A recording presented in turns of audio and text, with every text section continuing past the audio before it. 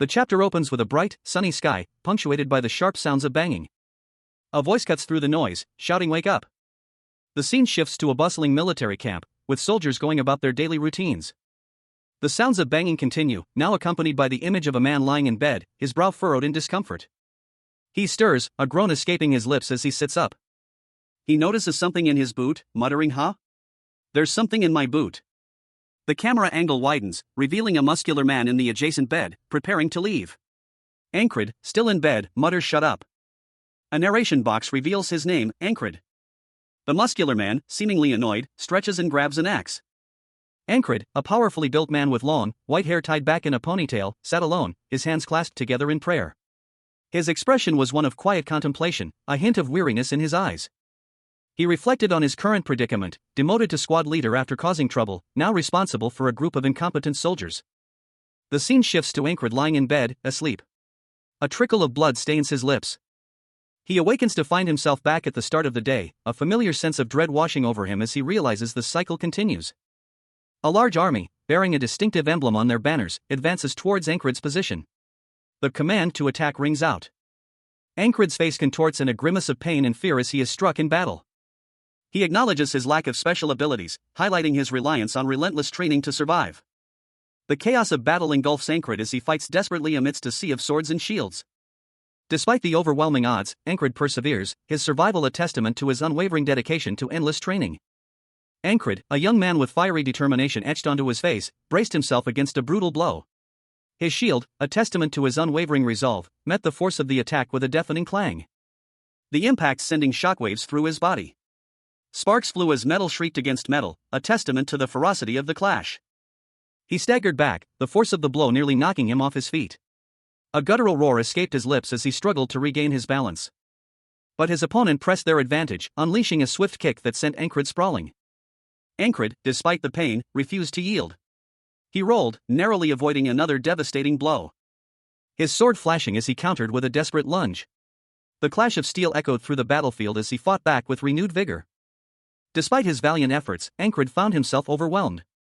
He knew, with a grim certainty, that this was the end. A crushing blow sending him crashing to the ground. His vision blurred as darkness threatened to consume him. With a final, desperate heave, Ankrid attempted one last attack, but his strength failed him. He was defeated. Ankrid lay defeated, his body battered and bruised, his sword lying a few feet away. He coughed, a rattling sound escaping his lips as he struggled for breath. Ankrid, a young man with a burning desire to become a knight, despaired. His dream, he knew, was unattainable. He found himself amidst a chaotic battle, the clash of steel echoing around him. Surrounded by fellow soldiers, desperately trying to hold their ground against a relentless enemy. An arrow, swift and deadly, flew towards Ankrid, piercing his armor and striking him down. Even in his final moments, a flicker of hope remained. He had yearned for this life, for this chance to prove himself. His vision blurred as agony consumed him. A final, crushing weight of his failure settling upon him. Yet, even with the jeers and doubts of others ringing in his ears, Ankrid held on to his dream. His death, however, was not the end. A new day dawned, and with it, a chance for Ankrid to rewrite his destiny. Ankrid, a young man with a determined expression, lunged forward, his sword a blur of motion as he engaged in fierce combat. Blood splattered across his worn leather armor, a testament to the intensity of the fight. As long as there was a sword in his hand, he would continue to fight, his resolve unwavering. The metallic gleam of his blade reflecting the desperate struggle. This was Ankrid's lifelong dream, to become a knight. A dream he relentlessly pursued. But even now, death loomed, a cruel reminder of how far he still had to go. The dream, once so vibrant, now felt worn and faded. A testament to the countless battles and near-death experiences he had endured. Ankrid fell to the ground, his eyes wide with a mixture of exhaustion and despair. The weight of his failure pressed down on him. A sword pierced his chest, ending his life once more. But this time, something was different. Ankrid, a young man with a burning desire to become a knight, found himself impaled from behind, his body crumpling to the ground. His vision blurring as darkness threatened to consume him.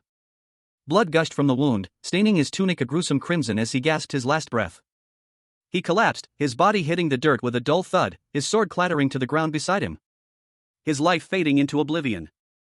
Ankrid lay there, defeated, his body lifeless, his dreams shattered. His shield lay discarded nearby, a testament to his failure. His final thoughts echoed in the silence, and I didn't even know that my death would be a pathetic one. A sudden, bright light erupted in the sky, a celestial phenomenon unlike anything he had ever witnessed. A harbinger of change. Ankrid's eyes fluttered open, his vision blurry with the lingering effects of death. A single tear traced a path down his cheek. He found himself kneeling, disoriented, on a cold, hard surface. Strange, swirling patterns of light emanated from beneath him. A sharp pain jolted him awake. He recoiled, his hand instinctively flying to his head. A voice, rough and urgent, barked at him to wake up. He blinked, his vision clearing. Ankrid sat up, confused. He noticed something in his boot and reached down to investigate. Pulling out a small, dark object, he recoiled in disgust. He exclaimed that it was a bug. Ankrid's expression shifted from disgust to dawning horror. He was back. Ankrid awoke with a start.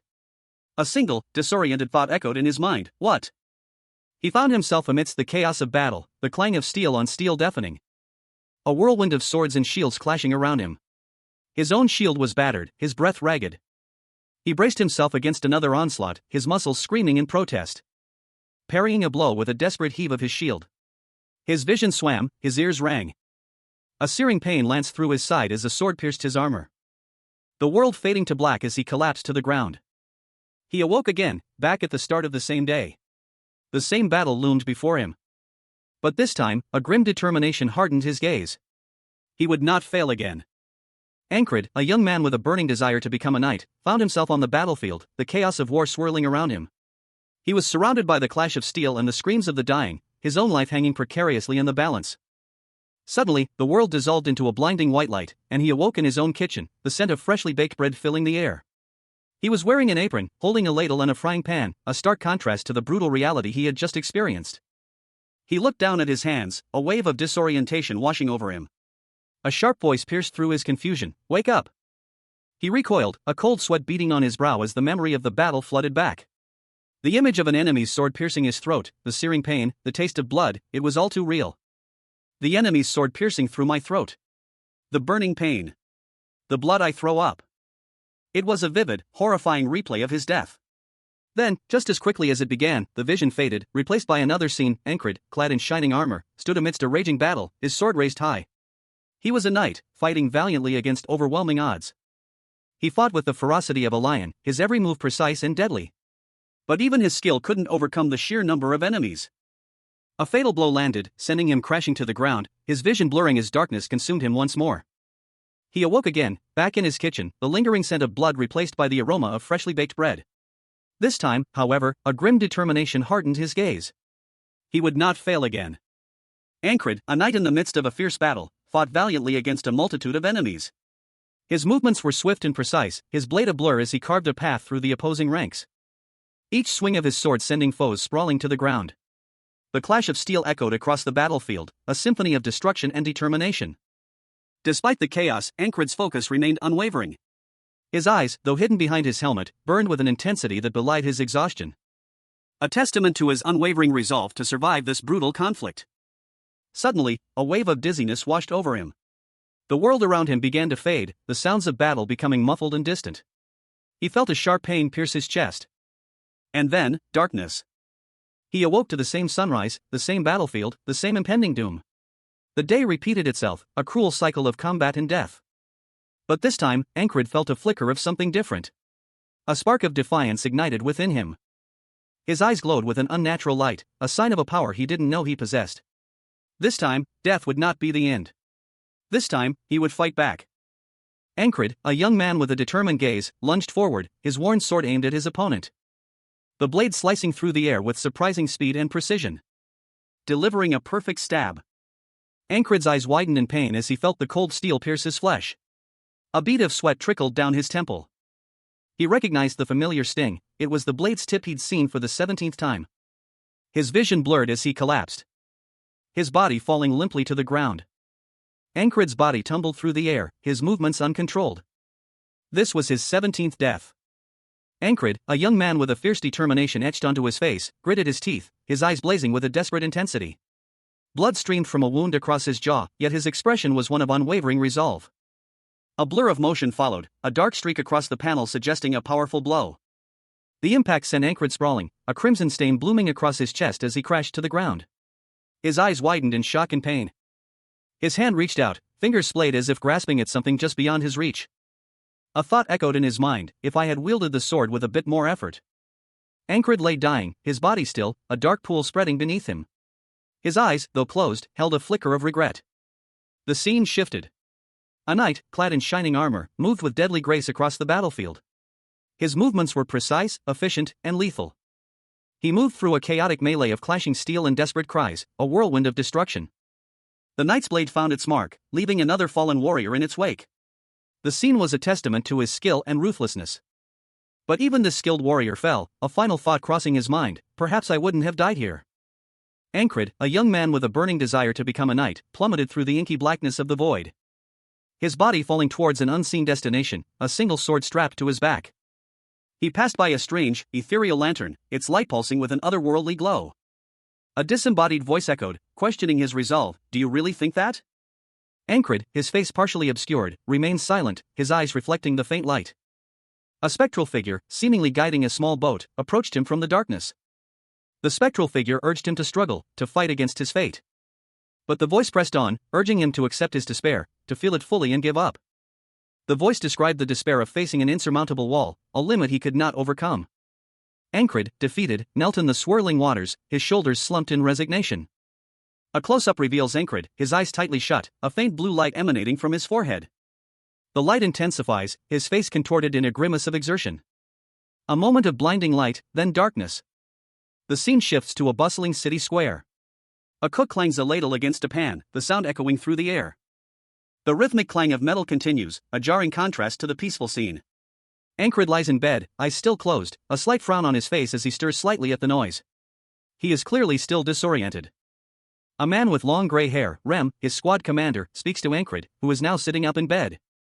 Rem is helping Ankrid put on his boots. Rem reacts with surprise. A large foot descended, about to crush a small insect. The insect fell to the ground and was promptly squashed with a sickening smash. Ankrid's companion, a burly man with a beard and tattoos, reacted with disbelief. Did you put it in? What kind of bullshit foolery is this? Ankrid, a young man with short brown hair and a determined expression, calmly replied, shut up. I just saw it crawl in earlier. Ankrid's gaze hardened as he stared at the corpse. This was the 18th time he'd seen this bug's demise. The lifeless insect lay in a small puddle of its own fluids. Ankrid wondered, if he saw this a few more times, would he finally be able to end this day? The manga opens with a declaration. Ankrid, a young man with a determined gaze, reveals, I've wielded a sword since I was young. Ankrid is shown in a dynamic pose, sword in hand, a fierce expression on his face as he cries out an exertion during a training exercise. His movements are sharp and precise. The intensity of his training is palpable, sweat flies from his brow as he continues his intense practice. He catches his breath, explaining, I learned swordsmanship from a retired mercenary who coincidentally came to my village. The scene shifts to show Ankrid sparring with a seasoned warrior. He moves with surprising skill and power, easily overpowering his opponent. The older warrior falls to the ground, impressed. He remarks, incredible, Ankrid. He continues, if you're already this good. Ankrid's eyes widen in disbelief and awe, his face a mixture of shock and wonder. Overcome with emotion, Ankrid thinks to himself, I began to dream. The final panel shows Ankrid's internal monologue, me. A knight? A fiery trail blazed across the night sky, leaving a luminous streak in its wake. The intense heat warping the very fabric of the air around it. At the heart of the inferno stood a lone figure, their back to the viewer, cloaked in a dark, billowing cape. A narration box proclaimed, a knight who can slay 1,000 people by himself, and change the dynamics of a battlefield. A tattered banner, emblazoned with the symbol of two crossed swords piercing a radiant sun, fluttered in the wind. A powerful hand, clad in ornate armor, gripped a long staff, its grip firm and unwavering. The narration box declared, an invincible hero. Another box revealed a close-up of a young man's intense gaze, his eyes glowing with an ethereal blue light. The text read, the knight who can finish a war. We will call him, the Knight of the End. The young man's face was etched with determination, his lips pressed into a thin line. He thought, I thought I was the protagonist of the song a wandering minstrel sang. Let's leave. Let's leave the village and become a knight. Two burly men, their faces flushed with drink, roared with laughter in a tavern, beer sloshing from a tankard held aloft. Their boisterous amusement turned to mockery as they recounted the day's events. One scoffed, recalling how a cowardly recruit, frightened by a stray dog, dared to dream of knighthood. The same jeering continued, punctuated by another round of raucous laughter. One of the men sneered that the young man wasn't even fit to be a mercenary. Ankrid, the subject of their ridicule, sat alone, his face partially obscured by bandages. He silently reflected on his journey, having left his village to join the mercenary corps, only to discover his talent might be unremarkable. But he resolved that it was too soon to give up after a single setback. His determination hardened, hard work would never betray him. Ankrid trained relentlessly, honing his skills with his sword under the night sky.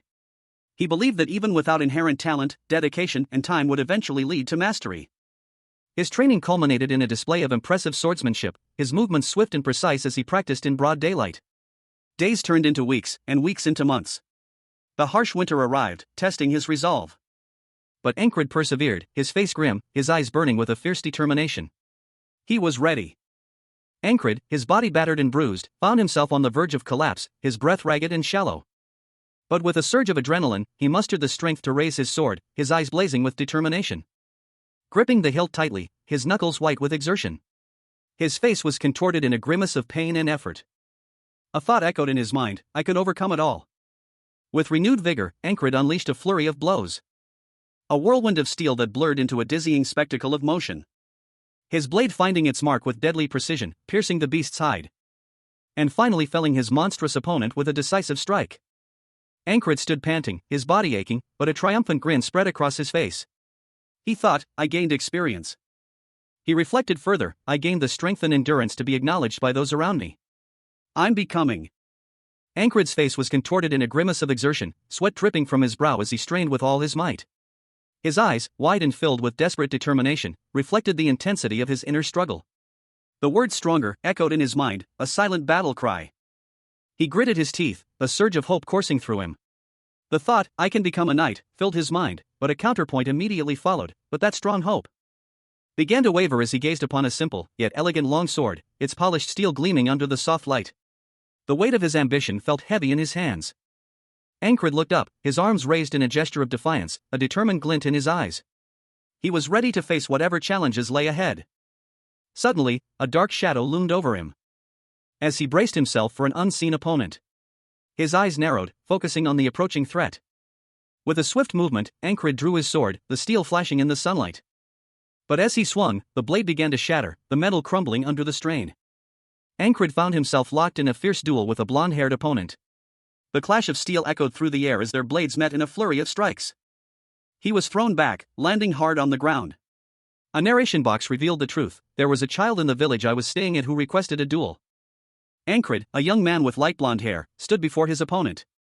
His expression was one of quiet determination, though his eyes held a hint of weariness. Old man, you're weak, he stated, his voice carrying a surprising amount of conviction. The narration box revealed a stark truth, Ankrid was only 12 years old, and had only begun his swordsmanship training 6 months prior. He was shown kneeling on the ground, his body slumped in defeat. The weight of his failure pressed heavily upon him. He had spent over a decade wielding a sword, his palms wrecked from the relentless practice. His efforts, however, paled in comparison to the effortless skill of a natural prodigy.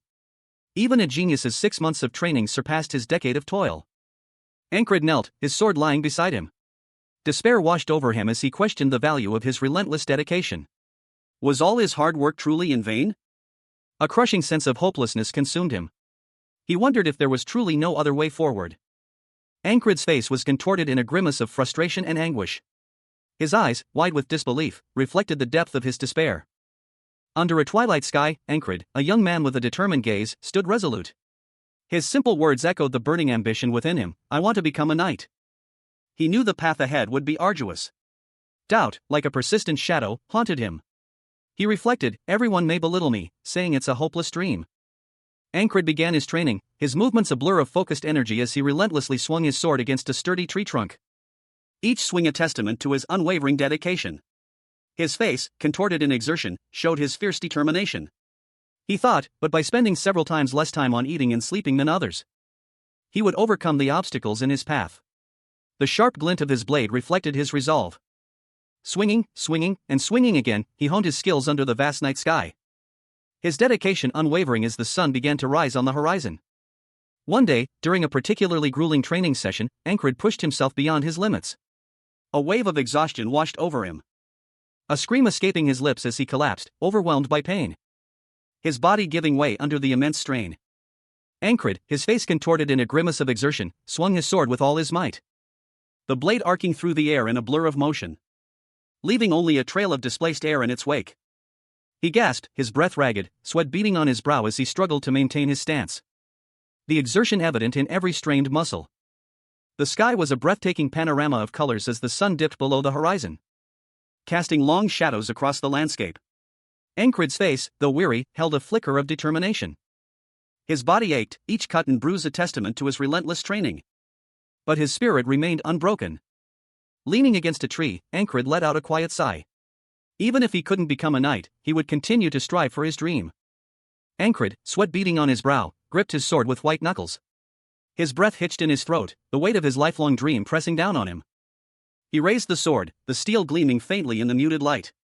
Preparing for the next strike, his muscles coiled tight with anticipation. A blur of motion as he lunged forward, his blade arcing through the air in a desperate, powerful swing, the impact jarring him to his core. He stumbled, pain lancing through his arm, but a grim determination set in his eyes. He thought, I can at least be an experienced soldier. A fierce growl escaped his lips, a testament to his unwavering resolve. Ankred gritted his teeth, pushing past the searing pain, his body screaming in protest as he strained every muscle to continue fighting. The scene opens with a low-angle shot of a gnarled, leafless tree against a stark white background. Its branches reach skyward, stark and skeletal against the bright emptiness. A young man, Ankred, is shown from behind, his back to the viewer, as he swings a sword with practiced precision against the tree trunk. The motion is fluid and powerful. The panel shifts to a title card, 3 years later, the present. The scene shifts to a military setting. A large flag bearing the emblem of the Cyprus Division is prominently displayed. The flag depicts 3 crossed swords. A narration box explains the military structure, the 4 companies, 4 platoons, and below that, the 4 squads. Another narration box reveals Ankred's current position. I became the squad commander of a so-called second-rate squad. Ankred, now a soldier, stands at the forefront of his squad, his expression serious and determined. 2 other soldiers stand behind him, their expressions more relaxed. They are marching forward. A narration box reveals his thoughts, the best position I could achieve after my endless training. But still, being a regular soldier of the kingdom is better than a traveling mercenary. Ankred, a young man with shoulder-length brown hair, lay on the ground, his eyes fixed on something unseen, a determined glint in his gaze. He was approached by another young man, this one with short, dark hair and a muscular build. What is it? The dark-haired man asked, his tone laced with concern. Ankred, without looking up, replied, do my morning duty rotation for me today? The dark-haired man sighed, a hint of exasperation in his expression. He responded, repay me next time. The dark-haired man walked away, leaving Ankred alone with his thoughts. A third young man, this one with long gray hair and a beard, approached Ankred and the dark-haired man. He commented, gosh, what a wicked wild cat-like bastard. Look how he stares at you. The gray-haired man's gaze shifted to Ankred, a mixture of curiosity and apprehension in his eyes. Ankred, seemingly unfazed, simply stared back. The gray-haired man muttered to himself, trying to push something onto me too? Heart of the beast. He then whispered the words, a hint of intrigue in his voice. Ankred's eyes narrowed slightly, a flicker of determination crossing his face. He stated, I want to learn it again. The gray-haired man responded with a skeptical tone, didn't you give up on trying to learn it last time? Do you think it'll work now? A close-up reveals a man's face, his expression a mixture of amusement and cunning. His eyes, though aged, hold a sharp intelligence, and a subtle smirk plays on his lips. The narration box sets the scene, the close-quarters battle between Nalilia and Aspen resumes. Another narration box reveals a grim truth, Ankred perished in this very fight. Ankred, his body slumped, lies on the ground, his sword falling from his grasp as his opponent, Aspen, stands over him, victorious. Against all odds, Ankred awakens, only to find himself reliving the same day, trapped in an endless cycle of death and rebirth. He has learned the heart of the beast technique from each of his previous lives, yet Ankred's face is contorted in a grimace of frustration and despair. Blood stains his armor near a fresh wound. Despite his newfound skill, he remains unable to prevent the fatal blow. He cannot bear to watch the sword pierce him again. Ankred's eyes, blazing with fierce determination, snapped open. He was alive, but the familiar weight of impending doom settled upon him. This time, however, a strange sense of calm accompanied the dread. Today, he vowed, would be different. A vast army stretched before him, an endless sea of soldiers under a fiery sunset. He was facing his greatest challenge yet. A battle he had died in countless times before. But this time, he was ready. Each soldier a potential threat, each spear a harbinger of death. He scanned the ranks, his mind already calculating strategies. Years of failed attempts, countless deaths, all leading to this moment. He would not fail again. The first volley of spears flew, a deadly storm aimed at his heart. He reacted instantly. Dodging with practiced ease, his movements a blur of controlled power. The soldiers roared in frustration. Their attack thwarted by his superior skill. Ankrid's own battle cry echoed across the field. A grim determination hardening his features. This was his 21st time on this battlefield, and he would not be defeated. Ankrid, a young knight in training, found himself amidst the chaos of a fierce battle. He skillfully parried a blow, his sword flashing in the fading light as he fought valiantly against a foe. But a sudden spear aimed at his back forced him to pause. He realized, with a chilling certainty, that he had lived this moment countless times before. He had completely memorized this repeating situation. With a practiced movement born of countless repetitions, Ankrid dodged the incoming spear. The blade of his sword narrowly missing his own neck as he spun around. He countered with a swift, precise strike. His internal monologue reminding him to dodge the spear coming from behind. He braced himself, anticipating the attack from the enemy behind him. Parrying the blow with his shield, the force of the impact sending sparks flying. Despite his skill and preparation, a bead of sweat trickled down Ankrid's temple. The weight of countless repetitions, the ever-present knowledge of his impending death, began to wear on him. A frustrated sigh escaping his lips as the battle raged on. Ankrid, a young man with dark hair, watched from the battlefield as another soldier, Vel, fought valiantly against overwhelming odds. Around them, a chaotic melee raged, the clash of steel on steel echoed through the air. Vel, a seasoned warrior, parried a blow with his sword, his face contorted in a grimace of exertion. But he was clearly outmatched. His movements were becoming slower, his defenses weaker. Ankrid realized, with a cold dread, that Vel's end was near. He'll die soon. An arrow, tipped with a deadly point, arced through the air, hurtling towards Vel with terrifying speed. But before it could strike, a shield slammed into its path, deflecting the deadly projectile. Ankrid had moved with surprising speed. He engaged the enemy knight in a desperate struggle. The clash of their weapons echoed, a brutal dance of life and death. Ankrid, despite his lack of formal training, fought with a ferocity born of desperation. He parried a blow, sending the knight sprawling. The two locked in a fierce grapple, their fates hanging in the balance. Dust and debris swirled around Ankrid's armored form as he stood amidst the chaos of battle. He had successfully deflected the first arrow, but another found its mark, ending his life instantly. Despite this, a grim satisfaction settled over him, he had achieved his goal for the day. Ankrid's eyes, though closed in death, flared with a fierce, blue light. A surge of determination pulsed within him. He thought, what's left now? With renewed vigor, Ankrid rose to his feet, his movements swift and precise. He lunged forward, his sword a blur of motion. The blade found its mark, piercing his opponent's chest with deadly accuracy. The scene shifted, focusing on the fallen foe. Blood spilled onto the ground, marking the end of another life in Ankrid's endless cycle of death and rebirth. Ankrid turned, his back to the fallen body, preparing for whatever challenge lay ahead. Ankrid, clad in battered but sturdy armor, fought with a desperate ferocity, his sword a blur of motion amidst the chaos of the battlefield. He cut down his opponents with brutal efficiency, each swing precise and deadly. But even his skill couldn't prevent the inevitable. A searing pain shot through his head as he felt the cold steel pierce his skull. His vision narrowed, the world fading to black. He awoke to the same day, the same battle, the same crushing sense of dread. I always end up facing that bastard without fail, he thought, a grim determination hardening his gaze. Ankrid walked the battlefield once more, his sword heavy in his hand. The bodies of his fallen comrades lay scattered around him, a grim testament to the relentless cycle of death and rebirth he was trapped in. A chilling reminder of his repeated failures. He knelt beside one of the fallen, a young knight with a hopeful face now marred by death. The young knight's lifeless eyes stared blankly upwards. He has stabbed my neck and killed me 20 times, Ankrid muttered, the weight of his countless deaths pressing down on him. A fierce glint appeared in Ankrid's eyes.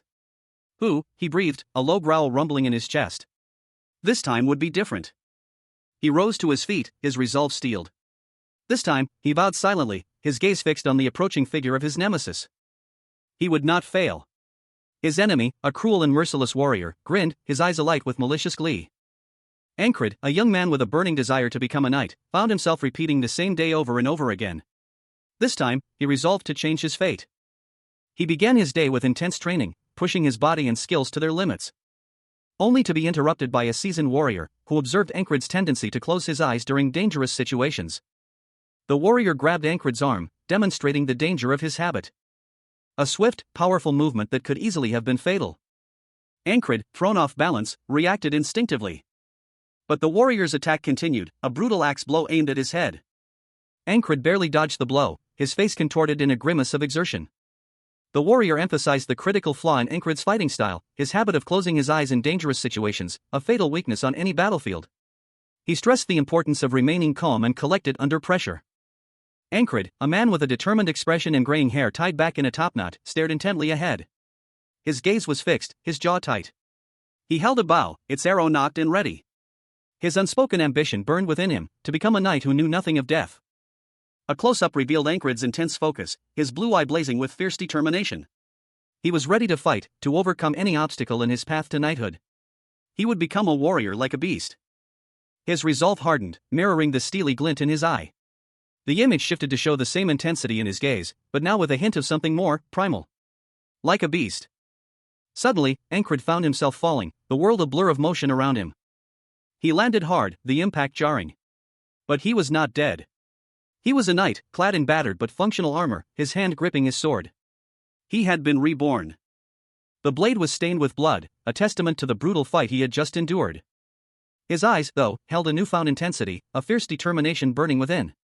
He was alive, and he would use this second chance to hone his skills. Ankrid's gaze fell upon a large, imposing crystal shard, its surface reflecting the light. Ankrid, a young man with a lifelong dream of knighthood, gripped his sword with unwavering determination. The steel gleamed faintly, reflecting the grim resolve in his eyes. A question forming in his mind, am I afraid of death? He stood with his back to the viewer, his brown hair slightly disheveled, the setting suggesting a recent struggle. A glimpse of his worn leather armor hinting at the battles he'd already endured.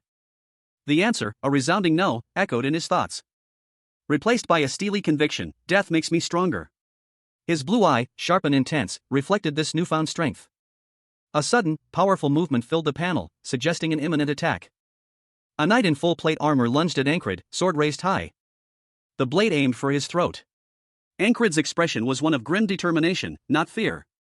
But the knight's attack was abruptly halted, the scene ending on a dramatic close-up of the knight's armor. Ankrid's face contorted in a grimace of exertion, his teeth bared in a silent scream. Sweat beaded on his brow as his muscles strained under immense pressure. His hands, gripping the hilt of his sword, trembled with the effort. A surge of dark energy coursed through his body. A visceral image of a violently beating heart filled his vision. The intense pressure building within him threatened to overwhelm him. A wave of agonizing pain washed over him. For the first time, Ankrid felt a surge of power unlike anything he'd experienced before. He felt different. He lunged forward, his movements faster, stronger than ever before. A blur of motion as he effortlessly dodged an opponent's attack. On his 21st attempt, Ankrid felt a newfound strength and speed, a culmination of his countless previous deaths and rebirths. Ankrid, his face partially obscured by his helmet, eyes wide with a mixture of fear and determination, found himself locked in a desperate struggle for survival. He had managed to narrowly dodge the first blow. But his opponent's attack was relentless. With a fierce grimace, Ankrid countered, his sword flashing in the dim light. The clash of steel echoed in the air, a stark reminder of the brutal reality of the battlefield. A chaotic scene of clashing swords and desperate cries filled the background, a testament to the countless lives at stake. Ankrid's blade moved with surprising speed and precision, deflecting a blow aimed at his heart. A swift counterattack followed, sending his opponent reeling. The force of the impact sent a shockwave through Ankrid's arm. But he pressed his advantage, his determination unwavering. With a final, desperate lunge, Ankrid disarmed his opponent, leaving him vulnerable and exposed. Ankrid's hands, calloused and strong, gripped the shaft of his spear. A fierce light ignited within his eyes, a stark contrast to the grim determination etched on his face. He lunged forward, the spear a blur of motion, piercing his opponent's armor with deadly accuracy. The impact sent a spray of blood arcing through the air. As chaos of battle raged around him, a whirlwind of steel and screams. Ankrid's foe crumpled to the ground, lifeblood staining the earth. He found himself back at the start of the day, a wooden shovel sinking into the murky water. The chilling realization washing over him, trapped in an endless cycle of death and rebirth. Ankrid, a young man with a burning desire to become a knight, found himself kneeling by a dark body of water, his face etched with despair. He felt utterly defeated, his lifelong dreams seemingly beyond his grasp. A voice, cold and distant, echoed in his mind, urging him to give up and accept his fate. The voice continued, suggesting he acknowledge his weakness and find peace in surrender. But Ankrid, despite his exhaustion, refused to yield to despair. He remained kneeling, his posture resolute despite his inner turmoil. A single word, a defiant whisper against the voice's suggestion, escaped his lips: no. His eyes, blazing with newfound determination, reflected a fierce resolve. That day of surrender would never come. A cruel smile stretched across his face, a testament to his unwavering spirit. Suddenly, a voice interrupted his thoughts. A sharp, almost imperceptible sound preceded the words. It was a calm, almost matter-of-fact statement. I saw the tip of his sword with my 2 eyes and dodged it. The scene opens with a chaotic battlefield, the sounds of clashing steel echoing through the air. A large metal ladle, seemingly flung with great force, arcs across the frame, landing with a resounding clang. Inside a nearby tent, 2 figures are visible. One, a muscular man with dark hair and a serious expression, is addressed by another, whose face is partially obscured. The latter informs him that he woke up at the start of the day. The scene shifts to the interior of the tent. The muscular man, Ankrid, sits on a bed, slowly removing his boots. He appears weary, but his expression is one of quiet determination. Ankrid's face is shown in close-up. His eyes, a striking blue, burn with intensity. He appears resolute, his gaze unwavering. He clenches his fist, a subtle tremor running through his body. A sign of his inner turmoil and the immense effort required to maintain his composure. His resolve is palpable. Ankrid, a young man with a determined expression, found himself amidst the chaos of a brutal battle. He fought valiantly, his sword flashing in the midst of clashing steel and desperate cries. But despite his efforts, he was overwhelmed by the sheer number of his opponents. He fell, his body collapsing amidst the carnage. And as darkness closed in, a chilling realization dawned on him: this was the 33rd time he had died in this very battle. He awoke once more to the start of the day, his eyes filled with a grim determination. His gaze fell upon his sword, a familiar weight in his hand. This time, however, something felt different. A clarity, a newfound understanding of the battle's flow, washed over him. He could see it clearly. Ankrid found himself facing his attacker once more, but this time, he moved with a speed and precision he had never possessed before. His blade a blur as he effortlessly deflected the blow aimed at his heart, and countered with a swift, decisive strike. Ankrid, a young man with a determined expression, found himself amidst the chaos of a battlefield. He was clad in simple, yet sturdy, leather armor, his movements agile despite the surrounding carnage. A seasoned mercenary, his opponent, a knight in full plate armor, lunged forward, sword raised high. Ankrid, however, was already anticipating the attack. He muttered to himself, "I'll dodge before his sword reaches me." With surprising speed and precision, Ankrid sidestepped the knight's powerful blow, the mercenary's blade flashing out in a swift counterattack. The knight, caught off guard by Ankrid's unexpected maneuver, stumbled back, a look of disbelief on his face. He hissed, "Shit." Ankrid's thoughts raced. He realized, he's too fast. Despite his quick thinking, Ankrid was unable to completely avoid the knight's attack. A searing pain shot through his side as the knight's blade grazed him. Ankrid fell to the ground, his breath ragged. His vision swam as he clutched at the wound. A small, ornate pendant, bearing a celestial design, slipped from his neck and landed in the dirt. The pendant, now lying amidst the dust and blood of the battlefield, seemed to glow faintly, its celestial imagery shimmering with an ethereal light. Ankrid's thoughts drifted back to his past. He reflected, in my time as a mercenary. Ankrid, a young man with dark hair and a determined expression, sat heavily against the base of a large tree. His breath hitched in his throat as he leaned on his sword, his body visibly exhausted. He was clad in simple, worn leather armor, stained with dirt and blood. He had just finished a brutal fight. A large, wolf-like creature lay dead nearby, a crimson pool spreading across the ground around it, a testament to his strength and skill. He had taken on several monster subjugation requests. It wasn't out of obligation, he hadn't been compelled to do so. He had simply stumbled upon a village in need and offered his assistance, driven by his lifelong dream of knighthood. The villagers' plight resonated with his aspirations. Protecting the weak was, after all, a knight's duty. This was his path, his unwavering commitment. Ankrid continued his journey, his steps heavy but resolute. He had slain more monsters, fulfilling his self-imposed task. But the villagers, grateful for his aid, offered him a small token of their appreciation. Ankrid's face, though weary, held a hint of satisfaction. His eyes, a striking blue, reflected the weight of his experiences and the unwavering resolve in his heart. The villagers presented him with a small, intricately designed pendant containing a swirling nebula of blue energy. Ankrid, a young man with a burning desire to become a knight, muttered to himself, deeming the reward for his latest life-threatening mission laughably insufficient. A cloaked figure, his face obscured by shadow, offered Ankrid a cryptic promise: the next day would grant him what he most desperately desired. Ankrid, lying wounded on the ground, gazed at a mysterious amulet clutched in his hand. A thought crossed his mind: could this be the reason for what was about to happen? He wondered if the amulet was responsible for the repetition of the day, a chance to finally achieve his lifelong dream of knighthood.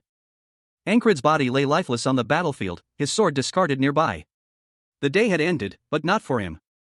He awoke, the same day, but this time, he was determined to change his fate.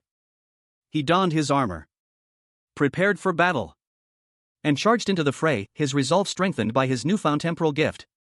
Despite his improved skills and preparation, Ankrid found himself on the ground again, his face contorted in a grimace of bitter frustration. He spat out, "Mercy, my ass." Ankrid, his face obscured by the shadow of his helmet, stood poised, his greatsword held before him.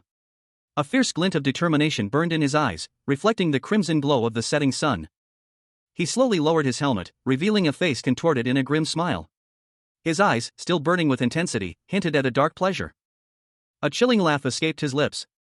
As he revealed his twisted motivation, he derived perverse satisfaction from the act of killing. With a swift, brutal movement, he plunged his sword into his opponent, ending their life. Elsewhere, a different scene unfolded. The sounds of metal clashing echoed through the air as a figure, seemingly Rem, worked diligently. He casually explained his actions, revealing that he had placed an insect inside a boot. The panel shifts to show a man reacting with surprise and disgust as a small insect emerges from his boot. Another man, seemingly his companion, watches with amusement as Ankrid approaches, a determined look on his face.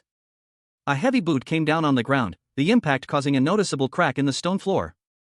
Someone was clearly impatient. And Ankrid, a young man with determined eyes, emerged from the shadows. His gaze was fixed on someone unseen, a silent challenge in his expression. Before him stood a powerfully built man, his torso bare, revealing tribal markings on his skin. He seemed to exude an aura of raw strength. Ankrid's request was clear: teach me the heart of the beast. The scene shifted, transitioning to an expansive, bright sky. A serene contrast to the intensity of the previous moment. The instructor, a blur of motion, launched a swift attack. His movements were a whirlwind of power. A powerful strike aimed at Ankrid. Ankrid's eyes widened, reflecting the ferocity of the oncoming blow. His expression was one of intense focus. As he braced himself for the impact, the instructor's attack connected, sending Ankrid sprawling to the ground. The clash of their bodies was a testament to the raw power involved. Ankrid, a young man with determined eyes and dark hair, lay on the ground, his body battered and bruised. A trickle of blood ran from the corner of his mouth as he stared up at the sky, a single, long scratch marring his cheek. His breath hitched in his throat, a cold sweat beading on his brow. He clutched at his chest, a dull ache throbbing beneath his ribs. The image of a pickaxe, wielded with brutal force, flashed before his eyes. He felt the impact again, a searing pain that echoed through his body. Then, as quickly as it came, the vision vanished. He found himself lying on the ground, his vision slowly returning. A gruff voice broke the silence. A burly, older man with graying hair and a thick beard, his body visibly strong and scarred, knelt beside him. He questioned, his brow furrowed in concern. He explained, "I trained." Ankrid, with a grim determination, stated, "This has already happened more than 10 times. Ankrid's expression turned serious. He thought, there's no way my family's secret technique would be taught to another person. It's like what he said, it's a sensation that I learned from death. The two men stood side by side, their contrasting physiques highlighting their different paths. Ankrid, lean and focused, stood beside the older man, whose broad shoulders and powerful build spoke of years of hard training. Ankrid turned, his back to the viewer, and suggested, "Let's have one more bout of sparring." Ankrid, a young man with determined eyes and a muscular build, stood poised, his hand gripping the hilt of a long sword. His dark hair framed a face etched with quiet resolve, a stark contrast to the casual attire he wore. Across from him, a man with long gray hair and a thick beard looked on, his gaze intense. His bare chest and muscular physique suggested a life spent in rigorous training. The gray-haired man's expression shifted, a smirk playing on his lips as he watched Ankrid. He declared his approval with a hearty, "Sounds great." Ankrid's thoughts turned inward. He reflected on his past failures, the countless times he had fallen short of his goal. Even mastering the enemy's fighting style wouldn't guarantee victory if he couldn't land a decisive blow. A blur of motion filled the next panel, suggesting a sudden, violent attack. The gray-haired man lunged forward, his weapon a heavy axe, aimed at Ankrid. But Ankrid reacted swiftly, dodging the blow with a practiced maneuver. The axe whistling past him as he countered with a powerful kick. The gray-haired man, momentarily stunned, roared, "How long are you going to dodge for?" "Squad commander." Ankrid found himself facing a hulking opponent, a fierce grin splitting the man's face as he lunged forward. The attacker's massive axe whistling through the air, aimed squarely at Ankrid's head. Ankrid barely had time to react, as the blow connected, sending him sprawling. Lying on the ground, Ankrid winced, his thoughts racing. He realized he only knew one sword technique. The Valen mercenary sword technique. It was an anomalous technique, created by a mercenary known as Valen, a sword technique that many considered a mere petty trick. Despite its reputation, Ankrid was determined to try it. His opponent, sneering, taunted him about his weak lower body strength. But Ankrid, despite his disadvantage, prepared to counterattack. Ankrid reflected on his current situation. Still, among what he had, he took a powerful step forward, executing a swift, decisive strike. He considered this his most decent technique yet. He followed through with the attack. A burst of energy erupting from his feet as he moved. A nearby figure watched in surprise. Suddenly, a masked figure appeared, their single visible eye glowing menacingly, wielding two wicked blades. They lunged forward, their attack a blur of motion. The impact of his sword a resounding clash. A blur of motion erupted as Ankrid found himself in a desperate struggle. Dodging a brutal strike from his opponent, a powerfully built man with long, gray hair and weathered skin. He rolled away, narrowly avoiding a fatal blow, leaving behind a scattering of swords on the ground. Ankrid's eyes widened in surprise. For a moment, he was paralyzed by shock. He realized he had instinctively imitated the attacker's deadly stab. The attacker's face contorted in a grimace of pain, as Ankrid's memories of repeated deaths by this very move flooded back. His body, it seemed, remembered the precise technique of the fatal blow, having experienced it countless times. Ankrid clenched his fist, a grim satisfaction crossing his features. He noted, however, that the attack should have drawn blood. A question mark hung in the air. Ankrid, a man with graying hair tied back and tribal markings on his torso, stood, his expression grim. He reflected on the recent training session, commenting that the last stab was the most effective. It should have had more impact, his hand should have bled. Ankrid's training partner, a young man with short, dark hair and intense blue eyes, listened intently, a single exclamation point escaping his lips. The older man, Ankrid, continued his explanation, his tone hesitant as he struggled to articulate the subtle nuances of the technique. His younger partner interrupted, pointing out Ankrid's self-doubt as the root of the problem. He insisted that this attack couldn't fail. The younger man's eyes narrowed, he considered the implications of a blocked attack, wondering what his next move would be. Ankrid offered further advice, suggesting that the younger man should declare his inability to dodge the attack, and then declare victory, ensuring he maintains a firm grip on his sword. The younger man, seemingly contemplating this strategy, stood before a training ground. He appeared thoughtful, his expression a mixture of determination and uncertainty as he processed Ankrid's words. Ankrid, a knight in training, reflected on a recent sparring match. He had poorly understood his opponent's strategy, and the difference between his stab and that of his opponent was stark. The scene shifted to the midst of combat. Ankrid, his face contorted in effort, parried a blow with his shield, his sword meeting his opponent's blade in a clash of steel. Ankrid's eyes widened, his expression one of pained realization as blood trickled from the corner of his mouth. He had been wounded. He fell to his knees, clutching at his wound. A groan escaped his lips as he admitted to himself that he lacked confidence in his swordsmanship. His opponent, a more experienced knight, stood over him, his expression cold and unyielding. Ankrid coughed, wincing in pain. The experienced knight lowered his sword, offering a condescending show of mercy. Ankrid, defeated and bleeding, glared up at his opponent with fierce determination. His grip tightened on his sword. A surge of energy emanated from him as he prepared for another attempt. Ankrid lunged forward, his movements faster and more precise than before. But his opponent easily countered, sending him sprawling to the ground. Ankrid realized a crucial flaw in his technique, he needed to stab with the intent to kill. Ankrid, his face contorted in exertion, let out a strained cry as he braced himself for an incoming attack. His eyes, wide with a mixture of determination and fear, reflected the intensity of the moment. A blur of motion indicated a swift attack. A hulking warrior, wielding a pair of axes, lunged at Ankrid, aiming to cleave him in two. But Ankrid, despite his fear, managed to narrowly evade the blow. The warrior, a cruel smile twisting his lips, declared, "Here's some mercy." Ankrid, fueled by adrenaline and a desperate will to survive, countered with a fierce swing of his sword. The clash of steel echoed through the battlefield as the two combatants locked in a desperate struggle. Ankrid, despite his best efforts, found himself on the defensive, his resolve wavering. The warrior pressed his attack, a single word cutting through the air, "No."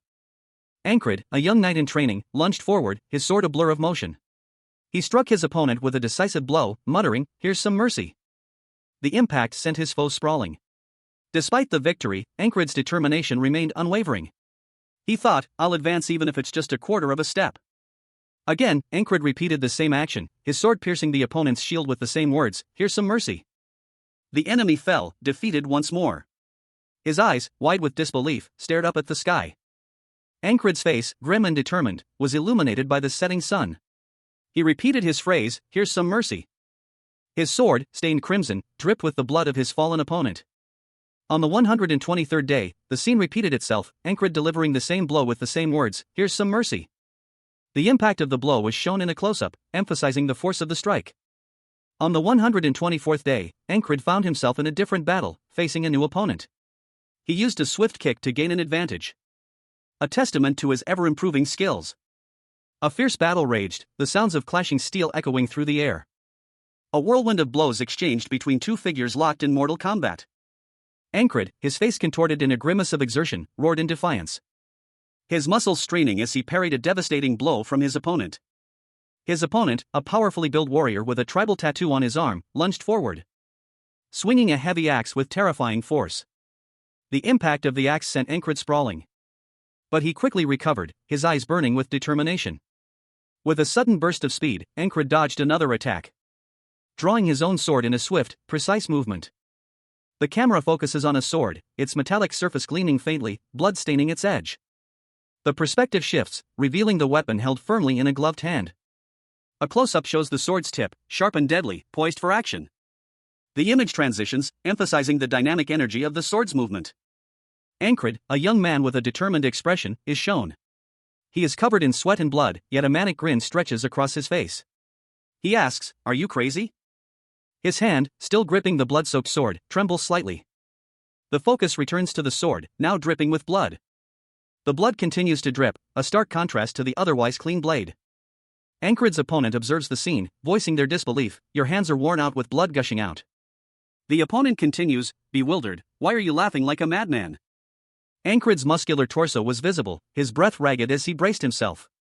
A dark, glistening blade arced towards him, the glint of steel reflecting the grim determination in his eyes. The impact sent a jolt through his body, a searing pain momentarily eclipsing his resolve. Ankrid's thoughts echoed, "I mastered that perverted bastard stab." The words "a little faster" appeared on the page, setting the tone for the scene.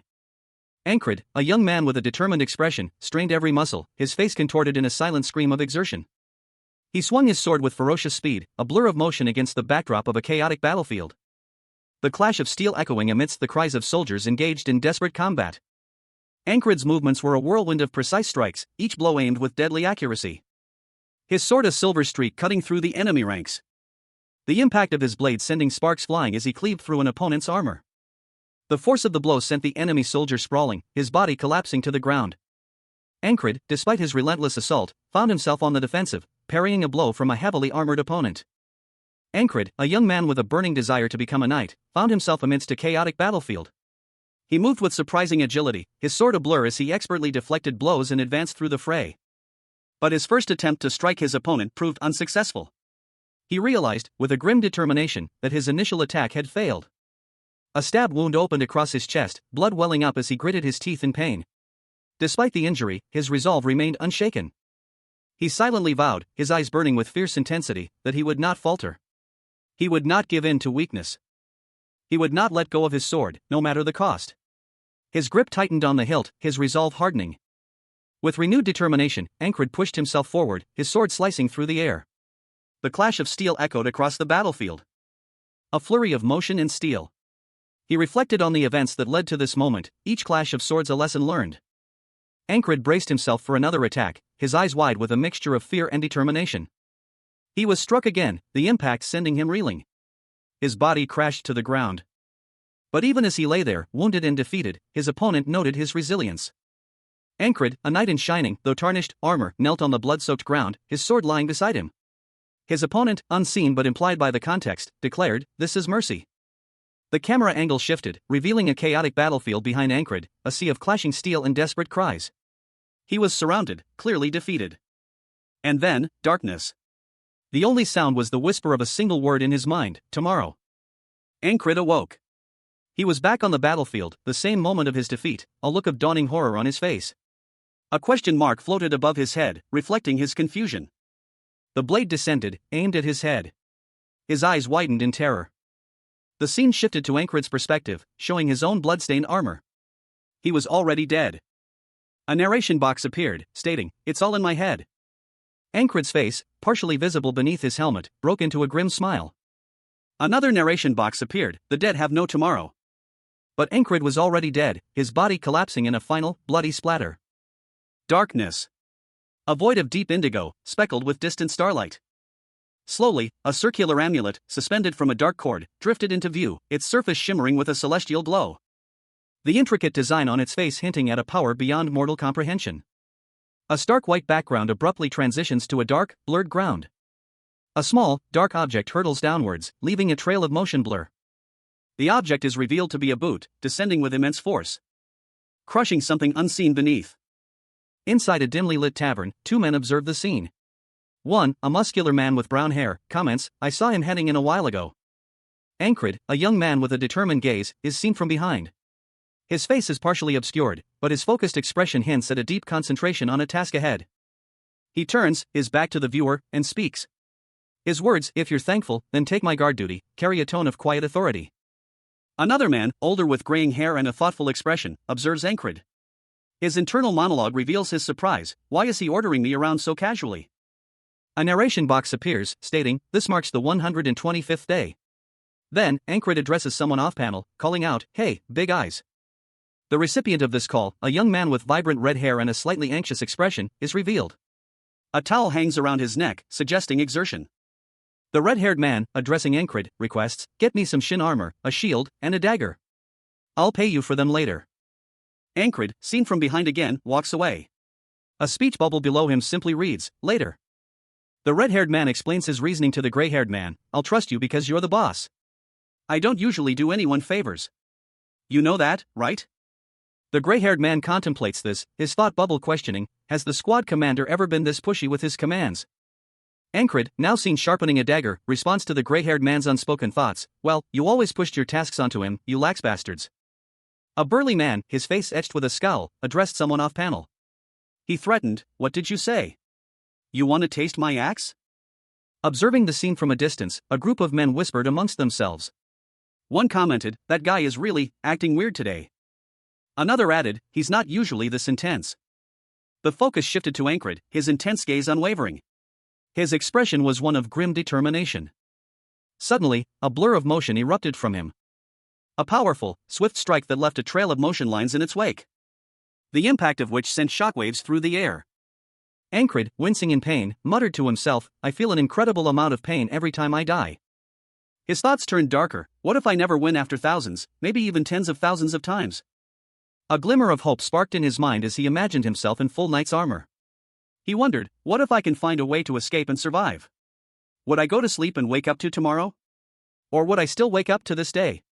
Ankrid, a young man with brown hair, clad in simple yet sturdy leather armor, stood alone in the twilight. A pensive expression settled on his face as he contemplated his progress.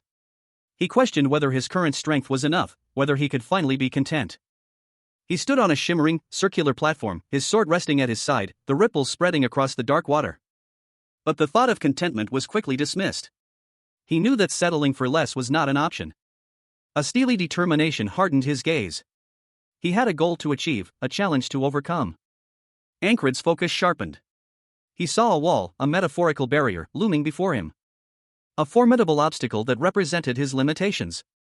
Across the water, a knight in full plate armor stood silently, a stark contrast to Ankrid's simpler attire.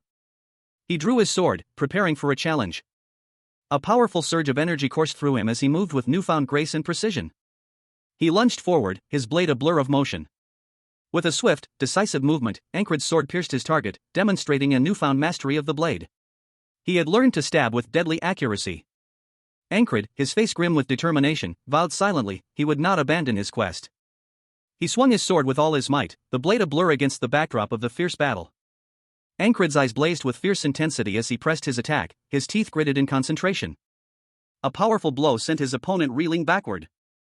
And Ankrid followed through, his sword piercing the air with deadly precision. The impact of the blow sent a shockwave through Ankrid's arm, but he pushed through the pain. His body strained under the exertion. and he braced himself for the counterattack.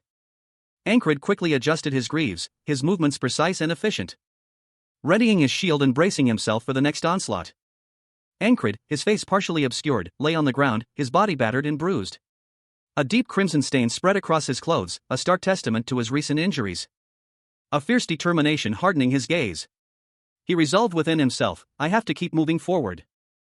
Ankrid pushed himself up, ignoring the searing pain that shot through his body, his vision blurring as he struggled to his feet. He was surrounded by the aftermath of a brutal battle, the bodies of fallen soldiers scattered around him. Two figures emerged from the chaos, a muscular man with short, reddish-brown hair and a more slender man with longer, auburn hair. Both appeared to be assessing the situation, their expressions a mixture of concern and grim determination. Ankrid, his eyes fixed on the horizon, slowly reached for his sword, preparing himself for whatever lay ahead. The scene ends with a close-up of his sword, gleaming faintly in the dying light. Ankrid found himself amidst a chaotic melee, a whirlwind of steel and screams. Swords clashed, bodies fell, and the air filled with the stench of blood and sweat. The sheer force of the battle threatened to crush him underfoot. He stumbled, narrowly avoiding a fatal blow. Yet somehow, he survived. I, a person with no skills, managed to survive this battle because of three things. Ankrid, a young man with determined eyes, stood amidst the carnage, his sword held high, a testament to his unexpected survival. Preparation, luck. He parried a blow with his shield, the impact sending tremors through his arm. And a cool head. On the 46th day of his training, a spiked mace shattered his left shoulder. On the 47th, he dodged a similar attack, only to have someone else crush his head. A brutal blow sending him sprawling to the ground. Despite the near-death experiences, Ankrid reflected on his mistakes. Add a spin to slash at him first. Ankrid's narration box recounted a past trauma. On his 71st day of life, a low-ranking soldier severed his foot, leaving him helpless against a stabbing pervert. Now, amidst the chaos of battle, Ankrid, despite his missing foot, fearlessly charged into the fray, his expression grim. He moved with surprising agility, his sword flashing as he expertly deflected an incoming blow, the impact sending a shockwave through the ground. With a ferocious grin, Ankrid countered with a swift, precise strike, sending his opponent sprawling to the ground. He was panting, sweat glistening on his brow, but his eyes burned with determination. He wouldn't let this soldier live, his presence would only hinder his fight with the stabbing pervert. Ankrid's internal monologue revealed his rationale: eliminating the soldier was a necessary action to prevent interference in his fight with the stabbing pervert. His extensive training in throwing weapons, honed over countless redos of this day, made this a relatively easy task. He launched himself forward, his body a blur of motion, a deadly weapon arcing through the air. Ankrid, the eternally regressing knight, found himself once again amidst the chaos of battle. A brutal sword blow sent his enemy sprawling, a desperate cry escaping the fallen soldier's lips as the battle raged around him. Ankrid, panting and bruised, clutched his side, his gaze fixed on the relentless fighting. Sweat beaded on his brow as he struggled to catch his breath. A grim realization settling upon him: Vel, his comrade, was directly behind him, dangerously close to the fray. A swift, precise movement, Vel blocked an incoming attack with his shield, the force of the blow sending him sprawling. But he was unharmed. Ankrid's eyes narrowed, he knew the danger wasn't over. Ankrid recognized the threat immediately. He muttered to himself, knowing he didn't have time to eliminate this new danger. A sharpshooter known as the Claw of the Hawk had appeared on the battlefield, and he was already engaging in close-quarters combat with another soldier. Ankrid, despite his injuries, moved to intercept the sharpshooter, his movements a blur of calculated precision, his resolve hardening as he prepared for a final, desperate stand against overwhelming odds. He knew what he had to do: face the wall. Ankrid, clad in dark armor, moved with a blur of motion. His sword, a silver streak, arced through the air, connecting with his opponent with a resounding clang, the impact sending the enemy sprawling to the ground. Ankrid's foot landed heavily on his chest, silencing any further resistance. Ankrid's visor was up, revealing a face contorted in a grimace of exertion. A single, crimson drop of blood trickled down his temple. His vision swam, the world blurring around him. He felt a sharp pain in his chest, a dull ache spreading through his limbs. He stood amidst the chaos of battle, a lone figure against a backdrop of a fiery sunset. The clash of steel echoed around him, a symphony of death and destruction. His sword, still held high, seemed to hum with barely contained power. Ankrid, a young man with a determined expression partially obscured by a mask, lunged forward, his movements a blur of motion as he wielded his sword with deadly precision, the speed of his attack leaving only a trail of motion lines in its wake. He connected with his opponent, the impact sending shockwaves outwards. The force of the blow was immense, a whirlwind of energy erupting from the point of contact. a deafening roar accompanying the destructive power.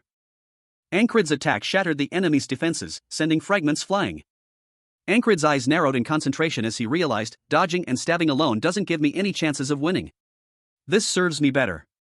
He shifted his stance, preparing for a more strategic approach. Engaging in a clash of steel with his opponent.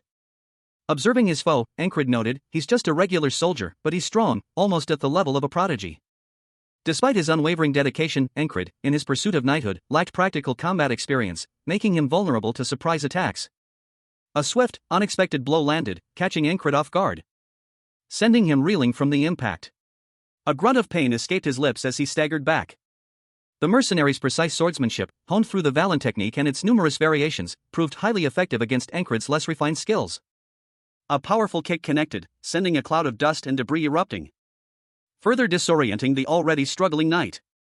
Another brutal strike landed, the force of the blow causing a visible explosion of dust and energy, leaving Ankrid momentarily stunned and vulnerable. Ankrid cried out in pain and fear as he braced for another attack. He desperately tried to counter, but his opponent's superior skill and experience proved too much. Ankrid's eyes snapped open, a fierce intensity burning within them. A stark contrast to the peaceful morning he had just experienced. He was alive again, but the memory of his death still lingered.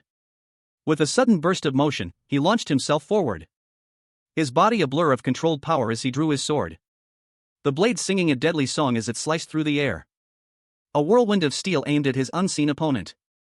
Ankrid's face, partially obscured by shadow, held a grim determination. He had died countless times, and each death had sharpened his resolve. He moved with the grace of a predator, his every strike precise and deadly. A blur of motion that left his enemy reeling, a desperate cry escaping his lips as he fell to the ground. Ankrid, the eternally regressing knight, found himself once again at the precipice of death. A familiar wave of dizziness washed over him. A searing pain lanced through his chest as he felt the cold embrace of death closing in. Everything went black. Then, a blinding white light filled his vision. He awoke to the same day, the same moment, as if time had rewound itself.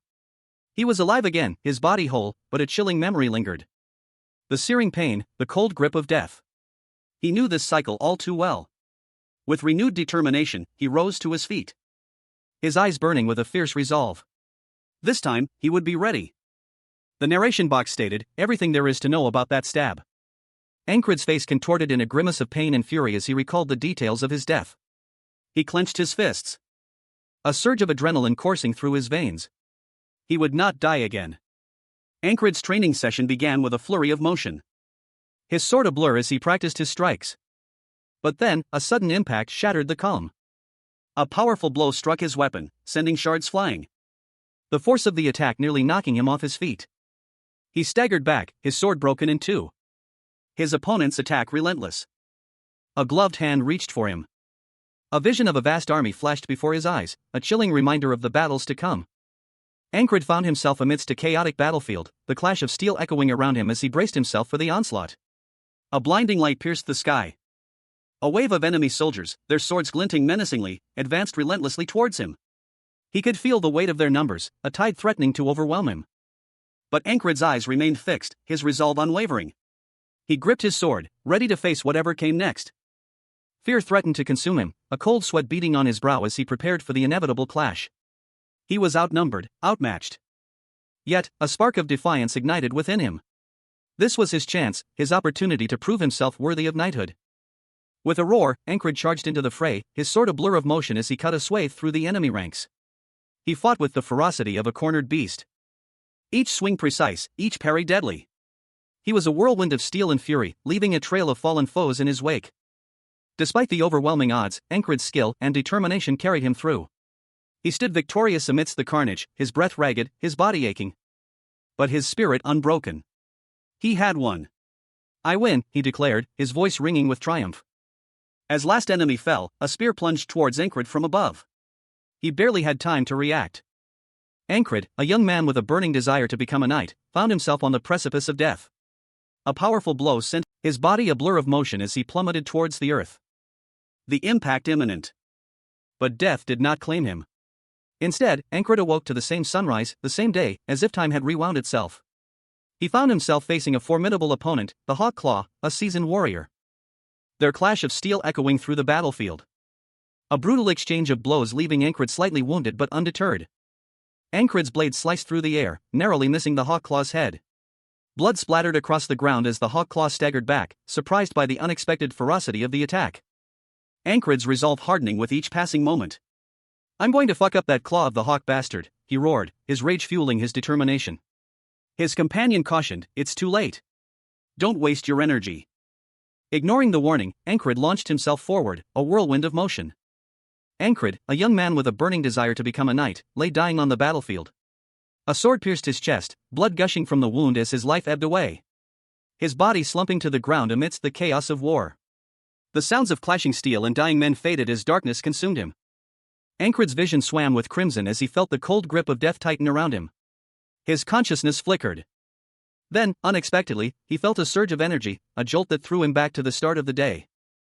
He found himself back in the thick of the battle, the clash of steel echoing around him once more. This time, however, he was prepared. Dodging a fatal blow with practiced ease. He moved with a newfound agility, his senses heightened, his reactions sharper than ever before. Ankrid stood over the fallen body of his previous assailant, his breath ragged but his eyes alight with determination. He had cheated death, and he would use this second chance to hone his skills to perfection.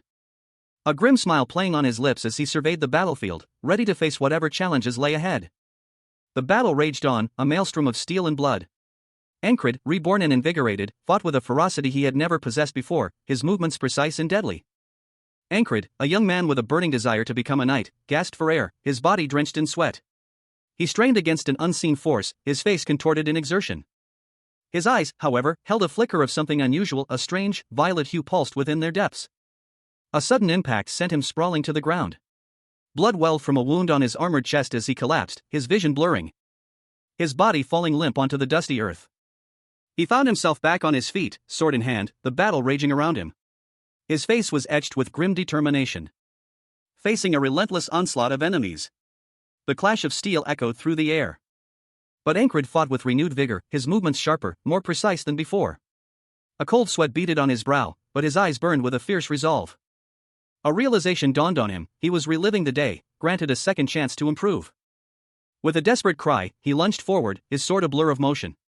The helmet of his opponent flew off, revealing a face contorted in surprise and pain. Ankrid, a young man with determined eyes, lunged forward, his sword a blur in the chaotic melee. He cleaved through the ranks of armored soldiers, his movements precise and deadly. A grim expression twisting his features as he pushed past his limits. Sweat beaded on his brow, his breath ragged. With a final, desperate thrust, he struck his opponent, sending a shockwave through the battlefield. A force so powerful that it shattered the very fabric of reality. "I've finally broken through," he thought, a sense of triumph washing over him. Ankrid found himself in a surreal landscape, fragments of stone and brick floating amidst a star-dusted void. Below him, a dark pool of water reflected the ethereal glow of the debris. He knelt by the water's edge, his face obscured by his hood. The word "the wall" appeared in a narration box, hinting at the significance of this place. Suddenly, a surge of energy coursed through him. A raw power that manifested as a blinding light. He felt stronger, faster, more alive than ever before. With a roar, he launched himself into the air. His enhanced strength allowing him to effortlessly cleave through the remaining soldiers. The battle was over. Ankrid, a young man with a determined expression, found himself plummeting from the sky amidst a chaotic battlefield. His body hurtling towards the earth as the sounds of clashing steel and desperate cries filled the air. He reached out, grasping for purchase. But impact was inevitable. A guttural sound escaped his lips as he hit the ground hard. Pain shot through him, a searing agony that stole his breath. A wave of darkness washed over him as the world dissolved into a blur of color and sound. He was surrounded by the chaos of battle, yet strangely detached from it all. Then, a sharp pain pierced through the haze, and he saw a woman with fiery red hair, fighting fiercely amidst the clashing swords. Ankrid's vision sharpened, focusing on the woman's desperate struggle. A gasp escaped her lips as she narrowly avoided a fatal blow. And then, she noticed something. A figure, barely visible in the chaos, was moving with unnatural speed. The woman's eyes widened in disbelief as she recognized the figure. A single, shocked word escaped her lips. "He's a frog." The image shows a portion of Ankrid's muscular torso, clad in simple, light-colored robes and armored shoulder guards.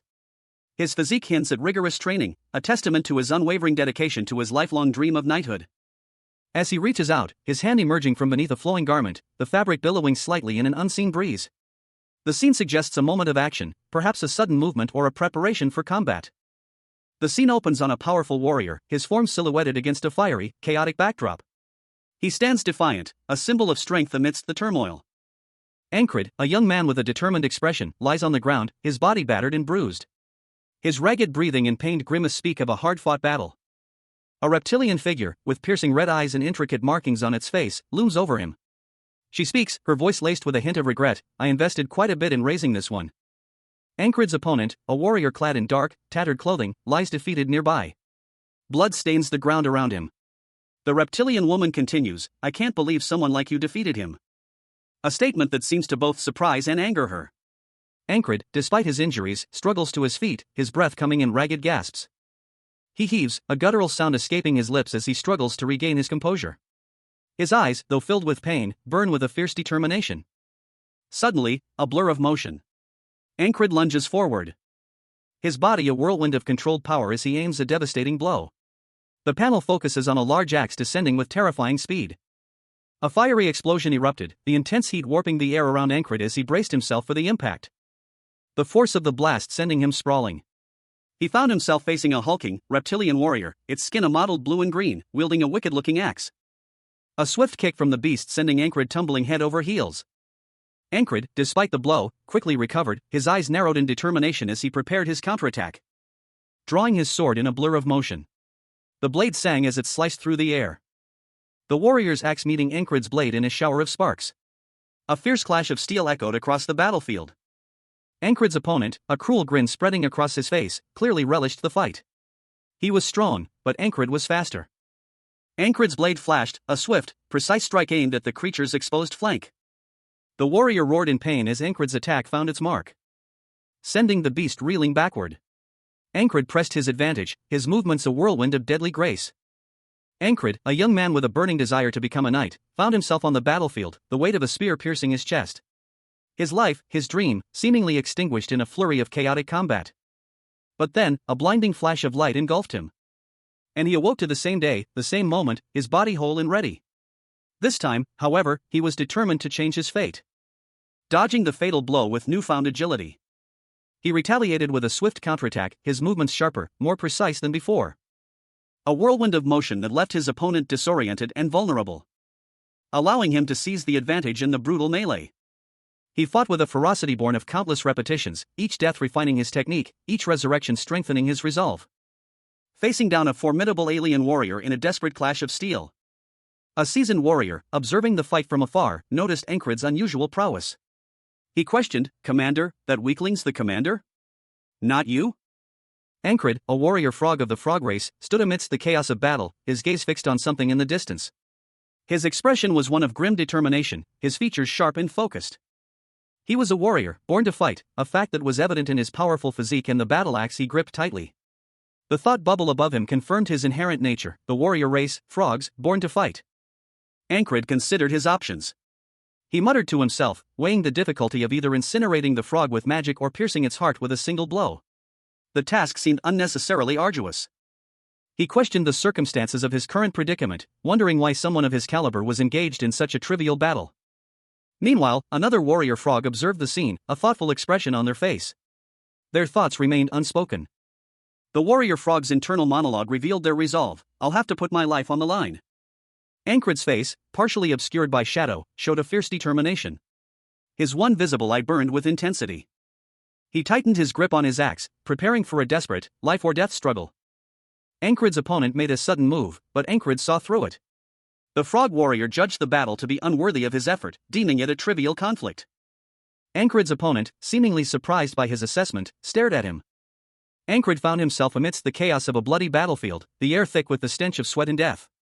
Fallen soldiers lay scattered around him, their lifeless forms a grim testament to the brutal conflict. A young woman with long braided brown hair stood with her back to him, seemingly oblivious to the carnage. She wore a purple tunic and white pants, her posture suggesting a quiet strength amidst the storm. A gruff voice of a burly man cut through the din. "Coward," he spat, his face contorted in a sneer, his eyes burning with rage. Another soldier, this one wielding a large battle axe, stood ready to strike. His expression was one of grim determination, his muscles tense with anticipation. Ankrid, his heart pounding in his chest, fled the scene. He ran with a desperate urgency, his boots pounding against the earth. A blur of motion as he dodged a swift blow aimed at his head. He found himself facing a knight in shining armor, the knight's face grim and determined.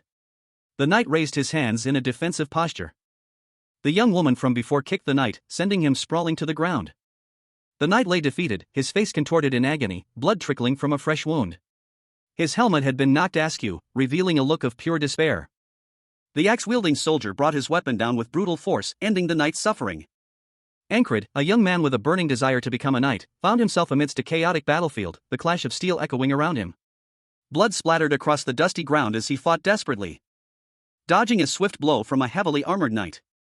His eyes, narrowed in fierce concentration, reflected the grim reality of his situation. He was outnumbered, outmatched, but not defeated. He moved with surprising agility, his feet a blur as he weaved through the fray. A flash of movement, a blur of motion, and then a clean strike. His blade sliced through the air with deadly precision, the force of the blow sending his opponent reeling. Ankred's breath hitched in his throat, the adrenaline coursing through his veins. Another knight fell, his body collapsing in a bloody heap. The battle raged on, a whirlwind of steel and fury. But Ankred fought with the desperate strength of a cornered animal, his every move precise and deadly. He was relentless. He parried a blow, his blade meeting his opponent's with a deafening clang. Sparks flew as the two locked in a desperate struggle. A whirlwind of steel and determination. With a final, powerful thrust, he disarmed his foe, leaving him vulnerable. Ankred stood panting, his body aching, but a grim satisfaction settled over him. He had survived another brutal encounter. For now. Ankred, a young man with light blonde hair, found himself amidst the chaos of battle, his dark eyes narrowed in concentration as he braced himself against the weight of a fallen comrade. His hands, wrapped in worn bandages, gripped the hilt of a large sword. He swung the heavy blade with surprising speed and power, the force of the blow sending a shockwave through the earth. A grim determination etched on his face as he fought to protect his allies. The desperate cry of retreat. Retreat echoed across the battlefield, a sign that the tide of battle had turned against them. A soldier, his face alight with a mixture of fear and relief, frantically waved a banner bearing the emblem of a crossed sword, signaling the retreat. Ankred's eyes, though still focused, held a flicker of exhaustion. The relentless fighting had taken its toll. The retreating army surged backward, a chaotic wave of steel and fear under the setting sun. Despite the chaos, a sense of grim determination remained on the faces of the soldiers, their retreat orderly despite the urgency. A surge of energy, a brilliant blue flash, crackled in the inky blackness of space, then dissipated into a ripple of ethereal blue light, leaving behind a silent, cosmic pool. A voice, cold and echoing, pierced the void. "You managed to survive a day, but that's it." Ankred, his face pale and drawn, lay on the surface of the pool, staring up at the swirling nebula above. His eyes, wide and filled with a dawning dread, reflected the cosmic expanse. The voice continued, its tone unwavering, "Because you won't be able to withstand the walls that will keep appearing in your way." A spectral hand reached down, offering Ankred a small, ornate key. The word fate pulsed with an ominous glow above him. The hand, now fully visible, belonged to a cloaked figure whose face was obscured by shadow. Their eyes were closed, their expression serene despite the ominous context. The figure spoke, their voice a low murmur, "Your fate is to despair and give up." Ankred, defeated, lay sprawled on the surface of the pool, his body limp and lifeless. The word fate appeared in a stark white box, questioning the pronouncements of the cloaked figure. He was a small figure, dwarfed by the vastness of the cosmic pool and the looming presence of the unseen entity above. From a low angle, we see Ankred's perspective, the walls of his reality closing in. A voice, this time his own internal monologue, cuts through the despair. "For me, the walls exist." Ankred, a young man with a determined set to his jaw, stood on a circular platform. His attire suggested a warrior in training, sturdy boots, reinforced leg guards, and a practical tunic. He clutched a sword at his side, his gaze fixed on something beyond the frame. A looming, ethereal figure. His eyes, sharp and intense, reflected a fierce resolve. The words "to be overcome" echoed in his mind, a challenge he was ready to accept. A close-up on Ankred's determined expression, his jaw clenched tight, revealed the physical toll of his training. His body was tense, ready for action. From the darkness, a spectral face emerged, its eyes glowing with an eerie light. The words "I'll be waiting" eagerly hung in the air, a chilling promise. A voice, ancient and powerful, spoke of a future confrontation. The spectral figure seemed to anticipate Ankred's growth and the challenges to come. The spectral voice continued, its words laced with a chilling premonition, for the moment when those eyes filled with greed and ambition completely lose their light. The implication hung heavy in the air. Ankred's ambition could be his downfall. Ankred awoke in a bed, a bandage covering a wound on his face. His eyes, though still sharp, held a hint of weariness. He was back at the start of the day, his body bearing the marks of his previous attempts. The cycle of death and rebirth continuing. His body was still recovering from his last battle. He looked around the familiar room, a sense of déjà vu washing over him. This place, he thought, recognizing his surroundings. Ankrit awoke in a dimly lit infirmary tent, his mind still clouded from a recent battle. Rem, a member of the 4th Squad, stood over him. He noted that Ankrit had slept soundly for 2 days straight. Rem reminded Ankrit that he had saved him from a monstrous frog. Ankrit, still disoriented, questioned the mention of a frog. His confusion deepened as he struggled to recall the event. Ankrit was amazed that he had survived such an ordeal. Rem explained that while his bones were not broken, his head had been badly shaken. Rem reaffirmed their friendship, reminding Ankrit that he was his best friend. Ankrit, still recovering, groaned at the mention of his title, Noble Hunter. Rem, growing impatient, told him to be quiet. Ankrit, his eyes wide with a mixture of pain and determination, remained silent. Ankrit, a young man with a determined gaze, lay injured on a cot within a crowded infirmary tent. He was surrounded by other wounded soldiers, their weary faces etched with the exhaustion of battle. A gruff-looking medic tended to his wounds. A silent question hanging in the air, unspoken but palpable. His friend, a man with fiery red hair, leaned over him, his expression a mixture of concern and annoyance. He warned Ankrit against revealing his secret, emphasizing the gravity of the situation. A narration box declared, "A new day beyond today." Ankrit awoke to a bright, clear sky. He had survived. Relief washed over him as he looked upon the familiar sight of the army encampment. But his respite was short-lived. His red-haired friend, the commander, appeared, his voice sharp with a demand for repayment. The commander's words hung heavy in the air. A new character, Kryze, a 4th Squad member, was introduced. He was resting nearby, observing the scene with a thoughtful expression. Kryze, a man with a quiet demeanor, pondered Ankrit's unexpected presence in the infirmary tent. He wondered why a regular soldier like Ankrit would be there. The commander, still irritated, pointed out Ankrit's consistent absence from battle. His words carried a hint of accusation. Ankrit's friend continued his pointed questioning, highlighting Ankrit's unusual pattern of avoiding combat. The commander offered Ankrit a deal, a reduced debt in exchange for double the payment. The scene ended with a sense of unresolved tension. The sun dipped below the horizon, casting long shadows across a military encampment. Several tents, marked with a crimson flag bearing a stylized crest, stood in neat rows, suggesting a well-organized and disciplined unit. Jackson, a member of the 4th Squad, was introduced. He had shoulder-length auburn hair, and wore a practical, brown leather jerkin. A young man with bandages around his torso lay on a cot, his expression weary. He demanded to know what Jackson wanted. Close up on the injured man's torso, highlighting the extent of his wounds. Jackson approached the injured man's cot, placing a small, round container near him.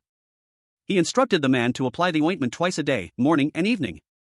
He revealed that it was the same ointment Jackson himself used to use. The injured man mumbled something about Jackson's dislike of sharing personal items. Tears streamed down the injured man's face as he clutched a small, metallic object in his hands. He continued to mumble incoherently. Ankrit awoke in a dimly lit room, his body heavy with exhaustion. He lay in bed next to a woman with long, white hair, her face obscured by the shadows. A faint mumble escaped his lips. He looked up, a dawning realization in his eyes. A single thought pierced through the fog of sleep: I'm not dead. The scene shifted to the outside of a military encampment under a starlit sky. Ankrit's bed was visible inside a large tent. Back inside the tent, Ankrit lay on his side, his body bandaged.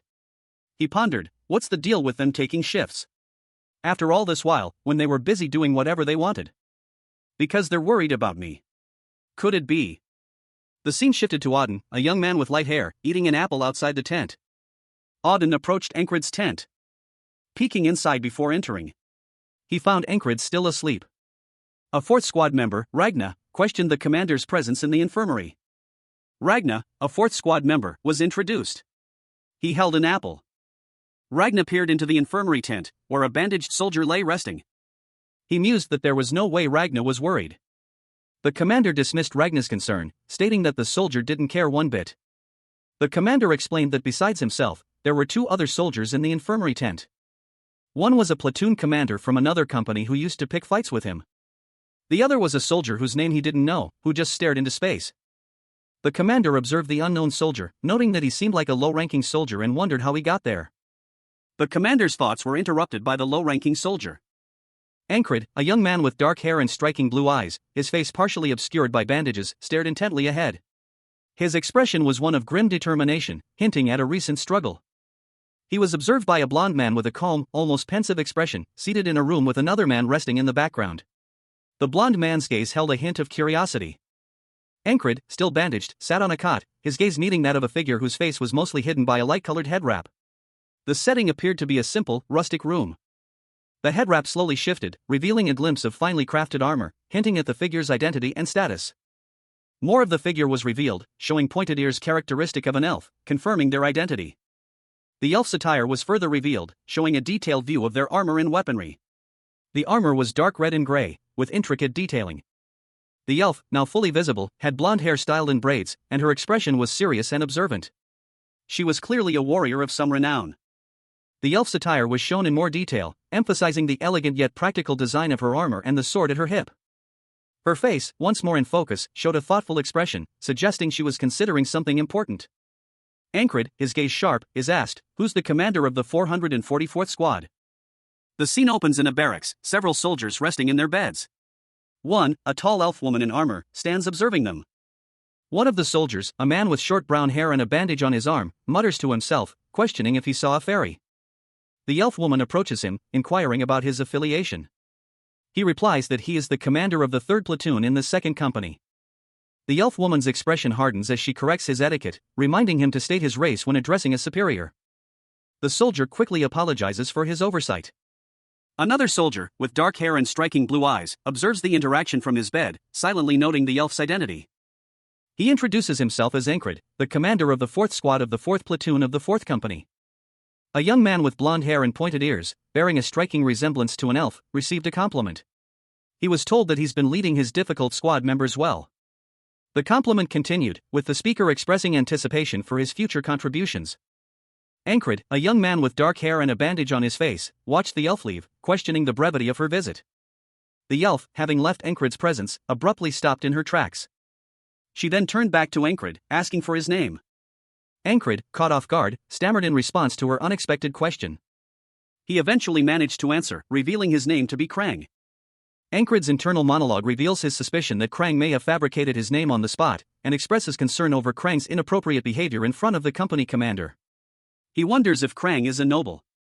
The elf, now identified as the company commander, looks thoughtful, seemingly pondering Ankrid's character. The scene concludes with the company commander departing, leaving Ankrid to his thoughts. Ankrid, a young man with striking blue eyes and a bandage covering a wound on his cheek, stared pensively into the distance. His expression was one of quiet determination, hinting at a hidden resolve. The night sky, a canvas of deep blue speckled with countless stars, served as a backdrop to his contemplation. As dawn approached, casting a soft glow over a military encampment nestled amidst rolling hills. Ankrid clenched his fist, a surge of renewed strength coursing through his veins. Most of the pain had subsided, leaving him feeling invigorated. He could finally put his full strength into his body again. He resolved to begin his training immediately. Another soldier, noticing Ankrid's departure, asked where he was going. Ankrid simply replied that he was heading to the training area. Ankrid, despite his injuries, was determined to train. He began to prepare himself. A fellow soldier, unimpressed by Ankrid's bravado, scoffed at his low rank and apparent recklessness. Ankrid sat, his hands clasped between his knees, lost in thought. The remnants of a battle still clung to his clothes, a testament to his recent struggle. A brilliant flash of light momentarily illuminated the scene, reflecting off the blade of a sword. He needed to recall the details of the past battle, a crucial step in his plan. Ankrid stood in a training ground, his sword held at the ready. He was reviewing a specific technique. A last-ditch maneuver he'd learned years ago at great expense. The memory of the stab at the last moment flashed before his eyes. A chilling thought struck him: what if that last-ditch attack had failed? He pondered the risks of relying on a single, high-risk strategy. Was it wise to put all his eggs in one basket? If that one attack failed, death would be the inevitable consequence. The image of his opponent, a powerful warrior whose axe attacks were all lethal, filled his mind. Ankrid's mind raced, analyzing the brutal efficiency of the axe blows he had narrowly survived. Ankrid, a young man with a determined gaze, stood alone, his thoughts focused on his training. He muttered to himself, planning his next move after a fierce sword strike, to improve his combat skills. His intense focus was evident in his sharp eyes, reflecting his unwavering dedication to mastering the art of swordsmanship.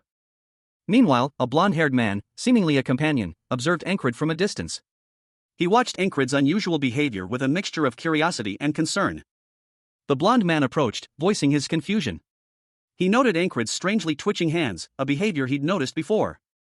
Ankrid explained that his unusual actions were part of a rigorous training regimen to strengthen his grip, a crucial aspect of sword fighting.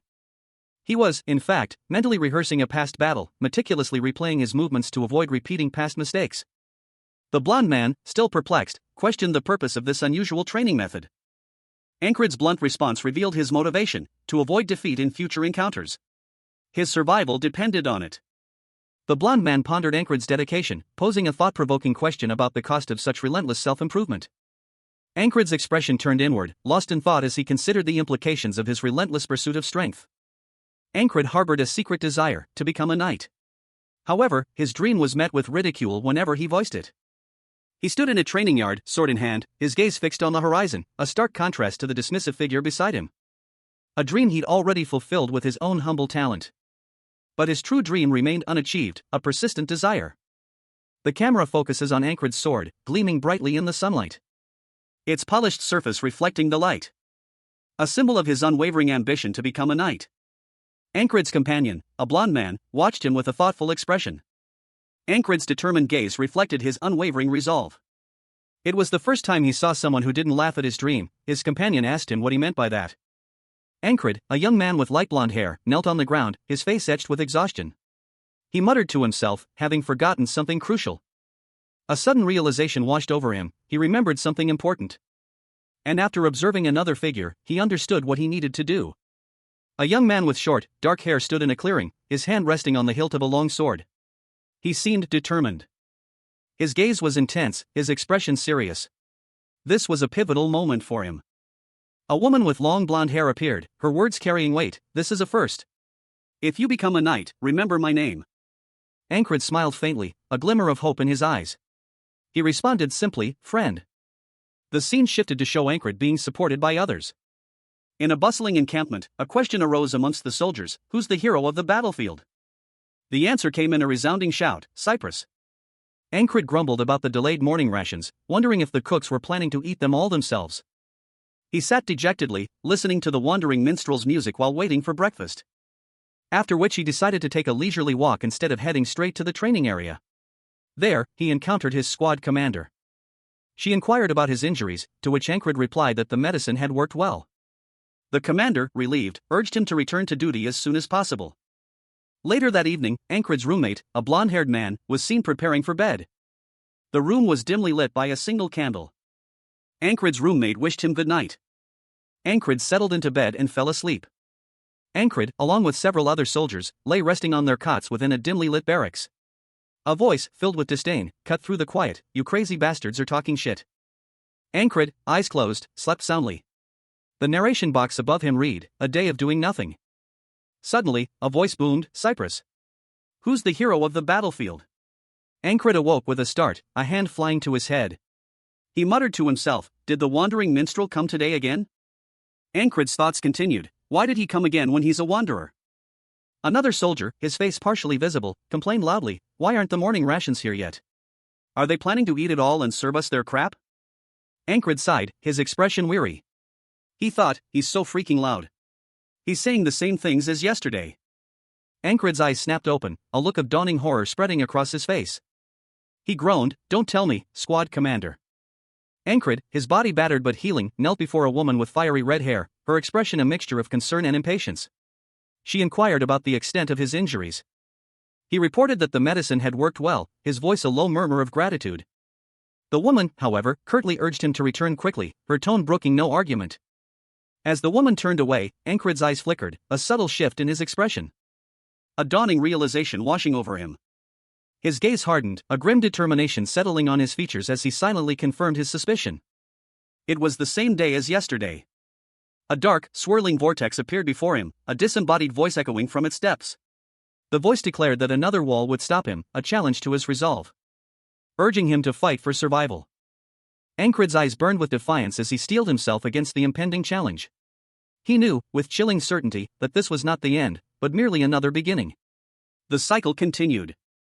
Ankrid, a young man with a determined glint in his eyes despite his current disheveled state, lay on the cold ground. A question formed in his mind. Did I die without even noticing? He reflected, the pain of his death surprisingly muted compared to the stabbing he'd endured, though a profound sense of discomfort remained. He found himself in a cobblestone alleyway, the scene eerily familiar. The faint glow of the moon illuminated the path ahead. Ankrid stood, his back to the viewer, a sword sheathed at his hip. He surveyed his surroundings, a thoughtful expression on his face. This unexpected second chance only fueled his resolve. It made him more determined. His gaze lifted, a steely resolve hardening his features. He was ready. Ankrid awoke in his bed, a question hanging heavy in the air: who and how did they kill me? He pondered his death, noting that the enemy would have needed to breach multiple layers of defense to reach him. A feat only achievable by a knight. That seemed unlikely, leading him to suspect a hidden assassin. And that assassin was highly likely to be among his own. His thoughts continued, noting that the assassin knew the location of the medical barracks and was able to conceal their presence. A figure with blonde hair and green eyes appeared, their expression unreadable. Ankrid's eyes widened as he realized. A fairy's quiet and nimble feet are perfect for assassinations. The blonde-haired figure from earlier was shown flying through the night sky, the question of why she came that day to scout the location beforehand lingering in the air. A woman in shining silver armor and a deep crimson cloak walked through the entrance to a medical barrack. The setting sun cast long shadows across the dusty ground, highlighting the worn wooden structures and canvas tents of a military encampment. She needed to see it to confirm her suspicions.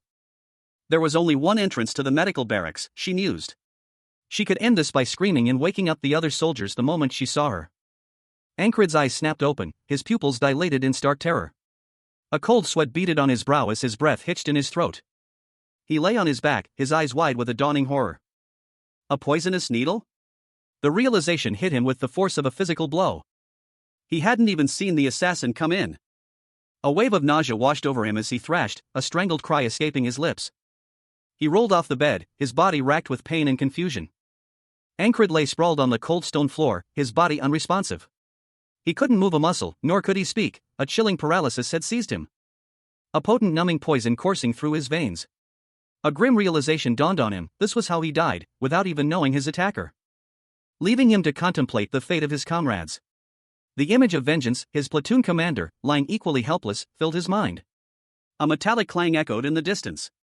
As Ankrid's vision shifted to a dimly lit barracks. A cloaked figure stood over a bed, their presence sinister and foreboding. A surge of rage coursed through him. He recognized the scene, it was the assassin, the one who had ended his life. And he was about to strike again. The assassin, cloaked and silent, raised their sword. Aiming for Vengeance, who lay vulnerable and defenseless in his bed. The blade flashed, descending with deadly precision. Piercing Vengeance's chest with a sickening thud. Leaving him to bleed out as the assassin vanished into the shadows. Vengeance's life ebbed away, his eyes glazing over in death. Ankrid awoke with a gasp, his eyes snapping open as he struggled against the weight of his blankets. He was drenched in a cold sweat, his heart pounding in his chest, a nightmare clinging to the edges of his consciousness. A blurry image of a blade flashed before his eyes, the metallic tang of blood filling his senses. A chilling realization pierced through the lingering terror, he had died again. But then, a new terror seized him. Peering from beneath a tattered cloak, a figure emerged, their face obscured by shadow. Ankrid's eyes widened, a bead of sweat trickling down his temple as he recognized the glint of steel in the assassin's hand. Another assassin, a second attempt on his life. He felt a sharp pain as a hand clamped down on his wrist, pulling him back from the edge of the bed. He recognized the hand, the familiar feel of the rough fabric against his skin. A wave of dread washed over him as he realized who his savior was. Ankrid's eyes, sharp and intense, narrowed beneath the shadow of his hood. He recognized the figure before him, the company leader, a formidable opponent whose reputation preceded him. A thrill of anticipation, mixed with a healthy dose of caution, coursed through him. The sun rose over a tranquil landscape, its golden rays illuminating a serene valley. Meanwhile, a bard, his fingers dancing across the strings of his lyre, sang a song of a battlefield hero. The bard's song mentioned Cyprus, a name that echoed in the protagonist's mind. He had experienced the same morning 3 times in a row. Ankrid, the protagonist, sat on a bed within a simple tent, his posture heavy with weariness.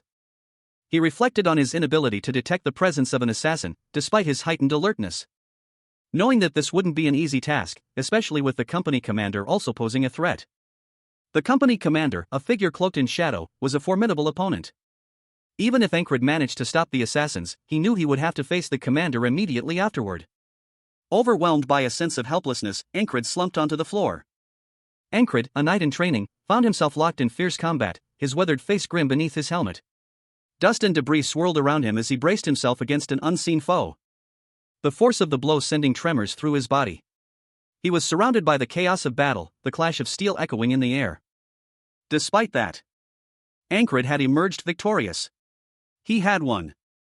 His helmet tumbled to the ground, the impact echoing the finality of the battle. His sword lay nearby, still stained with the blood of his opponent. But the victory was short-lived. Another figure, swift and deadly, launched a surprise attack. He fell, the world fading to black. Yet, even in defeat, a spark of determination remained. Ankrid awoke. He was back at the start of the day, ready to try again. He would find a way. He looked out the window, the sky a brilliant blue. A new day, a new chance. He clenched his fist. As long as he didn't give up, he would eventually achieve his dream of knighthood. Ankrid, a young man with determined eyes, peered from under a blanket, his expression a mixture of anxiety and focus. A fellow soldier, startled by Ankrid's unusual behavior, exclaimed that he was acting crazy. Ankrid internally reflected on his previous assumptions about the timing of an assassination attempt, realizing he had miscalculated. He was now wary of potential threats from outside the base. His comrades scoffed at his intense training, questioning his methods. The other soldier found Ankrid's actions fitting for a low-life soldier. Ankrid's comrade continued, his words dripping with sarcasm, implying that Ankrid's actions were excessive for their situation. Ankrid responded that he didn't know his comrade cared so much about him. The soldier revealed that his previous statement was sarcastic, prompting Ankrid to reveal that his own actions were also sarcastic. Ankrid, clearly annoyed, told his comrade to leave him alone. A blonde-haired man observed two others, one with dark hair and a brooding expression, the other with light brown hair, looking weary. He inquired, are you two arguing again? The blonde man turned away, a soft swish sound accompanying the movement of his clothing. He considered his options, a thoughtful expression on his face. The thought crossed his mind, should I come back later? The dark-haired man responded, it's fine, come in. He muttered under his breath, ugh, annoying bastards. The dark-haired man's intense gaze focused on the blonde man as he entered the tent. The dark-haired man's thoughts raced, considering how the assassins were so observant of him, I'm sure he's their target. The blonde man remained suspicious of the dark-haired man, but his uncertainty was evident. He wondered, he is suspicious, but just who is he? The dark-haired man's internal monologue revealed his resolve, I'm not going to dig into something the opponent isn't willing to tell me without asking. Like those crazy bastards. Several men relaxed in a tent, some playing a game, others resting. The scene depicted a moment of relative calm amidst the tension. The dark-haired man reflected, but thanks to him, I was involved in the assassination, so this much should be. A metallic clang echoed through the room. As Ankrid, a young man with a determined gaze, found himself in an unfamiliar place. He was lying on a bed, his body aching. He had a question to ask. A man with long, light brown hair stood before him, his expression unreadable. What are you? The man asked, his voice laced with suspicion. Ankrid, still recovering from his disorientation, rose from the bed, his hand instinctively reaching for the sword at his hip. Another man lay asleep in the background. The man with long hair watched him intently, his eyes narrowed in suspicion. Ankrid paused, a flicker of self-doubt crossing his features. He wondered if his question had been too abrupt. He silently berated himself. Perhaps his conversational skills were lacking. Ankrid's confusion deepened. He didn't understand his own situation. What am I? He muttered to himself, his voice barely audible above the silence. The man with long hair simply stared, his expression unreadable. He began, but trailed off, seemingly at a loss for words. Ankrid, a young man with a determined expression, stood silently, his hand resting on the hilt of his sword.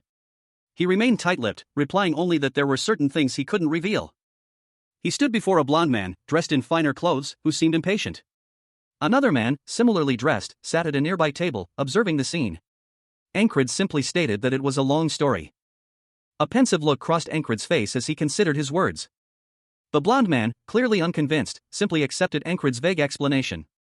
Ankrid's shoulders slumped slightly, a weight settling upon him. The conversation took a sharp turn. The other man, impatient with Ankrid's reticence, unleashed a string of curses, questioning his sincerity and demanding a proper answer. His outburst continued, criticizing Ankrid's lack of manners and demanding to know which country's spy he was. The blond man looked on, a mixture of amusement and concern in his eyes. His expression shifted subtly, hinting at a hidden agenda. The other man, still agitated, continued to press Ankrid for answers, his finger pointed accusingly. Ankred, the eternally regressing knight, walked with a determined stride, his boots echoing softly on the stone path. His gaze fixed on the horizon, a silent promise burning in his heart, to become a true knight this time. He arrived at a grand hall, where a woman with blonde hair watched him from above. Her expression unreadable. A man with short brown hair stood nearby, his eyes filled with suspicion. The woman spoke, her voice firm and unwavering. "I have not and will not betray the kingdom." She insisted, her words carrying the weight of her unwavering loyalty. The man observed her intently, his gaze lingering on her face. Then shifting to Ankred. I can see it in his eyes and his movements. Suddenly, a powerful aura enveloped Ankred, lifting him into the air. An aura that resonated with the very essence of knighthood. The man's eyes widened in surprise. A superior officer questioned Ankred, his tone sharp and accusatory, about his disrespectful way of speaking to him. Ankred, lying in bed, responded with a dismissive chuckle. Ankred's thoughts turned inward, he reflected on his own inadequacy, recognizing that he was not yet a true knight. His powerlessness in the face of the recent assassination weighed heavily on his mind. The superior officer, observing Ankred from the doorway, smirked, a glint of suspicion in his eyes. Night fell upon the camp. A single candle flickered on a table, casting long shadows across the room. Good night, he thought. The soldiers slept soundly in their beds, exhausted from the day's events. A sudden, quiet cough broke the silence.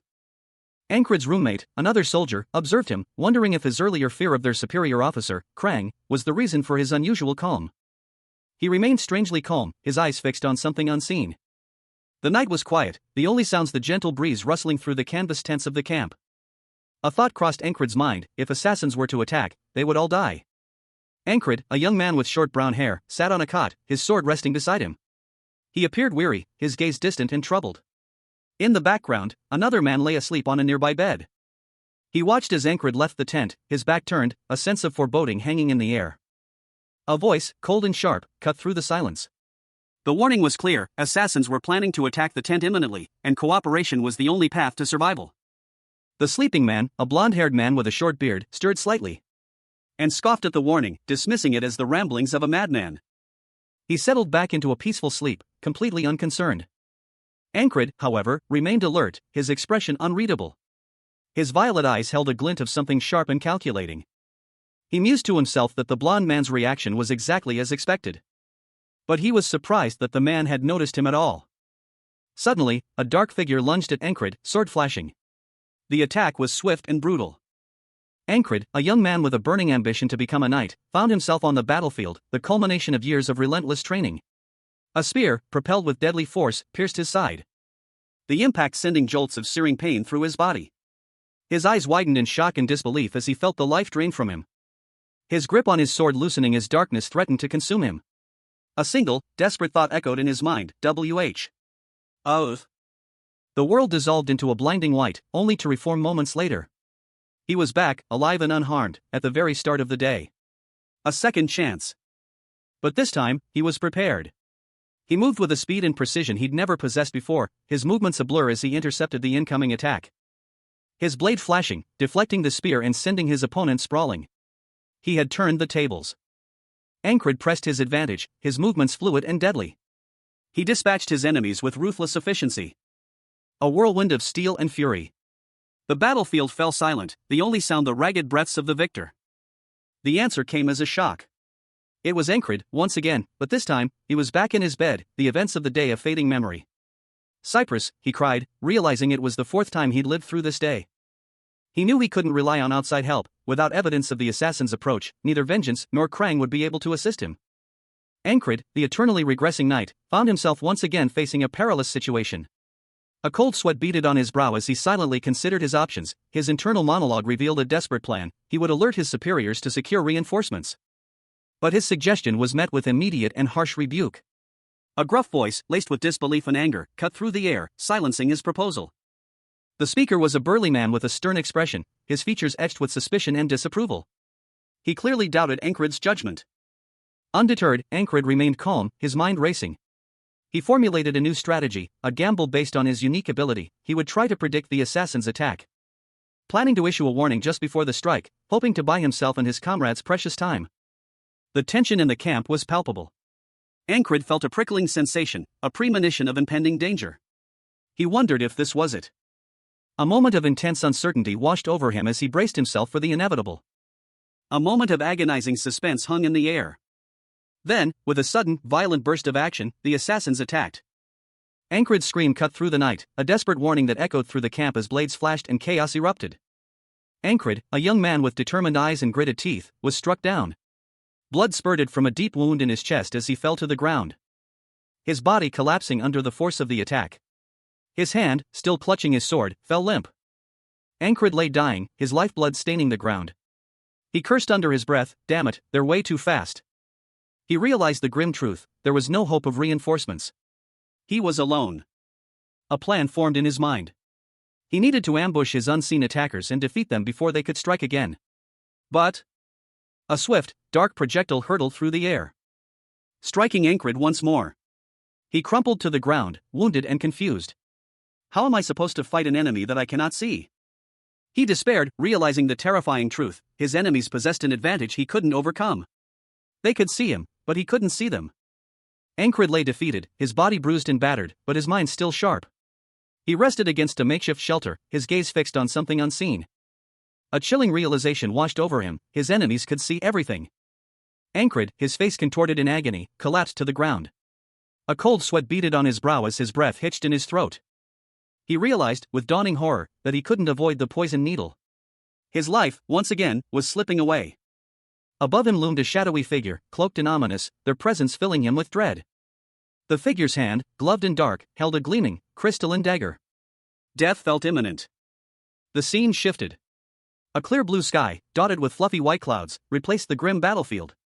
A question echoed in the air. Who's the hero of the battlefield?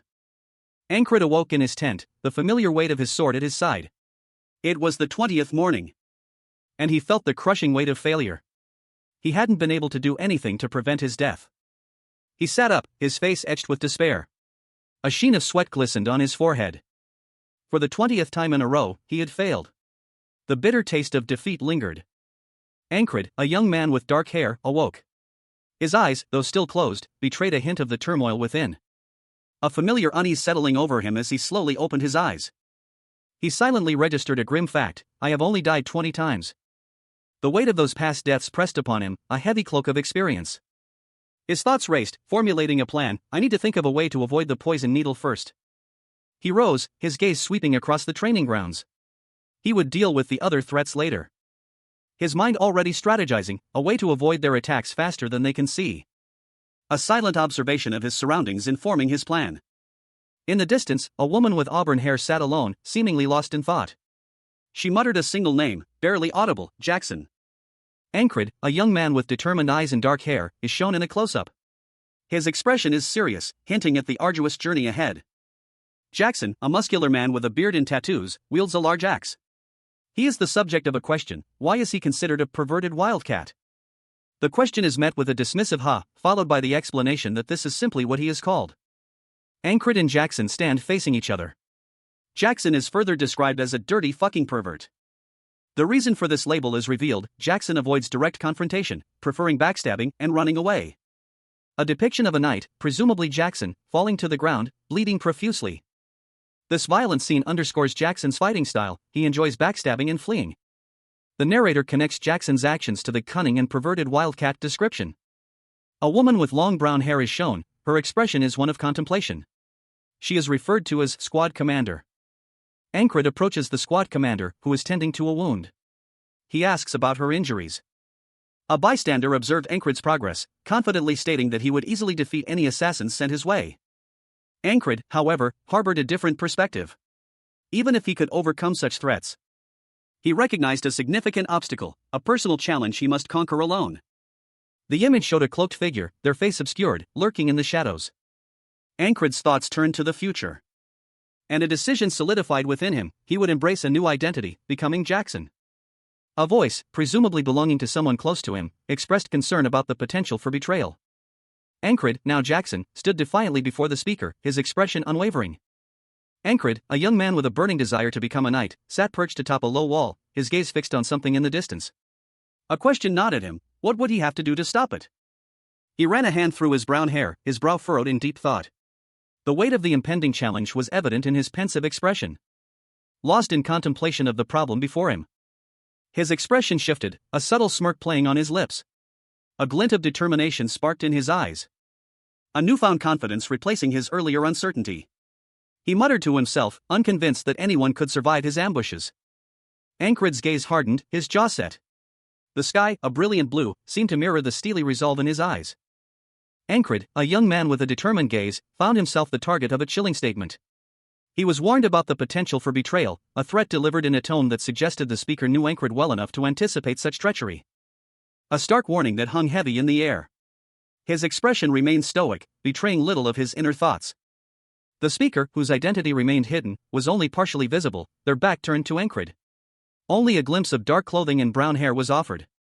Ankrid's thoughts turned to the means of preventing this potential betrayal. The question of how to stop it weighed heavily on his mind. A silent contemplation etched onto his face.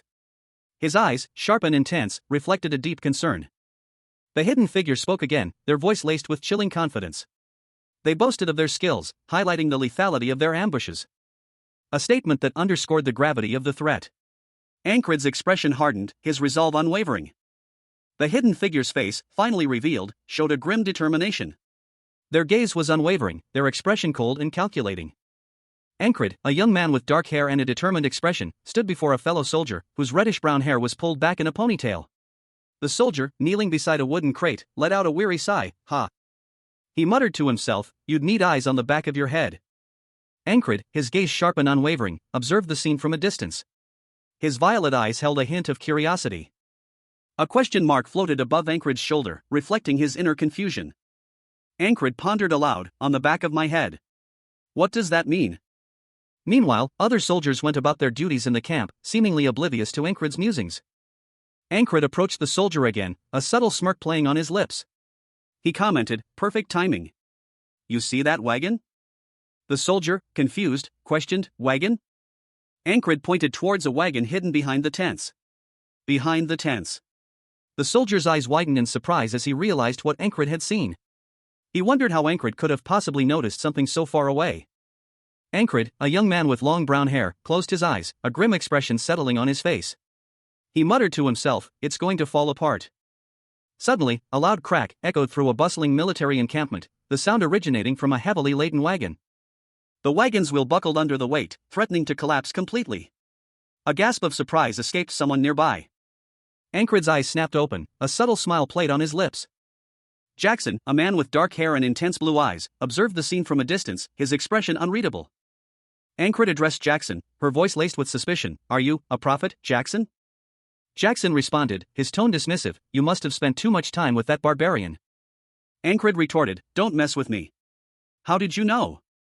Jackson simply stated, "Sound." He explained, "I heard creaking from the wagon's axle." A woman with long brown hair mused aloud, "If you can hear what's around you, you can predict what's going to happen next." The camera focused on a man's intense gaze, his expression serious and focused.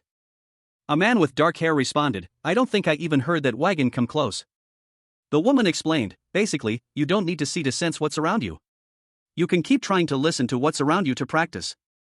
The scene shifted to show a man in a brown tunic and another man in darker clothing. The man in brown bent down, seemingly concentrating. He said, "Hone your senses and isolate the sounds." The woman commented, "That was a nice explanation. You seemed too lazy to even respond to me properly before." But she added, "But it's better to do this than have you on my heels." The man with dark hair said, "Nowadays, it seems like." Another man, presumably a comrade, stated, "You won't give up, squad leader." Under a starlit sky, a lone crimson flag marked a military encampment, silhouetted against the night. The scene shifted to reveal a collection of tents, their canvas stretched taut against the approaching dawn. The focus narrowed to a young man with brown hair, his face obscured, lying on a bedroll. His face, partially visible, showed a peaceful expression as he slept soundly. Suddenly, a narration box appeared, "I've come across my second wall." A hooded figure emerged from the darkness, their face hidden. The hooded figure reached out a hand, a spectral energy swirling around their fingers. As a dark, slender object materialized in the air, described as faceless death. The young man's eyes flickered open, a subtle shift in his expression hinting at unease. His eyes widened slightly, his gaze intense and focused. A sudden flash of light filled the panel, indicating a significant event. Ankrid, a young man with aspirations of knighthood, stood in the darkness, his sword resting on the ground. He listened intently, his ears straining to pick up any sound. The rhythmic sound of approaching footsteps and the crackling of torches in the distance confirmed his suspicions. A figure cloaked in shadow appeared, moving with surprising agility across the camp. Leaping effortlessly from tent to tent, their movements swift and silent. Ankrid, lying in his bed, stirred slightly. A frown creased his brow as he muttered. A question hanging heavy in the air, a sense of unease washing over him. The shadowy figure continued their stealthy advance, their destination unknown. Ankrid's eyes snapped open, his expression hardening. He hissed, his voice laced with anger and frustration. The night sky above remained silent, save for the rustling of leaves. But the ground trembled slightly as the shadowy figure landed, their presence now known. A sword plunged downwards with deadly precision, piercing its target with a sickening thud. A pained groan escaped the victim's lips. Ankrid, eyes wide with shock and pain, clutched at the blade protruding from his chest. Of course, I failed, he thought, a bitter taste coating his tongue. Who's the hero of the battlefield? He awoke in his bed, the events of the day replaying in his mind. Cyprus, he muttered, a surge of frustration washing over him. He realized with a heavy sigh, I haven't taken a single step forward. Ankrid clenched his fist, his gaze hardening.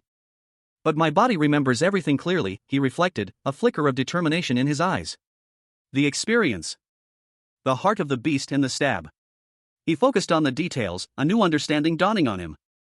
A voice echoed in his mind, you can gain a lot of information from sound alone. Ankrid, a young man with dark brown hair and intense eyes, reclined thoughtfully, his hand resting on his chin. He mused aloud, you can tell the location of something based on the intensity and direction of the sound. And once you are able to hear faint, faraway sounds. Ankrid's gaze sharpened, his expression turning serious as he looked towards the distance. It might as well be your second pair of eyes. A woman with long, dark brown hair gasped as Ankrid suddenly moved, a sharp object appearing in his hand. He explained, in all directions, no matter how silent it is. In the chaos of thousands of sound waves mixed together. You need to isolate one single wave. He clenched his fist, a grim determination etched on his face. That's why I took that bastard's neck. Ankrid stood amidst a group of onlookers, his back to the viewer, the scene suggesting a recent confrontation. Ankrid and another man were walking along a path. The other man asked if Ankrid had been to a nearby town, mentioning its beauty. But Ankrid angrily dismissed him, calling him a cheating bastard. Later, Ankrid sat alone, listening intently. He mused about the complex sounds around him, realizing he needed to categorize them. He focused on a set of flags in the distance. Despite their number, they sounded like a single, large flag to him. He then counted the flags, wondering if there were 7 or 10. Ankrid continued to observe, noting the positioning of the soldiers from right to left. Determining that 3 were close and 2 were far away. He closed his eyes, focusing on the subtle waves of sound. The familiar sounds were comforting to him. A bird of prey soared overhead. The scene opens with a close-up of a spearhead, gleaming under the bright sunlight. A bird flies overhead, seemingly unperturbed by the scene below. The narration box reads, and the unfamiliar ones. A view of a bustling military encampment unfolds, tents pitched under a clear sky. The scene is peaceful, yet a sense of anticipation hangs in the air. Kneeling near a tent, a muscular young man with short, dark hair and a serious expression is seen. He wears a simple, dark shirt and pants. A young man with long, blonde hair approaches, carrying a bag over his shoulder.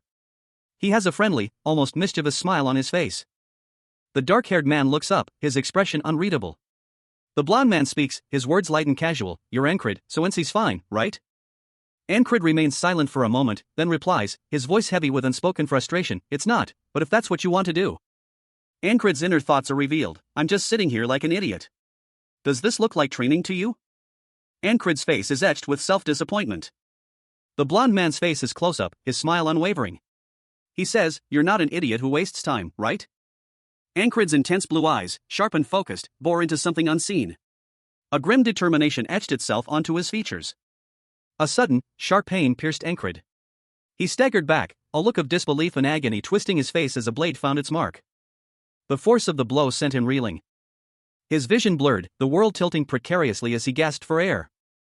A guttural cry escaped his lips as he crumpled to the ground. From the shadows, a cloaked figure emerged, their swords still dripping with Ankrid's blood. The killer stood over their fallen opponent. The blade, stained crimson, reflected the dim light. Ankrid, his blonde hair a mess, lay on the ground, his mouth open in a silent scream. Blood streamed from a deep wound across his chest, staining his white tunic crimson.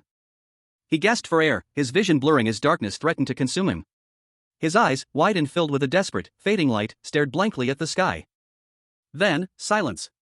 A narration box appeared, stark against the darkening scene, the 33rd today. Another failure. Another narration box appeared, the 34th today. Ankrid's body began to fade, as if dissolving into the night. He seemed to float upwards, his form becoming increasingly ethereal as he ascended into the starlit sky. Until he landed softly on the ground, near a simple campsite. He was alive again. A narration box appeared. I didn't hear anything again. Ankrid looked around, confused and disoriented. He was back in his bed, his sword lying beside him, stained with blood.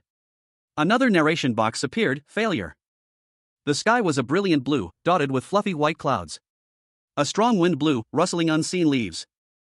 Ankrid, a young man with short, dark hair, sat cross-legged on the ground, his expression solemn.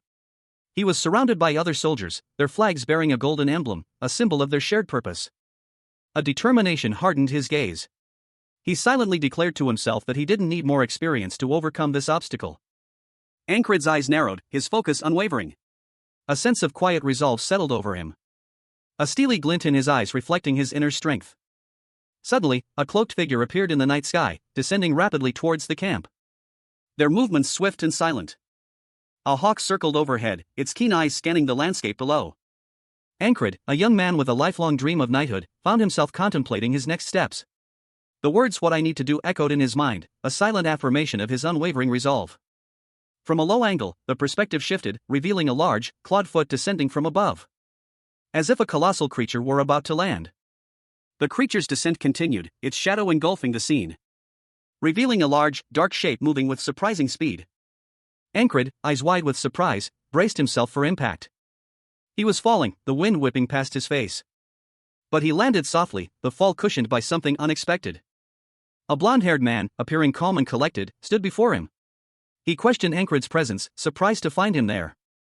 The blonde man, seemingly unfazed, explained that Ankrid had simply closed his eyes for a while, suggesting he was training his perception.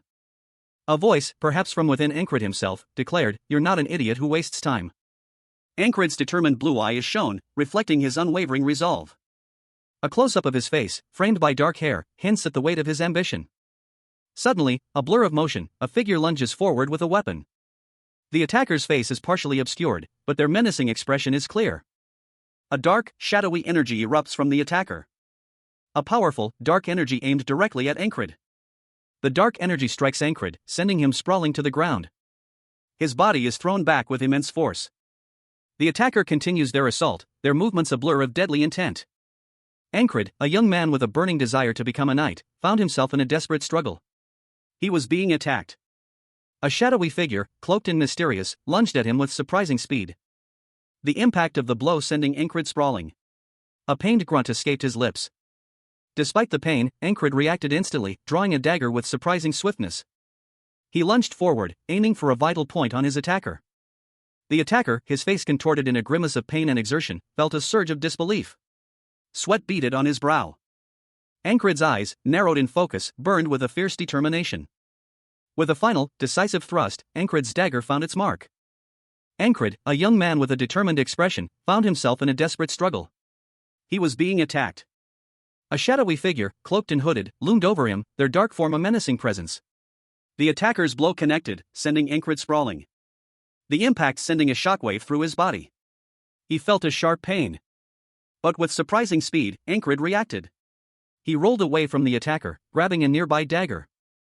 And lunged, aiming for the attacker's exposed hand. The blade found its mark. The hooded figure recoiled, a grimace twisting their features as they clutched their injured hand. Sweat beaded on their brow. While Ankrid, eyes blazing with a fierce determination, prepared for another attack. Ankrid felt the cold steel pierce his flesh, a familiar sting that signaled the end. A faceless death, swift and merciless. He awoke to the same day, the same moment, a second chance granted by fate. But his attacker, a cloaked figure, was already upon him, a furious expression twisting his features as he roared a curse. The cloaked figure lunged, his blade a blur of motion. A swift, brutal strike aimed at Ankrid's heart. Ankrid, however, anticipated the attack, narrowly dodging the blow. His eyes narrowed in concentration as he observed his opponent, noting a lack of finesse in his movements. He mused that this attacker was less skilled than the one from his previous death. Ankrid, the eternally regressing knight, awoke with a renewed determination. He silently vowed, "I can handle him." His gaze sharpened, focusing on a singular point. A thought flickered through his mind, the others. Ankrid lay in bed, the remnants of a fierce battle still etched on his body. He was exhausted but far from defeated. But the weight of unfinished business pressed heavily upon him. He saw Krang, his nemesis, and a grim realization settled in: vengeance is already. Krang is still. A blur of motion erupted as Ankrid sprang into action, a whirlwind of calculated strikes. A swift counterattack against his unseen assailant. Despite his initial success, a cautious thought crossed Ankrid's mind: but I shouldn't let my guard down. The assassin lunged, a deadly blade aimed at Ankrid's heart. But Ankrid reacted instantly, dodging the blow with practiced ease. The assassin's attack leaving him momentarily exposed. Ankrid, a young man with determined eyes and brown hair, grimaced in pain as a sharp blade pierced his side. He groaned, "Ugh." The impact sent him reeling, a sharp crack echoing as he fell to the ground. His vision blurred as darkness threatened to consume him. A swift, brutal attack left him vulnerable. He tumbled through the air, the world spinning around him, landing hard on the cold stone floor. Ankrid's body slammed against the ground with a sickening thud. His vision went black. He awoke with a gasp, his heart pounding in his chest. A cold sweat beaded on his brow as his breath hitched in his throat. He was alive, but the memory of the attack was still fresh in his mind. A voice echoed in his mind: the Fairy Company commander. Ankrid, a young man with striking platinum blonde hair and pointed ears, lay on the ground, his gaze fixed on something unseen. His expression was one of intense concentration, a mixture of determination and apprehension. His eyes narrowed, a cold sweat beading on his brow as he braced himself for the inevitable. A chilling thought pierced his mind: if he didn't strike first, he would surely die. Ankrid's opponent, a young man with fiery orange hair, glared back, his own fear palpable in the tension of his muscles. The realization that death was imminent sent a jolt of adrenaline through him. He knew he had to act fast. "I'll die," he thought, the words a desperate prayer. With a burst of speed, Ankrid lunged forward. His movements a blur as he engaged his opponent in a desperate struggle. The clash of steel echoing through the air. The orange-haired man's surprised exclamation, "You had a guard," revealed Ankrid's unexpected defense. The fight was far from over. A flurry of dark projectiles rained down from above. Each one a deadly threat, hurtling towards the ground with terrifying speed. Ankrid, a young man with blonde hair, reacted instantly, drawing his sword in a swift, practiced motion. He leaped, his blade a blur as he deflected the incoming projectiles. The impact sending shockwaves through the air. But more projectiles continued their relentless assault. Ankrid, his face contorted in grim determination, parried and deflected with incredible skill. A whirlwind of steel and sparks erupting as he fought back against the overwhelming barrage. His opponent, a cloaked figure, watched with cold, calculating eyes. A sinister smile playing on their lips as they prepared for the next attack. Ankrid, a young man with short brown hair, launched himself forward, a dagger clutched tightly in his hand. His dark cloak billowed behind him as he moved with surprising speed and agility.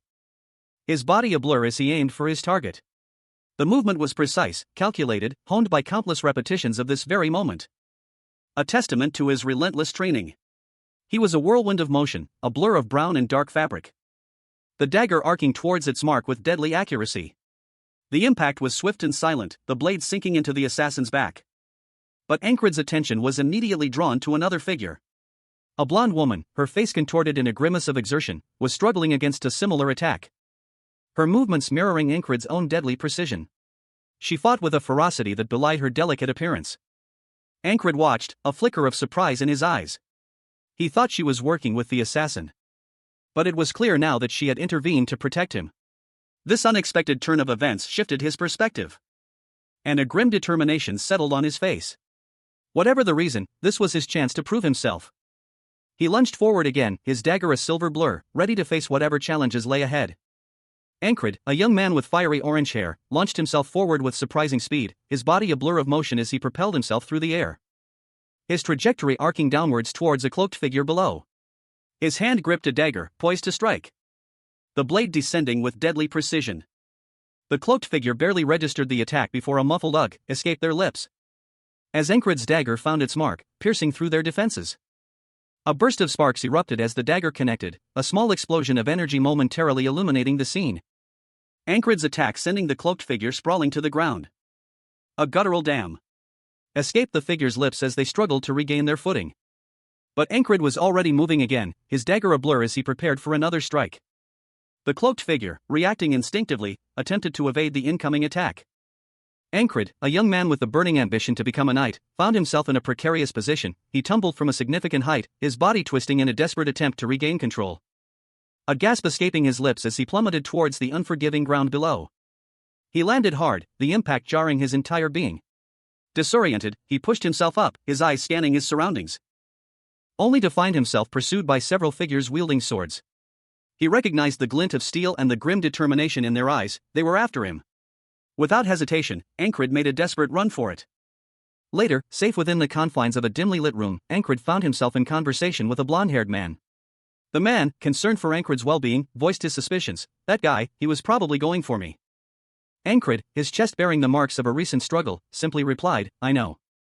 The blonde man, clearly perplexed, questioned, How? The blonde man continued, his voice laced with a mix of frustration and disbelief. Who's going to pay an assassin to kill a boot like me or vengeance? Ankrid, standing beside a tall woman with long, gray hair, responded curtly, exactly. The woman, her gaze sharp and assessing, commented, You're fast on your feet. Ankrid's grip tightened around the hilt of his sword. He felt the familiar weight, the cold steel a comfort in the tense silence. A stark reminder of the betrayal he had just witnessed. She had been his ally, until now. The realization struck him with the force of a physical blow. A cold dread settling in his stomach. He knew she couldn't let this be known. Ankrid's eyes widened, his breath catching in his throat. The weight of the situation pressed down on him. A sudden surge of adrenaline coursing through his veins. He reached for his sword. His hand instinctively finding the familiar grip. A silent vow formed in his mind, he would not let her down. Ankrid's eyes flashed with determination. He had a favor to ask, a request born from a desperate need to prevent further bloodshed. A plea whispered in the tense silence of the dimly lit room. He approached the woman with blonde hair, his gaze unwavering. The blonde woman, her expression unreadable, listened intently. She was prepared for whatever he had to say. A weight of unspoken words hanging heavy in the air. Her quiet declaration echoed the sentiment, she didn't want anyone else to die today. Ankrid, a man with determined eyes and a stern expression, is shown in close-up. His dark hair is neatly styled, and he wears a dark, high-necked garment. A woman with long, light gray hair, dressed in a reddish-brown cloak, bows her head respectfully. She utters the words, as you wish. A man with short, light brown hair lies asleep in a bed.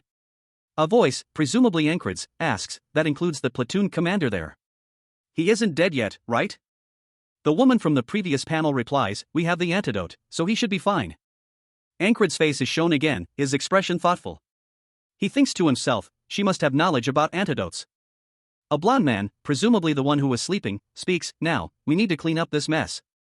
It's going to be a bother if people find out that an assassin's been here. Ankrid asks, is it fine as long as there aren't any traces left? The blonde man considers this, deep in thought. Ankrid stands in a dimly lit room, holding a dagger. The blonde man is kneeling nearby, looking distressed. The woman with gray hair appears, stating, there's an easy way. A large fire raged, engulfing what appeared to be a medical tent in a military encampment. The flames leaped high into the night sky, casting an ominous glow over the scene. The intense heat and the roar of the fire were palpable, even from a distance. A man, caught in the inferno, struggled to escape the rapidly spreading flames. Panic ensued as soldiers desperately tried to extinguish the blaze, their efforts hampered by the intensity of the fire. A shout cut through the chaos, there was a fire in the medical tent. Amidst the chaos, a young man with dark hair knelt beside an unconscious, blonde-haired man, his brow furrowed with worry. The scene was one of devastation and urgency. News spread quickly, there were 2 survivors. A voice, calm amidst the turmoil, announced that the traces of the assassin had been removed. The young man with dark hair coughed, a pained expression on his face. He seemed to be assessing the situation, his mind racing. He muttered to himself that others would handle the aftermath. A sense of relief, tinged with exhaustion, washed over him. The fire continued to burn, but the immediate crisis seemed to be under control. Soldiers worked to contain the flames and tend to the injured. As night fell, a large bird of prey soared through the starlit sky, its silhouette a stark contrast against the celestial canvas. The scene transitioned to a tranquil forest, bathed in the soft glow of moonlight. A sense of peace settled over the landscape, a stark contrast to the chaos that had preceded it. Ankrid, a young man with blonde hair, walked alongside a cloaked figure down a forest path. He carried a burlap sack over his shoulder. The cloaked figure spoke, their voice laced with concern, if that squad leader hadn't slowed him down, you would have died. Ankrid's companion questioned him, their tone sharp, did you change your mind because of him?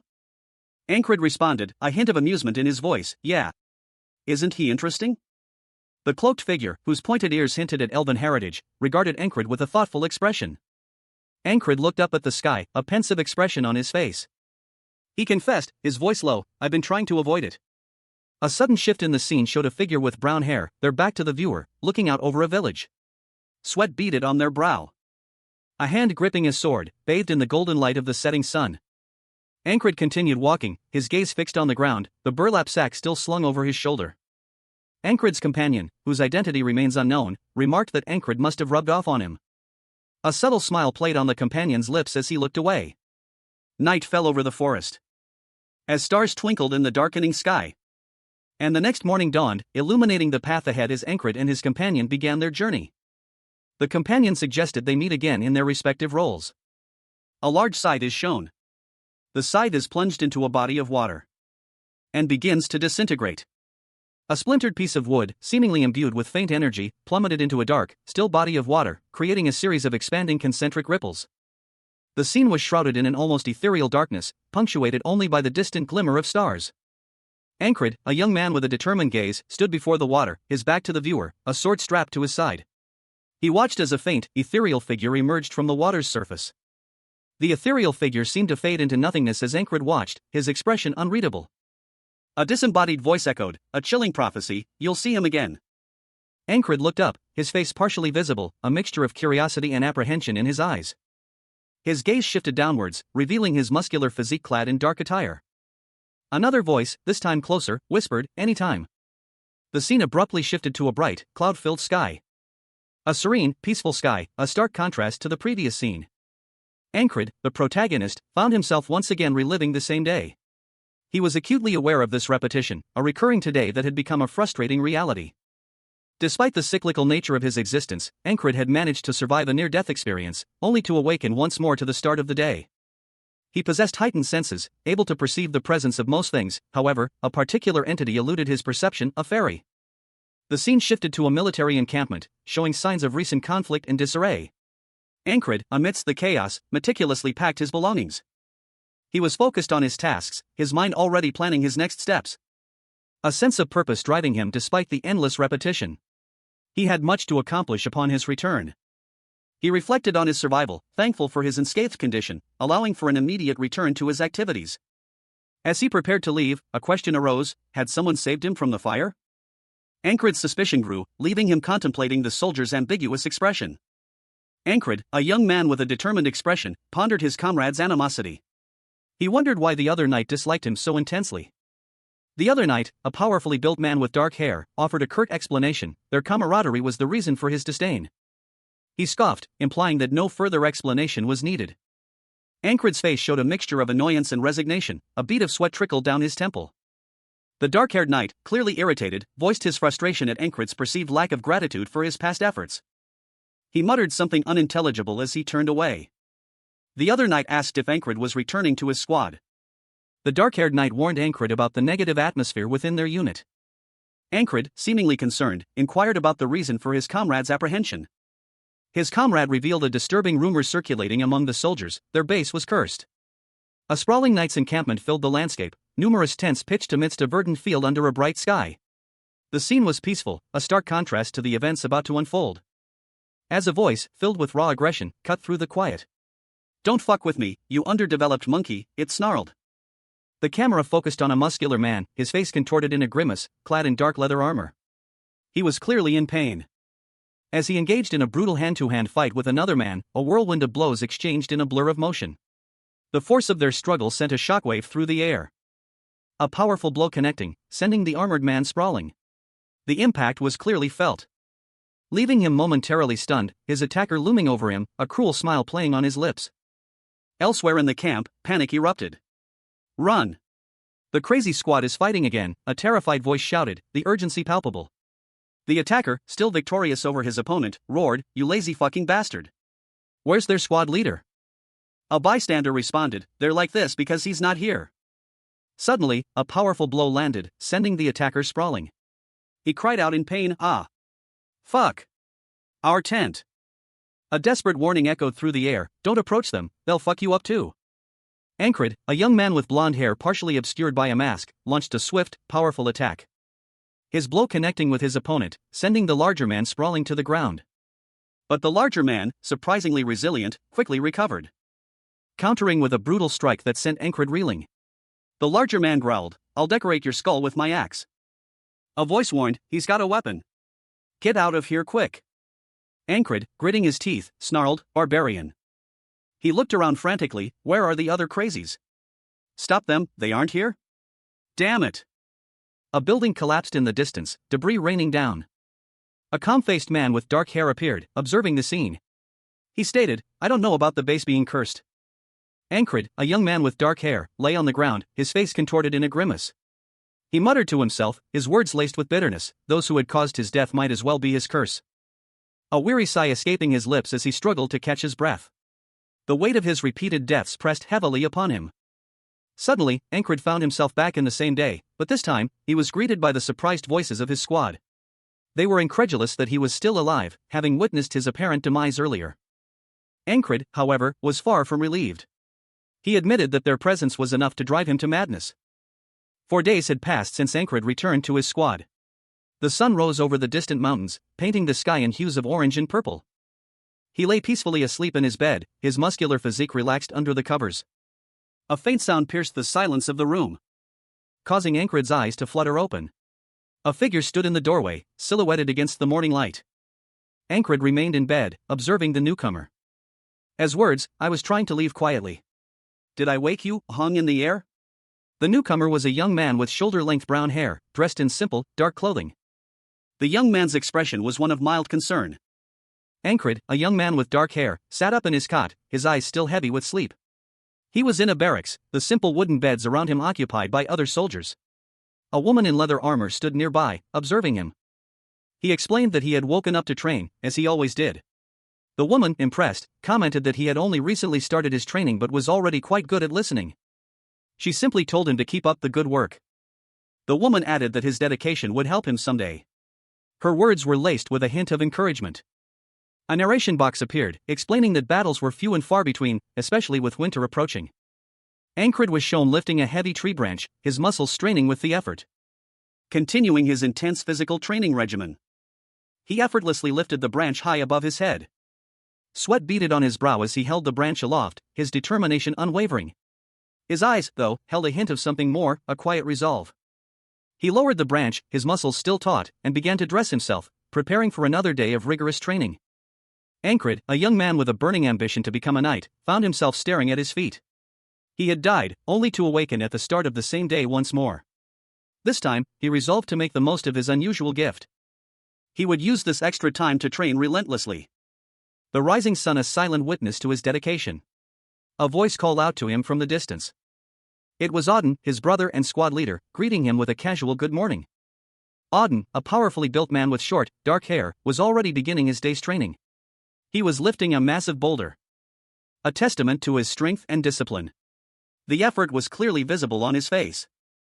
Auden noticed Encred approaching and commented on his early start, noting his brother's dedication to his training.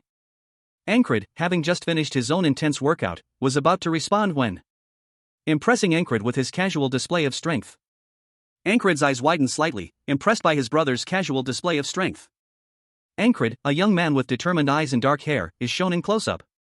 His expression is serious, hinting at his unwavering dedication. Encred's gaze remains fixed, and a narration box appears. A well-trained body is a weapon in itself. This underscores his commitment to physical training. A larger, older man with silver hair and a muscular physique appears, speaking to Encred. He says that Encred should be able to withstand a kick from a frog, suggesting a test of his physical resilience. The focus shifts to Encred's arms and torso, highlighting his lean but developing musculature.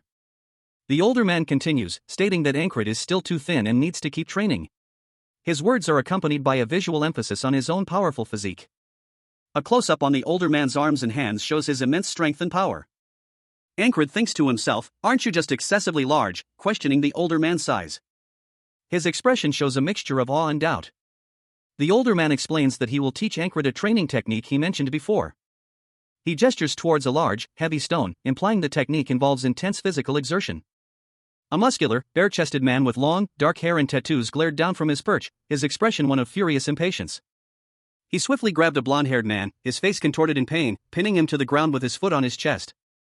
An older man with gray hair and a stern expression berated the blond man. "It's your turn for duty, but you're still sleeping. You lazy bastard." The muscular man's face twisted in a snarl of barely contained rage. The blond man, groaning, struggled to get up, but the muscular man easily kept him pinned. A question mark floated above the muscular man's head. He continued to hold the blond man down, who was now reaching for a sword. The blond man, enraged, roared, "Eat my ass," as he swung his sword. The attack was swift and brutal. The muscular man was hit, his face contorted in pain.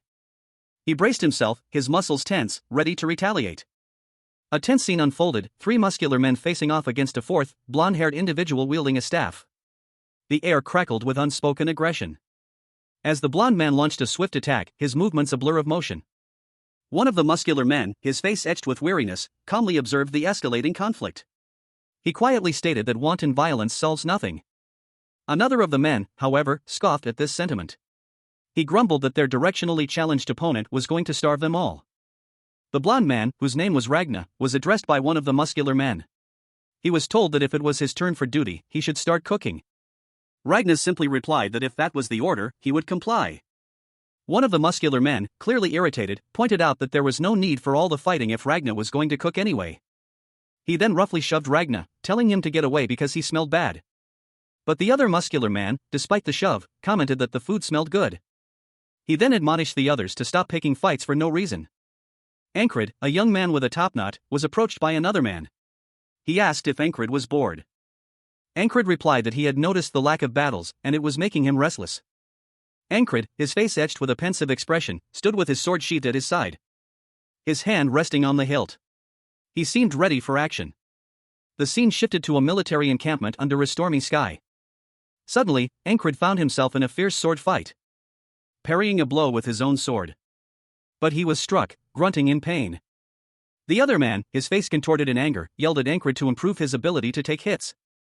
Ankrid, a young man with a burning desire to become a knight, found himself plummeting from a great height, the wind whipping past his face. His body braced for impact as he hurtled towards the earth. Below, a fierce battle raged between him and a hulking opponent, their swords clashing in a shower of sparks. He landed nimbly, rolling to absorb the force of the fall. Despite the jarring impact, Ankrid quickly regained his footing, his eyes locked on his adversary. A determined glint in his eyes. "Keep my cool," he muttered to himself, sweat beading on his brow. Ankrid's opponent lunged, his sword whistling through the air. But Ankrid reacted instantly, his movements a blur of speed and precision. With a swift, powerful strike, he deflected the blow. And countered with a fierce riposte, his blade aimed at his opponent's heart. "And use my hearing to block hits," he thought, his focus unwavering. Ankrid's strategy was paying off, he was beginning to gain the upper hand. And then, a sudden, unexpected development. Ankrid, a man perpetually striving to achieve his lifelong dream of knighthood, found himself in a familiar yet extraordinary predicament. He reflected on the countless hours of training he'd endured across his numerous deaths and rebirths. A culmination of his relentless efforts across hundreds of lifetimes. A sudden, sharp pain jolted him from his thoughts. He braced himself for the attack, his eyes narrowed in focus. A hulking figure, his opponent, lunged forward with brutal force. The enemy's blade flashed, aiming for a fatal blow. But Ankrid, with the reflexes honed over countless repetitions, effortlessly dodged the strike, countering with a swift, precise movement. His sword meeting the enemy's weapon with a resounding clang. The clash of steel echoed through the air as Ankrid pressed his advantage. A brutal exchange of blows continued. Until, with a final, decisive thrust, Ankrid's blade found its mark. Ankrid, his body racked with pain, was sent sprawling across the ground by a powerful blow. His opponent's attack had been swift and brutal. A blur of motion that left him disoriented and gasping for breath. Tears welling in his eyes as he struggled to regain his composure. His opponent, a figure shrouded in shadow, moved with terrifying speed, closing in for the kill. With a swift, precise movement, the attacker launched a devastating kick, connecting with Ankrid's midsection with bone-jarring force, sending him flying backward with a pained groan. The attacker, his face partially obscured, spoke with a hint of disappointment. He commented on Ankrid's recent improvement, but noted that his performance today was underwhelming. He questioned what had caused Ankrid's sudden lack of effectiveness. Ankrid, a young man with a lifelong dream of knighthood, found himself once again facing the same brutal end. He mused, "That same stab bores me already. Anything new?" But then, a profound realization washed over him, "But now I know." Tears streamed down his face as he clutched his sword. He felt different, fundamentally changed by the cycle of death and rebirth. A newfound resolve hardened his gaze as he stood beneath a solitary tree, his sword resting at his side. He was different than before. The weight of his past deaths gave way to a surge of understanding. He could repeat everything, hundreds, thousands of times. To go forward. His eyes burned with a fierce determination. Ankrid's gaze hardened, his voice a low growl. Come at me again. I'll properly destroy you this time. His opponent, a man with silver hair, watched him with a mixture of apprehension and disdain. He thought, his skills are completely lacking. Ankrid's eyes, however, held a chilling resolve. He thought, but I don't get sick of it, seeing those eyes. The silver-haired man felt a shiver run down his spine. A gruff voice echoed, the words laced with barely concealed menace, after you leave a dent on me. The speaker was revealed, a powerfully built man with graying hair tied back in a topknot, his expression a mixture of arrogance and anticipation. He held a large axe casually, his posture radiating confidence. The sky darkened, rain beginning to fall in sheets. The downpour intensified. As two figures clashed in the midst of the storm. One, wielding a sword, faced the axe-wielding man from before. The scene shifted to a lone tent, battered by the relentless rain. Inside, a man with short brown hair watched the storm from a window, his arms crossed, a thoughtful expression on his face. Outside, the rain showed signs of stopping. A narration box appeared, stating, the rain starts and stops at will. Beside him, a woman with long brown hair watched him with a mixture of concern and amusement. Ankrid, a young man with vibrant red hair, stood beside a companion with dark hair, both looking frustrated. How many times am I going to have to cancel my duels because of the rain? Ankrid grumbled, his annoyance evident. He looked down at his belongings, a hint of impatience in his posture. A cold sweat beaded on his brow as he muttered, I'd believe it if someone said they cursed us. His companion, whose name was Vengeance, asked, what curse? Ankrid responded, didn't you hear the rumors, squad lead? Vengeance's eyes narrowed in thought. Now that I think of it. A third figure, a man with short brown hair and a beard, appeared, his expression grim. He was thinking, Vengeance was talking about something. And then stated, our encampment is cursed. Ankrid sighed, leaning back. Bo, rotten, they're all hurt. People are saying that we're cursed because of all that. The narrator observes, the temperamental weather only added fuel to the rumor fire. Ankrid, a young man with determined eyes and brown hair, stood silently at the entrance. He mused to himself that he needed to blend in, to go unnoticed.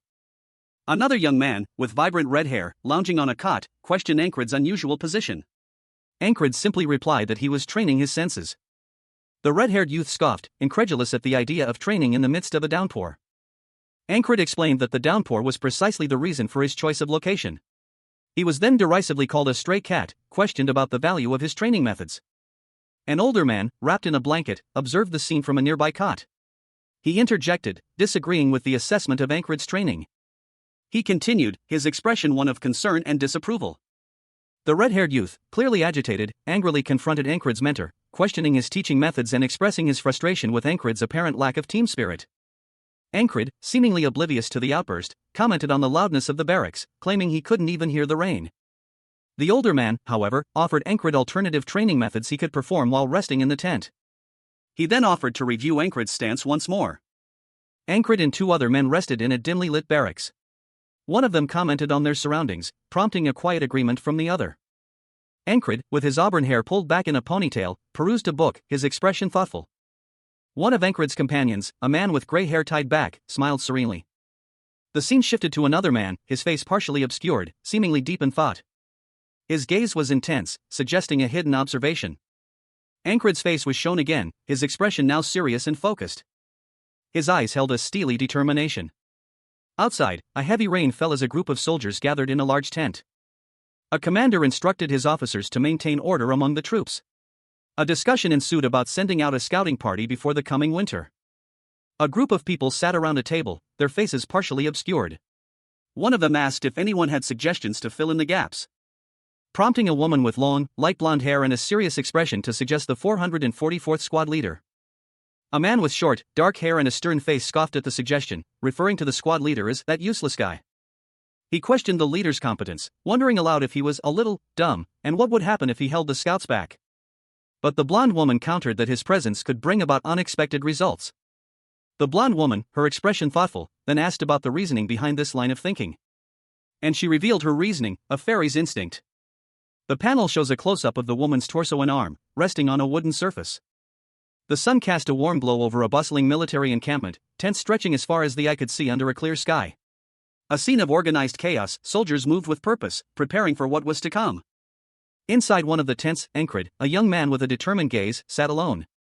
A single thought echoed in his mind. He trailed off, a wave of uncertainty washing over him as he looked across the table at a stern-faced, older man with silver hair, dressed in the attire of a high-ranking officer. The tension in the room was palpable. Encred's expression shifted as he processed the officer's words. The news was unexpected. Being sent to the scouts was not what he had envisioned for his future. The sun beat down on a bustling military encampment, tents stretching as far as the eye could see under a bright, cloud-dappled sky. A scene of organized chaos, soldiers going about their duties amidst the preparations for what promised to be a significant campaign. Inside a sturdy tent, Encred, a young man with a determined gaze and a sword at his hip, stood before a stern-looking officer seated at a table strewn with scrolls and empty goblets. He seemed to be receiving unwelcome news. His expression was one of quiet apprehension, a hint of worry clouded his usually bright blue eyes. The officer, a woman with striking silver hair and pointed ears, regarded him with a calculating expression. She spoke, her words carrying an undercurrent of displeasure. Back in the tent, Encred's sword lay on a table next to a pack, the scene suggesting a hasty departure. The officer's words echoed in his mind. He questioned the reason for his assignment to the scouts, his confusion evident in his posture. He was clearly bewildered by the accusation. A second soldier, with vibrant red hair, offered a cynical explanation, implying Encred had somehow angered the company commander. The implication hung heavy in the air. Encred, the eternally regressing knight, found himself once again staring death in the face. A cold sweat beaded on his brow as he thought, she's not going to kill me. But the elven woman before him, her expression unreadable, held a dagger poised menacingly close to his chest.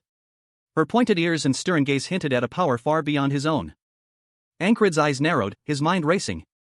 He wondered, now that Krang has left, right? He turned to leave, but a concerned voice stopped him. You're really going?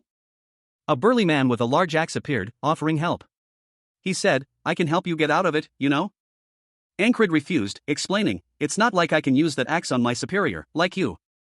The burly man chuckled, hey now, I wouldn't tell you to do something like that. Another young man, with fiery red hair, chimed in, you'd better not do it either. You have a history of doing things like that. Encred, exasperated, addressed the burly man as father, questioning his methods. He pleaded, why do you test your poor servants? Please do not take our precious little squad leader from us. Encred, still shaken, could only manage a single, weak word, I. Encred, a young man with blonde hair styled in a unique braid, sat with a pensive expression. His eyes, though open, held a weariness that belied his age. The word Sierstead floated above him, a cryptic message. He listened to an unseen speaker, a conversation unfolding around him. The words, others, maybe, but not you. Ragna is a bit, trailed off, leaving the meaning deliberately vague. The scene shifted to a group of men, one of whom, with fiery red hair, questioned another, asking, are you trying to get lost? A man with dark hair and intense eyes listened intently as the red-haired man continued, implying that someone had said they were supposed to scout the tall grass fields. The red-haired man, now the focus, offered advice, pay attention to the changes in the grass noises. That's the first step in overcoming an ambush, he explained, emphasizing the importance of noticing disturbances. A muscular, older man with graying hair reacted angrily. He shouted, that sneaky bastard thinks he can teach you again. He addressed another unseen person, exasperatedly commanding, I told you to stop teaching him weird stuff. The dark-haired man, seemingly troubled, contemplated the situation. His internal monologue questioned, nobody will prevent them from fighting once I'm gone. He continued his internal debate, is it right to leave them here? But even I agree that there's nobody better suited than me. Encred, a young man with a determined expression, sat amidst a bustling army camp, his hands calloused from constant work. He was surrounded by fellow soldiers, their faces etched with varying degrees of weariness and anticipation. After enlisting, his lackluster skills meant he was constantly shuffled around, filling in for others wherever needed. The only place he seemed to find any real use was... Suddenly, a hulking, shirtless man with a battle-axe lunged at Encred, roaring an insult. The sheer force of the attack sent a shockwave through the air. Encred barely had time to react before being sent sprawling. He rolled, narrowly avoiding a second blow, his eyes wide with a mixture of fear and determination. He drew a dagger, his grip tightening. He braced himself for the inevitable. The attacker's eyes widened in surprise as Encred moved with unexpected speed and agility, dodging the axe blow with a sudden burst of speed. A swift counterattack followed. Ankrid, using his superior speed and agility, managed to disarm the larger man, leaving him vulnerable. He moved with a newfound grace and precision. He then used the man's own axe against him, knocking him to the ground with a decisive blow. Ankrid, a young man with a determined gaze, lay on the ground, his body battered and bruised. His breath hitched in his throat as he struggled to rise. He had been leading his squad of soldiers, a ragtag group he affectionately referred to as leftovers. His face was etched with exhaustion, but his eyes held a flicker of defiance. He held a large axe, its head slightly damaged. "Give it a rest," he muttered to himself, his voice barely a whisper. A gruff voice interrupted his thoughts. "Squad leader," the voice boomed, filled with a mixture of concern and exasperation. Ankrid looked up to see the speaker, a burly man with a short beard, his face a mask of worry. "Are you brave or stupid?" the man asked, his tone sharp but laced with a hint of admiration. Another soldier, this one with longer brown hair, chimed in. "You should be thanking him. Otherwise, you'd have another hole in your heart." Ankrid, despite his injuries, smirked slightly. "My ass, your head would have fallen off first, you stray. These goons are really skilled, so we can't lose them," he mused, his eyes narrowing in concentration. He continued his internal monologue. "Compared to them, I'm not much of a loss in combat power. There's no need for this sudden contemplation." The night sky, a vast expanse of stars and two moons, hung above the camp. A daytime shot of the camp showed tents and a catapult. "I know where I stand in terms of skill," Ankrid thought, a newfound resolve hardening his gaze. The sun shone brightly over a verdant landscape, the scene peaceful and idyllic. A group of soldiers, clad in simple brown uniforms, marched along a narrow path through a dense forest. They moved with a determined purpose, their backs to the viewer.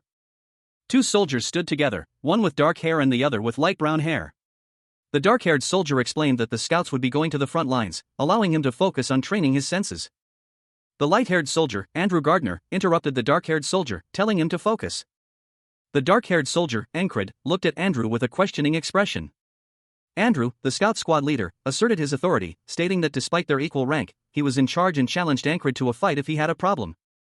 A close-up on Andrew's hand as he gestures emphatically.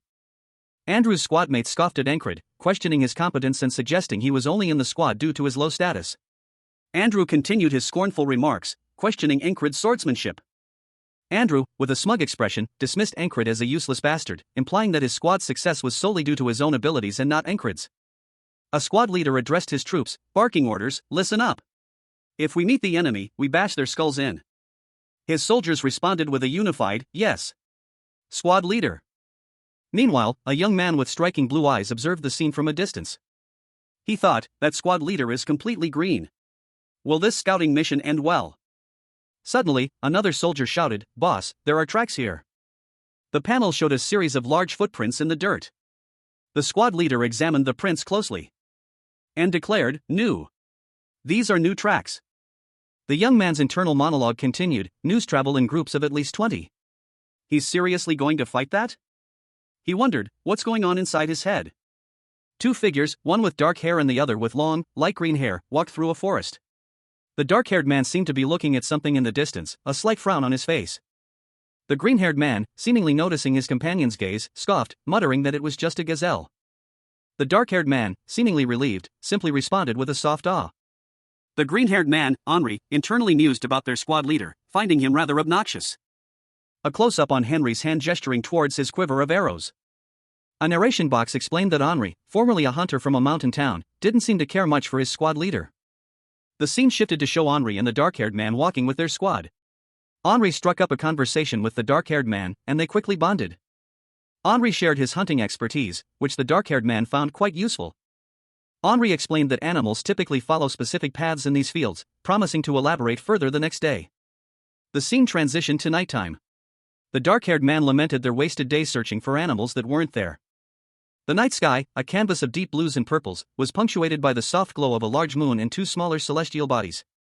Below, the silhouette of a dense forest stood against the twilight. Ankrid, a young man with light brown hair, stood over a fallen figure, his brow furrowed in thought. He clutched his sword, a troubled expression etched on his face. He muttered to himself that it was undoubtedly a nightmare. He looked down at the sleeping form beside him, his anxiety growing, a cold sweat beaded on his brow as he grappled with the unsettling reality of his situation. The sky above shifted from night to day, a stark contrast to the darkness he had just experienced. Ankrid began to walk, his boots crunching on the dirt path.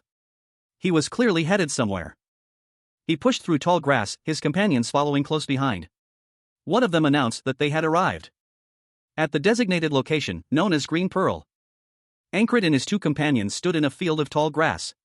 One of them, a man with dark hair, spoke again, referring to the location by its less formal name. The uselessly tall grass field. A wide shot of a verdant field stretching to the horizon, under a pale sky.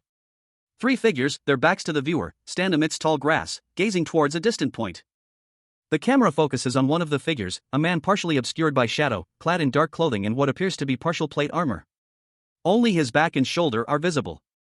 A reddish-haired man, his face contorted in a grimace of determination, addresses his companions. He declares that they will cross the field, find the enemy scouts, bring them back as prisoners, and be rewarded for their efforts. His subordinate, whose hand is clenched into a fist, responds with a curt, "Yes, boss." Two of the men, now moving through the tall grass, exchange worried glances. One, armed with a bow, questions the wisdom of their current course of action. The other, more stoic, explains that it is the squad leader's command. The squad, now fully visible, moves stealthily through the tall grass toward their objective. The redhead, observing from a distance, comments on the difficulty of traversing the tall grass, initially expecting the squad to give up soon. He is surprised by their continued persistence. The redhead notes that the squad is taking the mission seriously and is not complaining. Ankrit and his companion, a knight clad in leather armor and carrying a bow and quiver, traversed a verdant path. The knight noted the lack of animal droppings, a detail that seemed to concern him, prompting him to question whether this was a significant issue. His concern was well-founded. The absence of animal droppings indicated a lack of animals in a region where food was plentiful for them. A disturbing anomaly in this seemingly idyllic landscape. The path ahead wound through tall grass, the stillness of the scene only amplifying the growing unease. Suddenly, the ground trembled. A massive paw, tipped with wicked claws, emerged from the tall grass. A predator's presence revealed with terrifying suddenness. Ankrit's eyes widened in alarm, his face contorted in a mask of fear as he braced for the attack. A swift, desperate movement to evade the imminent danger. The beast lunged, its jaws snapping shut just inches from Ankrit's shoulder. The creature was a large panther-like predator with glowing blue eyes. Ankrit's eyes snapped open, his pupils dilating as an unnatural blue light filled his vision. A chilling premonition washing over him. He roared a warning, his voice laced with urgency. Everyone needed to get down. Instinctively, he shoved a fellow knight to safety, a desperate act of self-preservation in the face of impending doom. But it was too late for him. A searing pain shot through his side, as a bolt found its mark, piercing his flesh. Another knight fell, a victim of the unseen enemy's precise aim. Terror seized the remaining knights as they realized the extent of the ambush. A guttural cry of fear escaped one of them.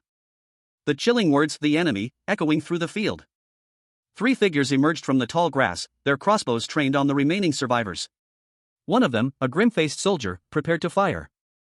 A desperate cry of "run," cutting through the air as the final moments of the ambush unfolded. Ankrit, a young man with a determined gaze, found himself surrounded. A squad of heavily armed soldiers, clad in dark green cloaks and steel helmets, emerged from the tall grass, their weapons glinting menacingly in the dim light.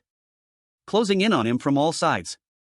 One soldier, armed with a bow and arrow, took aim, his expression grim. Another soldier, sword drawn, prepared to strike. Ankrit, his face etched with grim determination, crouched low, his eyes scanning for an opening. He knew this was a fight for survival, and he would not go down without a fight. The soldiers attacked, their blades flashing. Ankrit barely managed to dodge a blow, a grunt escaping his lips as he rolled away from the impact. Drawing his own sword in a swift motion, he was ready to fight back. Ankrit moved with surprising speed and agility, deflecting blows and countering with deadly precision. One soldier fell, an arrow piercing his shoulder. Another stumbled, his sword knocked from his grasp. Ankrit's eyes burned with a fierce intensity, his breath ragged but his resolve unwavering. With a final, desperate lunge, he dispatched the remaining soldiers, leaving them scattered and wounded on the ground. The scene was silent, save for Ankrit's heavy breathing. He had survived, but at a cost. He stood amidst the fallen soldiers, his body aching, his clothes torn, but his spirit unbroken. Ankrit had proven his worth, but the path to knighthood was far from over. Ankrit, a young man with the unwavering determination to become a knight, found himself plummeting through the air. The world a blur of golden light and tall grass as he fell towards an unseen danger.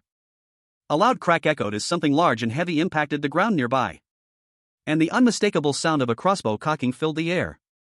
Ankrit's eyes widened in alarm, a cold sweat beaded on his brow as he braced for impact. He realized, with a surge of adrenaline, that the listening technique he'd learned from Jackson was proving invaluable in this dire situation. He narrowly dodged the incoming bolt. But another followed swiftly on its heels. A second bolt, aimed with deadly precision, found its mark. Ankrid, sweat dripping from his brow, frowned. The incessant noise was unsettling. It was only helpful. Suddenly, a volley of spears hurtled towards him. Each one aimed to pierce his flesh. But Ankrid barely flinched as the projectiles impacted his body. Blood welled up around the embedded spears, but he remained standing. He knew an ambush was coming, but the others didn't heed his warning. One of them angrily retorted, wanting to know why he should listen to Ankrid's advice. Ankrid's grim expression showed his resignation. He knew they wouldn't listen. He knew there was no way they would listen to him. Ankrid, a young man with aspirations of knighthood, found himself alone in a field, contemplating his escape. He wondered if he needed to find a way to make it out alone. His thoughts were interrupted by a sudden realization. It was an ambush. He had tried to escape using a different path, but his enemies had once again intercepted him. One of the attackers lunged, striking Ankrid with a spear. The spear piercing his armor and embedding itself in his chest. Blood flowed freely. Despite the pain, a calm resolve settled over Ankrid. He reassured himself. With renewed determination, Ankrid prepared for another attempt. He saw another attacker preparing to fire a crossbow bolt. The bolt hurtling towards him. The bolt struck Ankrid, ending his life once more. Ankrid, a young man with a burning ambition to become a knight, found himself in a desperate situation. Surrounded by a volley of crossbow bolts, he was struck repeatedly, his body riddled with arrows. His life, and his dream, seemed to slip away. He fell, the world spinning as he desperately tried to evade the deadly hail of projectiles. But even as he moved to avoid the crossbowmen, he stumbled into a squad of spearmen, his escape cut short. His vision blurred, his strength failing him as he collapsed to the ground. In the distance, a figure emerged, their voice echoing through the darkening landscape, "Find them." Despite his best efforts to evade his pursuers, Ankrid found himself relentlessly hunted, his every move anticipated. He was wounded, exhausted, and surrounded. His breath hitched in his throat as he braced himself for the inevitable. Peering through the tall grass, Ankrid noticed something peculiar. The uniforms of his pursuers were dyed green, suggesting a carefully planned ambush. A chilling thought crossed his mind: what's there to guard in a field like this to be this prepared? The sheer scale of the ambush was unsettling. And with a final, desperate cry, Ankrid fell, his body impaled by a final barrage of spears. His life ended, once again. The scene opens with a view through tall, sharp grasses, revealing a glimpse of a distant, fiery sunset over a tranquil village. A close-up on a spear, its point gleaming, suggests imminent conflict. The camera focuses on a tattered banner, dark and orange, billowing in the wind, hinting at a battle's aftermath. The banner whips violently, the movement suggesting a sudden, powerful force. Ankrid, his face contorted in pain, is shown from a close-up perspective, his eyes wide with shock. He is shown falling, a sword slicing through the air, narrowly missing his head. The blade's trajectory suggesting a near-fatal blow. Ankrid lies on the ground, wounded, his eyes filled with a mixture of pain and disbelief. He mutters, "These Aspen bastards." A pool of blood spreads across the ground near Ankrid's hand, emphasizing the severity of his injuries. Ankrid's thoughts are revealed. What are they hiding here? A squad leader barked orders to his men. He insisted that they cross the field and find the enemy scouting party, bringing them back as prisoners to claim their reward. But a weary soldier countered that they had already tried this dozens of times. Another soldier, grim-faced, added that once they went in, there was no chance of coming out alive. Ankrid, the squad leader, stared intently into the distance. He needed to find out what lay ahead. Because if he gave up on his objective, he wouldn't have to die. His men watched as Ankrid stood resolute. They questioned if this might be the end of this today. Ankrid, however, silently declared that it would not be. He would not run from this wall. Ankrid's squad, a group of young knights in training, stood amidst tall grass. One of them, clearly the squad leader, was berated by a superior officer. "Hey, you useless squad leader. What are you waiting for?" the officer demanded. Another knight tried to intervene, attempting to de-escalate the situation.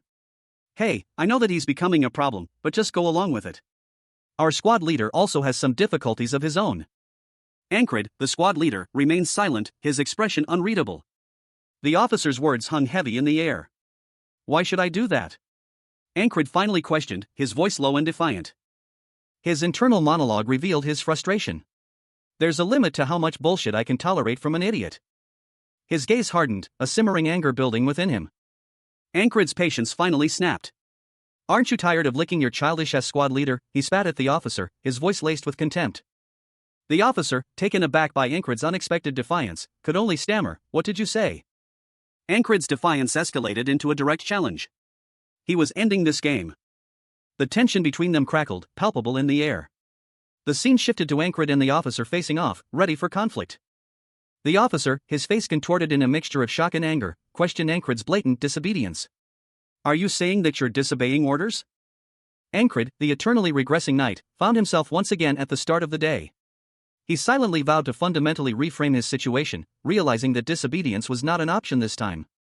He knew he wouldn't survive alone. This time, he would take charge. Ankrid's resolve hardened. He would give the commands from now on.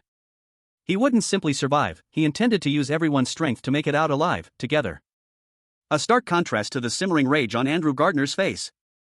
The narration box identified Andrew Gardner, the scout squad leader, as one of the longest survivors, along with another soldier in Henri. The soldier, in particular, was noted for his toughness in battle. A fact confirmed by the next panel. Despite his skill, the soldier remained close to Ankrid, leading others to believe he was acting as a bodyguard or babysitter. Andrew Gardner challenged Ankrid to a duel, stating that if Ankrid could beat him, he would be proven worthy. He commanded Ankrid to draw his sword. An observer, unseen in the panel, noted the unusual sight of a soldier with a bodyguard, remarking that such protection was not typical for ordinary soldiers. Their attention was drawn to the bodyguard's posture, which suggested a high level of combat training. The bodyguard, a young man with reddish-brown hair, stood alert, his hand resting on the hilt of his sword. He was clad in simple but sturdy leather armor. The observer continued their assessment, pondering the bodyguard's surprisingly high skill level for someone seemingly lacking in experience. They speculated that he might be the son of a wealthy lord or someone of similar high standing. However, they quickly dismissed this theory. If he were from a privileged background, the observer reasoned, he wouldn't be so driven to achieve results quickly. The scene shifted to the bodyguard, Ankrid, lying on a makeshift bed, a look of weariness etched on his face. He appeared to be resting after a strenuous activity. The observer, still watching from afar, considered another possibility: perhaps Ankrid was a fallen noble, stripped of his title and position. Ankrid's superior officer approached, criticizing his seemingly low skill level despite his surprisingly high rank. The officer accused Ankrid of being a lazy loser who only hoped to get paid without putting in the effort. Despite the harsh words, the officer admitted that he had to follow Ankrid's orders, regardless of his opinion of the man. Ankrid, his face grim, declared that he was different from his superior, emphasizing that he had a mission to fulfill. Ankrid swiftly silenced his superior with a sharp rebuke, cutting him off mid-sentence. Ankrid, a young man with a burning desire to become a knight, stood defiantly before his opponent. His arms were crossed, his expression resolute. "Come at me," he declared, "I won't need my sword." He launched a swift, unexpected attack. A blur of motion that left his opponent reeling. But Ankrid noticed something. His opponent, though clearly surprised, seemed to be holding back. "But he's obviously looking down on me," Ankrid thought, a flicker of annoyance crossing his face. Ankrid's opponent lunged forward. And Ankrid effortlessly parried the blow, his movements precise and controlled. Countering with a swift strike of his own, revealing the arrogance and carelessness of his opponent. The clash of steel echoed through the air as Ankrid's counterattack connected with a resounding clang. Ankrid's strike sent his opponent sprawling to the ground, defeated. Ankrid, a young man with a determined yet anxious expression, gripped his sword tightly. His brow furrowed in concentration as he braced himself for an unseen threat. Suddenly, a powerful blow impacted him, sending him sprawling to the ground. A pained groan escaped his lips as he crashed into the earth. He attempted to regain his footing, but the impact had left him reeling.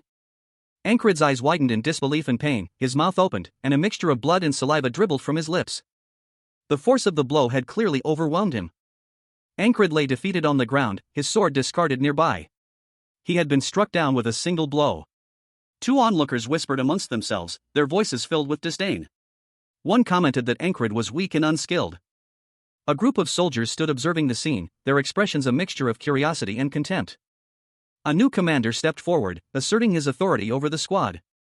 Ankrid, a young man with dark hair and intense eyes, stood amidst the tall grass, a look of dawning realization on his face. Beads of sweat dotted his brow, betraying his inner turmoil. A scar marred the cheek of another man, his gaze fixed on something unseen, a grim determination etched into his features. Henri, his face contorted in pain, knelt on the ground, a trickle of sweat running down his temple. He was clearly exhausted. His breath hitched in his chest as he struggled to regain his composure, the weight of his failure heavy upon him.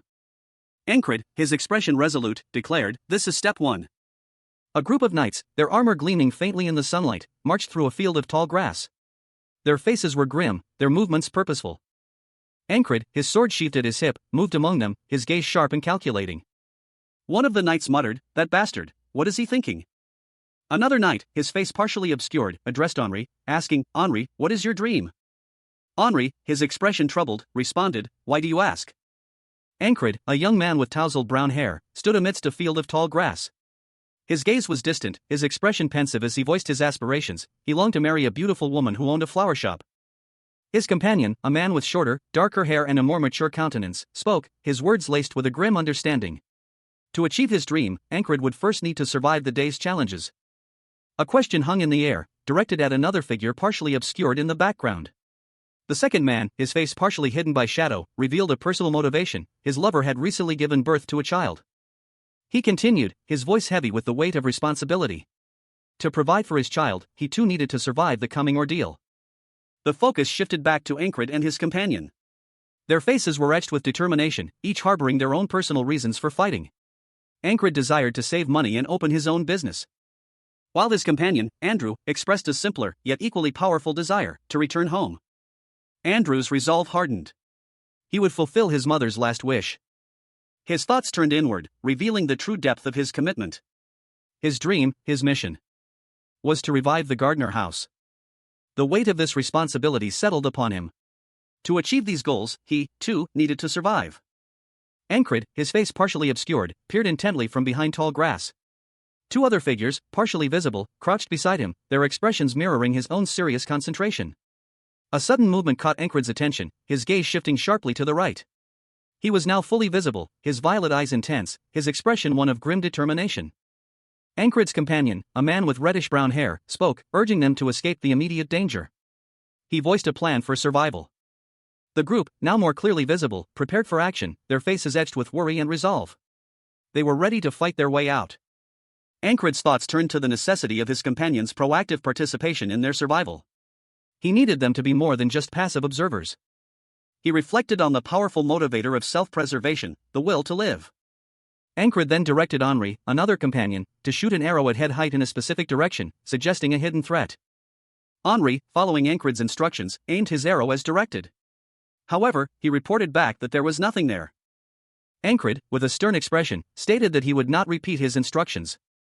Ankrid, a young man with a determined glint in his eyes, pointed a finger forward, his command sharp and clear, "Shoot." He nocked an arrow, aiming with practiced precision, releasing it with a powerful draw that sent the arrow hurtling towards its target. The arrow flew true, but as it neared its mark, a realization struck Ankrid, "I thought wrong." His shot was deflected, and he was suddenly thrown off balance, as he found himself surrounded. "Ambush!" he exclaimed, his voice filled with alarm. He saw two figures emerge from the tall grass, their faces contorted in anger. Enemies? Ankrid reacted instantly, drawing his sword and sprinting away. One of his pursuers hot on his heels. "What?" He stumbled, cursing under his breath, "Damn." Ankrid's internal monologue echoed a single, unwavering resolve to gain the upper hand in battle. He found himself amidst a field of tall grass, facing three opponents. Their swords gleamed menacingly in the fading light.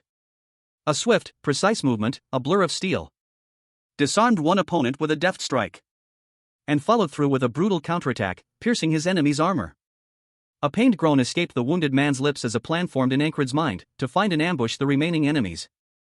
Ankrid, his sword stained crimson, stood resolute, his gaze unwavering. The battle was far from over. Ankrid, a young man with a determined gaze and a hint of weariness in his eyes, harbored a lifelong dream, to become a knight.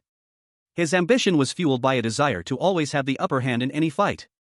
He found himself amidst a fierce battle, surrounded by several opponents wielding swords. The clash of steel echoed through the golden wheat field. Ankrid moved with surprising speed and agility, dodging a blow, countering with a swift strike of his own. But his opponent was stronger, and Ankrid was sent tumbling to the ground. He barely had time to react before another blow landed, piercing his armor, a desperate cry escaping his lips as he felt the cold sting of death. His comrades, witnessing the scene, knew they needed a strategic advantage. They resolved to find a way to ambush their enemies. Ankrid's lifeless hand fell to the ground, his life extinguished in a flash of violence. Ankrid, a young man with short brown hair, found himself in a desperate situation. He was falling from a great height, his sword clutched tightly in his hand. A wave of golden energy surged around him as he exclaimed, "What is that?" A heavily armored figure, only partially visible, loomed above him, their long blonde hair flowing in the wind. A chilling command echoed from behind the helmet, "Kill them." The armored knight lunged, their attack a blur of motion. Their sword connecting with Ankrid with a sickening thud. Ankrid cried out in pain as blood splattered across his chest. Ankrid, despite the grievous wound, managed to roll away, narrowly avoiding another strike. He saw another figure, cloaked and mysterious, approaching. The knight, momentarily distracted, was struck from behind. Ankrid thought, "If I bring Andrew." The cloaked figure delivered a swift, decisive blow, ending the knight's life. A narration box appeared, stating, "His bodyguard will obviously follow." The cloaked figure then turned their attention to Ankrid, who braced himself for another attack. A brutal strike landed, sending Ankrid flying. The scene ends with Ankrid's pained expression. Ankrid's chances of success were significantly higher now that he could relive the day repeatedly. Ankrid, a young man with short brown hair, moved with surprising speed and agility, his movements a blur as he engaged in combat. His swift actions were a testament to his rigorous training. The enemy, originally 12, had been reduced to 8. Suddenly, a cry of alarm pierced the air. "Ambush! It's an ambush!" Ankrid found himself surrounded. "Over here, come over and help now," one of his companions shouted, panic evident in his voice. Damn, how many are there, he wondered, his heart pounding in his chest. He reacted instantly, his boots pounding the earth as he sprinted away from the immediate danger. The ground trembling beneath his powerful strides. Preparing for a desperate counterattack. He found himself facing a group of heavily armed soldiers, their expressions grim and determined.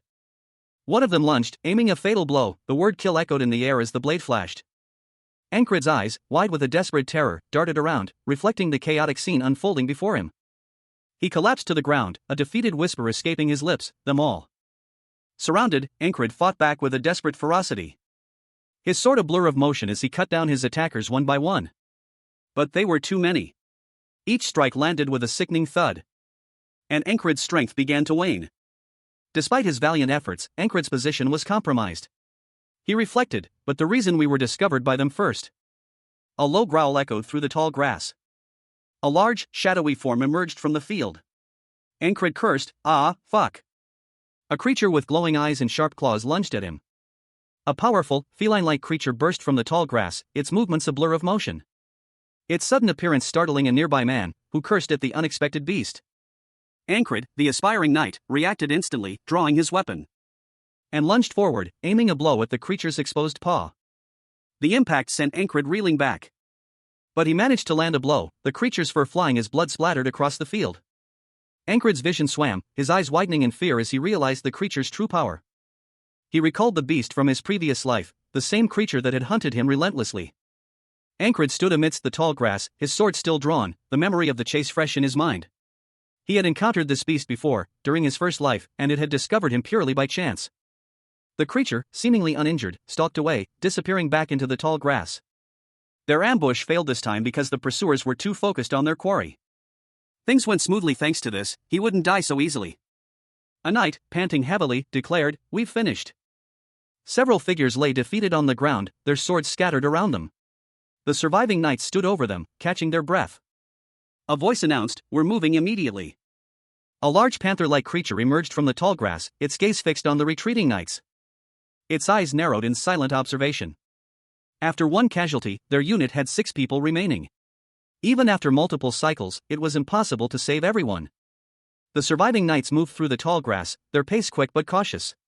However, they had the most survivors this time. Ankrid, a man whose weathered face and determined gaze hinted at countless battles, stood amidst tall grass, his worn armor and bloodied sword speaking volumes of his recent struggles. He was a man perpetually on the brink of death, yet his eyes held a flicker of unwavering resolve. He moved with surprising speed, a blur of motion as he engaged his pursuers. His blade a silver streak against the golden backdrop of the field. The clash of steel echoed through the air as he effortlessly deflected blows and countered with deadly precision. Ankrid's repeated deaths had granted him a unique advantage, perfect knowledge of the battlefield.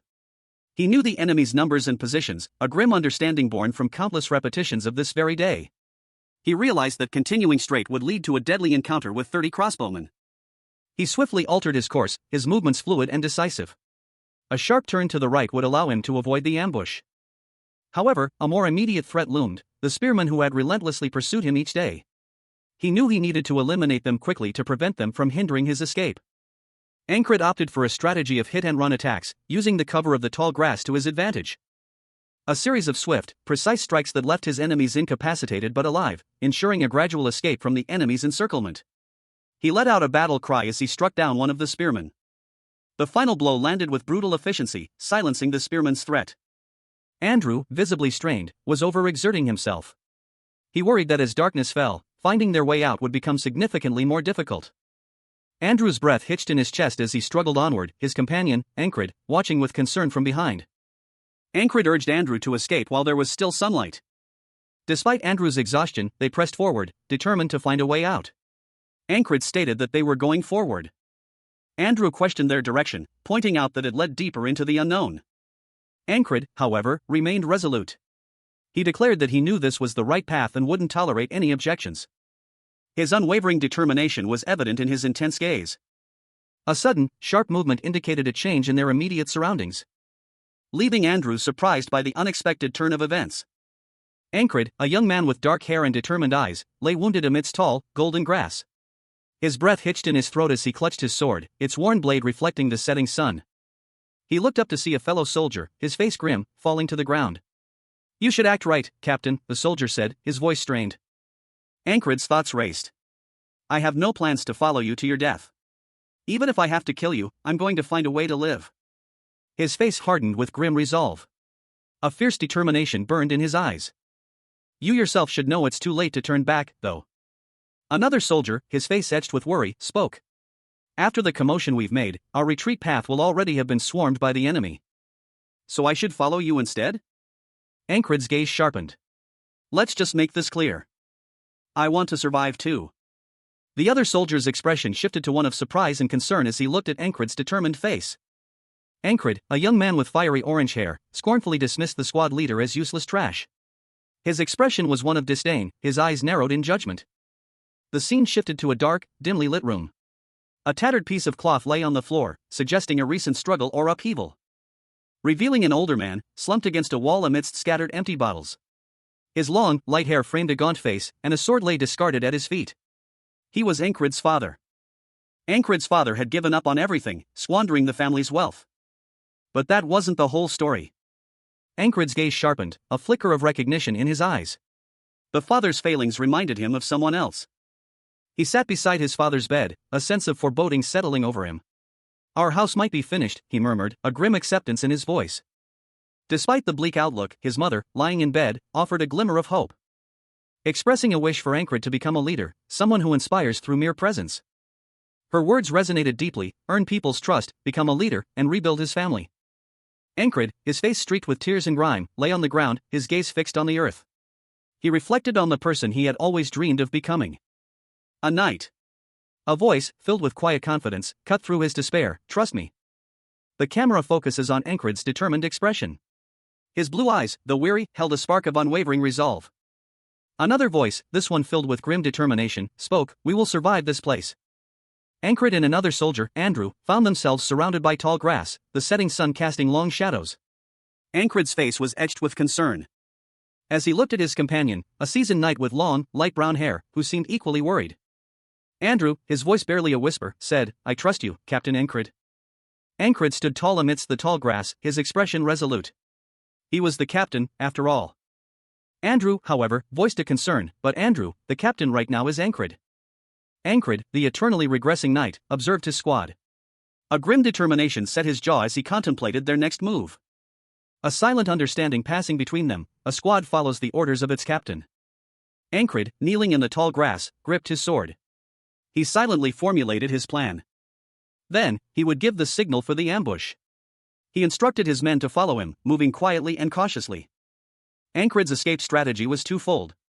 The first step was to take the initiative, to ambush the enemy and break out of the encirclement.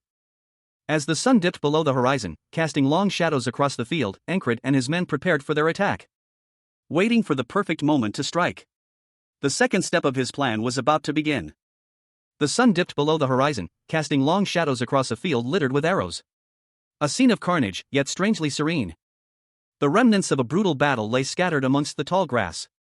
Ankrid, his face etched with grim determination, stared at the scene. He had discovered something crucial after countless repetitions of this day, a critical point in the battle. Beside him, a fellow soldier, his face pale with fear, watched with wide eyes.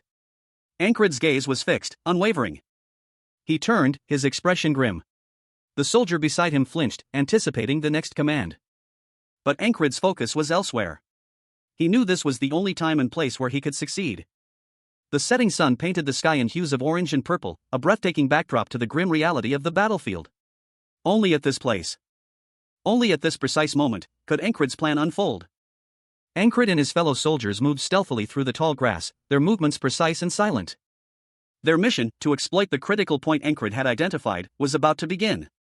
Ankrid, a young man with a determined gaze, found himself amidst a chaotic battlefield. The air crackled with tension as the sounds of clashing steel and desperate cries filled his ears. A strategic retreat was proposed.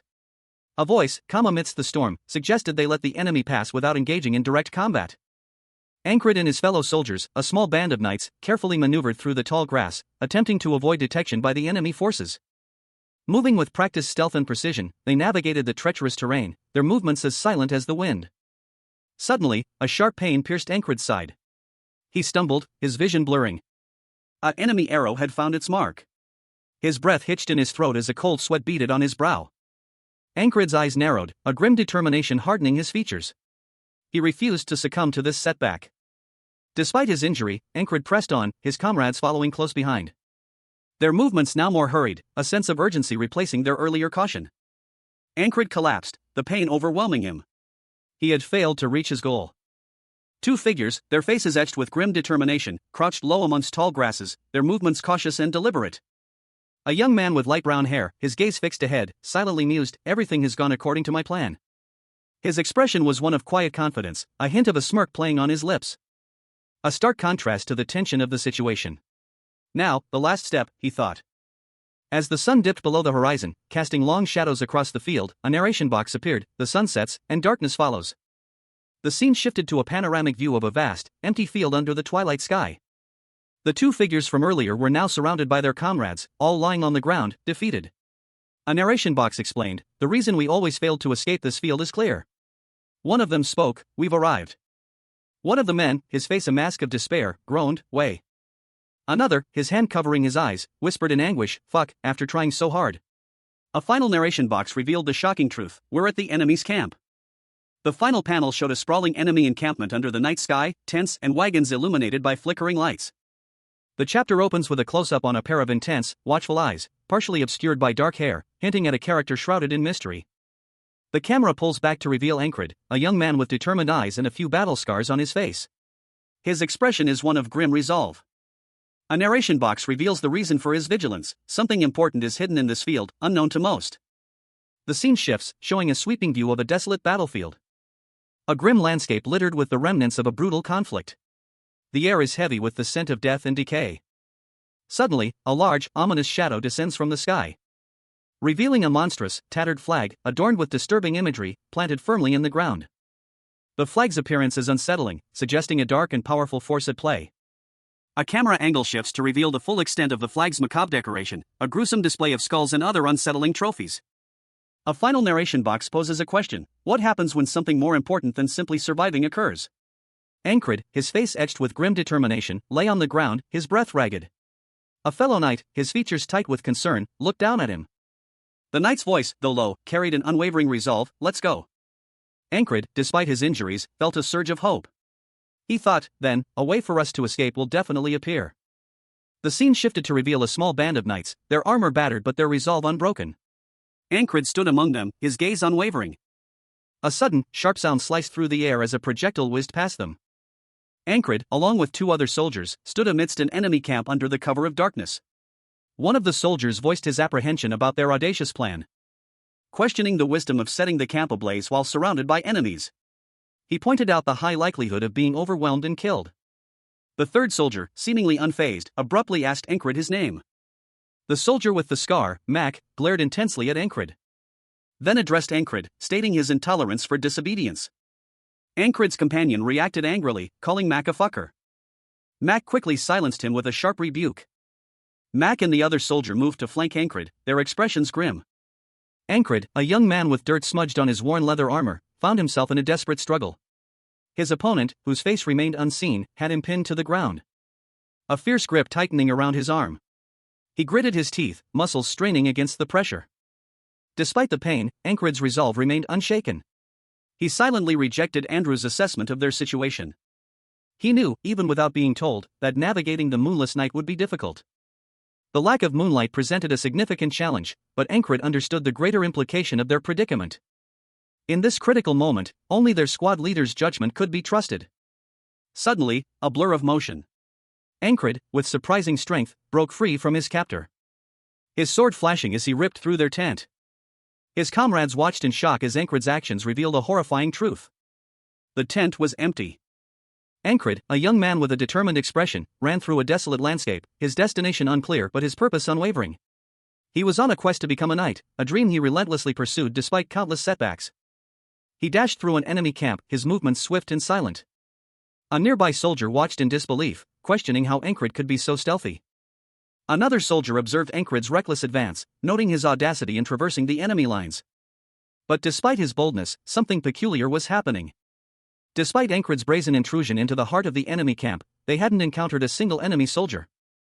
Looking back, it was clear they were indeed within the enemy encampment, leaving them utterly baffled by this inexplicable turn of events. Ankrid and the soldier paused, both equally stunned by the absence of enemy soldiers, a question hanging heavy in the air: how is this possible? As Ankrid stared at the scene before him, a chilling realization washed over him. He was in the middle of the enemy camp, yet there was no sign of resistance. A cold sweat beaded on his brow as his breath hitched in his throat. Ankrid, a young man with determined eyes and a hint of a smirk, stood within an enemy camp. He muttered to himself, already familiar with the layout: I've infiltrated this camp dozens of times already. He continued his internal monologue, recalling a specific event: when I first noticed that flag and touched it. A sudden, violent clash erupted. Two Aspen soldiers, clad in heavy armor, were thrown into the air, their bodies tumbling through the air. The chaos intensified. Ankrid found himself surrounded, the weight of multiple attackers bearing down on him. The entire base focused their attention on him. He stood defiant, his body bruised but his spirit unbroken. Ankrid's thoughts raced as he observed the scene. He realized the reason for the Aspen soldiers' fierce defense: what the Aspen soldiers wanted to hide in the grass field is that flag, and protecting that flag is their main objective. The panel showed a wide shot of the camp, revealing a grim scene. Numerous corpses lay scattered around a central structure, a testament to the many battles fought over this seemingly insignificant flag. Ankrid's face was etched with concern as he considered the implications: and if that flag catches on fire? His comrades watched him with a mixture of fear and awe. One of them voiced their suspicion: did he know that this flag was already here? Ankrid's eyes widened in shock and disbelief. His internal monologue reflected his astonishment: how the hell? Ankrid, a young man with a determined gaze and a scar across his face, stared intently ahead. His eyes, filled with a mixture of weariness and resolve, hinted at a long and arduous journey. A thought bubble above a woman with long, silver hair and pointed ears revealed her internal question: did the company commander tell him? Her expression was one of intense curiosity and suspicion. She was the one who appointed this nobody here. So that means... Ankrid's lips curled into a slight smirk. He mused: the Aspen soldiers will be too busy protecting the flag. The reason why he suddenly took over control of the squad and infiltrated this enemy encampment. Ankrid and another soldier stood facing each other, a tense silence hanging between them. The other soldier's face was partially obscured, but his posture suggested unease. Was it all to complete a secret mission? The question hung heavy in the air. Ankrid's face was grim, his eyes narrowed in thought. He appeared to be weighing the implications of his actions.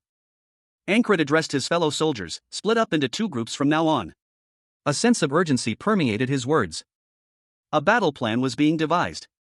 One group would act as bait, drawing the enemy's attention, while the other would initiate the attack.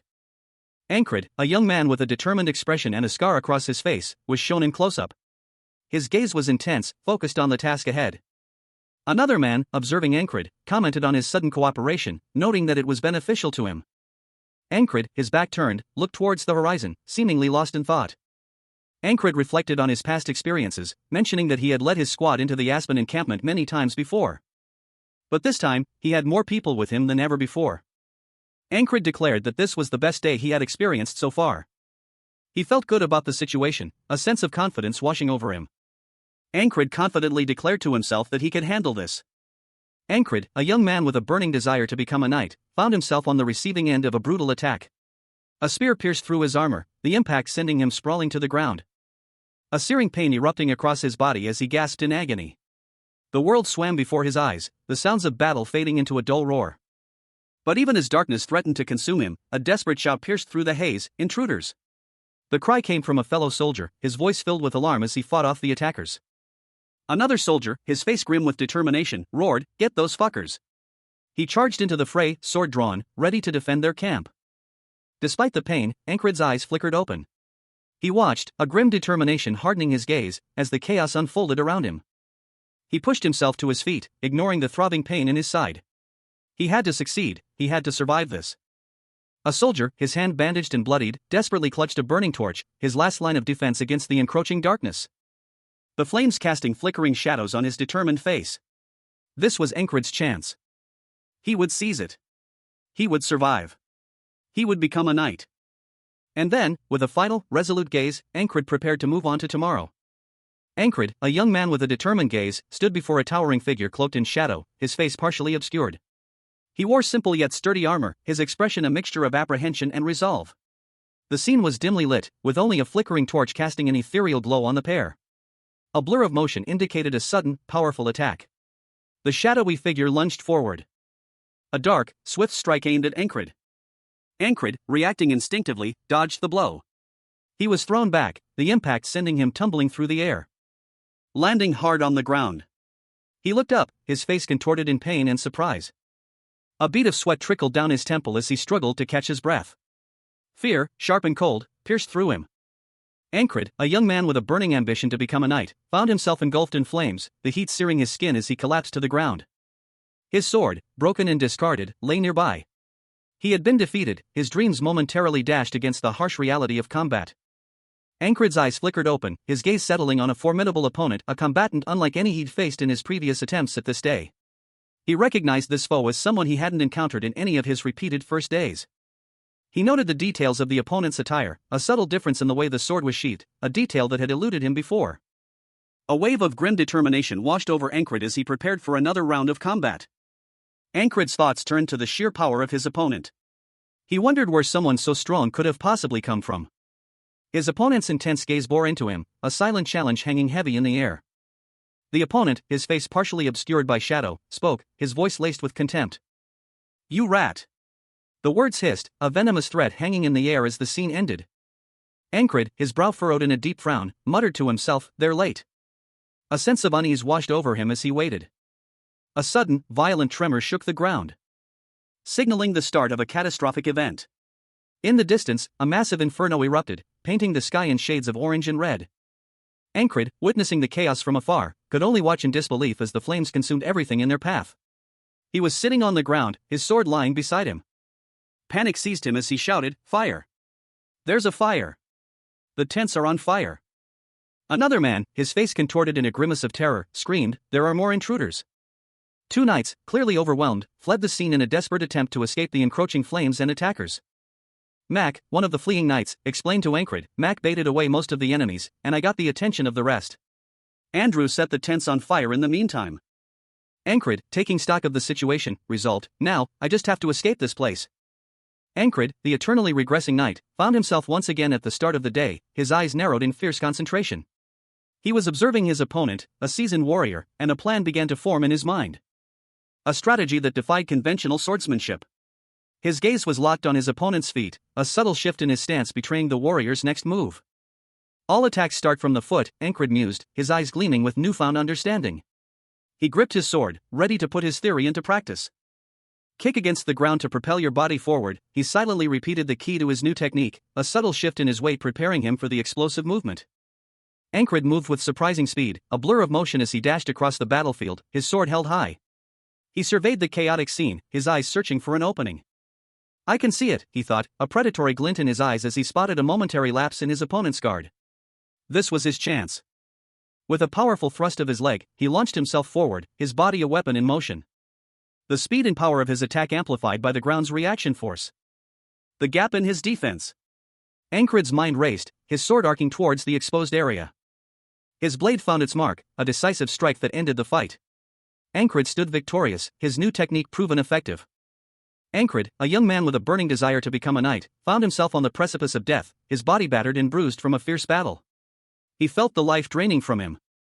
Darkness encroached, swallowing his vision as his consciousness began to fade. The world dissolved into a swirling vortex of colors?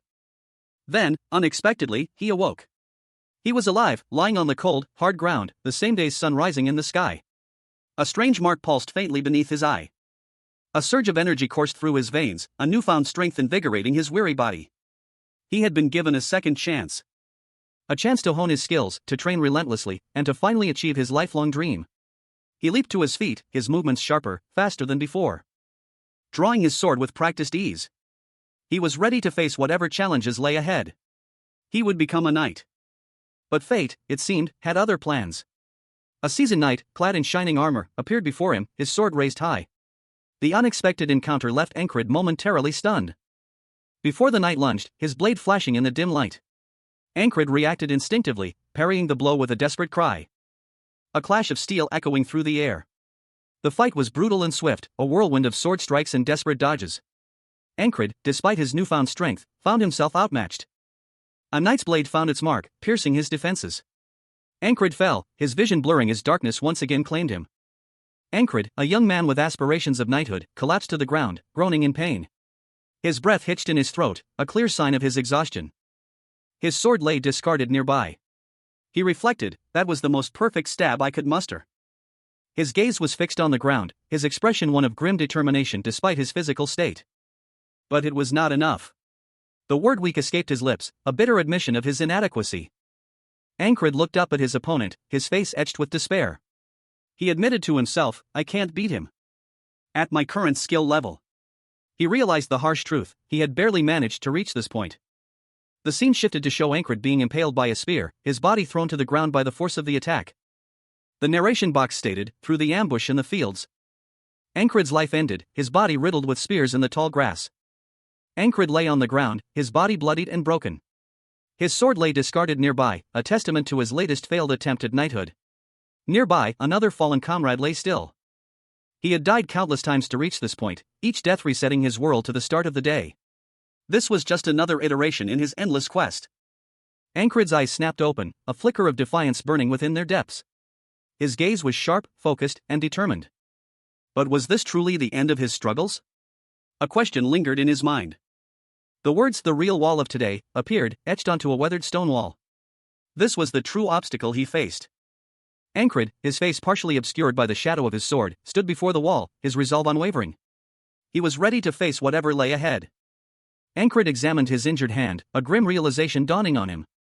He knew that challenging his opponent would lead to his unceremonious death. Forcing him to regain control of his squad, escape through the fields, and repeat the cycle countless times. He braced himself for another cycle of death and rebirth, accepting the endless repetition as the price of his ambition. Ankred, the eternally regressing knight, reflected on his past meaningless deaths. His gaze hardened, a grim determination etched onto his face. He was ready to change his fate. He stood, sword at the ready. A fierce energy emanating from him. His eyes blazing with a newfound resolve. His opponent, however, seemed amused, a cruel smirk playing on his lips. You're laughing? Ankred questioned, incredulous. The opponent's confident smile widened. I'm going to beat you. His threat hung heavy in the air, I'll cut you up and feed you to the dogs. Ankred, his face grim with determination, engaged in a fierce sword fight. His blade clashed against his opponent's, sparks flying as the two weapons met in a flurry of motion. He gritted his teeth, his resolve hardening. I will, he vowed silently, pushing himself beyond his limits. Ankred lunged forward, his body a blur of motion as he prepared for a decisive strike. The force of his attack leaving a visible trail in the air. He was determined to overcome this obstacle. Overcome this wall, he roared internally, pushing past the pain. His face, contorted with effort, showed his unwavering determination. He would not yield.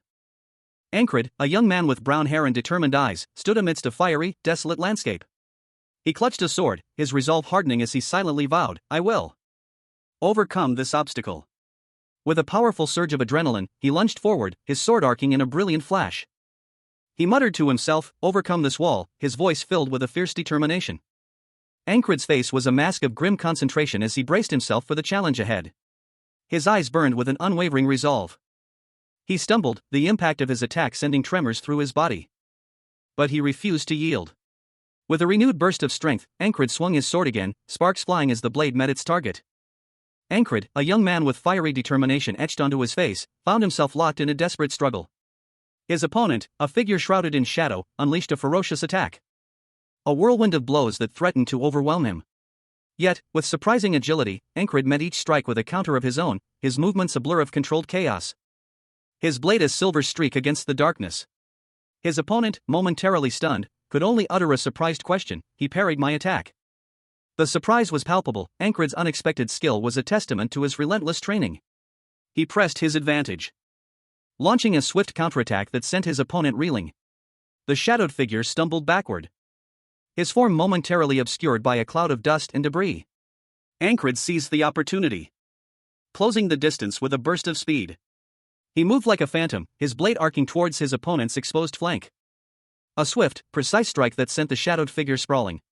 The impact echoed through the air, leaving Encred standing victorious over his fallen foe. He had proven his worth in combat. With a deep breath, Encred sheathed his sword, his heart pounding with the thrill of victory. He had overcome a formidable opponent, a testament to his dedication and skill. Encred, a young man with dark hair peeking from beneath a worn hood, found himself in a precarious position, sprawled on the ground during a fierce battle. He was clearly outmatched. But with surprising agility, he swung himself upwards, his movements a blur of motion as he countered his opponent's attack, drawing his sword in a swift, decisive motion. He launched a powerful attack, the force of his swing sending shockwaves through the air. The impact of his blade creating a small crater in the ground where his opponent had stood moments before. Encred caught his breath, his eyes wide with a mixture of surprise and determination. He noted the speed and precision of his own movements, a stark contrast to his previous, clumsy attempts. His thoughts turned grim as he realized the limitations of his current skills. He had no opportunity to counterattack. The gap in skill between himself and his opponent was vast. Encred, a young man with a burning desire to become a knight, launched himself into a fierce attack, his sword a blur of motion, the force of his swing sending his opponent sprawling. He had trained relentlessly for this moment. Encred pressed his advantage, his movements precise and deadly, each strike calculated to exploit his opponent's weaknesses. The clash of steel echoed through the air. With a sudden, powerful thrust, Encred's blade found its mark, piercing his enemy's defenses. But his victory was short-lived. His opponent, with surprising speed and agility, countered with a swift, brutal strike. Encred's eyes widened in surprise as he felt the searing pain. He had been struck with the back of his opponent's hand, a blow that somehow managed to disarm him, sending his sword flying. Encred, his face contorted in a grimace of exertion, found himself on the verge of defeat. His body, battered and bruised, screamed in protest. But even as darkness threatened to claim him, a flicker of defiance ignited within his eyes. He braced himself, summoning every ounce of remaining strength. And with a final, desperate lunge, he unleashed a powerful blow. A whirlwind of motion that blurred the air around him. The trajectory of his blade was a streak of purple energy, connecting with his opponent with brutal force. The impact sent Encred sprawling, but he had landed his blow. A desperate gamble that paid off. Above, a voice shouted, "The fire is spreading." The scene shifted to a wide shot, revealing the extent of the inferno consuming the battlefield. Flames licked at the sky. A terrifying spectacle that underscored the urgency of the situation. Encred, despite his injuries, pushed himself to his feet, his eyes fixed on a new target. He moved with renewed determination, his movements sharp and precise, readying himself for another desperate fight against the encroaching flames and his enemies. The battle was far from over. A fiery inferno consumed the landscape, the flames licking at the sky with an insatiable hunger. Two knights stood their ground amidst the chaos, their swords drawn, facing a horrifying foe. The air crackled with tension as the battle raged on. One of the knights noticed the rapidly spreading flames, his eyes widening in alarm as he realized the danger. "Someone poured oil here, the fire is spreading towards the flag," he exclaimed. The camera panned upwards, revealing a horrifying sight. A grotesque figure, engulfed in flames, was impaled upon a flagpole, its burning form a macabre symbol of destruction. Below, a gruesome scene unfolded, a field of bones and skulls, scattered amidst the flames, a testament to the brutal battle that had taken place. A soldier, his face etched with fear and desperation, cried out to his superior, "Platoon commander." The platoon commander, his expression grim, responded with a sharp rebuke, "Do you not understand what's at stake here?" The commander's voice was filled with a desperate fury as he roared in frustration. His gaze fell upon the burning figure, a chilling realization dawning on him. He muttered to himself, "This guy, he's not going down without a fight." Encred, his face a mask of grim determination, clenched his fist. His eyes, wide and intense, reflected the burning intensity of his resolve. He gripped his sword tightly, A single word, you, echoing in his mind. Ankrid fell to the ground, his vision blurring. But a chilling certainty filled him, I'll see you again. He awoke to find himself back at the start of the day. Another knight stood before him, sword drawn. But Ankrid's brow furrowed in confusion. He's backing off this easily, he wondered. A question struck him, was he not the true all? The scene before him was a chaotic battlefield, engulfed in flames. Ankrid's gaze fell upon his sword. No, if he's not the wall I need to overcome today, he mused. Ankrid, his hand gripping the hilt of his sword, felt a familiar pang of inadequacy. He still needed to improve. The realization burned in his eyes, a fierce determination hardening his gaze. He found himself back in the thick of battle, two armored figures charging towards him. He knew he needed to leave immediately. The urgency was palpable. One of the charging knights roared in anger, his face contorted in a furious grimace. But Ankrid, despite the danger, remained focused. His expression was grim, determined. He evaded their attack, the near miss leaving him breathless but resolute. He knew he had to escape this situation. And he did, disappearing into the fiery chaos of the battlefield. Ankrid's eyes, blazing with an unnatural purple light, reflected the intensity of his inner turmoil. His breath hitched in his throat, a cold sweat beading on his brow. With a sharp clack, Ankrid sheathed his sword, the metallic sound echoing the finality of his actions. A desperate shout of retreat. "We're retreating," tore from his lips, his face contorted in a grimace of exertion and fear. The battle raged on, a chaotic maelstrom of fire and steel. A banner, torn and scorched, fell to the ground amidst the chaos. Amidst the retreating soldiers, a scene of disarray unfolded. Empty buckets lay scattered on the ground, evidence of a hasty retreat. Ankrid and his remaining comrades fled, the sounds of alarms blaring in the distance. A desperate scramble for survival as they ran through the darkening landscape. One of their number vanished without a trace, leaving only 5 of the original squad. Ankrid, his face a mask of grim determination, continued his desperate flight, his eyes fixed on the path ahead. Ankrid, his breath ragged, gripped his sword. He questioned whether this was truly the end, his lifelong dream of knighthood seemingly out of reach. He mused that they probably wouldn't send a large-scale pursuit. A grim certainty settling in his heart. He coughed, a harsh sound that betrayed his weakening state, as he watched another knight collapse nearby. Suddenly, a desperate shout cut through the air, "Get them! Don't let them get away!" Reinforcements arrived, a wave of armored figures charging into the fray. Ankrid, despite his injuries, found a surge of adrenaline. He braced himself for the inevitable clash. Engaging in a brutal, desperate struggle with one of the pursuing knights.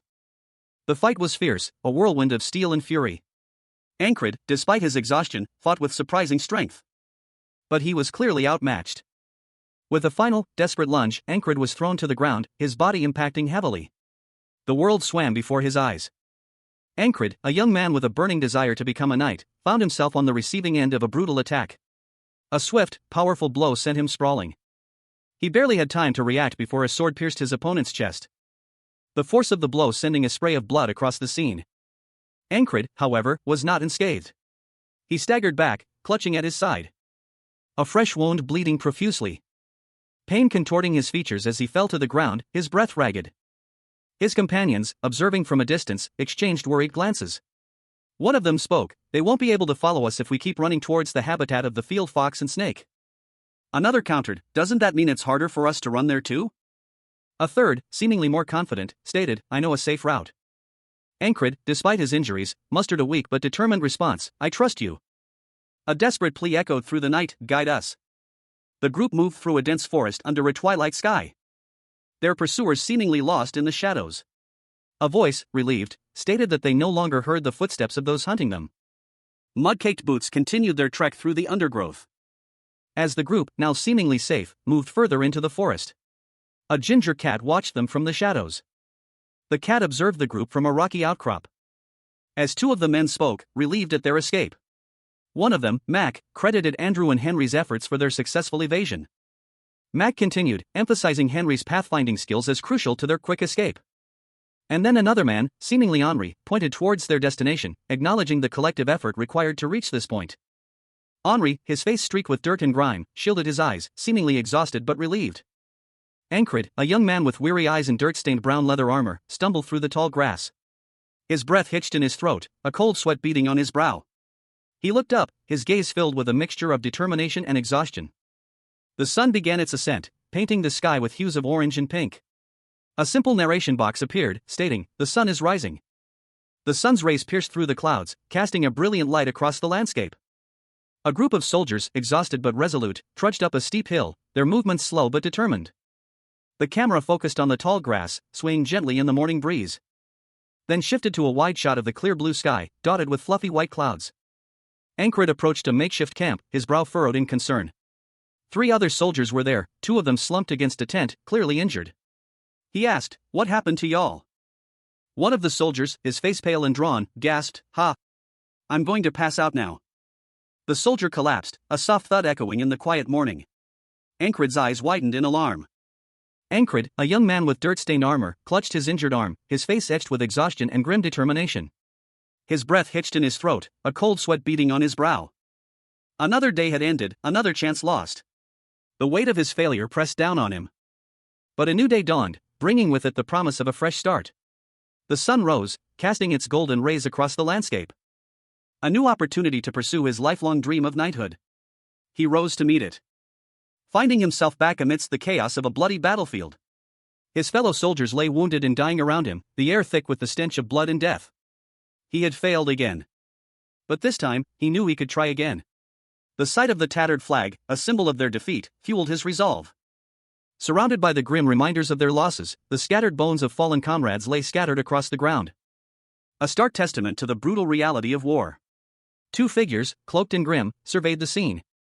One of them, a blond man, spoke of the need to prepare again, expressing his disappointment in the Grey Dog Company commander's failure to hold the line against a relatively small force. The commander, a man with a weathered face and a look of grim determination, remained silent. His silence speaking volumes about the weight of his responsibility and the crushing burden of repeated failure. A seasoned soldier, his face etched with the weight of countless battles, stood amidst the tall grass fields. He gazed upon the landscape, a profound sense of incomprehension clouding his features. The soldiers stationed there, he mused, were the best of the Grey Dog's best.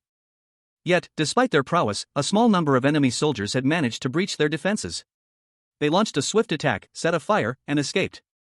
The narration box explained that the Grey Dog was an independent company with independent operational control. Its name was derived from the legendary Grey Dog that resided within the Principality of Aspen. Under a crimson sky, dominated by a massive red moon and a smaller, pale companion, a large grey wolf stood poised on a rocky outcrop. Its eyes glowed with an eerie intensity. The wolf, it was revealed, possessed a persistent temperament, driving it to connect with whatever target it had chosen. This connection, the narration box continued, could manifest in love or in war. Therefore, the company, bearing the name Grey Dog, was also known as the Persistent Lovers. A seasoned warrior, his face partially obscured, inquired about the strength of his recent opponent. Platoon Commander Mitch Hurrier, a man of stern countenance, reflected that but for a fire, he would have finished off his adversary.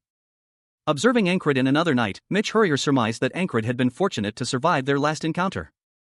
That survival itself was a testament to Ankrit's skill. Mitch Hurrier vowed that such luck would not repeat itself. Ankrit, nursing his wounds in a rustic medical facility, sat pensively. He reflected on his desire to continue fighting his opponent. Ankrit's eyes, a steely blue, narrowed. A fierce determination hardened his gaze. A voice, cold and filled with bitter resolve, echoed in his mind, "Kill him with my own 2 hands." Ankrit's own eyes reflected that same burning intensity. He silently vowed, "I will overcome you too." The narration box declared, "The Persistent Lovers have set their next target." A training axe spun lazily through the air, its trajectory hinting at the practiced ease of its wielder. It came to rest near a muscular man with long gray hair, who lay sprawled on a cot, seemingly unbothered by the projectile's near miss. He sighed, a clear expression of boredom etched on his face. "I'm bored as hell," he thought, his gaze drifting towards the door. The squad leader should be returning from the recon soon, why isn't there any news from him? A sudden, sharp sound pierced the quiet. The man sat up, his hand instinctively reaching for the axe on the nearby table. His brow furrowing in concern as he picked it up. Did he die, he wondered, a knot of apprehension tightening in his stomach. He spoke his thoughts aloud, a low murmur barely audible above the quiet hum of the barracks. He did get a lot better recently, but he's still a small fry, so it wouldn't be surprising if he died. The man, his face etched with a mixture of worry and resignation, sat with the axe in his hand, contemplating the grim possibility. One individual reflected on a recent event, noting that while such occurrences were infrequent, they had genuinely appreciated the person involved. Another voice then interjected, pragmatically questioning what could be done now that the person in question was deceased. concluding that there was nothing of interest left to pursue. Elsewhere, a man with blonde hair and a muscular build sat on a bed, letting out a frustrated cry as he ran a hand through his hair. He appeared to be struggling with something, his expression one of deep contemplation. The blonde man then turned to face another man, this one with dark hair, a muscular physique, and a beard, who was lounging on a bed, seemingly relaxed. The blonde man's gaze lingered on the other man, prompting a question from the latter about what he was looking at. The dark-haired man gestured with a finger, a smirk playing on his lips. The blonde man watched as the other man pointed at his own foot. The dark-haired man smiled, revealing his teeth. He then declared his intention to kill the blonde man. Ankrid, a young man with a determined expression, his face etched with a fierce resolve, is shown from a close-up perspective. His eyes gleam with an almost unsettling intensity, hinting at the inner turmoil and ambition that fuels his relentless pursuit of knighthood. His hands, calloused and scarred from countless hours of rigorous training, grip a dagger with practiced ease. The weapon gleams faintly, reflecting the determination in his eyes.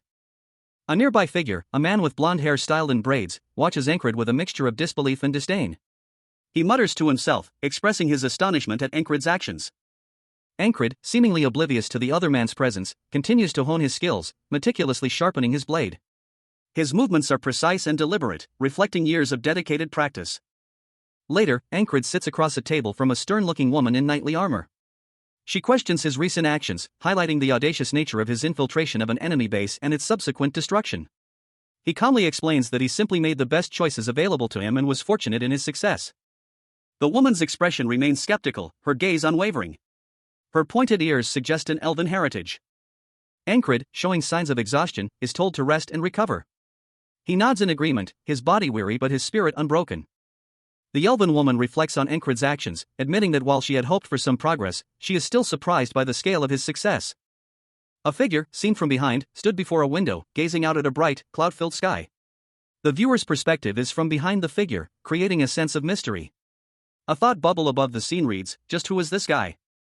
The figure's back is shown, revealing a simple dark tunic, a brown leather belt with a pouch and what appears to be a dagger strapped to it. Nearby, another individual, seemingly a young man with brown hair, watched the first figure with a thoughtful expression. He muttered to himself, "I really can't figure out what she's thinking." The camera focuses on the first figure, now identified as Ankrid, a squad leader. His muscular build and serious expression are evident. A speech bubble identifies him as squad-led Ankrid. Ankrid's gaze is directed towards another man, who appears to be injured. The injured man speaks, expressing gratitude, "I'm sorry for acting out in the beginning. I'm alive thanks to you." The injured man's expression shifts to one of uncertainty and contemplation. He asks a question filled with a hint of longing, "Will I meet you again?" Ankrid responds with a simple, almost resigned statement, "If our paths cross." Ankrid turns away, walking away from the injured man. His back is to the viewer once more. He walks away, his gait suggesting a sense of purpose and resolve. The injured man watches him go. Ankrid is now seen from behind, walking alongside other soldiers, all clad in similar brown leather armor. The scene ends with Ankrid and his squad walking away. Ankrid, his face etched with weariness, stood amongst his surviving squad members. Their shoulders slumped, reflecting the weight of their recent battle. A palpable sense of loss hung in the air. The camera angle shifted, offering a low perspective that emphasized Ankrid's imposing figure as he walked away from the group. His back to the viewer, he moved with a determined gait, his sword sheathed at his hip. Ankrid's heavy boots crunched on the ground. He reflected on his recent actions. He'd managed to save 4 of his comrades. But a shadow of doubt clouded his thoughts. He questioned whether his efforts had been truly sufficient. Ankrid walked alone, his expression grim. The weight of his failure pressed heavily upon him. He silently acknowledged his shortcomings. 2 of his squad members had perished in the battle. A bitter realization struck him, if he had been stronger, he could have saved them too. Ankrid's eyes narrowed, a steely glint appearing within them. He focused on the repetition of the day, seeing it as a chance to overcome his limitations. He resolved to persevere, determined to transcend his current struggles and emerge victorious in future battles. Ankrid, a young man with dark hair and a determined expression, stood resolute. His gaze was fixed on some distant point, his mind filled with a singular purpose. He silently vowed to strive towards his true goal, becoming a knight. He would use each today, as a stepping stone towards that goal. His resolve hardened, he would not allow himself to repeat the same day endlessly. But to break free from this cycle, he knew he needed to become stronger. A fierce determination burned in his eyes, reflecting his unwavering commitment. Suddenly, a jarring interruption shattered his focus. A furious outburst tore through the air. Those crazy bastards are at it again. Ankrid's eyes narrowed as he saw a group of men violently attacking someone. He moved with surprising speed, his body a blur of motion as he intervened. He launched himself into the fray, a whirlwind of motion. A blur of fists and feet connecting with his attackers. The force of his blows sent them sprawling. Ankrid's eyes, wide with a dawning horror, reflected the intensity of the situation. He observed his sparring partners, their faces contorted in expressions of primal rage he had never witnessed before. Despite countless sparring sessions, Ankrid's unease deepened as he noted the inhuman intensity in their eyes. They were not merely fighting, but something far more primal. One of Ankrid's opponents lunged forward, his attack a blur of motion. A brutal display of strength and ferocity. Ankrid barely managed to evade the blow, the force of the attack sending him sprawling. He realized, with a jolt of understanding, that his opponents weren't simply fighting, they were unleashing their full, animalistic power. Ankrid, having narrowly escaped death, took a moment to reassess the situation. He decided to prioritize his training, understanding that mastering his skills was paramount to survival. Ankrid, the eternally regressing knight, glared intensely, his steely gaze fixed on his opponents. A grim determination hardened his features as he silently vowed, "Make those faces in front of me too." He moved with impossible speed, a blur of motion as he launched a devastating attack. His powerful leg connecting with his foe's body with a resounding impact, sending the man sprawling. From the sidelines, a surprised voice exclaimed, "Ha! Squad leader!" Ankrid, his expression unreadable, responded curtly, "You gotta report to us if you're back." Another voice, sharper this time, questioned, "Why are you hiding like a cat again?" Ankrid, clearly annoyed, retorted, "What are y'all looking at? If you aren't going to fight me, fuck off." His opponent, a large, muscular man named Ragna, observed, "You're hurt." Ankrid brushed off the concern, stating, "A little scratch is all. This guy's already back on his antics. Just wash up and get some rest." Ankrid, his breath catching in his throat, turned to Ragna. He was still reeling from the ferocity of the recent attack. Ragna, his blonde hair falling over his eyes, hung his head, a look of concern etched on his face. A question forming in his mind, seriously? Right now? Ragna's gaze was intense, his expression unreadable. A single word escaped his lips, "Why?" Ankrid responded curtly, "No, nothing." He noticed Ragna seemed to have something else he wanted to say, but shrugged it off, thinking, well, he'll say it if he wants to. Meanwhile, a large, imposing figure, likely a commander, oversaw the repositioning of his troops. The battalion commander, aware of the enemy's ambush, moved his forces closer to the tall grass field. During their retreat, Ragna's wounds had healed significantly, and he had used the time to reflect on his past battles and train. Ankrid, a young man with fiery orange hair, sat weary beside a companion. His friend, concerned about his relentless training schedule, suggested he rest before their next mission. Ankrid, despite his exhaustion, simply stated that he would only be gone for a short while. His companion sighed, observing Ankrid's self-destructive training habits with a mix of concern and exasperation. He worried that Ankrid's relentless pursuit of strength would ultimately lead to his demise. Ankrid, having left the camp, found a secluded spot and lay down to rest. A soft sigh escaped his lips as he drifted off to sleep. They knew he was pushing his limits, again. Ankrid awoke refreshed, stretching languidly in his makeshift bed. His hand instinctively reached for his sword. A silent affirmation of his skill and purpose. Ankrid, a young man with blonde hair, stood in a simple tent, his back to the viewer. He carried a large, sturdy staff, his posture suggesting weariness and disillusionment. He reflected on his journey. Getting stronger wasn't difficult, and I had a chance to become a knight. But he found the process boring. A wide, almost manic grin stretched across his face. Ankrid continued his internal monologue, "There's nothing I want to do as a knight, so why would I spend time and energy on it?" He had reached a standstill. "I can't find any meaning in it, and so I lost my purpose, and just like that, I came to a standstill." Suddenly, a large boot came crashing down towards Ankrid. As a dark-haired man appeared, launching a swift attack. The attacker moved with surprising speed and precision, landing a powerful blow, sending Ankrid sprawling to the ground, his sword flying from his grasp. Ankrid, a young man with determined eyes and dark hair, gasped for breath, his face etched with exertion. A sheen of sweat glistened on his forehead. He clutched at his chest, pain evident in his strained posture. A nearby instructor, a blond man with a thoughtful expression, observed him with a critical eye. He was clad in simple, practical leather armor. The instructor's thoughts turned to Ankrid's training.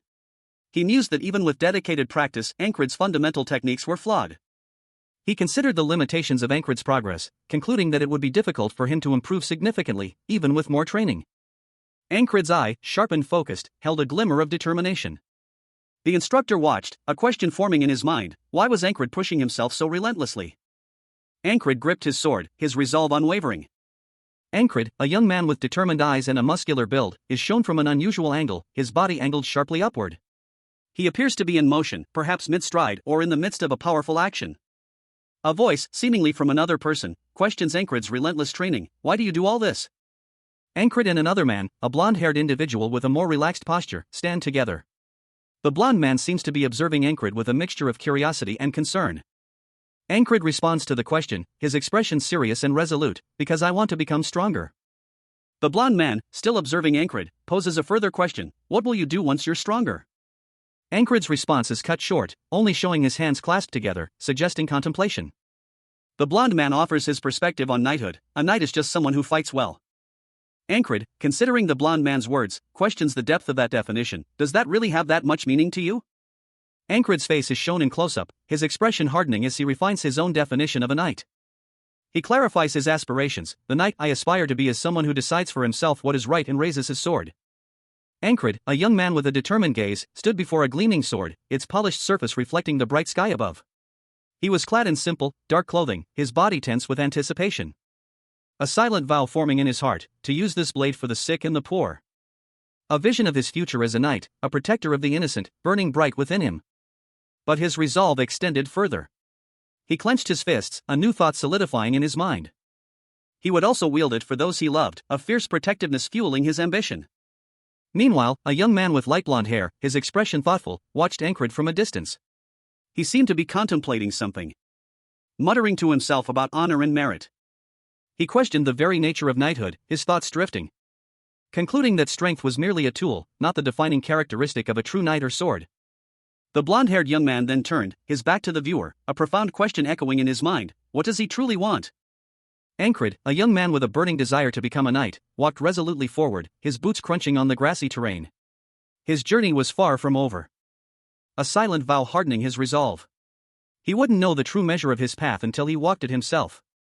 The scene shifted, revealing Ankrid carrying a heavy wooden staff, his muscles straining under the weight. He was clearly undergoing rigorous training, preparing himself for the challenges that lay ahead. In the distance, a bustling military encampment was visible, a testament to the scale of his ambition. He paused, his gaze fixed on the ground, a thoughtful expression clouding his features. His determination was unwavering, but a hint of uncertainty flickered in his eyes. A question forming in his mind. Suddenly, a voice cut through his contemplation. Ankrid, a young man with the determined look of someone striving for a greater purpose, carried a large, heavy-looking weapon on his back. He walked with a purposeful stride towards a training ground, a vast expanse of open space dotted with tents, where he drew his sword. The sunlight glinted off the steel as he prepared himself. His eyes, sharp and focused, held a glimmer of unwavering resolve. He was ready. A voice, calm yet commanding, broke through his concentration. He was asked if he wanted to learn the sword. The speaker, a man with striking blonde hair and intense red eyes, observed Ankrid with an air of quiet confidence. A stark contrast to Ankrid's own focused determination. The scene was set for a pivotal moment in Ankrid's journey. Ankrid, without hesitation, affirmed his desire to learn. His response was simple, yet resolute. The blonde-haired man sheathed his sword, preparing to begin Ankrid's training. Ankrid, a young man with light brown hair, let out a pained groan, his face contorted in discomfort. He muttered to himself, regretting his previous words. He felt he was becoming complacent in his training. His gaze fell upon another figure, a man with dark hair and intense eyes, observing him from a distance. Ankrid's attention was drawn to the other man's expression, something about it troubled him. The man, whose name was Kale, had a serious, almost concerned look on his face. Kale questioned Ankrid about his training methods, specifically mentioning a barbarian's teachings. Ankrid responded, confirming that he had learned from the barbarian, focusing on the heart of the beast, and also mentioning Kale's own contribution to his training. Ankrid's expression shifted to a more serious one as he continued his explanation. He specifically highlighted Kale's Valen mercenary sword technique as particularly impactful, even crucial to his progress. Kale warned Ankrid that if he didn't abandon his old habits, even mastering new techniques wouldn't prevent him from reverting to them. Ankrid, a young man with dark hair, knelt before a large sword, his face etched with determination. Beside him stood a figure, their voice laced with cynicism, advising him to give up on his lifelong dream of knighthood. A sentiment that only fueled Ankrid's resolve. Ankrid, however, had a plan. He had died and been reborn countless times, each time starting anew. This time, he would not fail. He would start fresh. He turned away, his expression resolute. The path ahead would be arduous, but he was ready. A new day dawned, and with it, a renewed sense of purpose. The man, seemingly surprised by Encred's sudden appearance, tilted his head slightly. The blonde-haired man questioned Encred's sudden resolve, expressing doubt. Encred, however, remained steadfast in his decision, prompting the blonde-haired man to ask what his first step would be. The blonde-haired man observed Encred, a mixture of curiosity and skepticism in his eyes. Encred's internal monologue revealed a stark truth: his current situation was anything but normal. A voice, presumably that of a trainer, observed Encred's physique, suggesting that he should wield a long sword instead of his current, lighter weapon. Encred's trainer questioned his unusual grip on the sword, noting that he seemed to be holding it too tightly. Encred dismissed the concern, claiming it was nothing special, and then received further instruction on his grip, to keep his right hand above his left. Encred squeezed the sword's hilt with noticeable force. His trainer, observing Encred's tense grip, asked why he was clenching so tightly. Encred explained that he was gripping the sword so tightly to avoid dropping it. His trainer then inquired about the origin of this unusual technique.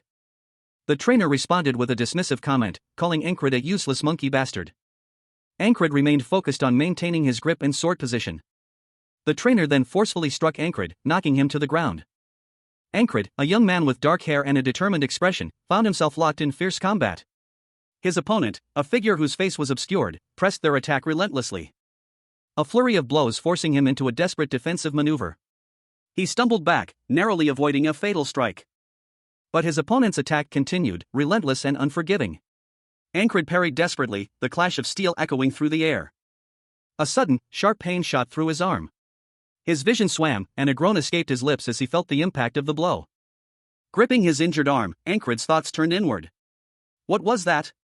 That hurts, he wondered, the pain a stark contrast to his usual resilience. His opponent, now revealed to be a man with blonde hair and a serious expression, stood before him, sword held ready. The blonde man spoke, his voice calm yet firm. If you stiffen up, it's only going to break. He continued, his gaze unwavering. You're essentially like a branch or a column. Encred frowned, confused by the cryptic advice. Why are all my squad members so bad at talking? He mused, his thoughts turning inward. What is that metaphor even supposed to mean? Is he saying that I'm too stiff because I'm clenching the sword too tightly? Encred, a young man with dark hair, gripped his sword. He reflected on his training, muttering to himself that he needed to remain flexible to prevent his sword from breaking. His movements, he realized, needed to be more malleable. He practiced a series of fluid movements with his sword, focusing on maintaining a loose grip and controlled flexibility. The sound of clashing steel echoed as he tested the limits of his technique under the bright sun. Encred found himself stiff again during a training exercise. He stumbled, his sword nearly falling from his grasp. A voice echoed in his mind, reminding him to pay attention to his balance.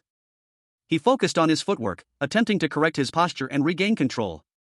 But his body betrayed him once more, stiffening as he lunged forward. Stiff again, he thought, frustrated. Encred's sword snapped during a powerful swing, the force of the break sending splinters flying. A voice, seemingly from an unseen observer, questioned if he was trying to dance. Encred's face was a mask of frustration and confusion. Encred stared ahead, his expression hardening with determination. He was far from mastering the art of swordsmanship, but he would not give up. The sun beat down on a tranquil landscape, the gentle breeze rustling through the leaves of the trees. A scene of idyllic peace was shattered by the sudden clash of steel.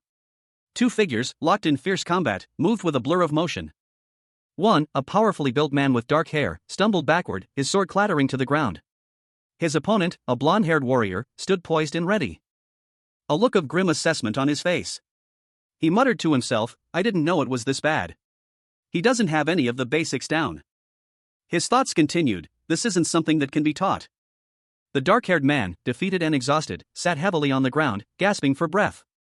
A cold sweat beaded on his brow. His labored breathing a testament to his exertion. Despair etched itself onto his features. He reached out a trembling hand to retrieve his sword. The blonde warrior watched him with a mixture of pity and something akin to understanding. A subtle shift in his expression hinting at a deeper, unspoken truth. The blonde warrior's gaze was intense, his thoughts unreadable. Encred, a young man with a determined gaze and a physique hinting at rigorous training, stood amidst a sun-dappled clearing. Beads of sweat glistened on his brow, a testament to his exertion. He was clearly pushing his physical limits. His hands, calloused and strong, gripped the hilt of a long sword, its polished steel gleaming under the sunlight. A weapon that seemed almost an extension of his own body. Nearby, another figure emerged, a man with shoulder-length blonde hair, casually drawing his own sword with a nonchalant air. He spoke, his voice calm and measured. "Let's take baby steps first." Ankrid, his eyes narrowed in concentration, carefully adjusted his grip on his sword, readying himself for whatever challenge lay ahead.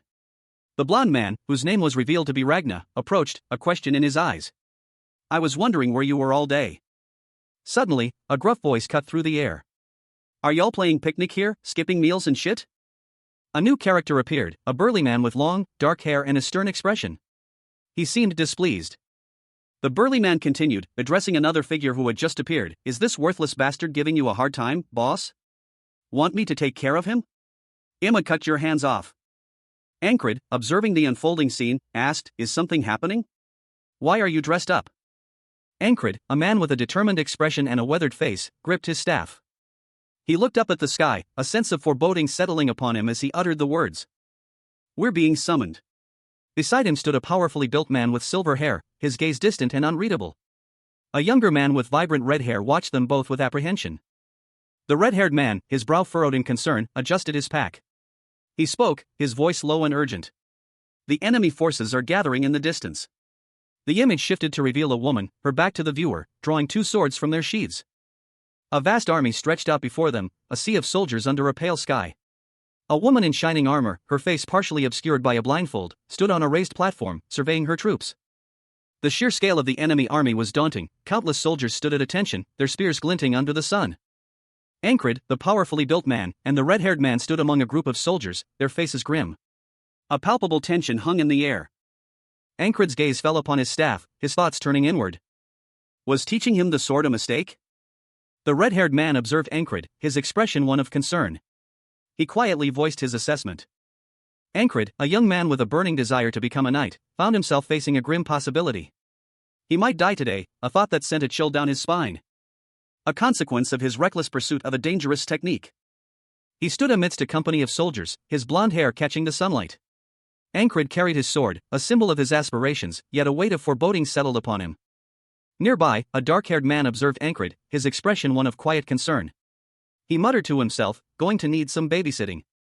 Ankrid's gaze drifted to the horizon, his thoughts consumed by the technique he'd been practicing. He mused, "I wanted to learn that technique some more." Hey, that, his mind racing with possibilities and anxieties. His attention was drawn to a peculiar sight in the distance, a large army, strangely positioned. The dark-haired man's words echoed in his mind as he watched the unusual formation of the enemy army. "That's a weird formation," he thought, a sense of unease growing within him. The unusual arrangement of the enemy forces became increasingly clear as he observed their ranks. A hooded figure, his face partially obscured by shadow, watched the unfolding events from a hidden vantage point, a look of grim determination etched on his visible features. Ankrid, the eternally regressing knight, felt a cold dread wash over him as he saw a shadowy figure raise a hand, a chilling proclamation echoing from its depths, "This is the end." The final blow landed, a spear piercing through his armor. And Ankrid collapsed, his vision blurring as he saw the silhouettes of approaching knights. Darkness consumed him. But then, a sliver of light pierced through the void. As Ankrid's eyes snapped open, a look of dawning realization on his face. He found himself back in the midst of the battle, the clash of steel echoing around him as knights fought fiercely. But something was different this time. A strange fog had rolled in, obscuring his vision. Ankrid's eyes narrowed, a bead of sweat trickling down his temple as he struggled to see through the unnatural mist.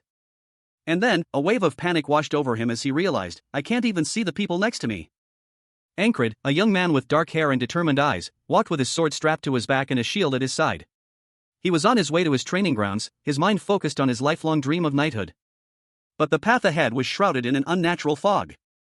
He found himself surrounded by a large group of soldiers, their forms barely visible through the thick fog. "What's with this fog? I can't see a thing," he muttered, his voice laced with concern.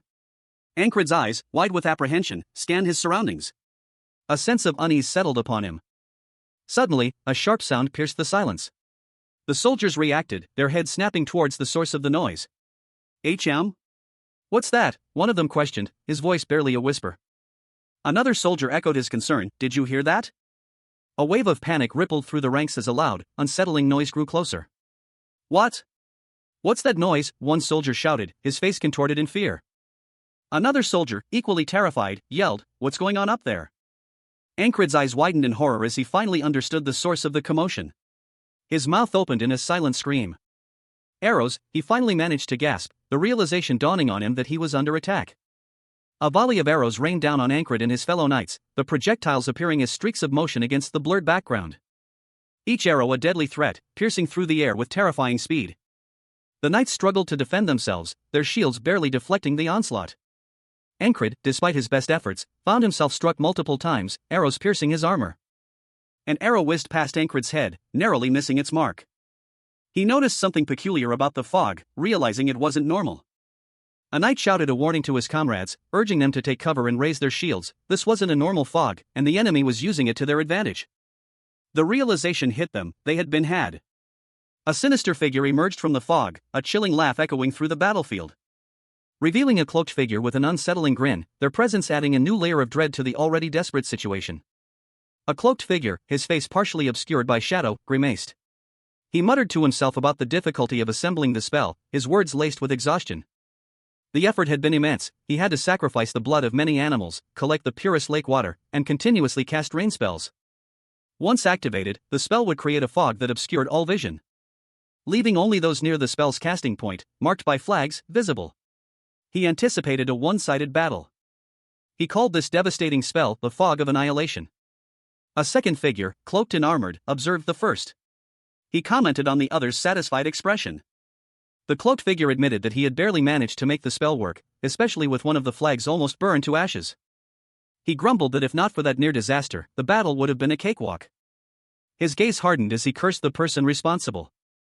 Ankrid, a young man with a determined glint in his eyes, braced himself against a flurry of incoming arrows. His body was tense, ready to react, a slight smile playing on his lips as he gripped his sword tightly. He was ready for whatever came next. A volley of arrows rained down on Ankrid and his squad, a sudden and unexpected attack. The projectiles whizzing past, a clear indication of the enemy's position. Ankrid, the squad leader, reacted instantly, his eyes wide with alarm as he braced for impact. A warning shout escaping his lips as he urged his men to keep their heads down. A sudden realization washed over Ankrid, he sensed a powerful magical presence behind him. He recognized the source of the spell, muttering to himself. "It's Rem, that bastard." Despite Rem's presence being right in front of him, a magical effect obscured his vision, rendering him unable to see his enemy clearly, leaving Ankrid frustrated and hampered in his ability to fight effectively. Ankrid planted his sword firmly into the ground, preparing for whatever may come next. Ankrid, his breath strained and body stiff, struggled to maintain his stance. A cold sweat beaded on his brow as he gasped for air. His legs, heavy and unresponsive, refused to obey his commands. He cursed under his breath, even the simplest movements felt impossible. Ankrid realized, with a sinking feeling, that at this rate, he wouldn't be able to apply anything he'd learned from Ragna. He hadn't expected to master it on his first try, but the reality of his limitations was stark. Ragna, observing Ankrid's struggle, spoke, his voice calm yet firm. He would revert to old habits, no matter how much he learned from his training. Ragna advised Ankrid against fighting until he completed his training. But the harsh truth remained, Ankrid would die if he didn't fight on the battlefield. Ankrid, his face grim, simply muttered a single word in response, "Yeah." Ankrid, a young man with a burning desire to become a knight, met his end. The word death echoed in the stark white expanse surrounding him. But instead of oblivion, he found himself reliving his final moments. The metallic clang of steel on steel filled the air as he fell, the whoosh of his own body's momentum a stark counterpoint to the sounds of battle. A dull thud as he hit the ground, followed by the sharp ting of metal against metal, the sounds of a desperate struggle echoing in the desolate landscape. He had a plan. Ankrid, lying wounded on the ground, instructed his squad leader to cover him, a quiet determination in his voice. He had found a way to change his fate. With a surge of adrenaline, he launched himself into action. A blur of motion as he moved with impossible speed. His squad leader watched in disbelief as Ankrid defied death itself, his actions a testament to his unwavering resolve. A flash of steel, a desperate counterattack against overwhelming odds. But even his impossible speed and skill couldn't prevent the inevitable. A spear pierced his back, ending his life once more. The question mark hanging in the air is a testament to the uncertainty of his next awakening. Ankrid, his face pale and drawn, recounted the events of his latest death. He had stabbed his opponent directly in the throat. And with that final, fatal blow, his own life ended. Ankrid's eyes, wide and filled with a chilling blue light, stared blankly ahead. Blood trickled down his chin, a grim smile playing on his lips. He had failed again, but a strange sense of calm settled over him. Despite his death, a resolve hardened within him. He would return to Ragna, his mentor, to continue his training. The scene shifted to a brutal clash. A knight, his face contorted in a savage grin, held his spear, its point embedded deep in his opponent's back. The dying man's last words a desperate curse: "Bastard, die." The knight withdrew his spear, leaving the fallen warrior to bleed out on the dusty ground. The scene then cuts to a title card. Ancred, a young man with short, dark hair, knelt on the ground, his expression a mixture of frustration and determination. He had fallen during his training, a common occurrence. His teacher, Ragna, questioned him, wanting to know if he truly understood the instructions given. A narration box explained Ragna's teaching style. To a genius like him, the concepts were so obvious that articulating them clearly proved difficult. Ancred pondered the meaning of Ragna's words, specifically the disconnect between understanding and practical application. Ragna, a muscular man with light blonde hair, calmly asked Ancred why swinging his sword downwards was so hard. Ancred, however, internally realized that Ragna wasn't mocking him, but genuinely confused by his struggles. Ancred's confusion deepened as he questioned his center of gravity. Ragna, surprised by the question, asked what Ancred meant by center of gravity. Ragna then attempted to demonstrate, placing a hand on Ancred's back to illustrate the concept. But Ancred's internal monologue revealed his observation that those like Ragna often lack the ability to explain how they do what they do. However, Ancred resolved to remember Ragna's stance, regardless of how many attempts it took. Suddenly, a volley of arrows rained down on them. A volley of arrows rained down on Ancred from the front, a sudden and deadly barrage. He reacted instantly, his body a blur of motion as he deflected the incoming projectiles. His sword a whirlwind of steel, slicing through the air with deadly precision. But even his enhanced reflexes couldn't quite keep up with the sheer volume of arrows. He realized, with a grimace, that his movements were still too stiff, too predictable. One arrow found its mark, piercing his armor, sending him tumbling to the ground. Despite the pain, a grim determination settled over him. He would die, learn, and continue learning. He gritted his teeth, the taste of blood filling his mouth. With a final, desperate surge of strength, he pushed himself up, ready to face whatever came next. Ancred, a young man with light blonde hair, found himself in a desperate struggle. He was on the ground, dodging a swift attack, his body tense with exertion. A blur of motion as he rolled away from the blow, narrowly avoiding a fatal strike. The force of the near miss sending tremors through his body. He was clearly outmatched. This was the 31st time he had lived through this day. Today, Ancred realized he had achieved a new level of physical control. A figure emerged from the trees, observing Ancred with a mixture of surprise and curiosity. "That step you just took is pretty good. Where did you learn that?" The observer, a man with dark hair and intense blue eyes, seemed impressed by Ancred's unexpected skill. He was already learning the basics. The blond man, Ancred, held his sword, listening intently to his instructor's advice. Use the edge of the blade for defense. If the sword is of good quality, you can use the sides as well. Ancred carefully considered the advice, his mind racing to integrate this new knowledge into his fighting style. He began to practice the new defensive technique, his movements becoming more fluid and precise. His instructor continued his lesson, explaining the concept of the line of attack.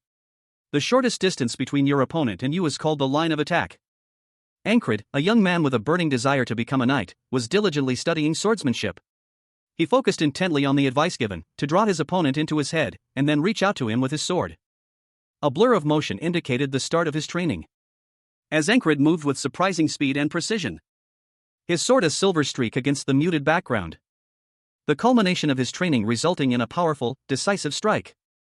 Ancred's eyes narrowed as he faced a new challenge.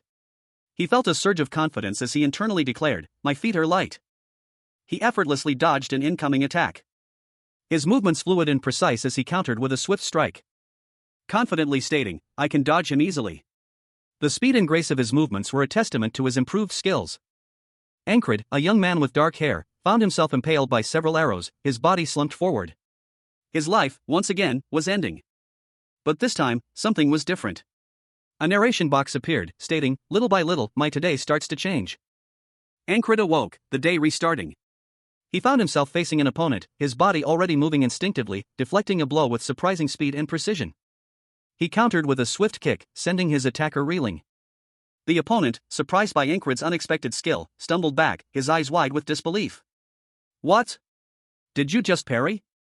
You tracked my sword?" Ancred, seizing the opportunity, launched a brutal attack. A swift, precise strike that sent his opponent sprawling to the ground. leaving him bleeding and defeated. Ankrid, panting slightly, examined his work. He was stronger, faster, more skilled than before. He reflected on his improved diagonal slash. That diagonal slash needs no more work. Ankrid, a young man with light blonde hair and intense red eyes, stared pensively into the distance. His expression was one of quiet determination, hinting at a deep-seated resolve. A narration box appeared, stating, "But those little bits add up." This implied that small, incremental improvements were accumulating, leading to significant progress. Ankrid launched himself forward, his body a blur of motion. His squad leader shouted, "Are you out of your mind, squad leader?" 2 arrows flew towards Ankrid with deadly speed. But he moved with impossible speed, dodging them effortlessly. Ankrid's face was contorted in a grimace of exertion, his eyes blazing with determination. A narration box appeared, stating, "To create steady progress." He moved so fast that he appeared as a streak of motion, leaving a trail of blurred lines in his wake. Ankrid, his face strained, continued his relentless assault. His movements a whirlwind of calculated strikes, landing a powerful blow that sent his opponent sprawling. Ankrid, a young man with a burning desire to become a knight, found himself in the midst of a fierce battle. He was locked in a desperate struggle, his movements a blur of motion as he fought for survival. A whirlwind of strikes and parries, a testament to his relentless training. His eyes blazing with determination as he pushed his body to its absolute limit. Each movement honed to perfection through countless repetitions of this very day. A desperate attempt to overcome his opponent's superior strength and skill. But his opponent, a seasoned warrior with years of experience, was not easily defeated. A clash of steel echoed through the air as their blades met in a shower of sparks. Ankrid, despite his best efforts, was sent flying backward. The force of the blow sending him tumbling through the air. This was his 100th attempt. The weight of his repeated failures pressed down on him. Ankrid's eye, a striking crimson, opened, a single bead of sweat tracing a path down his temple. He was acutely aware of something different. A subtle shift in his perception, a heightened awareness of his surroundings. His gaze sharpened, focusing on something just beyond his immediate vision. A low murmur escaped his lips. Who? Ankrid's attention was drawn to a figure emerging from the mist, a young man with dark hair and a determined expression. He was clearly a warrior, his posture suggesting readiness for combat. A question forming in the young warrior's mind, "Are you?" The young man's face was etched with a mixture of apprehension and recognition. A single drop of sweat trickled down his chin. Ankrid's internal monologue revealed a profound self-doubt. Ragnar no longer looks at me the same. Ankrid, his back to the viewer, walked away, a sword strapped to his back. He reflected on his past training. I thought I couldn't improve much more with my talent. Ankrid, the eternally regressing knight, found himself once again at the start of the day, his life's ambition to become a true knight still a distant dream. He heard a shout and instinctively reacted, his body moving with a speed he hadn't possessed before. He was faster, stronger. A testament to his countless repetitions of this day. He drew his sword, its familiar weight a comfort in his hand. He realized he was far beyond his previous capabilities. This was a new level of power. With a powerful kick, he launched himself forward, a blur of motion. The speed was exhilarating. But a cold sweat beaded on his brow as he realized the danger he was in. His eyes widened, reflecting the intensity of the situation. He was facing a formidable opponent. He had to reach his goal, no matter the cost. He lunged forward, dodging a blow with practiced ease. His movements were precise, honed by countless repetitions. He was a whirlwind of motion. A grim determination etched on his face. A triumphant grin spread across his lips as he felt the power surge through him. But even with his newfound strength, Ankrid was surrounded. More enemies appeared, their weapons glinting menacingly in the dim light. His journey to knighthood was far from over. Ankrid, a young man with short brown hair, found himself in the midst of a brutal battle. A sharp pain pierced his side as he was thrown back. A guttural cry escaping his lips as blood splattered across the ground. His vision blurring as he collapsed, the taste of blood filling his mouth. Even as darkness threatened to consume him, a strange thought flickered in his mind. This is fun. His eyes snapped open, a chilling glint in their depths. A manic grin spread across his bloodied face. A chilling thought echoing within, so fun that I could go insane. The scene shifted. A voice called out, "Squad leader." Revealing a man with long, braided gray hair, carrying a large staff, looking down at Ankrid. Ankrid, his expression grim, stood holding his sword. The squad leader's gaze was heavy with concern as he asked, "Do you want to?" Ankrid, a young man with dark hair, pondered a crucial question. Could he truly learn the sword? He mused that if becoming stronger was possible, he would certainly pursue it. A determined glint shone in his eyes, his resolve hardened. He silently vowed to die as many times as necessary to achieve his goal. A squad leader, his back to the viewer, is addressed by one of his subordinates. The subordinate, Encred, stands with a sword, his expression serious and determined. The squad leader, his face etched with concern, observes Encred. Encred's internal monologue questions his dedication to swordsmanship. He resolves to become stronger, no matter the cost. A determined glint appearing in his eyes. Encred silently vows to die as many times as necessary to achieve his goal. The squad leader is astonished by Encred's sudden improvement. The squad leader questions if Encred was holding back before, to which Encred denies, stating he has simply mastered the basics. Encred, a young man with determined eyes, stared ahead. He had failed again, his dream of knighthood seemingly as distant as ever. The words echoed in his mind, "Seems like you need more experience, if anything." But this time felt different. A strange energy pulsed within him. A surge of power, unexpected and potent. A volley of arrows rained down upon him. A brutal onslaught of a surprise attack. He was surrounded. His thoughts, however, were remarkably calm. "I've repeated today over 200 times now," he realized, a grim determination hardening his gaze. An arrow pierced his shoulder, but the pain was oddly muted. He felt different. He fell to the ground, but instead of succumbing to despair, a surge of adrenaline coursed through him. He was ready. With surprising speed and strength, Encred sprang to his feet. His movements now fluid and precise, he moved with a newfound grace and power, a stark contrast to his previous clumsy attempts. Encred, a young man with determined eyes, silently vowed to test the limits of his newly acquired skills. His gaze held a fierce intensity, reflecting his unwavering resolve. He reflected on the training he had undergone, confident that the techniques he had mastered would carry him far. Encred, clad in simple yet sturdy armor, hurtled through the air, a blur of motion. Dodging a volley of spears aimed at his heart. Narrowly avoiding a fatal blow. He was momentarily stunned, a question mark forming on his face. With a swift, precise movement, Encred deflected an incoming spear, the force of the impact sending splinters flying. Continuing his relentless assault, his blade a whirlwind of steel. He managed to take down several opponents, his confidence growing with each successful strike. He muttered to himself that he could take down a few more. Suddenly, Encred found himself unable to see his attackers, a wave of disorientation washing over him. A feeling of dread filled him as he realized he was completely blindsided. He cried out in shock and confusion, questioning the identity of his unseen assailant. A flurry of motion erupted in the snowy landscape. Leaving behind only a trail of disturbed snow as Encred, a young man clad in simple yet sturdy armor, swept his halberd across the ground, searching for his opponent. Only to find the area strangely deserted. Confusion clouded his features as he muttered, "What? There's nobody here." Suddenly, a dark shape hurtled towards him. A swift, brutal attack that sent Encred sprawling to the ground. He barely had time to react. As a heavy blow impacted his side, sending a jolt of pain through his body. A muffled cry escaping his lips as he felt the wind knocked out of him. Another figure, equally armored, appeared nearby, shouting, "What? What's going on over there?" The second knight, wincing from the impact of the unseen attack, braced himself. As a crossbow bolt whizzed past his head. He groaned, "Ugh." Meanwhile, a third figure, a man with long, braided blonde hair, watched the unfolding chaos from a distance. A calm voice echoed in his mind, "Remember. Eyes, feet, hands." Encred's eyes, wide and intense, focused on his opponent. He muttered to himself, a silent mantra, "Your eyes, predict, move with your feet, and finish with your hands." He shifted his weight, a blur of motion as he prepared to strike. His feet moving with surprising speed and precision, a testament to his newfound mastery. A swift, deadly blow aimed at his enemy's exposed flank. Encred's movements were economical, efficient, and deadly. He chuckled, a low, satisfied sound, as he finished his attack. His face contorted in a triumphant grin, Encred felt a surge of exhilaration. It was different this time. He thought, a sense of wonder washing over him. This time, it felt completely different. He realized, comparing it to his previous, less skilled attempts. With a renewed sense of purpose, Encred continued his assault. Each movement more precise, more powerful than before. He felt he could do more. Encred, a young man with a determined set to his jaw, strode forward, his sword strapped to his back. He moved with a purpose, his gaze fixed on something unseen ahead. A defiant shout echoing from his lips, "Come at me."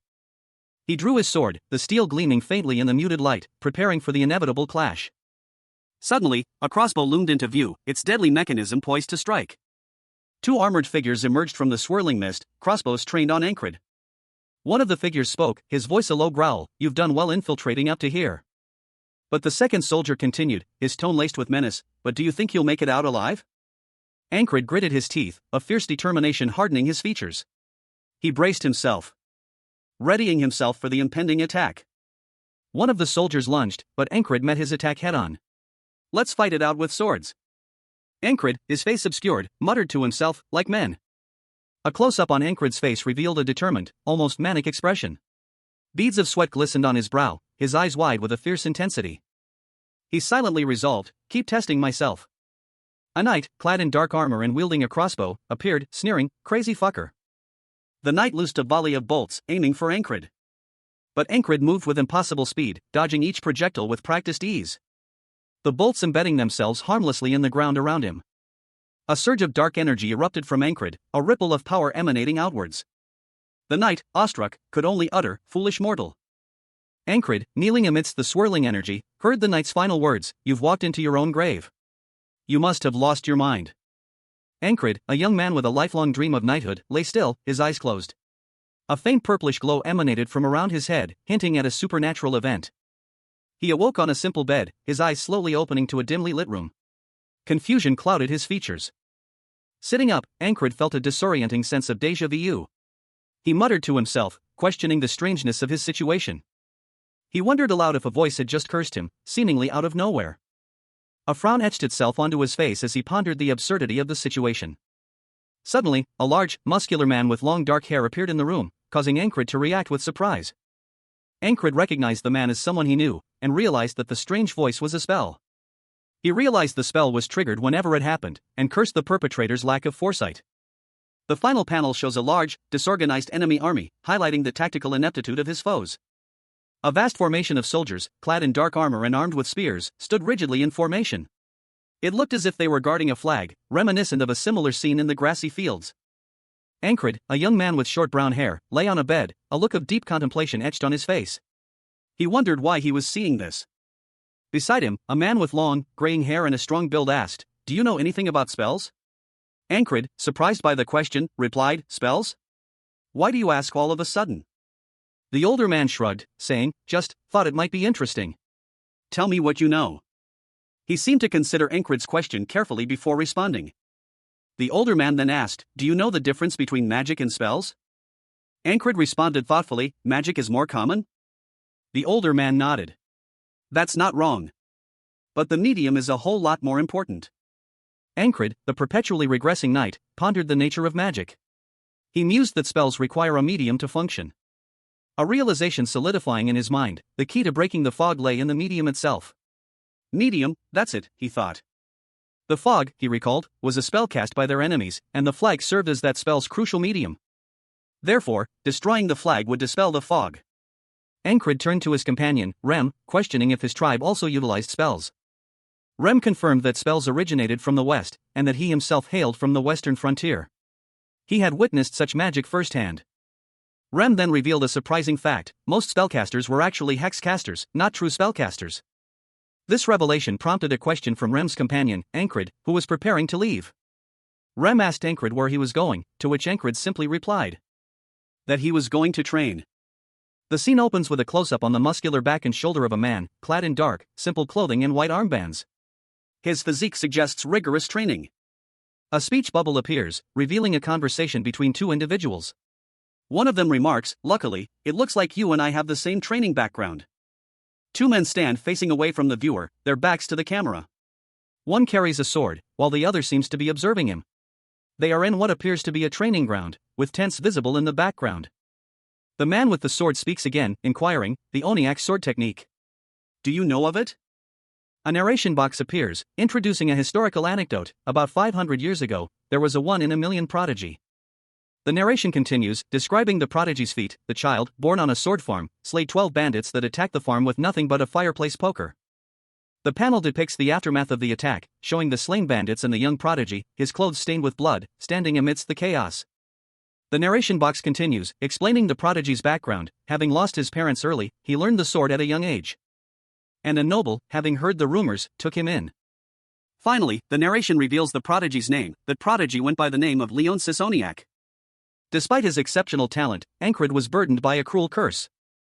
His strength began to wane at the age of 10, leaving him completely paralyzed by 12. And so, the prodigious mist runes wielder was lost to history. However, at the age of 20, Leonensis, fully paralyzed, immortalized himself in the annals of swordsmanship by compiling all the sword techniques of the land and categorizing them into 5 distinct styles.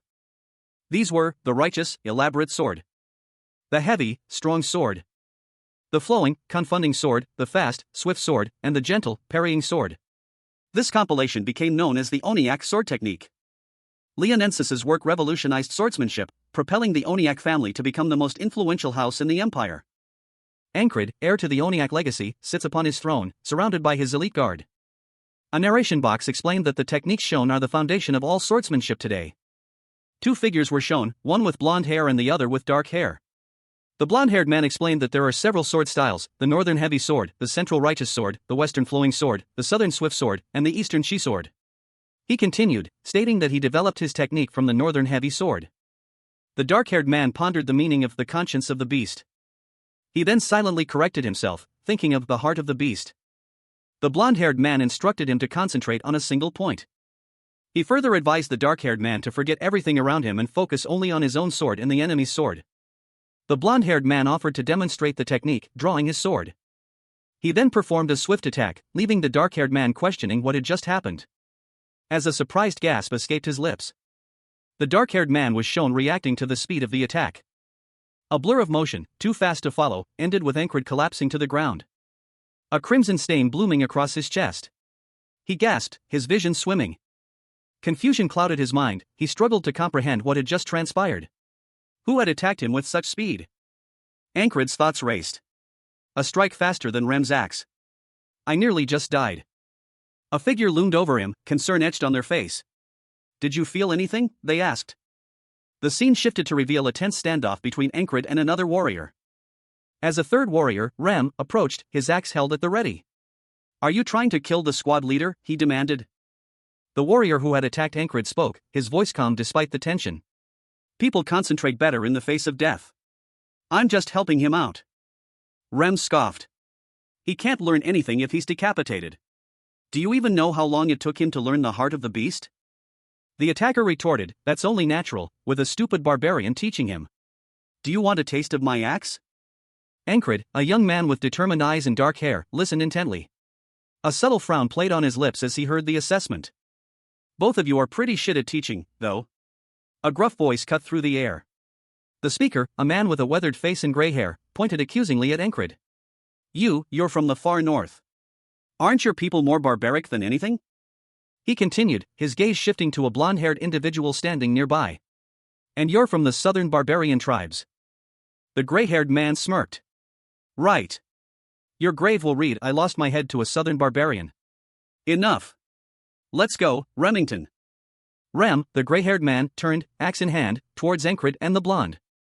You're here for the departure order, right? The blonde-haired individual, seemingly named Rem, looked at Ankred, a concerned expression on his face.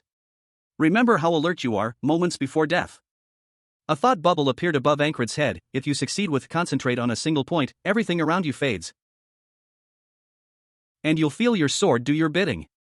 Ankred's eyes narrowed in concentration. In the distance, a vast army stood ready, their banners tattered and worn. The scene hinted at the impending conflict. Ankred, amidst a chaotic battlefield, observed the scene. A monstrous heart-like object pulsed with dark energy above a sea of soldiers, its power palpable. He mused that it was similar to the beast's heart, yet distinctly different. The beast's heart numbed one to the fear of death, but focusing on a single point sharpened the senses, increasing alertness. Ankred, his face etched with determination, realized he needed more experience to recalibrate his abilities. He then understood, the flag itself was the medium for the spell. A monstrous, shadowy creature lunged from the heart-like object, its movements blurring into streaks of darkness. A wave of dark energy washed over the battlefield, engulfing the soldiers in a thick fog. Ankred knew he needed to dispel the spell to allow for escape from the slaughter. A soldier cried out in terror. Another soldier, caught in the fog, shouted in confusion and fear, asking what the fog was. Ankred decided to add destroying the flag to his objectives, in addition to gaining experience. He resolved to destroy the flag. Ankred, a young man with a burning desire to become a knight, found himself hurtling through the air, a blur of motion against the stark white background. His body a taut spring, propelled forward by an unseen force. He moved with surprising speed, dodging a barrage of attacks with practiced ease. A grim determination etched on his face. He muttered to himself, confident that reaching his destination would be simple with the help of Ram and Ragna. Ankrid's expression was one of quiet focus as he continued his relentless advance, his sword held at the ready. A weapon that seemed to hum with barely contained power. He moved with a deadly grace, a whirlwind of steel in motion. His blade flashing out in a swift, precise strike that found its mark with deadly accuracy, piercing his opponent's defenses and ending their life. Ankrid continued his relentless assault, his movements a blur of motion as he sliced through his enemies. Each swing of his sword a testament to his growing skill and determination. Despite his confidence, a thought crossed his mind: he would try first, before relying on his allies. Ankrid's eyes glowed with a fierce determination, his face grim but resolute. He would fight until he could fight no more. He would push himself to his absolute limit, fighting until he collapsed from exhaustion. His resolve was unshakable, he would not give up. Ankrid, a young man with a determined expression, found himself in a desperate struggle against a seasoned knight. The knight, his face grim, advised him to focus his attention on a single point during combat. This, the knight claimed, was quite useful. Ankrid reflected on his past failures, acknowledging that he had died numerous times due to his lack of preparation. The scene shifted to Ankrid's room, where he was ambushed by an assassin. He was clearly unprepared for the attack. Ankrid's thoughts continued, explaining that his training to survive assassinations had sharpened his senses. But his time on the battlefield had taught him the ferocity of combat, the heart of the beast. However, Ankrid realized that focusing on a single point during combat was a different challenge altogether. He began to swing his sword. The motion swift and precise, demonstrating a newfound mastery of his technique. Ankrid, a young man with dark hair and determined eyes, lay on the ground, sweat beading on his forehead. He looked up at the sky, a question hanging in the air. Get it now, he seemed to ask himself. A blonde-haired man, his face etched with concern, addressed Ankrid. He held a sword, its edge gleaming faintly. If you succeeded, you should have felt the tip of the blade, he stated, his tone suggesting a lack of understanding. Ankrid, his expression unreadable, slightly tilted his head, seemingly pondering the blonde man's words. Ankrid's confusion deepened. I don't get it, he muttered to himself. Then, a thought struck him: is the boldness from the heart of the beast interfering with this? The blonde man, whose name is Ragna, shook his head. I don't think that's it. You should feel everything else fade besides the opponent's sword and be able to predict the sword's path. Is there nothing like that yet? Ankrid's brow furrowed in concentration. He reflected, I'm starting to think that channeling my fear of death isn't the right move for this. His gaze hardened, a new determination settling in his eyes. How did you learn to do it? He asked Ragna. Ragna responded, a hint of weariness in his expression. Really? It's in the name. You just concentrate on a single point. Ankrid considered Ragna's words. I'm not going to get any useful answers out of Ragna. I'll just have to figure it out on my own. Let's not get impatient. The final panel shows a vast army, poised for battle, a dark shadow looming over them. The scene is ominous, hinting at the challenges that lie ahead for Ankrid. Ankrid, a knight in training, stood before a formidable enemy flag, a sea of armored soldiers behind it. He resolved, I'll keep practicing concentrating on a single point, but my first priority is knocking that flag down. Suddenly, a blinding flash of light erupted, and Ankrid's world was filled with a disorienting blur of motion. He exclaimed, what's this? A wave of intense speed washed over him as he was thrown backward, his vision obscured by the sudden velocity. He gasped, I can't see. A monstrous figure emerged from the chaos, its terrifying presence filling the battlefield. A desperate shout of everyone, get down, echoed across the field. Ankrid and his fellow soldiers reacted instantly, diving for cover as the monstrous creature loomed over them. A hail of projectiles hurtling towards them. A voice yelled, shields. Ankrid reacted swiftly, raising his shield to protect himself from the onslaught. A barrage of projectiles impacting the shields with a deafening roar. The impact sent shockwaves through the ranks, but the soldiers held their ground. Their shields absorbing the brunt of the attack. The battle raged on. Ankrid, a young man with dark hair, tumbled through the air, a flurry of arrows narrowly missing him as he desperately tried to maintain his balance. His shield, a sturdy piece of equipment, spun wildly, deflecting some of the incoming projectiles. The force of the attack sending him hurtling towards the ground. He braced himself for impact. A grim realization dawning on him as he landed hard. I've repeated today 300 times, he thought, the weight of his countless repetitions settling upon him. Despite the chaos, a calm settled over Ankrid. He knew this day, this attack, by heart. I know where the attacks will come from. With my eyes closed, he confidently mused, a subtle smirk playing on his lips. a chilling premonition of the next attack forming in his mind. He prepared himself, his body tensing in anticipation. A masked assailant, wielding a spear, lunged at him with surprising speed. Ankrid reacted instantly, dodging the blow with practiced ease. He rolled, his sword flashing as he prepared his counterattack.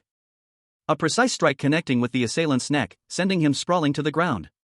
The impact was brutal, a spray of blood marking the end of the encounter. Ankrid stood, his breath ragged but his eyes sharp, already anticipating the next wave of attacks. Another assailant charged, but Ankrid, with the experience of 300 repetitions, was ready.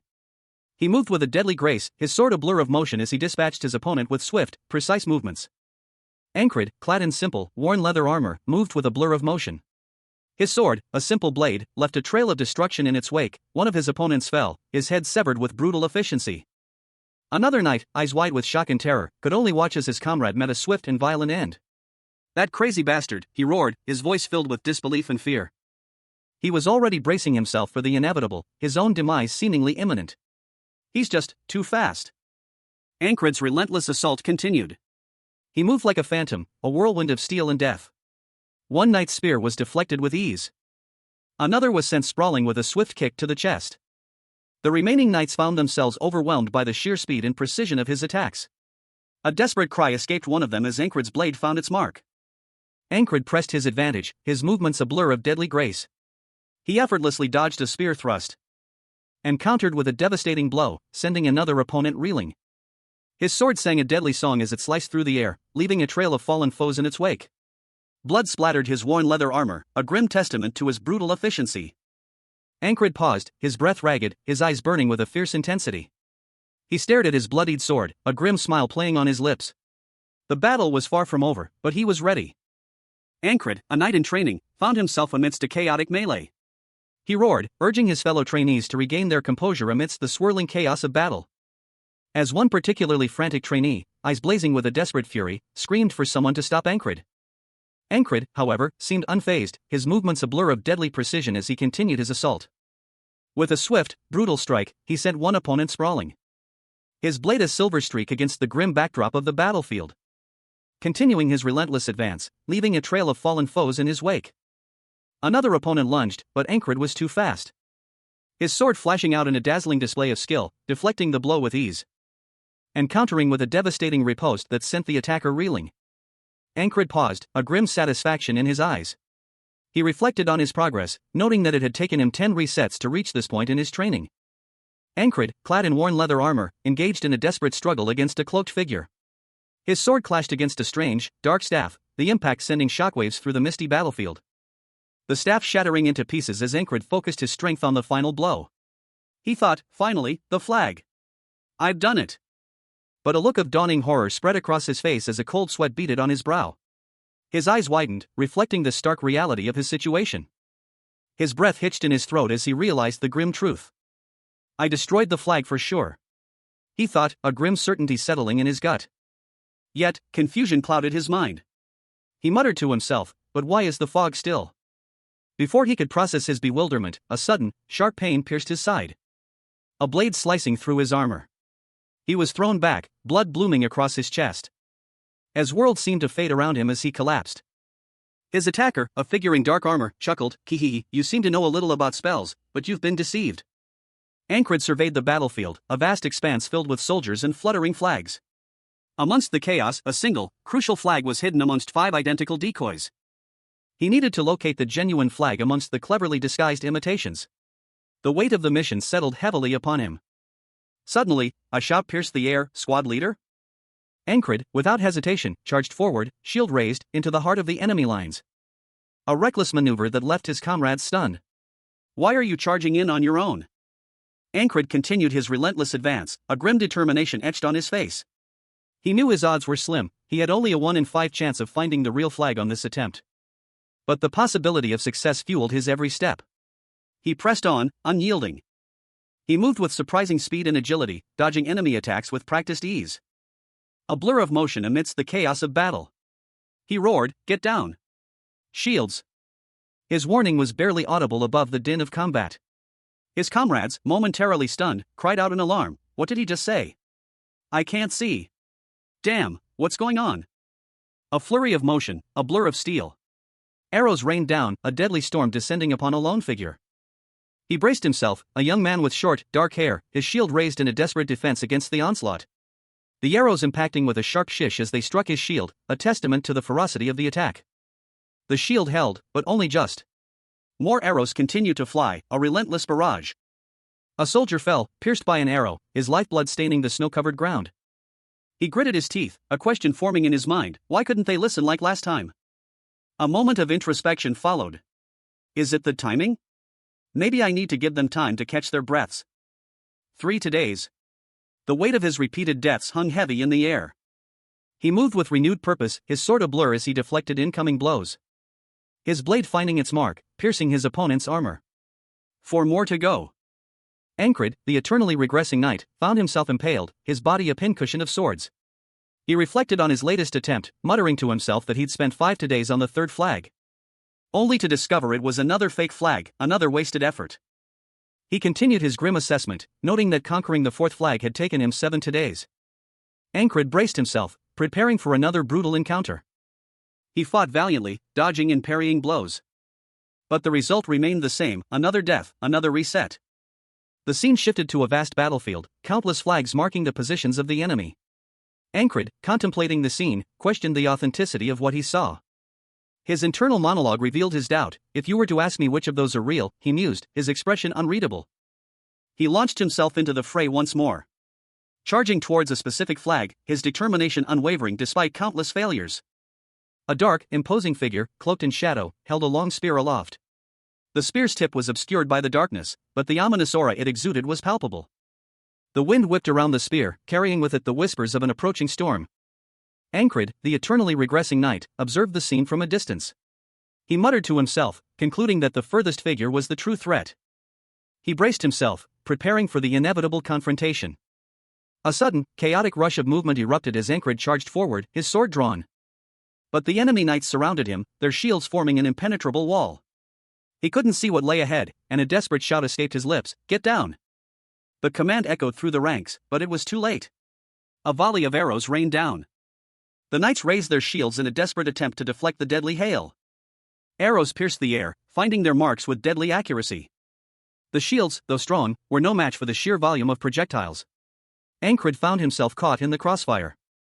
Ankred, his face contorted in exertion, urged Rem to follow him, muttering about a troublesome spell. Rem, thrown off balance by Ankred's sudden movement, landed hard, questioning his sanity. Ankred, his expression fierce, continued his desperate dash. Reasoning that the distance to the flag was too great to allow for exhaustion. He couldn't afford to tire before reaching it. Suddenly, a volley of arrows flew towards them. As Ankred cursed his pursuers, Rem, using their superior speed, skillfully dodged the incoming projectiles. While Ankred formulated a plan to outmaneuver the enemy. He would use Rem as a distraction, slipping past the enemy while they were occupied. Ankred, his body racked with pain, lay on the snow-covered ground. A cold sweat beaded on his brow as he gasped for air, his mind racing. He wondered, the spell, who cast it? He glared at the figure before him, a cruel smile playing on the man's lips. "You can't talk, huh?" "I'll hear it from the next one," the man said, his voice dripping with menace. The man lunged forward, but Ankred barely registered the attack before he was enveloped in a blinding white light. He awoke to find himself back at the start of the day, the chilling realization dawning on him: it's been over a year of repeating today. Ankred, his eyes blazing with determination, began to run, his movements swift and precise. He was chasing something, a dark, ominous presence that loomed in the distance. He moved with the speed of a phantom, his feet barely touching the ground. A blur of motion against the stark white landscape. He drew his sword, the polished steel gleaming in the dim light. His resolve hardened. But now, it's the end. With a powerful swing, Ankred cleaved the air, his blade aimed at the shadowy figure that had been pursuing him. The impact was earth-shattering. The force of the blow sent tremors through the ground. For this fog, Ankred muttered, his breath ragged. Ankred, the eternally regressing knight, found himself locked in a desperate duel. His opponent's blade flashed, a deadly arc of steel aimed at his heart. But with a blur of motion, he parried the blow, his own sword a silver streak countering the attack. The clash of steel echoing through the air as sparks erupted from the impact. He deflected another strike, sending his opponent reeling backward with a powerful counterattack. The force of the blow sent him flying, leaving Ankred standing victorious amidst the dust and debris. A wave of relief washed over him as he breathed a sigh of relief, whispering a prayer of thanks. He thought, God has answered my prayers. But his moment of triumph was short-lived. His opponent, still alive, rose to his feet, his eyes burning with a fierce hatred. He hissed, I really wanted to kill you with my own hands. Ankrid, a young man with determined blue eyes and dark hair, stared intensely ahead. His expression was grim, his brow furrowed in concentration. He wore a worn, dark-colored tunic and what appeared to be armored gauntlets. His gaze was unwavering, reflecting a steely resolve. The intensity in his eyes hinted at a struggle, a silent battle waged within. A close-up revealed the intricate detail of his armored gauntlets, suggesting a level of preparedness for combat. Ankrid looked up, his expression shifting to one of suspicion and alertness. A single scar marred his cheek, a testament to past battles. He spotted someone on the ground below. A whispered "you" escaped his lips, laced with a mixture of surprise and recognition. Ankrid's face contorted in anger, his jaw clenched tight. His eyes burned with a fierce intensity. He was clearly agitated, his internal monologue a torrent of frustration. Forgot about me in the few days that passed? Ankrid, a young man with brown hair, lay wounded on the ground, his breath ragged. He looked up at another figure, a knight in more substantial armor, who stood over him. The knight spoke, his voice barely a whisper, so, you'll remember this moment. Ankrid's eyes widened slightly as he gripped his sword. With a surge of adrenaline, Ankrid lunged forward, his blade flashing. He aimed a desperate blow at the knight, shouting, once you get stabbed. The knight parried the attack with ease, his movements fluid and precise. A counterattack followed swiftly, sending Ankrid sprawling. The knight's sword pierced Ankrid's side, ending his life. Ankrid, a young man with unwavering determination to become a knight, found himself once again at the start of his day. He was running, his boots pounding the ground. A blur of motion as he pushed his body to its limits. This was his chance, his countless chance, to perfect his skills. He drew his sword, the familiar weight of comfort in his hand. A swift, precise movement that belied his years of relentless training. And met his opponent's attack with a counterstrike that sent the man sprawling. Ankrid, surprised by the unexpected power behind his blow, stumbled back, his breath catching in his throat. What the? He stared at his opponent, a man he recognized from a previous life. The thought crossed his mind, is this really the guy I saw before? His opponent, equally shocked, watched Ankrid. He muttered to himself, he's gotten incomparably better. Ankrid's face hardened, his eyes narrowed. The previous life's experience flashed before him, and he realized the danger of underestimating his opponent. He thought, trying to catch me with a single step. Ankrid, a young man with short, dark hair, found himself tumbling through the air, his sword arm outstretched. He was locked in a fierce duel, the clash of steel echoing in the silent battlefield. A blur of motion as his opponent, a larger man with longer brown hair, pressed their attack. The force of the blow sent Ankrid sprawling. But even as he fell, Ankrid's blade flashed, a counterattack forming in the midst of chaos. A desperate parry deflecting the incoming blow. Sparks flew as steel met steel. Ankrid's eyes narrowed in concentration, his breath ragged. He was using the right-to-sword technique, a skill requiring unwavering loyalty and precision. He was loyal to the technique, and the technique was loyal to him. His opponent, however, was relentless. He pressed his advantage. A powerful swing aimed at Ankrid's exposed side. But Ankrid was ready.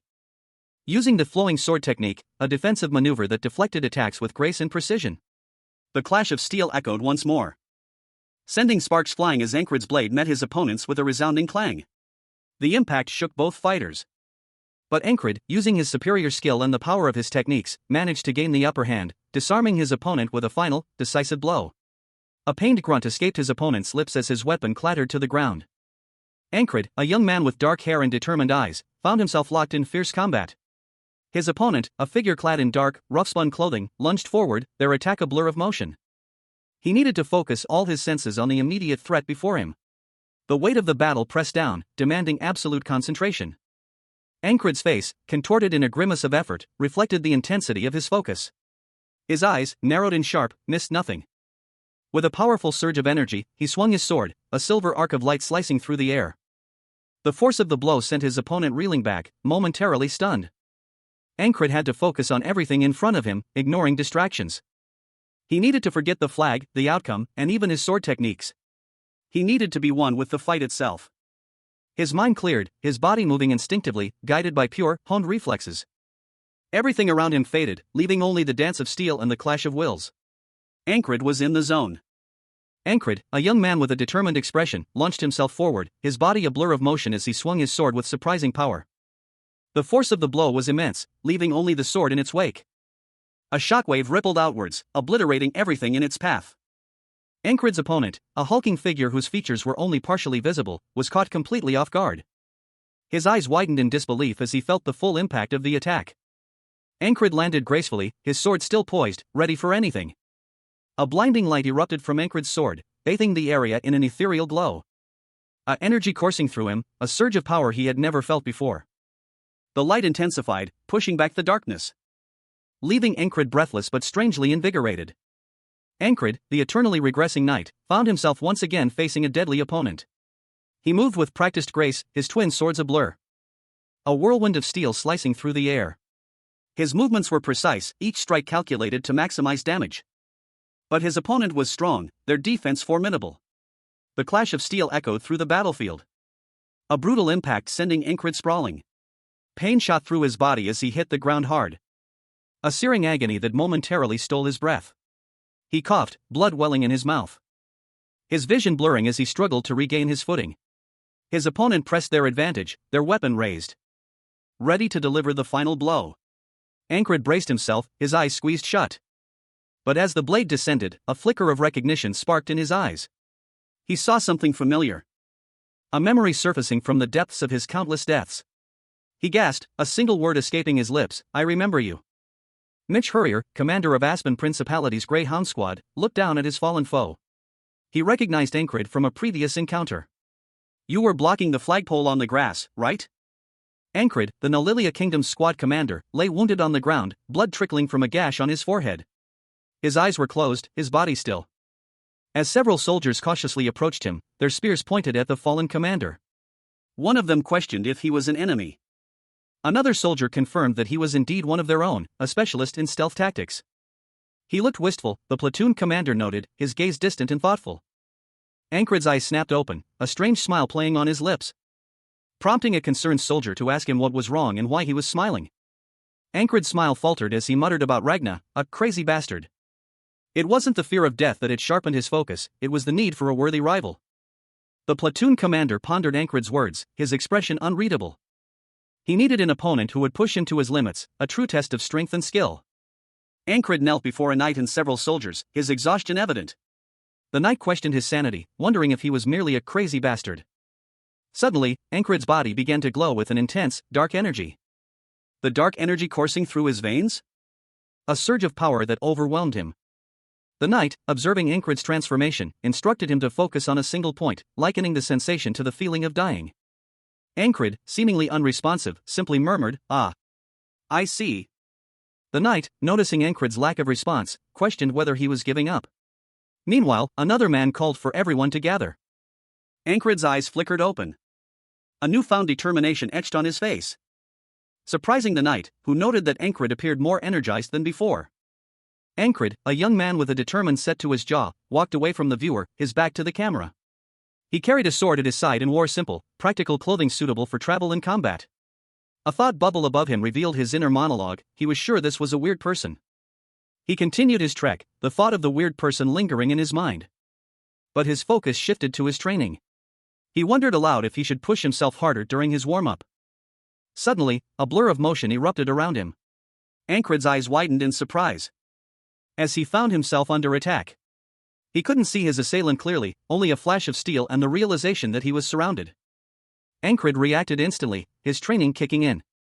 He saw several figures charging at him, their shields raised in defense. But before he could fully assess the situation, a volley of arrows rained down upon him and the shields. A man with long blue hair, whom Ankrid called Rem, appeared, shouting at him to follow. Ankrid, surprised and disoriented, could only ask what was going on. While Rem, seemingly unfazed by the chaos, calmly stated that he would follow Ankrid if he was charging in. Ankrid, his face etched with the grim reality of his situation, found himself pinned down, an arrow piercing his shoulder. A voice, cold and sharp, cut through the air. A warning delivered with chilling precision: if he didn't want another arrow in his head, he should keep his eyes forward. The threat was palpable, the danger imminent. And Ankrid, despite the pain, knew he had to act. He was surrounded, outnumbered, and outmatched. His only hope lay in his ability to fight his way out. A desperate flurry of motion began. He parried a blow, narrowly avoiding a fatal strike, countering with a swift, brutal attack of his own. The clash of steel echoed through the snowy battlefield. A whirlwind of blades and desperate maneuvers. Ankred fought with the ferocity of a cornered animal, his every move precise and deadly, creating an opening, a path to escape. The narration box revealed the strategy. He was repeating a familiar tactic, one that would lead him to a crucial encounter. A reunion with Mitch Hurrier. Mitch, clad in his knightly armor, stood before him, a grim determination etched on his face, a weight of expectation heavy in the air. Ankred, however, remained hidden, his back turned, a book strapped to his back. A final panel shows Ankred's face, his eyes glowing with an unnatural light, a chilling smile playing on his lips. He addresses Mitch, a friend, with a tone that suggests a dark secret is about to be revealed. Ankred, a young man with a burning desire to become a knight, gripped his sword. His knuckles were white, his gaze resolute. "Let's fight," he declared, his voice filled with a quiet determination. His opponent, a man with intense eyes and a stern expression, stared back, surprised. "Why?" First time receiving a confession, he questioned, his voice laced with disbelief. Ankred smiled, a hint of mischief in his eyes. "Because I fell in love at first sight," he confessed, his words echoing the intensity of his feelings. The opponent scoffed, his expression hardening. He muttered to himself, "My squad is greyhound, persistent lovers. It's the first time someone has come looking for me." With a sudden burst of speed, Ankred lunged forward, his sword flashing in the dim light.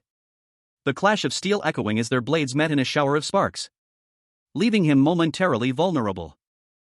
Seizing the opportunity, Ankred unleashed a powerful blow, his sword arcing through the air. His opponent, surprised by the swift defeat, muttered, "To think you'd lose this easily. I don't know what you believed in to come at me like this." Ankred stood over his fallen opponent, his expression unreadable. Ankred, his face etched with grim determination, reflected on his past failures. He realized his approach had been fundamentally flawed, his previous attempts had lacked the necessary fluidity and natural integration into the flow of combat. He needed to become one with the fight, to let the rhythm of battle guide his actions, rather than forcing his will upon it. With renewed focus, Ankred found himself in the midst of a fierce duel. Sparks flew as his blade clashed against his opponent's, the rhythmic clang of steel a testament to his newfound understanding. He repeated the movements, striving for perfection, seeking the elusive rhythm that would unlock his full potential. Each parry, each thrust, a carefully calculated dance of death, a testament to his unwavering resolve. Suddenly, his opponent launched a devastating attack, a blur of motion that threatened to overwhelm him. Ankred braced himself, his eyes narrowed in concentration. The world seemed to slow as he anticipated the incoming blow, his mind a whirlwind of calculated responses. He saw it again, the same sequence of events, the 28th time he had lived through this moment. A grim smile touched his lips. Ankred realized he could now intentionally enter a heightened state of concentration, slowing time and predicting his opponent's moves with unnerving accuracy. This was the 48th time he had experienced this particular moment. His teacher, a seasoned warrior with long blonde hair, appeared, a knowing glint in his eyes. "I'll teach you the tricks," he said, a hint of amusement in his tone. Ankred, a young man with dark hair and intense eyes, stood defiantly before a seasoned warrior, swords drawn.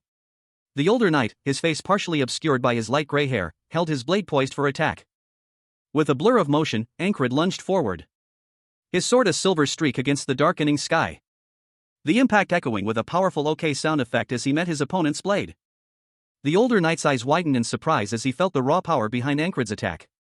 A whirlwind of motion followed as Ankred's superior speed and skill began to overwhelm his opponent. A flurry of blows leaving the older knight reeling. Ankred pressed his advantage, his movements a blur of deadly precision, forcing the older knight into a desperate defensive posture. The older knight, his face etched with fear and disbelief, found himself completely outmatched. Ankred and another knight stood facing each other, swords drawn. "Did you deflect by concentrating on a single point?" the other knight asked, his tone curious. The other knight's face was a mask of intense focus. He thought, pure concentration. That means completely controlling your body and sword. Ankred replied, "My power and technique have developed to the point where you cannot compare them to before I repeated today. His companion, seemingly surprised by this statement, asked, "Squad commander? Where are you going?" Ankred stood tall, his sword held casually at his side, a determined look on his face. He answered, "To meet the platoon commander." Ankred, a young man with determined eyes and dark hair, stood silhouetted against a bright sky, his sword resting across his shoulders. He was dressed in simple, practical attire, the clothing of a soldier more than a knight. His gaze was fixed on something in the distance, a steely resolve hardening his features. He was on his way to meet the platoon commander. A thought solidified in his mind: it was time to overcome the challenges of this day. A quiet confidence radiated from him, a stark contrast to the weight of his unspoken determination. His blue eyes, sharp and intense, held a glimmer of something more. Ankrid arrived to find a blonde-haired woman, clad in the armor of a high-ranking officer, seated at a table. She looked up, her expression questioning. "You wanted to see me? What is it?" The officer's eyes narrowed slightly as she listened to Ankrid's report. He mentioned spells, recalling having seen them during a recent reconnaissance mission. Ankrid continued, explaining that the Aspen soldiers referred to a peculiar individual as the spellcaster. The officer, intrigued, prompted him to elaborate. Ankrid, having died and been reborn countless times, had meticulously planned his strategy, relaying all crucial information to his allies before the battle commenced. Suddenly, a thick fog rolled in, obscuring the battlefield and causing confusion among the soldiers. A volley of arrows rained down from the fog, forcing the soldiers to raise their shields. The soldiers struggled to defend themselves against the onslaught, as arrows pierced through the gaps in their defenses, causing casualties. Ankrid, witnessing the chaos, braced himself for impact as he was thrown backward, his thoughts turning to the competence of his commanders. He realized what he needed to do. Ankrid, a young man with a determined expression, stood amidst a swirling snowstorm. Clad in simple yet sturdy armor, he gripped his sword tightly, his posture conveying a quiet intensity. His eyes, narrowed in focus, scanned his surroundings, a hint of apprehension mixing with his resolve. He was ready. A sudden shout pierced the silence. "You know my name," a gruff voice boomed, as a figure emerged from the blizzard. Ankrid's opponent stood before him, equally armed and ready for battle. Ankrid's face hardened. "I wanted to fight it out with you from the start," he thought, his gaze unwavering. He declared, "Today I'll beat you," his voice filled with a newfound determination. With a burst of speed, Ankrid lunged forward, his blade a blur as he met his opponent's attack head-on, the clash of steel echoing through the snowy landscape. Ankrid, a young man with a lifelong dream of knighthood, found himself locked in a desperate struggle. His opponent pressed their attack, forcing him into a defensive posture. But Ankrid, despite his injuries, met the onslaught with grim determination. He braced himself, readying his sword for a counterattack. A swift, powerful riposte that aimed to exploit a momentary opening in his opponent's guard. The clash of steel echoed through the air as the two combatants locked blades in a furious exchange. Sparks flew as Ankrid's blade met his opponent's, a whirlwind of motion and skill. Ankrid, writing in exertion, pushed forward, his attack relentless. "This bastard," he thought, his eyes narrowed in fierce concentration. He unleashed a brutal flurry of blows, each strike aimed to break through his opponent's defenses. His opponent, caught off guard, cried out in pain as Ankrid's blade found its mark, a searing blow that sent him reeling. Ankrid pressed his advantage, his movements a blur of deadly precision. Another powerful strike followed, sending his opponent sprawling to the ground, defeated. Ankrid stood victorious, his breath ragged but his spirit unbroken. The battle was over, but the path to knighthood remained long and arduous. Ankrid and his opponent clashed swords, steel meeting steel in a shower of sparks. The force of the impact sent tremors through their arms. A fierce battle of skill and strength, each blow a testament to their dedication. His opponent hissed, clearly surprised by Ankrid's unexpected power. Ankrid's eyes widened as he realized something crucial: his opponent was indeed stronger, but not unbeatable. He thought, as it turns out, yes. The fight continued, a whirlwind of flashing steel. His opponent pressed their advantage, demanding, "What's your name?" Ankrid, seizing a momentary opening, countered with a powerful blow, sending his opponent reeling. The impact echoed through the air. Ankrid's opponent, impressed despite the setback, declared, "I'll remember that name." Ankrid, his eyes burning with determination, responded, "No need. I'll remind you if you forget." The scene ended with a close-up on Ankrid's intense gaze, his eyes reflecting a fierce resolve. Ankrid, a knight in training, found himself in a life-or-death struggle. His opponent moved with terrifying speed. But Ankrid reacted instantly, his hand instinctively reaching for the hilt of his sword. He shifted his weight, his body coiled like a spring, preparing to unleash a diagonal slash. The years of training, the countless repetitions of this very moment, all culminated in this precise movement. With a blur of motion, his sword arced through the air, a brilliant flash of steel cutting through the darkness. The technique honed through countless days, the experience gained through endless repetition, allowed him to anticipate his opponent's every move. He reflected on the power of his unique ability, the ability to relive the same day repeatedly, perfecting his skills with each iteration. This allowed him to predict his opponent's movements with uncanny accuracy. Ankrid's blade found its mark, connecting with his opponent in a decisive blow. The fight was far from over, but Ankrid felt a surge of confidence. Ankred, a young man with a lifelong dream of knighthood, found himself locked in a desperate struggle. His sword, a gleaming beacon of hope against the encroaching darkness, sliced through the air. The blade a blur of motion as he fought with a ferocity born of countless repetitions of this very moment. Blood splattered across his opponent's armor, a testament to the brutal effectiveness of his technique. His grip tightened on the hilt of his sword, each swing precise and deadly.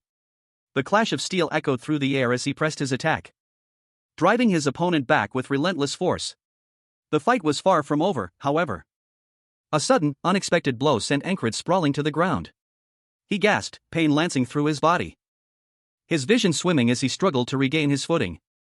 His opponent pressed their advantage. A swift, brutal attack leaving Ankred momentarily stunned. He felt a surge of frustration, a thought crossing his mind: what? I thought I'd get him in a few moves. He was surprised by his opponent's resilience. A question forming in his mind: am I really struggling against this little bastard? Ankred's surprise quickly turned to renewed determination. Ankred, his face grim with determination, refused to accept defeat.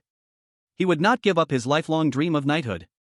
His current sword techniques, while effective for parrying, were insufficient for a decisive attack. He needed something more. A technique he had painstakingly honed through countless deaths and rebirths. He lunged forward, his blade a blur of motion as he engaged his opponent in a fierce clash of steel. The impact echoed through the air. A whirlwind of strikes and parries, a dance of death played out with deadly precision, culminating in a devastating display of power. This was the wheel cut, an attack that started from the bottom, slashing everything in a huge arc. Ankred unleashed the technique, his opponent barely registering the attack before being sent flying. His opponent's eye widened in shock as he saw the true power of the technique. The technique, honed through countless deaths, finally bore fruit. Ankred had achieved a breakthrough. Ankred, the perpetually regressing knight, found himself once again at the start of his day. He gripped his sword, a familiar weight in his hand, but a cold dread settled in his heart, because he couldn't recall the precise moment his current cycle began. He swung his blade, a brilliant blue energy surging from the weapon's edge, a grim smile twisting his lips as he prepared for the inevitable confrontation. He knew this day would end in death, but this time, he was ready. The battle raged. Ankred, despite his superior skill honed through countless repetitions of this day, found himself on the defensive. His opponent, a blur of motion, pressed their attack relentlessly. Sparks flew as steel met steel, a deadly strike aimed at his heart. But Ankred, in a flash of insight born from countless deaths, saw the attack coming. He reacted instinctively. The insignia of the Hurriers, one of the three great houses ruling the Aspen Kingdom, was revealed. This was no ordinary foe. House Hurrier represented the kingdom's brute force, recruiting anyone who showed exceptional swordsmanship. Ankred, a young man with determined eyes, was one such recruit, drawn from a regional house. After adopting the name Hurrier, he quickly proved his skills, culminating in a remarkable feat, defeating 2 adult knights at the tender age of 15. His victories continued. At 18, he bested a champion swordsman from a nearby town.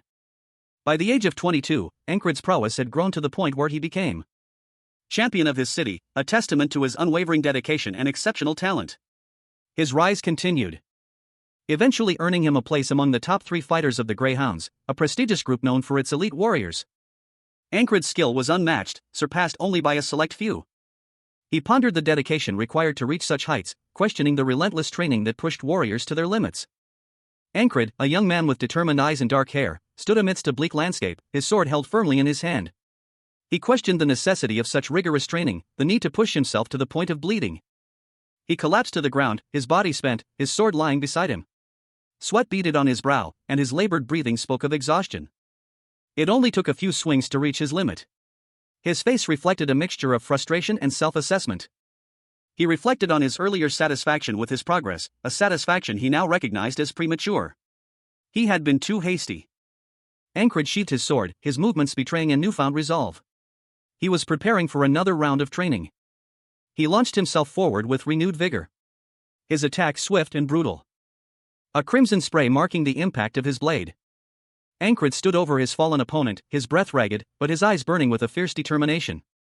He had learned a valuable lesson.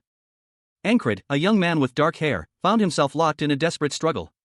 2 swords clashed, a whirlwind of steel and fury.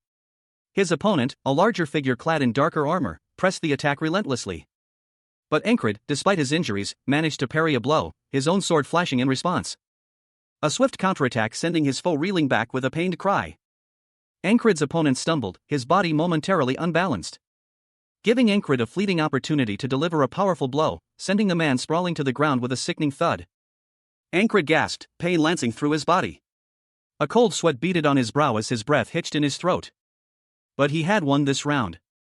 His opponent, slowly rising, gripped his sword tightly. A look of disbelief and grudging respect on his face. He muttered to himself, admitting he had underestimated Ankrid's strength and skill. He also commented that Ankrid was not as good as him in terms of strength or technique. Ankrid, his face streaked with grime and sweat, let out a ragged breath. His eyes, though, burned with a fierce determination. A pained grimace twisted his features as he muttered a defiant ha through gritted teeth. Blood trickled from the corner of his mouth, a testament to the brutal fight he had just endured. He stood, battered but unbowed, his sword still clutched tightly in his hand. A cloaked figure, Mitch, stood behind him, his face obscured by shadow. A thought bubble appeared, a single word echoing in Ankrid's mind, if. Ankrid, despite his injuries, found a strange satisfaction in the battle. He muttered, this was fun. A wave of self-reproach washed over him as he reflected, I had tried harder instead of being complacent. Mitch's face, now visible, showed a grim determination. He urgently shouted, protect Mitch. Ankrid, spurred by a renewed sense of purpose, braced himself for the next wave of attacks. A fierce clash of steel echoed across the battlefield. As Ankrid, a knight in blue and dark garb, launched a desperate attack, his sword a blur of motion. His opponent, a fellow knight clad in grey armor, barely managed to parry the blow. The impact sending tremors through both warriors. Mitch, Ankrid's comrade, cried out in alarm, asking if he was all right. Ankrid, despite his injuries, commanded Mitch to take cover, his voice strained but resolute. As his opponent pressed their advantage. Mitch, his face etched with worry, stood over Ankrid, his sword drawn, ready to defend his friend. Ankrid's opponent sneered, promising a painful death. Ankrid's eyes widened in defiance, a grim determination settling on his face. Mitch, however, remained steadfast, his gaze unwavering, as he silently vowed to remember this moment. Ankrid, a young knight in training, found himself surrounded. He was completely encircled by a squad of crossbowmen, their weapons trained on him. A grim realization dawning on him as he braced himself for the inevitable volley. The crossbowmen prepared to unleash a deadly barrage. But Ankrid, ever resourceful, had a plan. He focused on breaking the flag and securing his escape. He made a daring dash through the narrow alleyway. Only to find himself facing another opponent, a seasoned warrior blocking his path. Ankrid's thoughts turned inward. He wondered if this was the wall he had to overcome today. A crossbow bolt whizzed past, narrowly missing him. He roared a command. Fire, he shouted, unleashing a desperate attack. Ankrid, a young man with a lifelong dream of knighthood, found himself in a desperate situation. A flurry of projectiles rained down upon him, each a deadly threat. He braced himself, his expression grim, and with a powerful surge of adrenaline, he drew his sword. The scene ending with a dramatic flourish as the chapter concludes. Ankrid, a young man with dark hair, found himself amidst a chaotic battlefield, locked in fierce combat against a knight clad in shining armor. The clash of steel echoed as Ankrid skillfully parried a blow. But the relentless onslaught continued, forcing him to acknowledge his limitations. He realized he couldn't avoid every attack. Undeterred, Ankrid resolved to press on, accepting the blows as he continued his advance. The armored knight, momentarily staggered by Ankrid's relentless pressure, stumbled back, providing Ankrid with a brief opening. He seized the opportunity, his movements a blur of motion as he counterattacked. Ankrid's twin blades flashed, a whirlwind of steel that met the knight's defenses. A fierce clash of weapons echoing across the battlefield. Ankrid's eyes, narrowed in concentration, reflected the intensity of the fight. Even after a single strike, Ankrid noted the surprising weight of his opponent's sword, a testament to the knight's superior technique. Ankrid, a young man with determined eyes, lunged forward, his sword a blur of motion as he engaged his opponent in fierce combat. He knew the cost of victory. To win this battle, he would have to die many more times. But his focus remained unwavering. His objective was clear, to win the battle by destroying the enemy flag. With a powerful, precise swing, Ankrid's sword sliced through the air, aiming for the enemy's flag. He knew that even slight damage to the spell medium would render it useless. And with a final, decisive strike, he cleaved the flag in two. Ankrid's opponent, his face contorted in rage, roared his fury. You bastard! The two knights clashed once more, their swords meeting in a shower of sparks. Ankrid, despite the ferocity of the attack, remained focused on his goal. Knowing he had to aim for a specific point to truly win this battle. With a final, desperate lunge, Ankrid delivered a blow that shattered his opponent's defenses. Ankrid, a young man with determined eyes and dark hair, focused intently. He was contemplating the connection between a flag and its pole, a seemingly mundane detail. Suddenly, a blur of motion erupted as Encred moved with impossible speed. A streak of white slicing through the air, leaving a trail of motion blur in its wake. The scene shifting to show a wide shot of numerous soldiers being swept away by an unseen force. Encred, now visible again, was seen moving with incredible speed, his sword a blur. He reported to command about an impending magical attack, but his warnings were ignored. Encred, disgusted, muttered that the kingdom was rotten. He then swiftly dispatched a poorly trained commander, his blade flashing. The battlefield was a grim tableau of fallen knights, their bodies riddled with wounds, their swords lying discarded in the mud. A chilling assessment hung in the air. At this rate, they were all going to die. Amidst the carnage, a lone female knight stood, her expression unreadable, a question mark hanging in the air as she surveyed the scene. A sudden, sharp intake of breath escaped her lips as she noticed something amiss. Two of her fellow knights, their faces etched with confusion, looked around wildly. The fog, which had shrouded the battlefield moments before, had abruptly vanished. The realization dawned on them: the fog had disappeared. One of the knights, his gaze fixed on something unseen, muttered about the missing flag. Suddenly, a brutal attack pierced the air. A knight was impaled from behind, a look of shock and agony twisting his features. The female knight moved with lethal precision, her blade flashing as she countered the attack, dispatching her enemy with a swift, decisive blow. With the fog gone, the enemy was completely caught off guard. Seizing the opportunity, she roared a command to her remaining men. Now was their chance to turn the tide of the battle. With renewed vigor, the knights charged into the fray, their swords flashing, a desperate counterattack underway. Encred, amidst the chaos of battle, roared a battle cry, urging his fellow soldiers to kill them all. The intensity of the moment was palpable as he charged into the fray. With the fog lifting, a female knight, her face partially obscured by her helmet, observed the battlefield. She noted that the change in conditions had made their position more advantageous. However, a question lingered in her mind: who had dispelled the magical fog that had previously shrouded the battlefield? Her gaze fell upon a figure, partially hidden, and she wondered if it was that person who had been responsible for the change in circumstances. The knight's suspicion focused on a particular individual, the squad leader. The squad leader, Encred, was shown battered and bruised, his breath ragged, leaning against a fallen comrade. He reflected on his recent actions with a sense of regret. He silently admitted to himself that he had made a serious mistake. Encred, despite his injuries, attempted to regroup his surviving squad members, intending to move towards friendly lines. However, he found himself surrounded by an unexpected enemy force, leaving him questioning their presence. A stern-faced, heavily built man with long, graying hair and a short beard demanded, "Bring me the spellcaster. Or else you will all die," he threatened, his words laced with menace. Encred, a young man with a striking two-tone hairstyle, stood defiantly amidst a group of soldiers, his swords drawn. A group of soldiers, their faces grim, stood guard, their attention fixed on Encred. Encred remained steadfast, his stance unwavering as he faced the soldiers. The tension escalated as one of the soldiers exclaimed, "Wait, you aren't the enemy." Another soldier, enraged, shouted, "What the fuck is wrong with you? Do you want to be executed? Goddamn bastard." He spat, his anger barely contained as he lunged at Encred. "You're trying to survive, even in that state. Just give up." Encred, a young man with a lifelong dream of knighthood, found himself impaled by a spear, his body crumpling to the ground. The force of the blow sending him tumbling head over heels. He was clearly facing a formidable opponent. A large, shadowy beast that towered over him. A guttural sound escaped Encred's lips as he braced for the final blow. His eyes widening in terror as he registered the creature's immense size and power. Fear gripped him.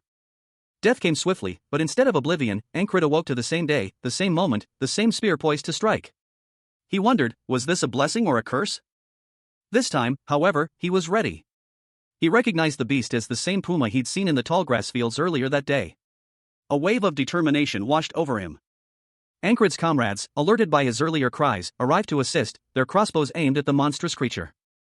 But the puma was too quick, its movements a blur of deadly grace. It lunged, its claws extended, sending one of the knights sprawling. The others fired their bolts, but the beast seemed unfazed, its eyes glowing with an unnatural light. The battle was far from over. Encred, a knight in training, stared in disbelief at his crossbow. His bowstrings, severed, rendered his weapon useless. A puma, unseen until now, had sabotaged his equipment, leaving him vulnerable and exposed. He gripped his short sword, his face grim with determination.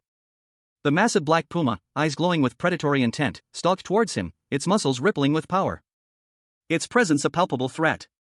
Encred's companion, a man with piercing blue eyes, warned him, "You'd better leave now. Suddenly, a figure emerged from the shadows, a knight in ornate armor, his face partially obscured by a mask. He carried a large sword. A single visible eye reflecting a cold, calculating gaze. The mask revealed a deep scar across his face. Ankred, despite his fear, stood his ground. He shouted to his companion, "Stand back, dumbass." Another knight, identified as platoon leader Vengeance, approached, his expression serious. He questioned Ankred's actions. Vengeance lunged forward, his sword a blur of motion, striking with incredible speed and force. The impact sent Ankred sprawling to the ground. Ankred, a young man with blonde hair, lunged forward, his body a blur of motion as he engaged in fierce combat. A shower of sparks erupted as his attack connected with his opponent, the impact sending a shockwave through the ground. A guttural cry escaped his lips as he delivered a powerful blow. Ankred's attack proved insufficient. He was thrown back, his body impacting the earth with a heavy thud. A large black panther loomed nearby. "You said you'd save me," he gasped, his voice strained. A group of soldiers surrounded him, their crossbows trained on Ankred. "Shoot! Just shoot him," one of them shouted, their voices filled with urgency. Before the arrows could find their mark, Ankred moved with impossible speed, a blur of motion that defied the eyes. A dark, swift strike ended the immediate threat, leaving only a trail of destruction in its wake. The soldiers watched in horror as Ankred's true form began to manifest. "What? That guy is a monster," one of them cried out in terror. The panther lunged, its claws extended, aiming for Ankred. But Ankred reacted instantly, his movements fluid and precise. He deflected the attack with ease, and retaliated with a swift counterattack, sending the beast reeling back. He then turned his attention to the remaining soldiers, his sword gleaming menacingly. Ankred, his body battered and bruised, found himself on the verge of defeat. His opponent, a seasoned warrior clad in dark armor, pressed their advantage. But a flicker of determination ignited in Ankred's eyes. His gaze sharpened, a cold fire burning within his depths, a surge of power coursing through his veins. He braced himself, ready to meet the oncoming attack, drawing his sword with surprising speed and strength. The blade hummed with barely contained energy. A sudden clarity washed over him. "I see it," he thought, a newfound understanding dawning in his mind. A path to victory, a strategy previously hidden from his sight. His expression hardened with resolve. And with a renewed ferocity, he lunged forward, his blade a blur of motion, his attack forcing his opponent onto the defensive. The warrior, clearly surprised by this sudden shift in momentum, struggled to keep up, realizing the limitations of his own strength. "I can't parry that sword with my strength," he muttered, a grim realization dawning on him. That means he had to change his tactics. With a desperate cry, Ankred deflected the blow, sparks flying as steel met steel. Ankred, the eternally regressing knight, channeled his focus, mirroring the legendary Mitch Hurrier's technique. His blade a blur as he unleashed a devastating blow, the force of the strike cleaving through his opponent's armor, leaving the knight momentarily stunned and disoriented. The surprised knight, his face etched with disbelief, glared at Ankred, while Ankred's opponent, recognizing the technique, whispered in awe, "That technique is Mitch Hurrier's." A triumphant grin spread across Ankred's face. It worked. He lunged forward, his attack relentless, overpowering his opponent with a flurry of blows, leaving the knight defeated and gasping for breath. A company of knights, clad in weathered armor, charged across the battlefield, their swords glinting under a sullen sky. A grizzled veteran watched their advance with a disapproving TSK. Ankred, a young knight with blonde hair, turned away, muttering to himself that he would forget them. His gaze hardened, a grim determination settling on his features. With a powerful gesture, Ankred commanded his troops to retreat. The knights, obeying their leader, began a hasty retreat, their movements chaotic and disorganized as they fled the field. He then noticed his injured puma companion. Despite his own injuries, Ankred insisted on bringing the puma along, prompting a frustrated retort from a fellow soldier. Ignoring the soldier's outburst, Ankred carefully carried the injured puma, his face etched with worry.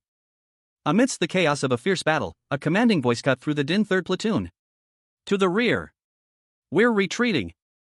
The order was carried out with grim determination, soldiers retreating in an orderly fashion, their faces etched with exhaustion and grim resolve. Two soldiers embraced briefly amidst the chaos, a silent exchange of camaraderie before they continued their retreat. One of them, however, was severely wounded. Blood flowed freely from a deep gash on his side.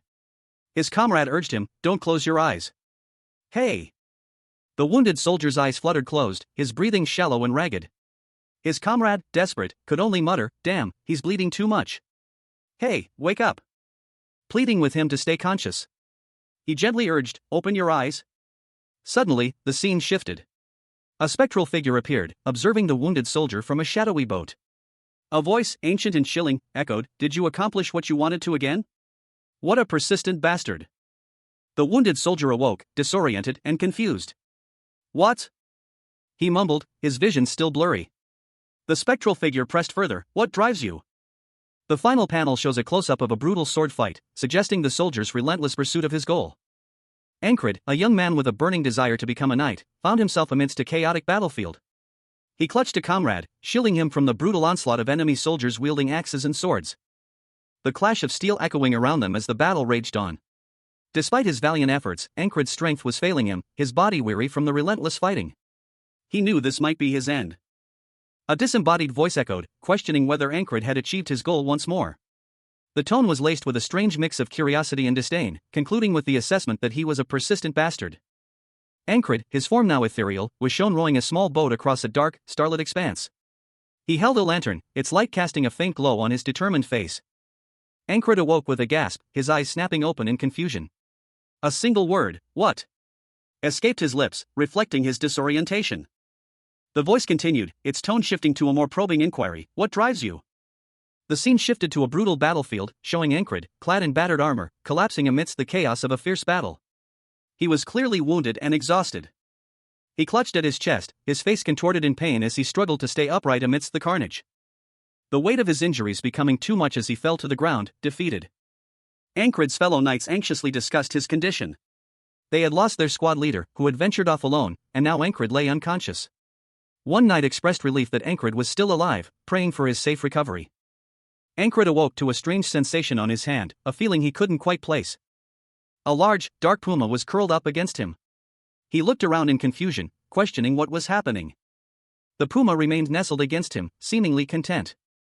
One of the knights entered, expressing surprise at Ankred's survival, having believed him dead. The scene shifted to show Ankred surrounded by his fellow knights. They were relieved to see him alive. One of the knights expressed his gratitude for Ankred's unexpected recovery. Ankred, still disoriented, asked what was going on. Another knight inquired about his well-being. Ankred felt thirsty, having lost a significant amount of blood during the battle. A knight reassured him that the medic had confirmed no lasting injuries from his wounds. Ankred, a young man with bandages wrapped around his torso, sat beside a dark-furred animal, seemingly a large cat. He looked pale and weak, clutching a cup. A voice, presumably from someone off-panel, commented that the goddess of luck must be on his side. Ankred's head lolled to the side as he weakly held his cup. The animal beside him flinched, its ears flattened against its head. He realized he must have passed out during the retreat. Several soldiers were present in a tent, some resting on cots. One of them, noticing Ankred awake, announced he was leaving to get some sleep. Ankred, still on his cot, felt relief at having survived another day. The scene shifted to an exterior view of the camp, showing numerous tents under a clear sky. The day was over, and a sense of quiet settled over the encampment. A muscular man with gray hair and a goatee, seemingly a leader among the soldiers, observed Ankred from a distance, a thoughtful expression on his face. He approached Ankred, who was petting the dark-furred animal. The man questioned Ankred's actions, asking if he wanted to pet the animal. Ankred, startled, looked up. Ankred replied that he wasn't interested in beasts. The man's expression turned inquisitive. He then asked how the man knew about his lack of interest in animals, his curiosity piqued. Ankred pondered whether he should lie. He internally reflected on the animal's loyalty to him. He decided against lying, explaining that he had been friends with someone like the man, a settler, and suspected his lack of interest in animals based on what he had heard from that friend. Ankred, a young man with dark hair and intense eyes, listened intently as a woman, her face partially obscured by shadow, spoke. He was bandaged, suggesting recent injury. She stated that the information she was giving him was accurate, obtained from a settler. The woman continued, assuring Ankred that it was all right if he chose not to share information with her, but cautioned him against becoming overly interested in magic. The scene shifted to Ankred and a large, muscular man with long dark hair and tribal markings on his chest.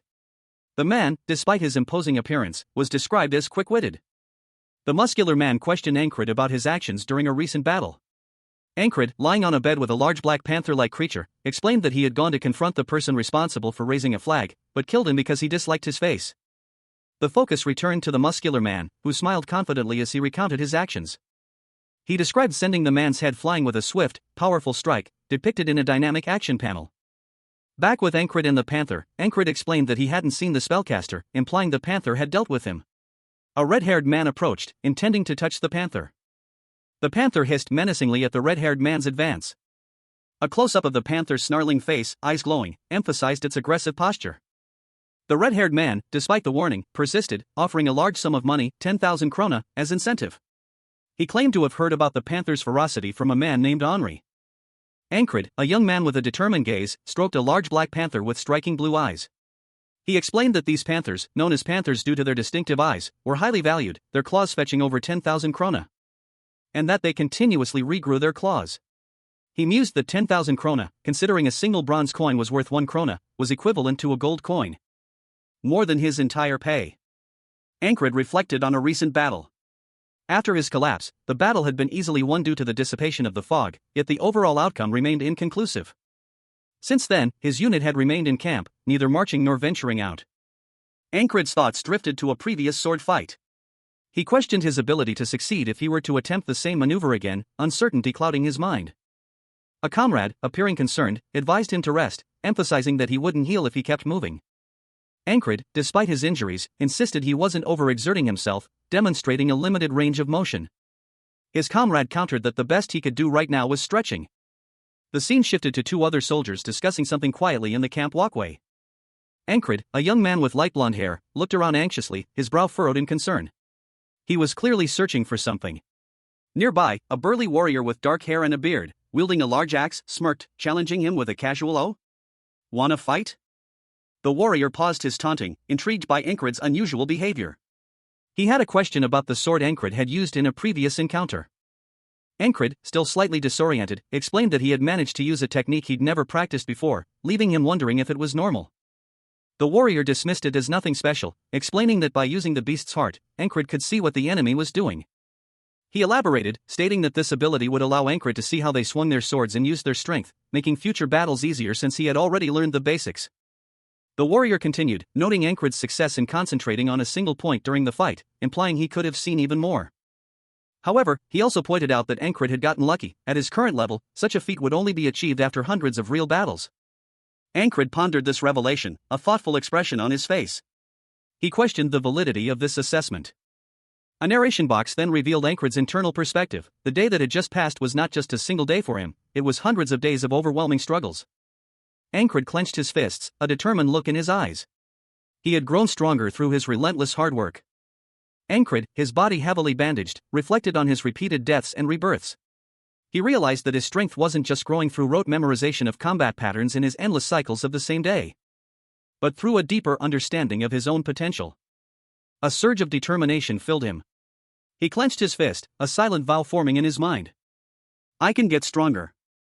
Meanwhile, two figures, a blond man and a darker-haired man, engaged in a tense discussion. The blond man looked distressed, while the other seemed concerned. Ankrid, his gaze unwavering, interrupted them. He declared his intent with steely resolve. I want to duel.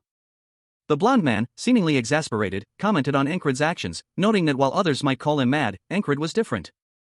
A woman in shining armor, her face partially obscured by shadow, entered the scene. She listened intently to the conversation.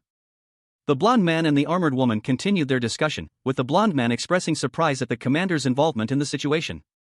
Ankrid, a young man with determined eyes and bandages wrapped around his torso, stared intently at something off-panel. His expression was a mixture of weariness and anticipation. He explained to a blonde woman with elven ears that he had seen the target while on patrol and already knew a little about it beforehand. The woman, clad in shining knight's armor, questioned him about the 5 decoys, curious as to how he had managed to find the real target. The elven woman's gaze was steady and unwavering as she listened. Ankrid, slightly impatient, asked if that was all she wanted to know. She revealed that she also came to see his face, adding a layer of intrigue to the encounter. Ankrid paused, a question mark hanging in the air as he processed her words. The elven woman looked towards the sky, lost in thought. She declared that fate had brought them together. Ankrid, confused, wondered what she meant by that statement, his thoughts visible in his speech bubble. The camera focuses on a pair of worn leather boots, belonging to a figure whose identity remains hidden. The setting appears to be a simple, rustic room. Inside, 3 men engaged in conversation.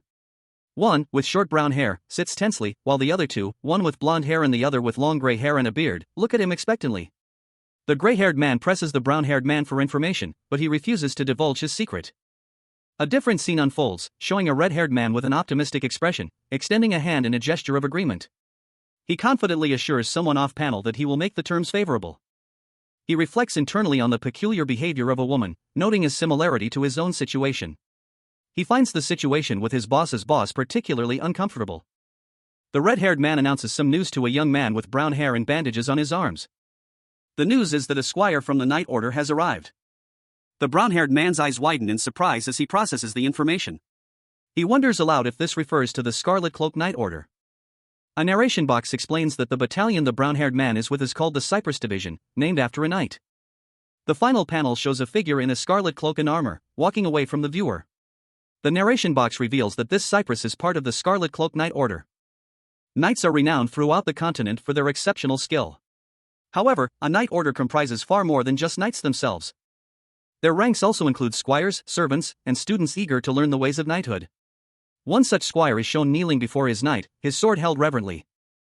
Upon a squire's approval by their knight, they are elevated to the rank of proto-knight, a significant step on the path to full knighthood. Beyond the proto-knights stand the true knights, individuals who have transcended the limitations of ordinary humanity, achieving a level of skill and power far beyond their predecessors. These exceptional knights represent the pinnacle of martial prowess, their abilities surpassing even the most skilled warriors.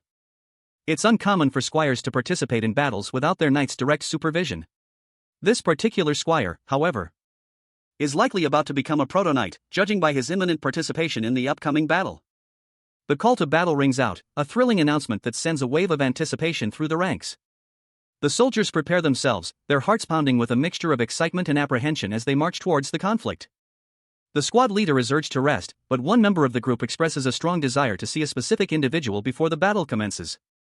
Ankrid, his body heavily bandaged, stood silently beside a powerfully built man with long gray hair tied back in a topknot. The man's gaze was distant, his expression unreadable.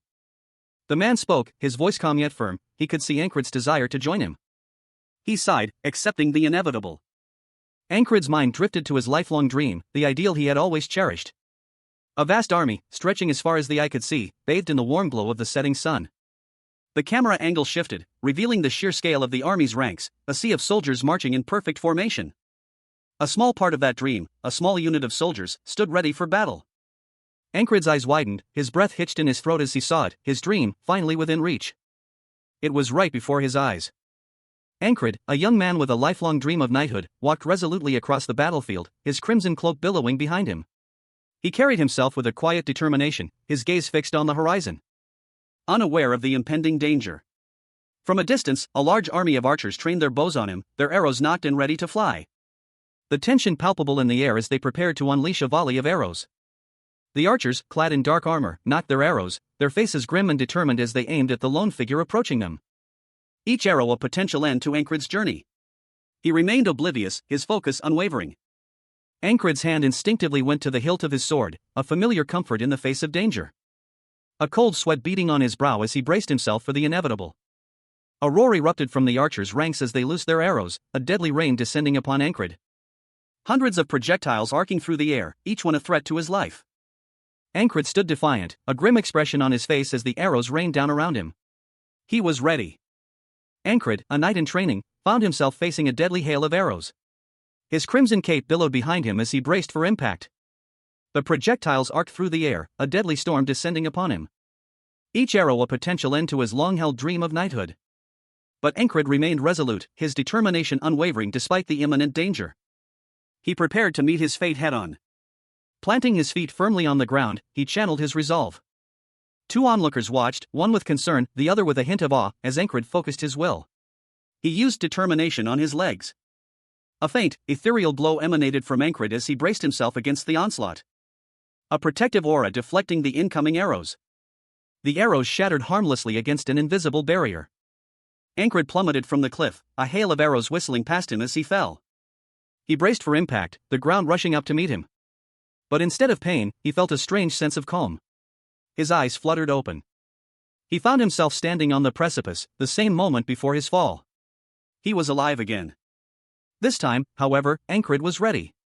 He drew his sword, a glint of steel in the fading light, and met the oncoming volley with a whirlwind of steel. His movements were precise, deadly. With a powerful sweep, he sent several soldiers tumbling to the ground. Continuing his relentless assault, a blur of motion against the backdrop of the battlefield. Ankrid's eyes narrowed, a grim determination etched on his face.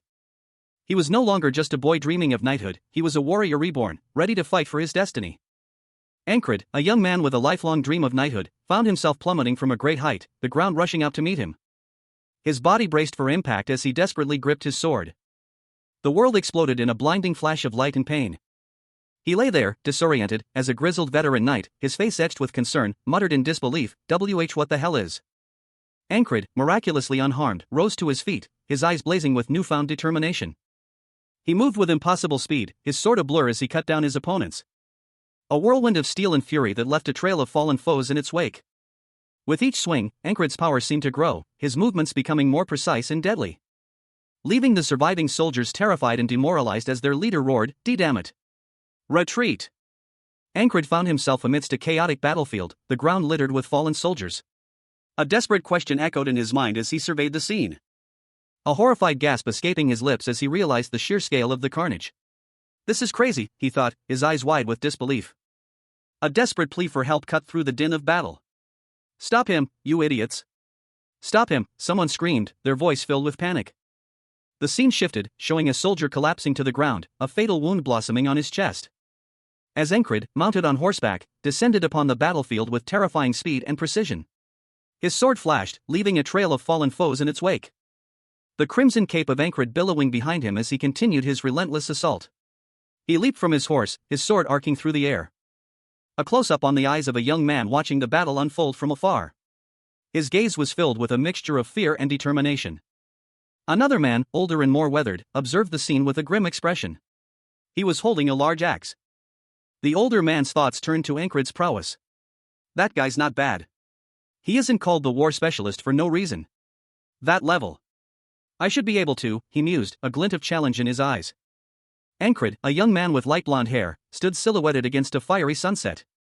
He carried a large wooden staff across his shoulders, his expression thoughtful and determined.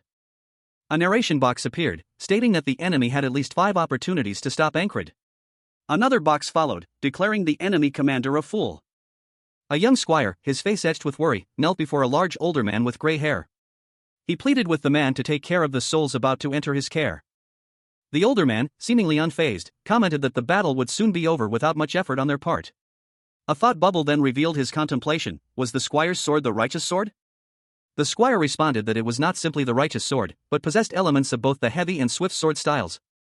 A series of panels depicted different sword fighting styles. The first showed the righteous sword technique, described as just and intricate, luring opponents into its moves. The next panel illustrated the heavy sword technique, emphasizing brute strength to cut through opponents. Then, the confounding sword technique was shown, a style that tricks and ambushes the opponent. The Valen sword technique falls under this school. Finally, the swift sword technique was depicted, overwhelming enemies with sheer speed. The squire's sword, it turned out, combined elements of all 3 styles. A masked knight, his form a blur of motion, demonstrated a refined sword technique. It was a dance of precise parries and swift counterattacks, a soft, gentle style that belied its deadly effectiveness. Meanwhile, Ankrid, his eyes wide with intense focus, observed the display. He noted the stark contrast between the heavy, powerful swings of one style and the swift, precise movements of another. The heavy and swift sword styles were at odds. Yet, despite their differences, Ankrid saw a unifying thread. He could perceive the underlying principles common to both styles, a shared essence that transcended their surface distinctions. He could see both in him. A sudden realization dawned on him, a quiet gasp escaping his lips. "Ah!" The image shifted to a close-up of a sword, its gleaming blade reflecting the light. The narration box explained that while the sword techniques might appear different in character, they all stemmed from a single, unified source. The knight, now shown in full, held the sword with a practiced grace. Ankrid's eyes, once again the focus, held a thoughtful expression. He mused that to truly understand the underlying unity between the 5 distinct sword styles, one must grasp the fundamental principle that connected them all. He realized that the key was to wield the sword as if it were a living extension of oneself. A living object, responding to the wielder's intent with seamless fluidity. Ankrid's eyes narrowed in concentration, a profound understanding dawning within him. Ankrid charged headfirst into the fray, the impact of his attack sending shockwaves through the battlefield. A desperate roar escaping his lips as he collided with his opponents, a fierce melee ensued. But amidst the chaos, two figures watched from the sidelines, their expressions unreadable. One of the observers, a blonde woman, appeared concerned, her gaze fixed on the battle. The other, a man with a beard, remained stoic, his jaw clenched. Suddenly, a group of knights charged towards the scene, their leader shouting a battle cry. They moved with practiced precision, their swords flashing in the sunlight. The blonde woman spoke, her voice a low command, they were to avoid interfering. The group of observers stood firm, a silent testament to their unwavering resolve. Ankrid, despite his understanding of the situation, felt a sense of helplessness. Ankrid, a young man with dark hair and intense eyes, stood in the twilight. His expression was one of grim determination, his gaze fixed on some unseen point in the distance. Understanding, he mused, was nothing without action. He stood on a circular platform, faint ethereal ripples emanating outwards. This was the start of another day, another chance to pursue his dream of knighthood. A chance to overcome the seemingly insurmountable obstacles that lay ahead. He stood at the edge of a dark chasm, the water below reflecting the stars above. It existed, he thought, to show him how much further he had to climb. Suddenly, Ankrid found himself on a battlefield, surrounded by a large, hostile army. A powerful warrior, noticeably taller and broader than the others, stood at the head of the enemy forces. The clash of steel echoed as the enemy charged. Ankrid braced himself for the inevitable onslaught. A whirlwind of blades descended upon him. One of the enemy soldiers lunged, a desperate expression twisting his face as he roared in attack. Ankrid reacted instinctively, his hand reaching out to grasp something, anything, to stop the inevitable.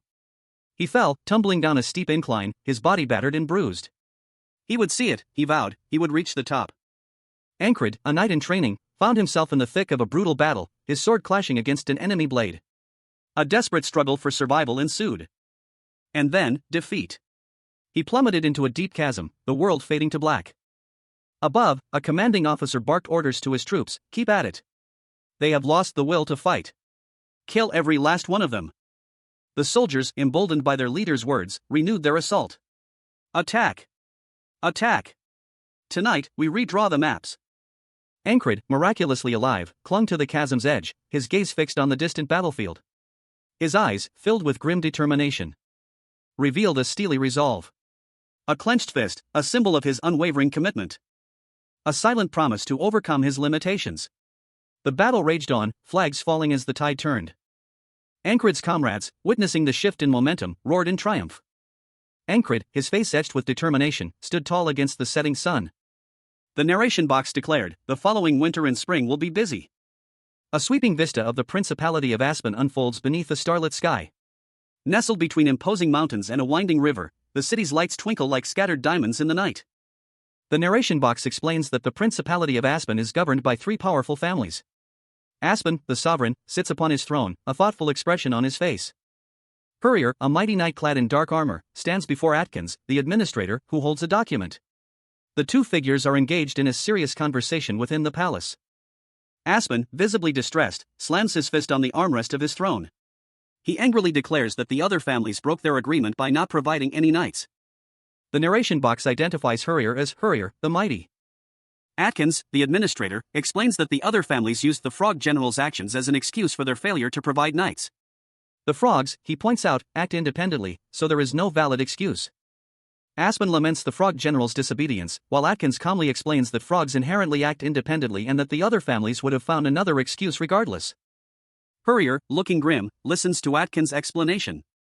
The tension is palpable. Aspen, his face grim, vows that the Greyhounds will pay for this betrayal.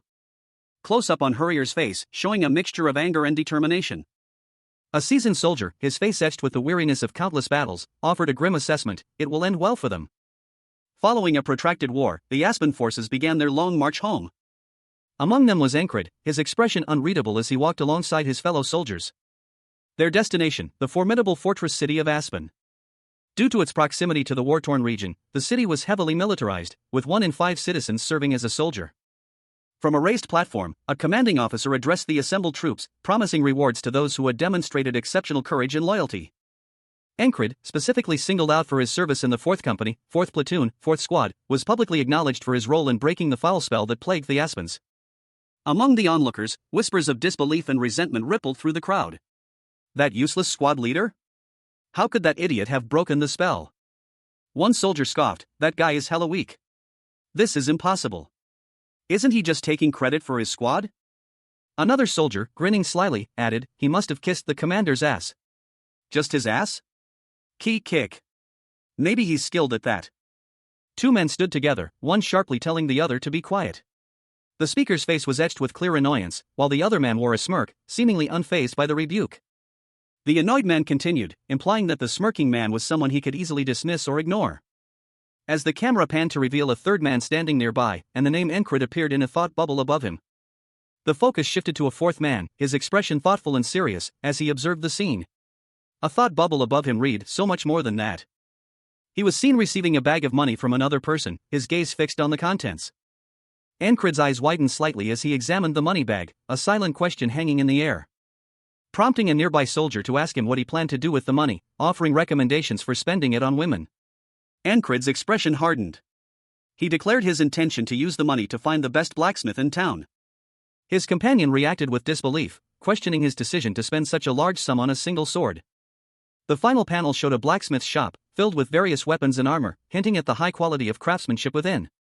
Encred, a young man with fiery red hair, gestured excitedly at the battlefield debris. His companion, a darker-haired man with a more serious expression, listened patiently. "There are so many swords lying around on the battlefield," Encred exclaimed, his voice brimming with enthusiasm. The other man responded, "Just the ones I picked up alone are a lifetime's supply for the whole squad." The darker-haired man, his gaze fixed on a sword in his hand, reflected, "To become a knight, I need to prove my strength. And to prove his skill," he resolved, "I'm going to take the soldier promotion exam." With newfound determination, he gripped his sword tightly.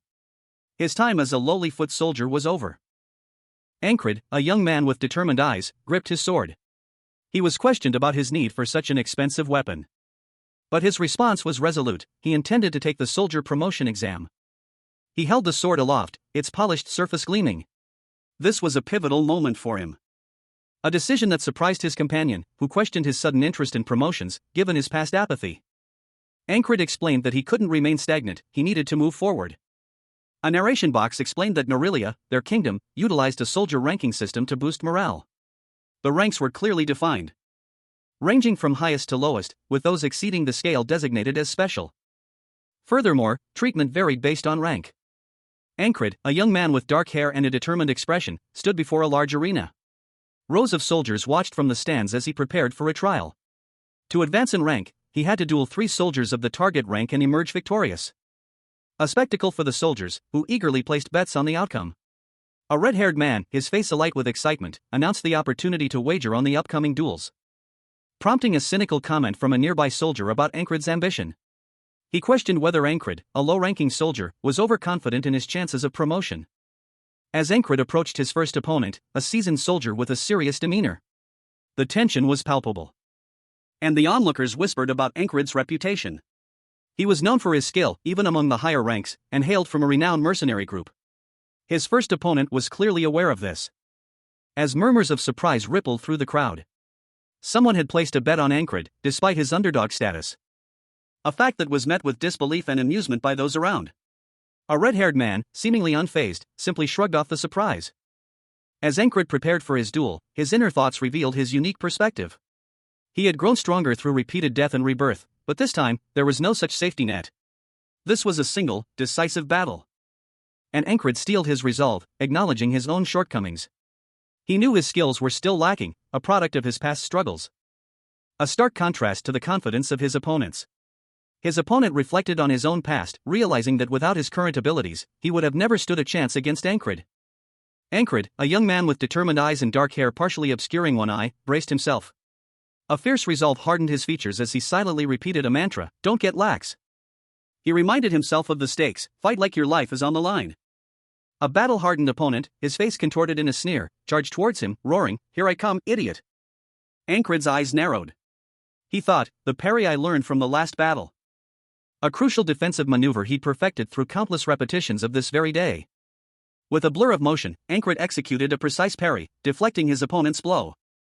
Creating an opening he exploited with a swift counterattack, sending his opponent's sword flying through the air. Encred, a young man with brown hair and a determined expression, found himself in a desperate situation.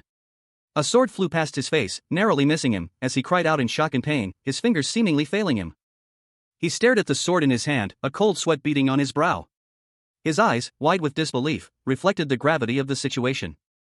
Ankrid stumbled back, his body heavy with exhaustion. A sharp pain lanced through his chest as he collapsed to the ground. His opponent, a figure shrouded in shadow, stood over him, his expression unreadable. The victor of their duel, leaving Ankrid defeated and bleeding. Ankrid's unexpected victory left many onlookers stunned. One of them, a man with red hair, voiced his disbelief. He questioned Ankrid's surprising weakness, wondering how such a seemingly inept squad leader could have won. Another bystander, a man with green hair, chided the red-haired man for his earlier bet on Ankrid, highlighting his prior knowledge of Ankrid's strength. The red-haired man admitted he hadn't truly believed in Ankrid's abilities, his bet motivated more by a desire to avoid losing his money than genuine confidence in his squad leader. Ankrid, a young knight in training, questioned his recent victory. He wondered if his opponent had let his guard down, or if all duels truly ended so swiftly. He reflected on his own performance, noting that a medium-ranked knight shouldn't be so easily defeated. A seasoned veteran, his superior, dismissed Ankrid's victory as mere luck, warning him against complacency. Undeterred, Ankrid challenged the veteran to another duel. Ankrid observed his opponent, learning that the man was part of the heavy infantry, the strongest in their battalion. And realized the veteran was using a deceptive tactic, distracting him by subtly moving the tip of his spear. Ankrid understood the veteran's strategy, a feint to create an opening for a surprise attack, and braced himself for the imminent assault. The veteran lunged, spear aimed at Ankrid's heart. Ankrid reacted swiftly, parrying the blow with his sword, the clash of steel echoing through the training grounds. Ankrid's opponent watched, bewildered, as Ankrid launched a sudden attack. He questioned whether it was a mere trick, suspecting a hidden strategy. Dismissing the possibility of a trick, the opponent's disbelief grew as he questioned whether that was truly the extent of Ankrid's abilities. Ankrid's opponent, seizing the perceived opportunity, prepared for his counterattack, wondering if it was his turn to strike. But Ankrid anticipated the move, and with surprising speed and precision, countered, sending his opponent sprawling to the ground with a powerful blow. Ankrid's swift victory left the onlookers stunned. He had once again defeated a higher-ranked opponent. Their astonishment was palpable as they reacted to the unexpected outcome of the duel. Ankrid's second consecutive victory against a stronger opponent was noted by a bystander, who dismissed the idea of mere coincidence. The implications of Ankrid's unexpected strength were clear. The lowest-ranked knight had defeated two medium-ranked opponents. With Ankrid's remarkable victories, a challenge was issued to any other knight who dared to face him. Ankrid's opponent, defeated and humiliated, muttered about the unexpected crowd and the shame of his loss. He was clearly frustrated, while another onlooker scoffed at the fear Ankrid's presence had instilled in the other knights. Ankrid, however, focused on his own thoughts. He had trained relentlessly with Max since his last defeat and was eager for a rematch.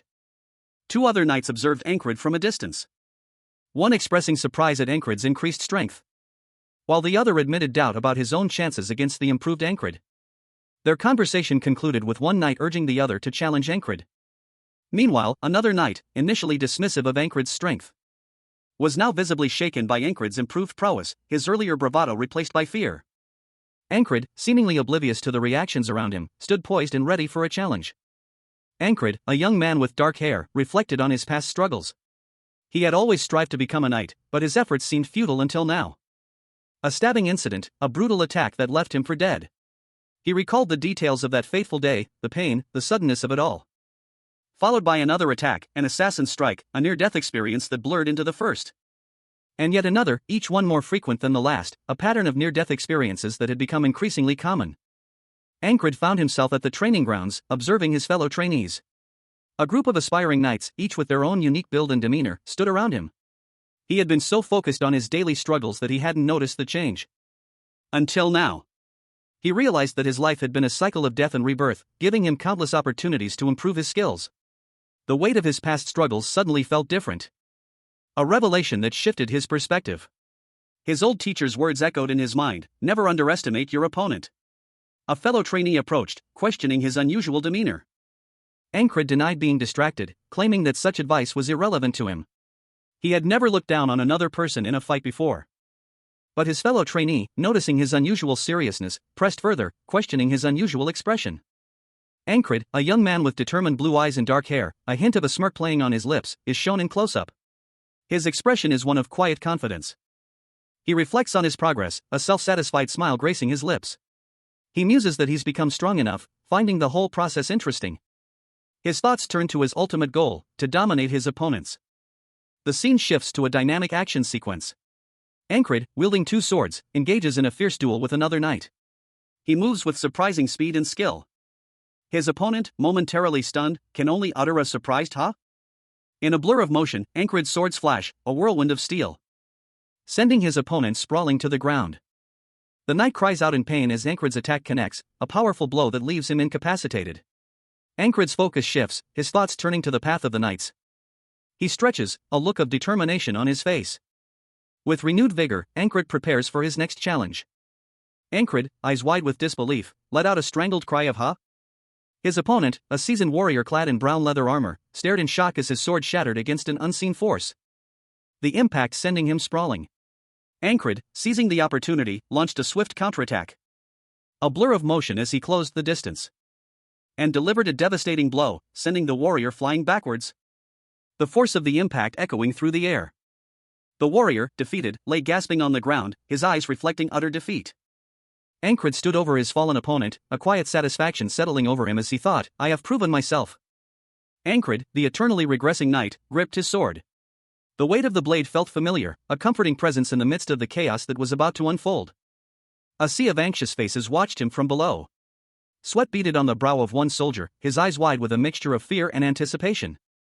The tension escalated as Ankrid's opponent lay defeated, his sword shattered on the ground. The air crackled with unspoken questions. A voice, filled with awe and a hint of disbelief, cut through the silence, the spellbreaker. The words hung in the air, confirming Ankrid's identity as the one who had single-handedly destroyed the enemy flag. He stood, his back to the crowd, a picture of quiet strength. A murmur rippled through the ranks. He didn't just ride on his squad's achievements, it really was him. The scene shifted to two soldiers, their expressions a mixture of respect and disbelief. One of them called out, "Hey, spellbreaker!" Ankrid turned, his expression unreadable. "What's that idiot doing?" The words ignited a wave of cheers and applause. The crowd erupted in a chorus of "Spellbreaker! Spellbreaker!"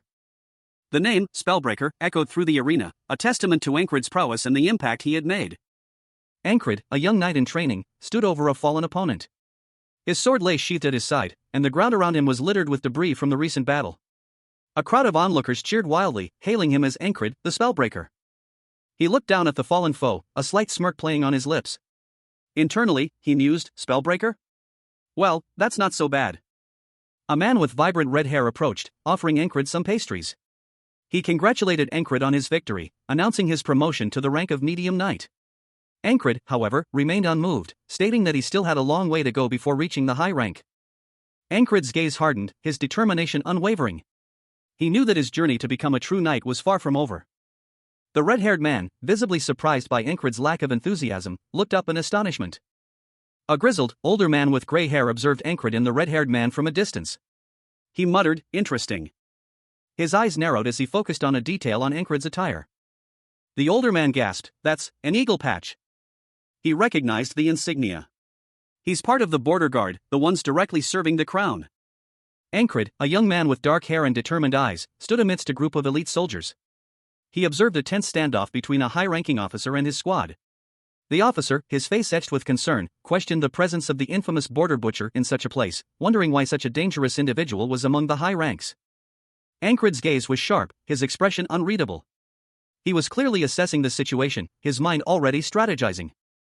The high-ranking officer, addressing Ankrid directly, invited him to a duel. 444 squad leader, Ankrid, he stated, "Why don't you duel me too?" Ankrid, the 444 squad leader, is introduced. His expression is serious, hinting at the challenges he faces. A man with graying hair and a beard approaches Ankrid, inviting him to a duel. The scene shifts to a large training ground where Ankrid and the gray-haired man stand facing each other, swords drawn, before a large audience of soldiers. From the sidelines, two other soldiers watch the impending duel, one of them expressing concern about its difficulty. As the gray-haired man prepares to face Ankrid, Ankrid reflects on the opponent's strength, realizing he might be as strong as Hurrier, a formidable warrior. The panel focuses on Ankrid's opponent, emphasizing his strength and potential. Ankrid, a young man with a burning desire to become a knight, gripped his sword tightly.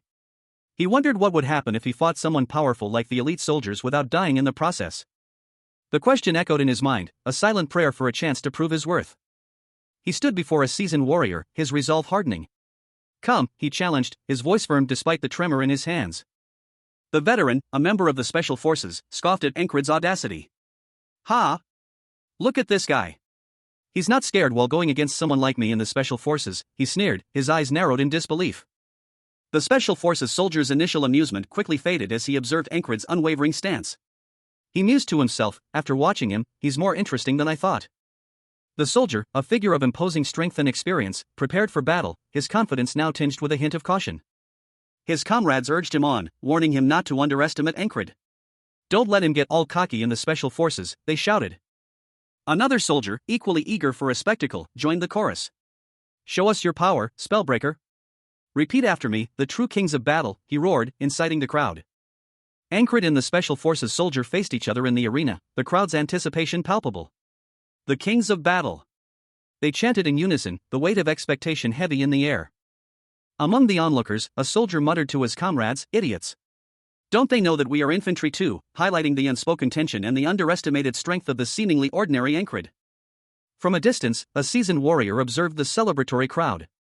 His gaze, sharp and calculating, settled on a group of victorious knights. He mused to himself that their recent triumph had bred overconfidence.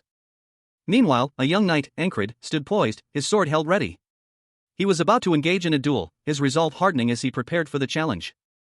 And with a swift, decisive movement, he lunged forward, his blade flashing in the sunlight. His attack a blur of motion as he aimed to humble his overconfident opponent. The impact of the blow sending shockwaves through the air. Ankrid's eyes, filled with determination, narrowed in focus. The seasoned warrior watched, his attention captivated by the young knight's unexpected power and precision. He noted the incredible concentration and subtle movements of Ankrid's attack. A testament to his rigorous training. The blade sliced through the air with deadly grace. The force of the blow sending the arrogant knight sprawling to the ground. Ankrid's counterattack swift and brutal. He pressed his advantage, his movements precise and deadly. The older knight, surprised by the young man's skill and power, watched in stunned silence. He realized that Ankrid's concentration and control were far beyond what he expected. Ankrid, a young man with a burning desire to become a knight, found himself locked in a fierce duel. His sword, a blur of motion, clashed against his opponent's, sparks erupting with each impact. The force of the blows sending tremors through his arms. He gritted his teeth, his determination unwavering. Despite the clear advantage his opponent held. But you'll go down with this, the opponent roared, his attack relentless. Ankrid braced himself, the impact of the next blow sending him sprawling. But even as he fell, his eyes remained fixed on his opponent. He had to find a way to win this fight. A desperate plan forming in his mind. He saw an opening. A chance to turn the tide of the battle. His opponent, momentarily distracted, left himself vulnerable. And Ankrid seized it. With a surge of adrenaline, he launched a counterattack. A swift, precise strike aimed at his opponent's exposed flank. The force of the blow sent his opponent reeling, leaving him open for the final blow. Ankrid, seizing the opportunity, pressed his advantage, the two locked in a desperate struggle for dominance. Ankrid, a young man with a determined expression, charged forward with surprising speed, his eyes locked on his opponent. He was met with a powerful blow, sending him tumbling through the air. But Ankrid reacted instantly, his sword deflecting the attack with a clang. His opponent, a grizzled veteran knight with gray hair and a stern face, pressed his advantage, landing a swift punch that sent Ankrid reeling. Ankrid grunted in pain as he crashed to the ground, the impact jarring his entire body. Despite the blow, Ankrid quickly recovered, his eyes blazing with renewed determination. He rose to his feet, his sword planted firmly in the ground. The veteran knight loomed over him, his sword raised high, preparing to deliver the final blow. With a burst of speed, Ankrid dodged the attack, his movements surprisingly agile for someone who had just taken such a heavy hit. He countered with a swift strike of his own. Ankrid, a young man with dark hair and determined eyes, found himself in the midst of a fierce battle. He braced himself against a powerful blow, his body straining against the force. A blur of motion as a sword sliced through the air. His opponent, a woman with long, light blonde hair and piercing green eyes, moved with surprising speed and grace. Her attack a whirlwind of deadly precision. Ankrid parried, the clash of steel echoing through the air as sparks flew. But his opponent's strength was formidable. He stumbled back, a grunt escaping his lips as he barely managed to avoid another blow. That's enough, he thought, his breath ragged. The blonde woman, seemingly unfazed, warned, any more and you'll kill each other. Ankrid, panting heavily, lowered his sword, his gaze fixed on his opponent. He was clearly exhausted, but his resolve remained unbroken. Nearby, a grizzled older man with gray hair and a scar over his eye, watched the scene unfold with a mixture of concern and grim satisfaction. He was holding a dagger, ready to intervene if necessary. The older man lunged forward, disarming the blonde woman with a swift, decisive move, leaving her momentarily stunned. A group of soldiers, clad in similar brown and dark attire, stood behind him, ready to enforce his command. The older man looked at Ankrid with a knowing smile, commenting, "Look at this lucky bastard." A seasoned warrior, Torres, addressed Ankrid, the young knight in training. He warned, "This is a duel, don't get too excited." Torres continued, explaining that repeated practice would lead to physical enhancements. Ankrid reflected on the duel, noting Torres's impressive skill. He mused, "He almost got me when I lost sight of his movements, but if we went until the end. He fights really well. Is he really the same guy we knew?" The two stood facing each other, a tense silence hanging in the air. Torres admitted, "I didn't expect anything, but I can't not recognize you." Torres introduced himself, "I'm Torres, platoon commander of the border guards." Ankrid, in turn, revealed his rank, 4th Company, 4th Platoon, 4th Squad Leader, Ankrid. Ankrid's fellow soldiers reacted with shock and disbelief upon hearing that he had fought and defeated a platoon commander. One exclaimed, "He's a platoon commander?" The implications of Ankrid's victory sunk in. One soldier realized, that means he just fought a special rank soldier. Ankrid's comrades erupted in cheers and shouts of respect. They roared, "Respect, Ankrid." Ankrid, though surprised by the outburst, felt a surge of pride. He thought, "Fuck, that's amazing. Let's go." Ankrid's face showed a mixture of determination and excitement as he prepared for the next challenge. He was ready to continue his training. Ankrid and another man clasped hands, a brief moment of camaraderie. He chuckled, amused by the other's reaction, and promised to see him again soon.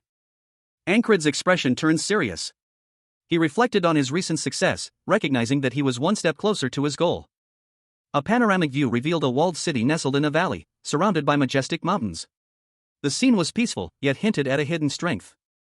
The camera angle shifted to a closer view of the city, showing a bustling marketplace and training grounds. A stern-faced man, Graham, extended an offer to Ankrid to join his company. Graham, the 1st Company commander of the heavy armored infantry, the Turtles, was introduced. Ankrid questioned the timing of this offer, wondering if it was due to his role in breaking a magical spell.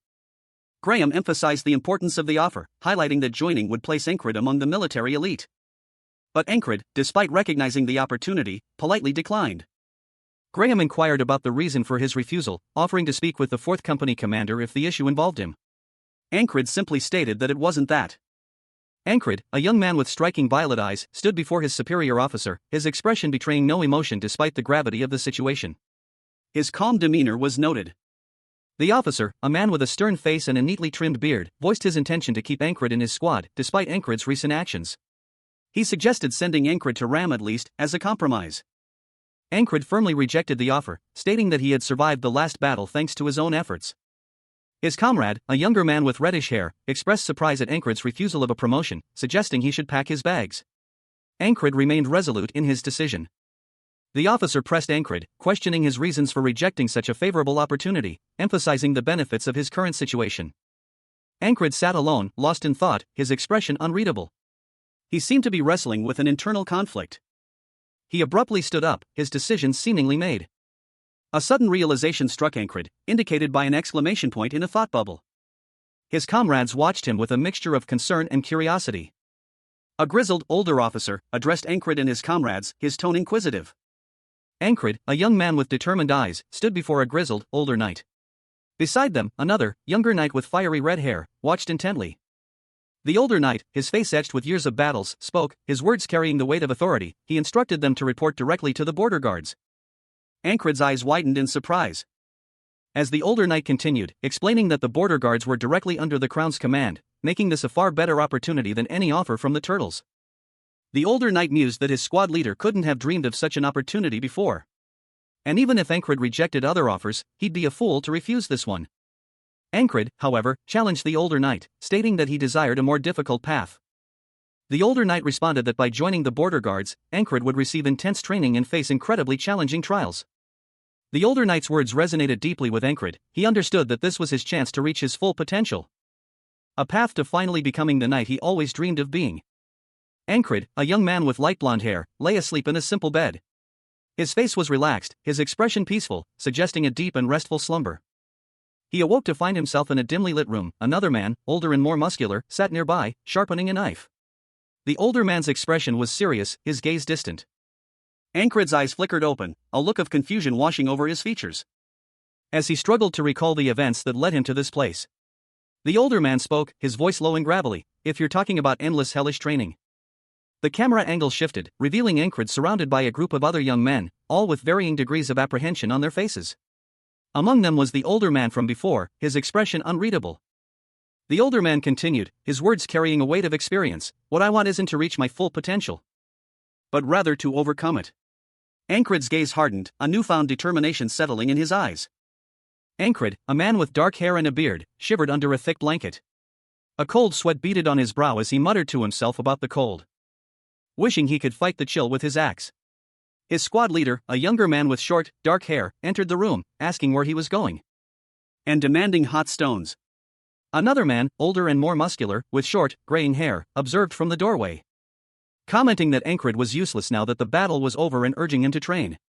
He then roughly pulled back the blankets, Ankrid protesting and threatening to kill him. The older man insisted that the exercise would thaw his frozen muscles, asking if he wanted to train. But Ankrid refused, stating he needed to go on duty. He left the hut. And as he walked away, the older man muttered that he heard him. Ankrid noted the sudden change in weather, from chilly to a full-blown winter. The bustling marketplace teemed with activity. Vendors hawked their wares, their voices a vibrant chorus above the general clamor. "Everything's cheap here," one called out, while another announced, "We have fresh baked bread." A narration box explained the role of the border guards. Their primary duty was to engage in battle, but in the absence of conflict, they patrolled the city streets to maintain order and safeguard its citizens. Ankrid, the protagonist, walked alongside two border guards, Jack and Bo. He carried a sword at his hip, his gaze fixed ahead. Jack introduced himself and Bo, stating that the three of them would be working together that day.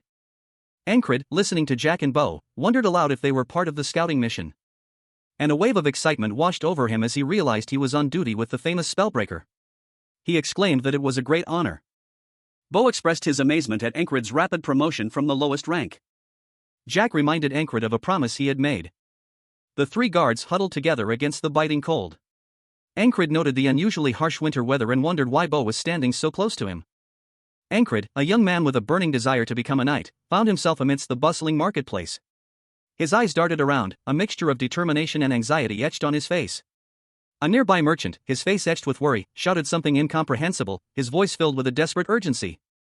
Three figures, clad in dark cloaks, moved through the crowd. One, Ankrid, carried a sword at his hip.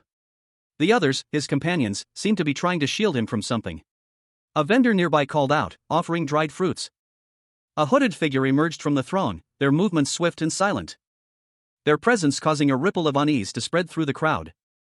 Ankrid's eyes widened as he sensed danger, his body tensing in anticipation. A sudden, sharp pain pierced his side. He stumbled, his legs giving way beneath him. His companions rushed to his aid, their concern evident in their faces. One of them cried out, "Oh no, kid, are you okay?" The hooded figure lunged, their weapon a glint of steel in the dim light.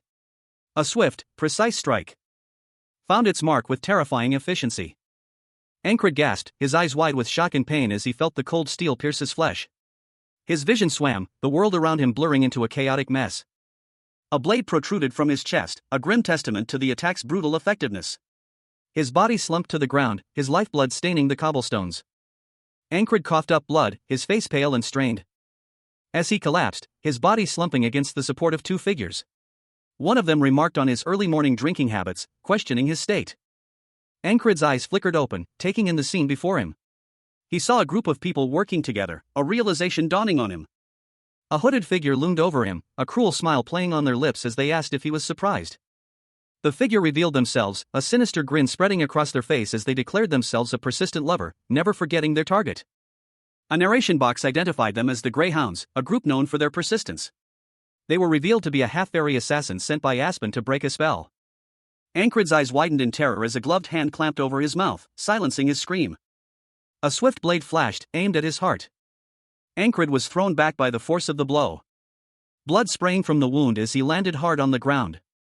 Ankrid, his body battered and bleeding, knelt before three cloaked figures. A grim silence hung in the air, broken only by the ragged gasps of his labored breathing. One of the figures, his face obscured by shadow, declared the mission a success, addressing Ankrid dismissively as rotten. He ordered them to return to base. As they walked, Ankrid's mind began to clear. He remembered the details of the mission. Jack, Bo, and Rotten were wounded soldiers from a reconnaissance squad, according to Kryze. A flashback showed Kryze explaining that Jack, Bo, and Rotten, along with others from the reconnaissance squad, had been severely injured. They had used their injuries as an excuse to make contact with Asper. The implications of this revelation hung heavy in the air. Ankrid's face, now clearly visible, showed the strain of his injuries. A cut lip and a bruised eye were stark reminders of the brutal fight he had just endured. A 4-versus-1 fight. The odds had been stacked against him. He stumbled through the town square, his movements clumsy and weak. A woman carrying a basket of laundry looked at him with concern. Her expression shifted to one of alarm as she noticed the blood staining his cloak. Ankrid, a young man with aspirations of knighthood, lay sprawled on the ground, a crimson pool spreading beneath him. A pained groan escaped his lips as he felt the cold embrace of death. But then, an unseen observer mused, "This will be interesting." Ankrid's eyes snapped open. He was alive again, his heart pounding in his chest.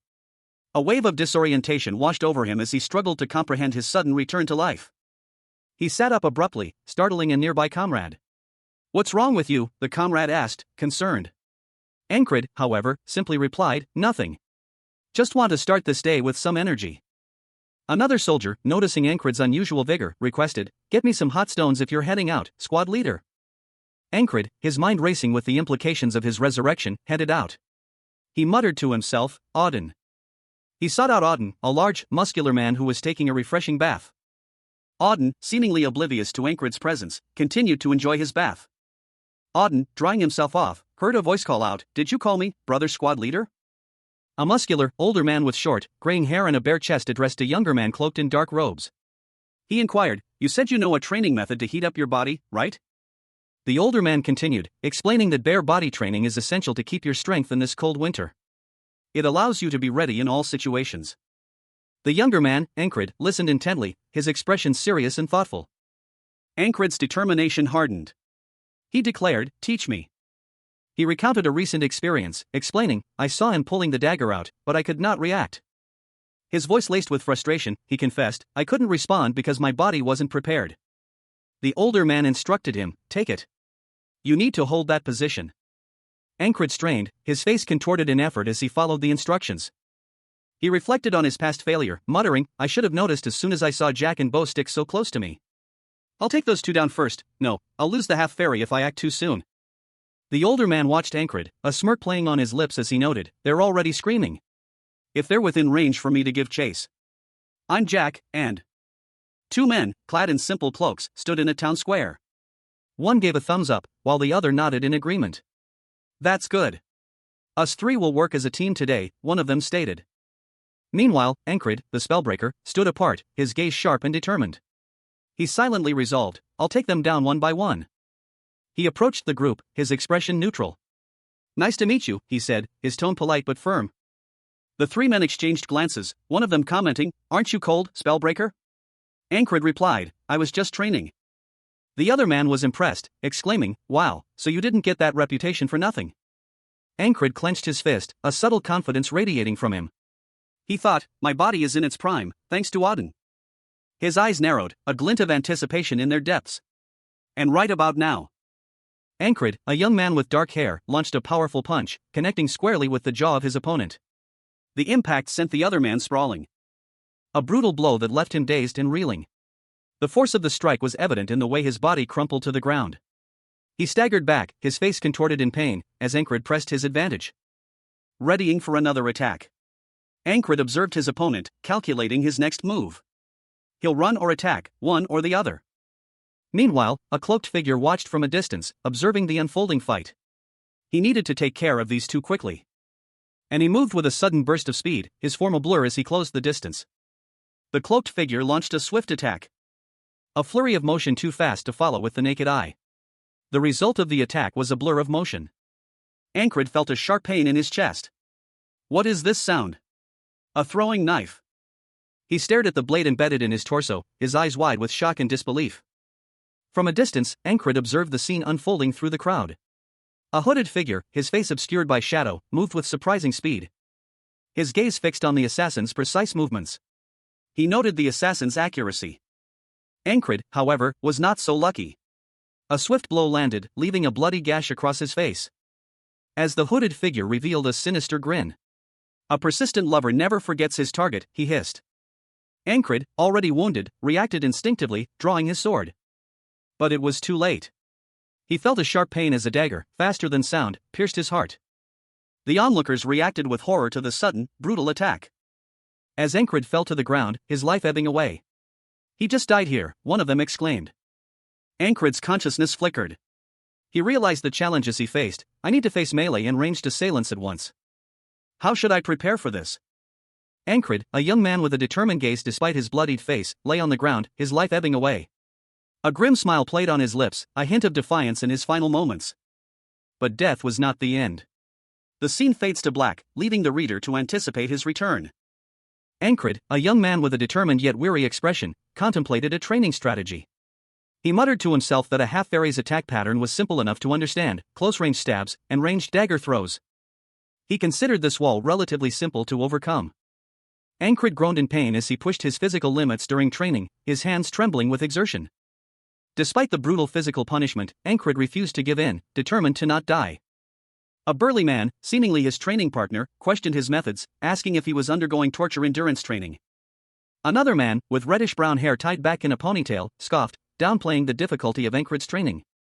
He then demonstrated a proper stretching technique. He instructed Ankrid on the importance of flexibility training, emphasizing the need to stretch properly. The squad leader, overseeing the training, chuckled, claiming his territory and ordering his lazy brothers to step back. Ankrid, a young man with determined eyes and shoulder-length brown hair, wore a simple tunic. His expression was one of intense concentration, a stark contrast to his training partner's casual demeanor. "What's with that face?" "We're just training," his partner remarked, his tone light and dismissive. Ankrid, however, was far from relaxed. He was mentally strategizing, his brow furrowed in thought. He silently resolved to counter his opponent's next move. "I need to somehow block the dagger he'll throw." He watched as his opponent drew a dagger. The weapon whistled through the air, leaving a distinct trail in the sand. Its trajectory precise and deadly. A whistle dagger. Ankrid's training partner, observing his reaction, approached him with a curious expression. He seemed amused by Ankrid's surprise. Ankrid, still slightly shaken, questioned his opponent. "Whistle dagger. Is that what this is called?" His partner explained, "It's because of the sound it makes when it's thrown. If handled well, the target will never know what hit him. So it's good to stay far from these things," he added, a hint of caution in his voice. Ankrid nodded slowly, taking in the information. He was clearly impressed by the weapon's unique properties. "I'll remember that." The narration box declared a truth about Ankrid: no matter how skilled he was at throwing daggers, it wouldn't be enough to achieve his lifelong dream of knighthood. A fact underscored by the grim scene unfolding before him. He lay wounded on the ground. A hooded figure looming over him, a sinister presence. Ankrid, despite his injuries, mustered his remaining strength. Lunging forward in a desperate attack. Landing a powerful blow against his attacker. But the hooded figure proved too strong, easily countering the attack. Ankrid, despite his valiant effort, found himself on the defensive, his opponent's strength overwhelming. He braced himself for another blow, the hooded figure's attack imminent. The hooded figure struck again, a swift, precise blow that sent Ankrid reeling. Ankrid, a young man with a determined gaze, stumbled backward, his face contorted in pain. A sharp, piercing sound echoed in his ears as he clutched at his side, blood welling up between his fingers. A blur of motion preceding a brutal blow. He staggered, his vision swimming as he felt a searing pain. A blade piercing his flesh. He gasped, his breath hitching in his throat as he registered the attack. 3 strikes in rapid succession. He wondered, in that moment, how it had happened so quickly. A sinister figure emerged from the shadows, their face partially obscured by a dark hood. A cruel smile played on their lips as they watched Ankrid fall. Their eyes gleamed with malicious intent, a chilling display of cold calculation. Panic erupted. A wave of chaos swept through the crowd as the hooded figure moved with deadly efficiency, their actions swift and precise, leaving a trail of fallen bodies in their wake. The scene was one of brutal carnage, a massacre unfolding before horrified onlookers. The hooded figure, seemingly without remorse, continued their deadly work. A question hung heavy in the air: did they even consider these people their own? Ankrid, despite his grievous wounds, remained focused. A grim determination hardened his features. He silently vowed, even as death threatened to claim him, that he would not forget his goal. A persistent lover never forgets their target. Ankrid lay on the ground, blood trickling from a fresh wound across his lips. Thankful, he thought, that it was over. but a mocking voice cut through his relief. Ha! You're joking at your deathbed, the hooded figure sneered. The hooded figure, with a swift, brutal movement, plunged a dagger into Ankrid's chest, the blade piercing his flesh. Ankrid's eyes widened in surprise as he gasped, I admit. I underestimated this whole thing. Ankrid's body slumped, lifeless. A wall, the narration box stated, is still a wall. His eyes flickered open, a grim determination etched on his face despite the blood staining his lips. From the shadows, a spectral figure emerged, their voice echoing with chilling amusement, You're enjoying this, they stated, gliding across the water in a small boat. Laugh while you still can, they added. The spectral figure continued, their words hanging heavy in the air, the despair at the end of that enjoyment is why this is a curse. Ankrid awoke in his bed, the remnants of a dream clinging to the edges of his consciousness. He lay there for a moment, his eyes still closed, before slowly opening them and taking in his surroundings. He sat up, a sense of unease settling over him. He was dressed in simple clothes, not his usual nightly attire. A heavy feeling of dread washed over him as he recalled the events that led to his death. Ankrid stood, his gaze fixed on the ground. He felt a surge of determination. This was not the end, it was a new beginning. He muttered to himself, this is a blessing. He found himself in a familiar training yard, where he was met by another knight, a man with reddish-brown hair, who was sharpening a unique dagger. The knight asked Ankrid to tell him about the whistle dagger. Ankrid, still processing his resurrection, questioned where the dagger came from. The other knight, intrigued, asked if that would help his explanation. The reddish-brown-haired knight leaned forward, his expression thoughtful. He seemed to be considering Ankrid's question carefully. He explained that the whistle dagger was composed of multiple thin blades pressed together, causing a whistling sound as it flew. At one point, it was called the dagger that is only heard. Its speed makes it incredibly difficult to track with the naked eye. Ankrid, curious about the weapon's capabilities, wondered if it was possible to see and dodge it. His words hung in the air, leaving Ankrid contemplating the implications of this seemingly impossible weapon. Ankrid, a young man with determined eyes and dark hair, affirmed his resolve with a single, unwavering statement, I do. Observing him, a man with long, reddish-brown hair let out a sigh. He mused, this guy is at it again. Where did he even hear about this? The reddish-brown-haired man continued his explanation, there's no point in spotting an already thrown dagger. You have to watch the hand of the thrower. The path it takes is decided at the moment it's thrown. He added, there are ways to hide yourself as you throw, but it's not hard to spot once you know what it is. Ankrid, his gaze intense, posed a question, do you think I can learn that technique? The other man responded, shaking his head slightly, not with the way you throw. Ankrid seemed to consider this, a thoughtful expression on his face. He then asked, do you want me to teach you how to throw daggers? The other man replied, or not, if you're not confident. Ankrid's expression hardened slightly as he considered the offer. A voice called out, everything's cheap here. The bustling marketplace teemed with activity. Vendors hawked their wares, their voices a vibrant chorus above the general clamor. A woman, her face partially obscured by a shawl, pointed enthusiastically towards a basket of freshly baked bread. 3 figures walked through the market, their faces partially obscured by the cold wind. One of them, a young man with dark hair, was addressed by a companion. They commented on his dedication to training, even in the harsh weather, noting that his reputation was well-deserved. The young man, Ankrid, stood alone, his expression thoughtful. He contemplated the act of throwing a projectile, a subtle tension in his posture. Another figure, seemingly Ankrid's instructor, offered advice. He instructed Ankrid to relax his entire body before focusing on the blade as it left his hand, emphasizing the similarity between seeing and dodging. Ankrid, seemingly deep in thought, walked away from the instructor. He appeared to be considering the advice he had just received. He moved through the crowded marketplace, his gaze sharp and focused. He seemed to be searching for something or someone. As he spotted his target, and drew his sword in a swift, decisive motion. His blade a blur of motion as he engaged his opponent. With a powerful strike, Ankrid's sword found its mark, the impact sending his opponent sprawling to the ground. Blood splattered across the cobblestones. Ankrid, a young man with dark hair and determined eyes, lunged forward, his body a blur of motion as he engaged in a fierce hand-to-hand combat with a blonde-haired opponent. His movements were swift and precise. A sudden, powerful strike aimed at his opponent's chest. The force behind the blow was evident in the way his opponent recoiled, sending him sprawling to the ground, a crimson stain blooming across his tunic. The impact was brutal and swift. The onlookers reacted with shock and horror. A woman nearby gasped, her hands flying to her mouth in a gesture of disbelief. Kaya, she cried out, her voice filled with terror. The scene was chaotic, a mixture of fear and confusion. The word murder echoed through the crowd, amplifying the already palpable tension. Ankrid stood over his fallen opponent, his expression grim, two swords at his side. Suddenly, a dark figure emerged from the crowd, moving with surprising speed. The figure was cloaked and hooded, their face obscured from view. Their approach swift and silent. The onlookers parted to make way for the mysterious figure as they moved towards Ankrid. The cloaked figure stopped before Ankrid, their voice a low growl. "Watch your opponent," they warned, their words laced with a chilling undertone. The figure's hand moved, a faint blue energy sparking from their fingertips. The energy pulsed with an ominous power.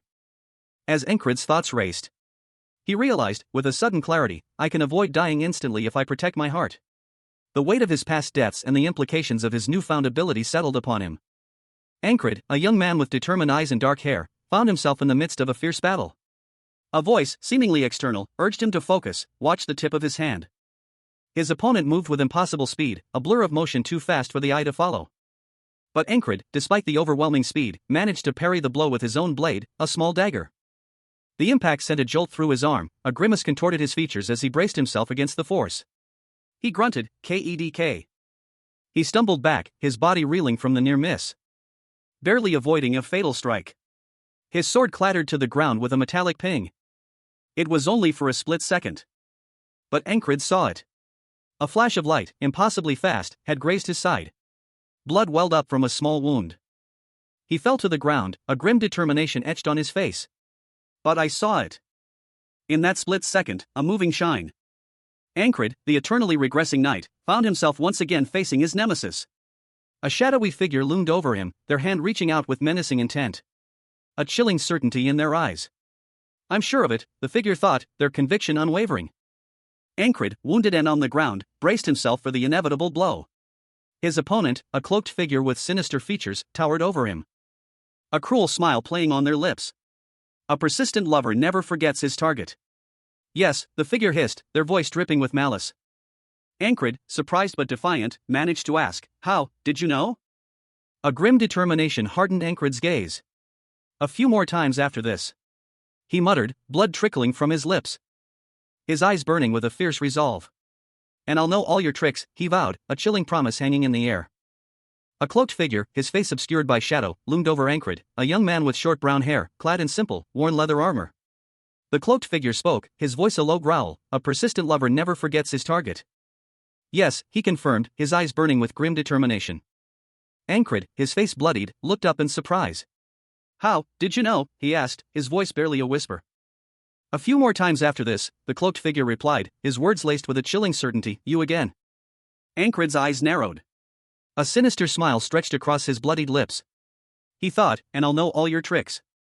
With surprising speed and strength, Ankrid lunged forward, his sword flashing as he aimed to end the encounter as quickly as possible. The blade sliced through the air. But the cloaked figure effortlessly dodged the attack, his expression one of amusement. Ankrid, a young man with short dark hair, found himself on the receiving end of a brutal attack. A powerful blow sent him sprawling, the impact echoing with a resounding gush. The attacker, unseen but clearly strong, commanded, "Eliminate these two." The scene shifted, revealing Ankrid in a desperate struggle. He moved with surprising speed and skill, his sword flashing as he engaged two opponents. A swift, brutal strike ended one of their lives, the word murder echoing in the shocked silence of the onlookers. His eyes blazed with a newfound determination.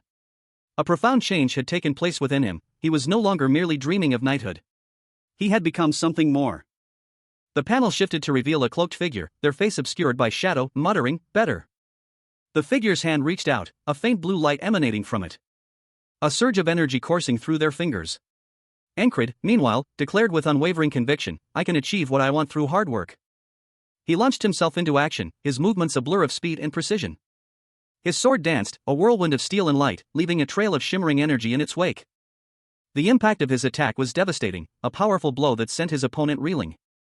With a final, decisive strike, Ankrid ended the fight, the sound of his blade slicing through the air a sharp thwip. Ankrid's opponent, a hulking figure cloaked in shadow, roared in disbelief. "You crazy," he bellowed, his face contorted in a mask of fury. A warning echoed in Ankrid's mind, "He's coming from the front." He reacted instantly, his body a blur of motion as he rolled to evade the incoming attack. Dodging the blow with practiced ease. His blade flashed, a silver streak against the dark background, as he countered with a swift strike. The force of his attack sending his opponent reeling backward. Ankrid's eyes widened in surprise. Oh no, he thought, a cold dread gripping his heart. He realized, with a sickening lurch, that it had all been a feint. His opponent's attack was not over, it was merely a distraction. A second, more powerful blow was already on its way. And Ankrid barely managed to avoid it, the wind of the blow ruffling his hair as he stumbled back, his body crashing to the ground. The impact knocked the air from his lungs. Ankrid felt a sharp pain in his side as he looked up at his opponent. He realized the horrifying truth: he can adjust his timing according to my movements, this weapon. Ankrid clutched at the wound, his face a mask of grim determination. He was outmatched, but he would not give up. Ankrid, a young man with dark hair and determined eyes, stood amidst the aftermath of a battle. Blood stained his clothes, yet a strange sense of exhilaration filled him. He muttered to himself, finding the situation rather exhilarating. His gaze fell upon a fallen enemy's whistle dagger, a unique weapon he'd always admired. A desire ignited within him, he wanted to possess this weapon. The next day dawned, and Ankrid found himself back at the start of the day. He picked up a training disc, his eyes gleaming with renewed determination. He began practicing with the disc, his movements precise and powerful. With a swift, almost effortless motion, he sent the disc flying towards an apple. The apple was cleanly sliced in two. A nearby companion, witnessing this feat, expressed their surprise. Ankrid, holding a small dagger, explained that he was practicing with whistle daggers. His companion pointed out that the weapon in his hand wasn't actually a whistle dagger. Undeterred, Ankrid smirked, his eyes filled with confidence. He held the training disc, ready to demonstrate his skill. With a flick of his wrist, he launched the disc with incredible speed and precision. The disc whizzed through the air, a blur of motion, and struck its target with deadly accuracy. Ankrid and his companion stood facing each other, the tension palpable. Ankrid, the aspiring knight, found himself reliving the same day yet again. It was the 8th time he had woken up to this particular morning. A fact he grimly acknowledged as he braced himself for the day's challenges. Suddenly, a dark figure launched a surprise attack, a blur of motion. But Ankrid, drawing on his accumulated experience from previous loops, was ready. He wouldn't fall for the same trick twice.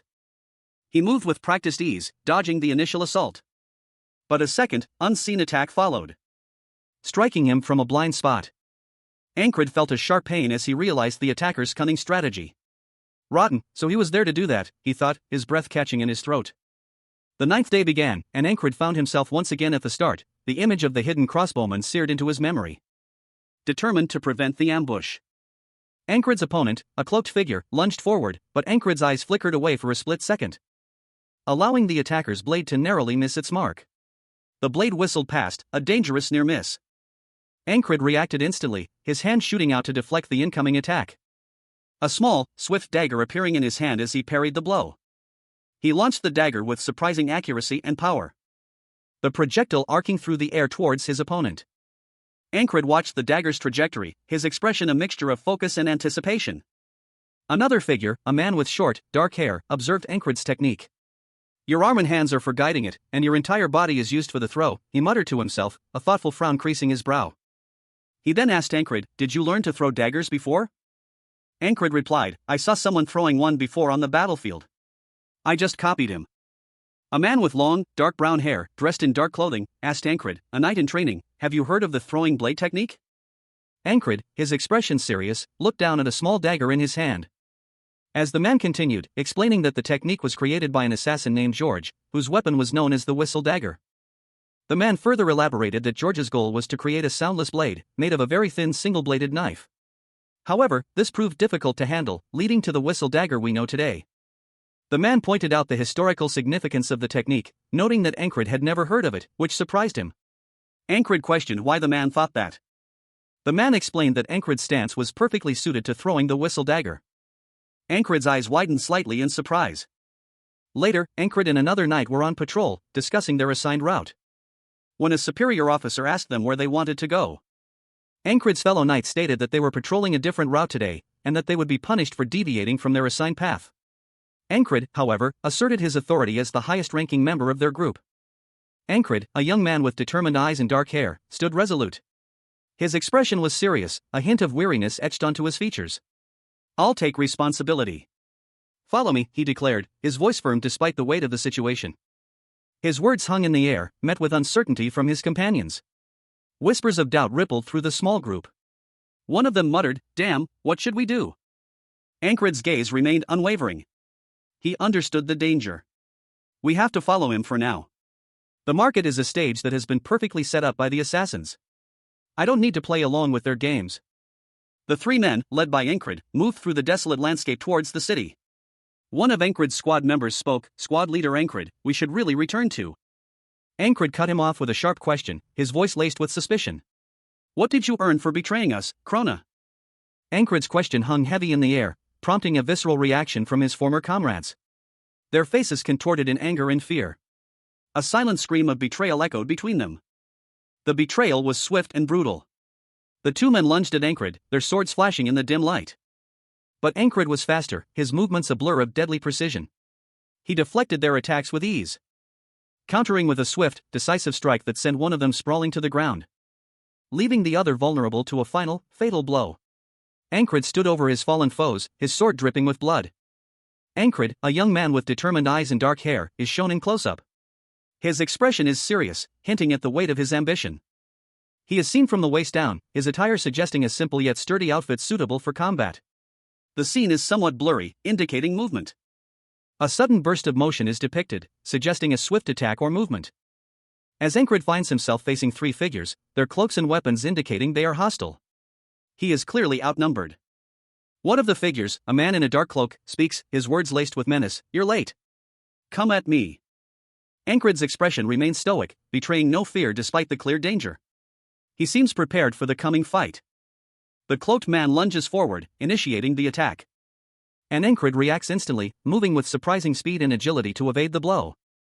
Ankrid's internal monologue reveals his strategy, 3, 4, it doesn't matter as long as I see his hands as he throws. Another attacker, armed with a crossbow, prepares to fire, but Ankrid's focus remains unwavering. Ankrid, a young man with a determined gaze, launched himself forward, his body a blur of motion as he moved with surprising speed. His attack aimed with deadly precision at his opponent. The impact was brutal, sending the man sprawling to the ground. A sharp rebuke echoing in the air. "Idiot! You looked away," the attacker shouted, his voice filled with frustration and anger. Ankrid, seizing the opportunity, moved with lethal efficiency. He was a whirlwind of motion, his sword a blur. He effortlessly dispatched his opponent with a swift, precise strike, leaving the man stunned and defeated. A hooded figure watched from the shadows, his eyes wide with disbelief. Ankrid, however, was not finished. He turned his attention to a new threat, his movements swift and deadly. Drawing his sword in a flash, the blade gleamed menacingly in the dim light. He moved with a speed that defied belief, his movements a blur of motion, leaving his opponent completely bewildered. "You, just who the hell are you?" the hooded figure stammered, fear evident in his voice. Ankrid, a young man with dark hair, stood amidst a desolate landscape, his gaze fixed on two swords clutched in his hands. He was clearly focused on his training, his body tense with concentration. He then subtly concealed a dagger, stained with blood, within his grasp. A subtle smirk played on his lips as he muttered to himself that there was no need for anyone to know about this. The dagger, now swiftly thrown, arced through the air, leaving a bloody trail in its wake. A question hung in the air: how many more hidden weapons did he possess? Ankrid, now displaying a confident and almost arrogant demeanor, revealed a smug expression. He held up a single finger, implying he had many more weapons concealed. A cloaked figure, his face obscured by shadow, confronted a young man. He demanded to know the young man's identity, his voice laced with suspicion. The young man, his dark hair tousled, reacted swiftly, drawing a sword with practiced ease. He deflected the attack with a calm, almost bored expression, stating that there was no need for the cloaked figure to know his name. The cloaked figure lunged forward, attempting to stab the young man. But the young man effortlessly dodged the attack, the blade missing its mark by a hair's breadth. A single drop of blood fell to the ground. The young man, a smirk playing on his lips, revealed a hidden knife, his eyes gleaming with a predatory glint. He casually adjusted his belt, revealing a pouch containing several more knives. The cloaked figure, his face etched with concern, wondered aloud if the young man was also an assassin. He muttered the word too. Ankrid, a young man with a determined expression, stood before a cloaked figure. He held a sword at his side, his posture radiating confidence. The cloaked figure sneered, voicing his jealousy at Ankrid's apparent progress toward knighthood, remarking that Ankrid was as good as dead the moment he made a move. The cloaked figure, his face partially obscured by shadow, seemed to relish the prospect of Ankrid's demise. But Ankrid, unfazed, retorted that the cloaked figure would only know the truth of his words once they fought. Ankrid's eyes narrowed in concentration as he observed his opponent. He internally noted that while the cloaked figure could hide his hands, he couldn't conceal his entire arm. Realizing that keeping the opponent's posture in sight was key to dodging the incoming daggers, the cloaked figure lunged forward, his daggers glinting menacingly in the dim light. He moved with surprising speed and agility, throwing 2 daggers simultaneously at Encred. Encred's eyes widened in surprise as he barely managed to avoid the deadly projectiles. With a swift, powerful movement, Encred spun, narrowly avoiding the daggers. He countered immediately, his sword flashing as he deflected the incoming attack. The clash of steel echoed through the air, sending the cloaked figure reeling backward. Encred had successfully defended himself against the surprise attack. Encred's eyes widened, a flicker of surprise and dawning comprehension crossing his features. He muttered to himself, a sense of disbelief coloring his tone. And a sinister chuckle echoed from his opponent, a hooded figure whose face was partially obscured by shadow, but whose malicious grin was unmistakable. The figure confidently declared that Encred had more to offer. Encred's expression shifted from surprise to dawning horror. His eyes darted around, a sense of unease settling over him. As the hooded figure's eyes narrowed, a hint of something akin to anticipation in their gaze. With a blur of motion, Encred launched himself forward, his body a whirlwind of controlled aggression. His sword arcing through the air and a deadly strike aimed at his opponent's heart. The hooded figure barely reacted, deflecting the blow with ease, a pained grunt escaping his lips as Encred's blade connected with his arm.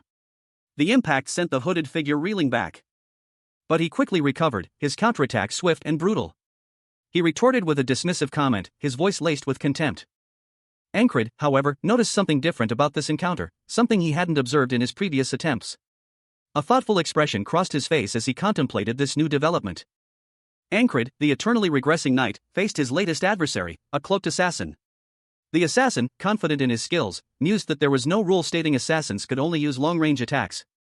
And with a sinister grin, he prepared for a close-quarters assault, adopting an unfamiliar, low stance. Encred, however, anticipated the shift in tactics. He reacted instantly, drawing his sword in a swift, decisive movement, launching a counterattack with surprising speed and precision. The assassin, caught off guard by Encred's unexpected close-range assault, was thrown off balance. His attack deflected with a resounding clang as Encred's blade met his. Encred pressed his advantage, his movements a blur of controlled aggression. He disarmed the assassin with a swift maneuver, the assassin's surprised expression clear as he was thrown to the ground. It didn't matter, the outcome was inevitable. The assassin, disoriented and defeated, could only utter a confused wah dash. Encred, however, was not finished. He moved to deliver the final blow. Encred, his body battered and bruised, collapsed to the ground. A single thought echoed in his mind. Is this the end? But as darkness threatened to consume him, a surge of energy coursed through his veins. A sudden, unexpected power. He found himself facing a knight, his opponent, who let out a mocking laugh. Encred, fueled by this newfound strength, retaliated with a swift, decisive blow, sending his enemy sprawling to the ground. Encred stood victorious, a grim satisfaction etched on his face. It had taken 10 tries, but he finally overcame this obstacle. Encred's internal monologue echoed a battle cry: fight, lose, get stronger, and win. He stood victorious amidst the fallen bodies of his opponents, his sword resting at his side. His gaze was distant, almost pensive. A thrill coursed through him, this exhilarating cycle of death and rebirth was intoxicating. Another opponent lay defeated, his lifeblood staining the ground. A grim reminder of the cost of his ambition. But Encred felt no remorse, only the cold satisfaction of progress.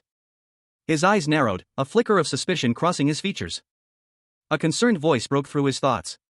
He had almost been assassinated. He denied it was a planned attack, claiming it was merely a coincidence.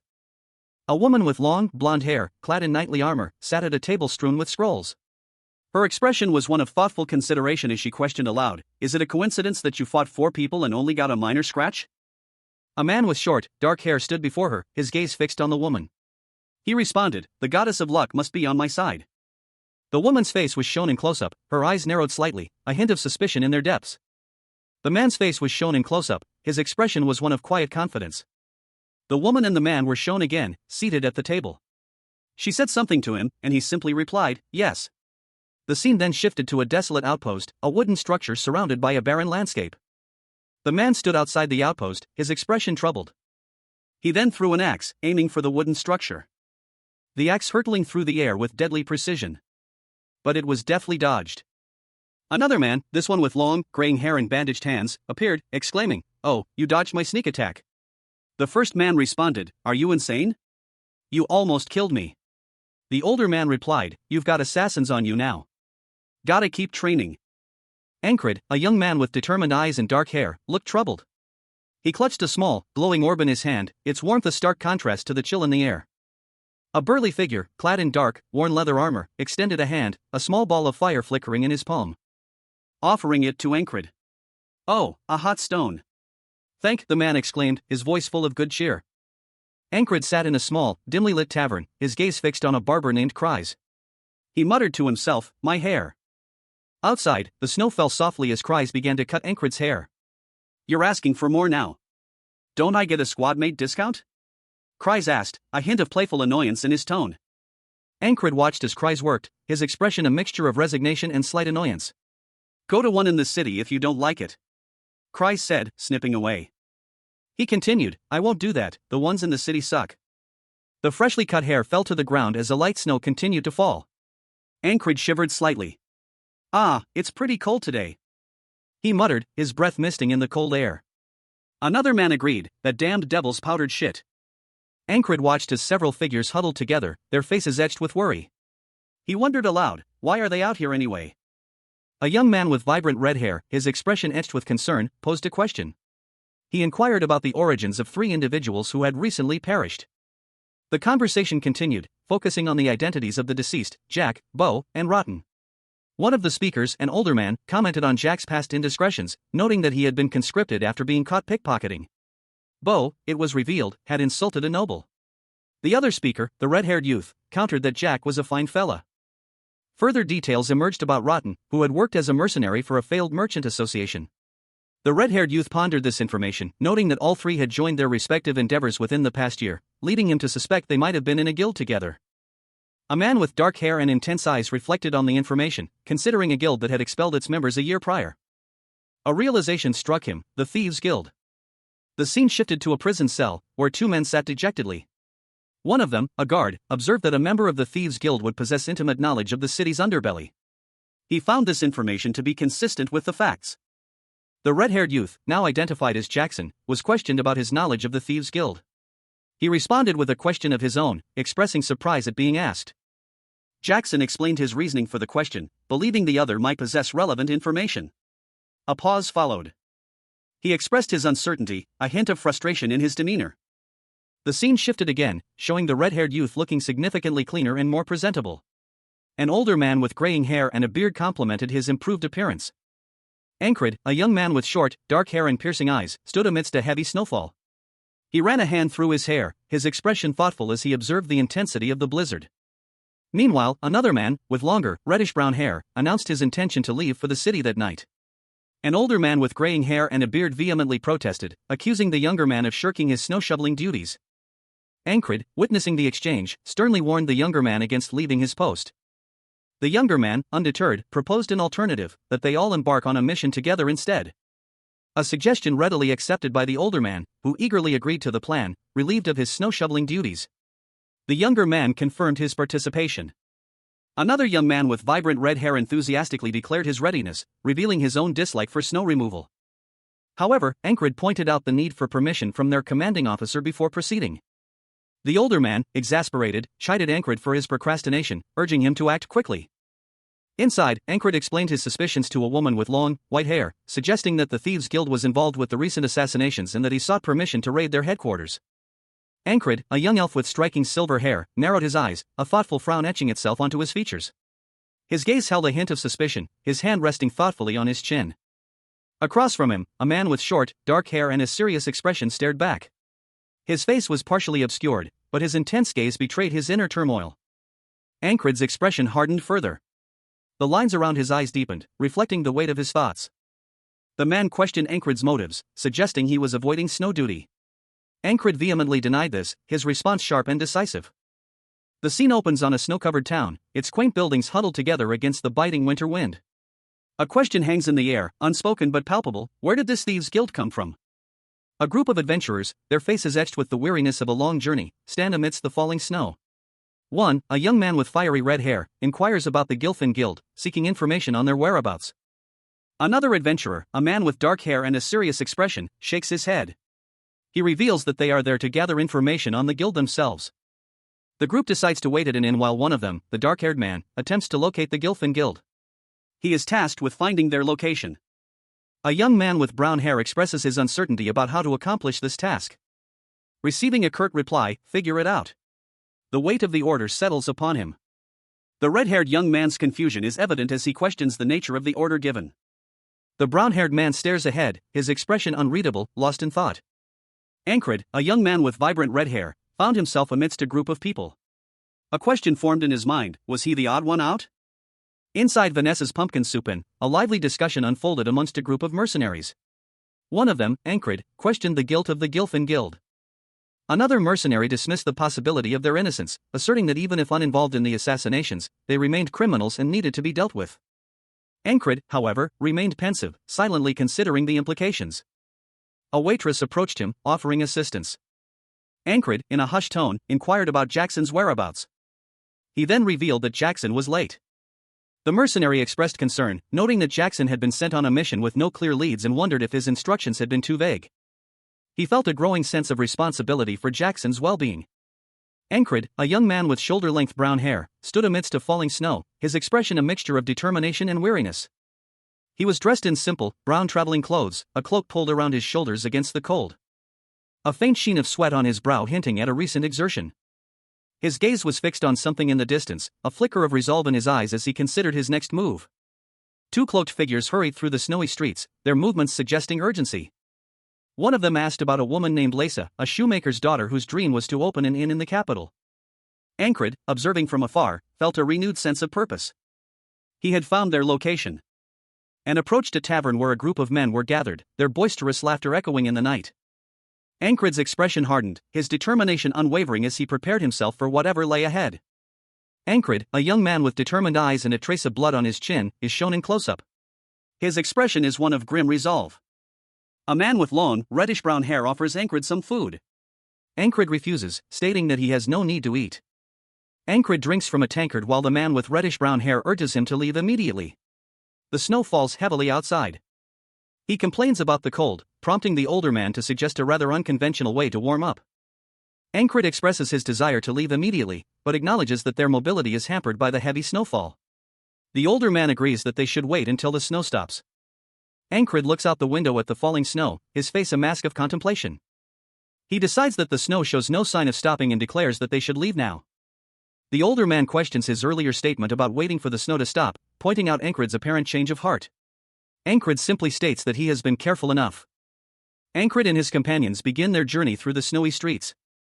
They are shown walking through the snow-covered streets, their destination unknown but their resolve clear. Ankrid, shivering in the biting cold, lamented the loss of the inn's warmth. He missed the comfort of the inn. A stark contrast to his current, desolate surroundings. He huddled deeper into his cloak, his breath misting in the frigid air. Suddenly, a figure emerged from the shadows, a hooded man with a glint of steel in his hand. He held a dagger. And he was not alone. Another hooded figure appeared, mirroring his movements. They advanced on Ankrid with lethal intent. Ankrid reacted instantly, his body moving with surprising speed. He swung a massive axe. The weapon a blur as it cleaved through the air, connecting with one of the attackers. The force of the blow sent the assassin sprawling. The remaining assassin lunged, dagger flashing, but Ankrid was ready. He moved with impossible speed. A brutal counterattack ending with a sickening thud as the second attacker fell, lifeless. Ankrid stood over his fallen foes, his breath ragged, but victorious. He had dispatched them swiftly and efficiently. When a voice broke the silence. He came out of nowhere. "Is he your friend, Cat?" Ankrid, a young man with fiery red hair, was being led through a snowy landscape by two burly figures. He appeared apprehensive, his gaze fixed on the ground. One of the guards voiced his suspicion that their target was hiding with the Gilfin Guild. A woman with long, dark brown hair knelt beside a makeshift wooden structure, revealing a hidden path. She explained that this route led to the guild's hideout and that beggars served as their gatekeepers. Upon reaching the hideout, they discovered the entrance was sealed. The woman's companion, a powerfully built man with graying hair, offered to knock instead of her. With a mighty blow, the man delivered two resounding knocks on the heavy door, the force of which sent shockwaves outwards, shattering the wooden structure and sending the gatekeeper sprawling. Debris rained down as the gate was destroyed. The powerful man surveyed the scene with a satisfied grin. He then turned to his companions, asking if they were ready to proceed. The group, now including Ankrid and several other figures, stood before the entrance to the hideout. The gray-haired man questioned the meaning of a knock, highlighting the significance of their forceful entry. One of the group members, a young man with dark hair, shrugged, unconcerned about the lack of a formal greeting. He simply stated that as long as the door opened, it didn't matter. Ankrid, a young man with striking violet eyes, stood resolute. His expression was serious, his jaw tight. "We'll talk later," he stated, his voice firm. "We'll subdue them with force first." He moved purposefully down a dimly lit corridor, followed by two other figures. The air hung heavy with anticipation. One of them, a woman with auburn hair, voiced a concern. "Is it certain that the squad leader is coming?" she asked. The other replied, "Yes, that's what the informant said." They approached a heavy wooden door. A man among the group muttered, "Reporting that we failed would have been a pain." Another, a burly man with a beard, confidently declared, "Yes, we can take care of it ourselves." The group consisted of several men, one of whom, a stern-faced soldier with a sword at his side, seemed particularly apprehensive. He worried aloud, "I wonder if this is okay." Another soldier scoffed, "His squad mates are coming too, humph, who cares about some nobodies with him?" Suddenly, a powerful force erupted from the corridor, sending the soldiers sprawling. A figure emerged, a powerfully built man with blonde hair, a triumphant grin on his face. He wielded a large axe. The apprehensive soldier watched, his face a mask of disbelief and fear. Ankrid's journey to knighthood was fraught with peril, but he was undeterred. His determination was evident as he stood before a battle-hardened mercenary captain, whose cruel laughter echoed through the battlefield. The captain, a man whose life was defined by violence, issued a chilling ultimatum: surrender or die. Ankrid, however, remained resolute, his grip tightening on his sword. The captain's words hung heavy in the air, a stark contrast to the chaos of the battlefield. He laid down the terms: those who did not wish to die would disarm and cross a line. Ankrid watched as the mercenary captain drove his sword into the ground, the impact sending a spray of dirt and dust into the air, marking the boundary between life and death. The captain's voice boomed, his words carrying the weight of finality: those who refused would face certain death. Ankrid, despite the gravity of the situation, remained unmoved. He stood firm, his resolve unwavering. He would not yield. He cast his swords to the ground, a defiant act in the face of overwhelming odds. The captain's decree was clear: all others would die. A question arose from one of the captain's men, a doubt creeping into the ranks. Were they not to strike first? The captain's response was immediate. A change of heart. He had reconsidered his orders. His previous ruthlessness seemed to waver. Ankrid's actions had clearly surprised the captain. The mercenary captain, however, was not one to be easily swayed. He scoffed at Ankrid's audacity. Ankrid's older brother explained that their judgment was clouded by demons, and they wouldn't listen until forced to. Ankrid, considering his brother's words, questioned whether resorting to force was necessary. A nearby man, amused by the situation, declared that he would determine who among them was the strongest. He anticipated the ensuing conflict with a gleeful expression. He then introduced Wyvern, their strongest swordsman. The man commanded Ankrid to face Wyvern. Wyvern, the strongest swordsman, prepared himself, his expression serious and determined. Ankrid, drawing his sword, wondered if Wyvern could block his attack. Wyvern, supremely confident, boasted that he had never been defeated. Their duel began, with Ankrid's attack striking Wyvern. The impact of the clash sent sparks flying as Ankrid continued his assault. Ankrid, a young man with short brown hair, lunged forward, his brown cloak billowing behind him as he engaged in fierce combat. He moved with a desperate intensity. His attack a blur of motion as he clashed with his opponent. A guttural sound escaped his lips as blood splattered across his arm. And he collapsed to the ground, his breath ragged. His eyes, however, held a spark of determination as he realized something crucial. He thought, that was what I was stuck at before. Observing him from a distance was a man with reddish-brown hair and a short beard, his expression one of intense scrutiny. Ankrid, now clad in full knightly armor, stood over his fallen opponent. A nearby man, unimpressed, declared, "If that's your strongest, I won't need to see the rest." Ankrid, his face grim, stood defiant. He silently mouthed the word, "surrender." He held his sword aloft, its blade stained with the blood of his previous battles. A testament to his relentless training. The onlookers, a group of hardened warriors, watched him with a mixture of awe and apprehension. One of them whispered, "Is he trying to act cool right now?" Ankrid faced his final trial, a stark choice echoing in his mind: surrender or die. The weight of the words, surrender, hung heavy in the air, a stark contrast to the determination etched on his face. His grip tightened around the twin swords at his hips, their worn steel reflecting his unwavering resolve. A silent vow to fight until his last breath. The ultimatum, or die, hung in the air, a challenge he was ready to accept. His opponents, a formidable group of warriors, watched him intently. A question formed in their minds: is he really this reckless? Or is there something more to this seemingly desperate stand? Leaving him vulnerable and defeated. A heavy mace, its spiked head gleaming dully, hurtled through the air. Its trajectory a blur of motion, it landed with a resounding thud near a hooded figure who, defeated, raised his hands in surrender, muttering a plea for mercy. A red-haired man, his face contorted in a grimace of fury, stood over the surrendering figure. His eyes blazing with righteous anger, he roared an insult at the defeated opponent. With a swift, brutal movement, the red-haired man lunged forward. His blade flashing, he delivered a fatal blow to the hooded figure. The hooded figure crumpled to the ground, lifeless. Leaving the red-haired man standing victorious, his breath ragged but his eyes still burning with intensity. Ankred, the eternally regressing knight, watched the scene unfold from a distance. His expression unreadable, he approached the fallen combatants, his hand outstretched, ready to intervene in the unfolding events. Ankred, a young man with an unwavering dream of knighthood, lay dead on the ground, his body still and lifeless. A sword lay discarded near his hand. One of his comrades looked down at him, muttering, "Ugh. I just thought that he was cool." Another comrade, his face etched with frustration and anger, cursed under his breath, "Damn it." Suddenly, Ankred awoke. He was alive again, back at the start of the day. A young man with bright red hair watched him with wide eyes, exclaiming, "Oh, that was sick." A young woman with shoulder-length brown hair watched the scene, quietly observing, "Not bad." The older comrade, still seething with anger, let out another frustrated curse, "Damn it." Ankred, however, felt a sense of calm. He thought to himself, that must have been pretty cool. The bandits, witnessing Ankred's prowess, immediately surrendered, begging for mercy. "We all surrender. Please don't kill us." Ankred's comrade considered their options. "What now? It'll be better to kill them now than to deal with them again later." The bandits, terrified, fell to their knees as Ankred's comrade approached. But Ankred intervened, pointing out, "There are people with sick mothers here. That doesn't excuse your crimes." A balding man, tears streaming down his face, cried out, begging for death. "Kill me. I'm Gilfin."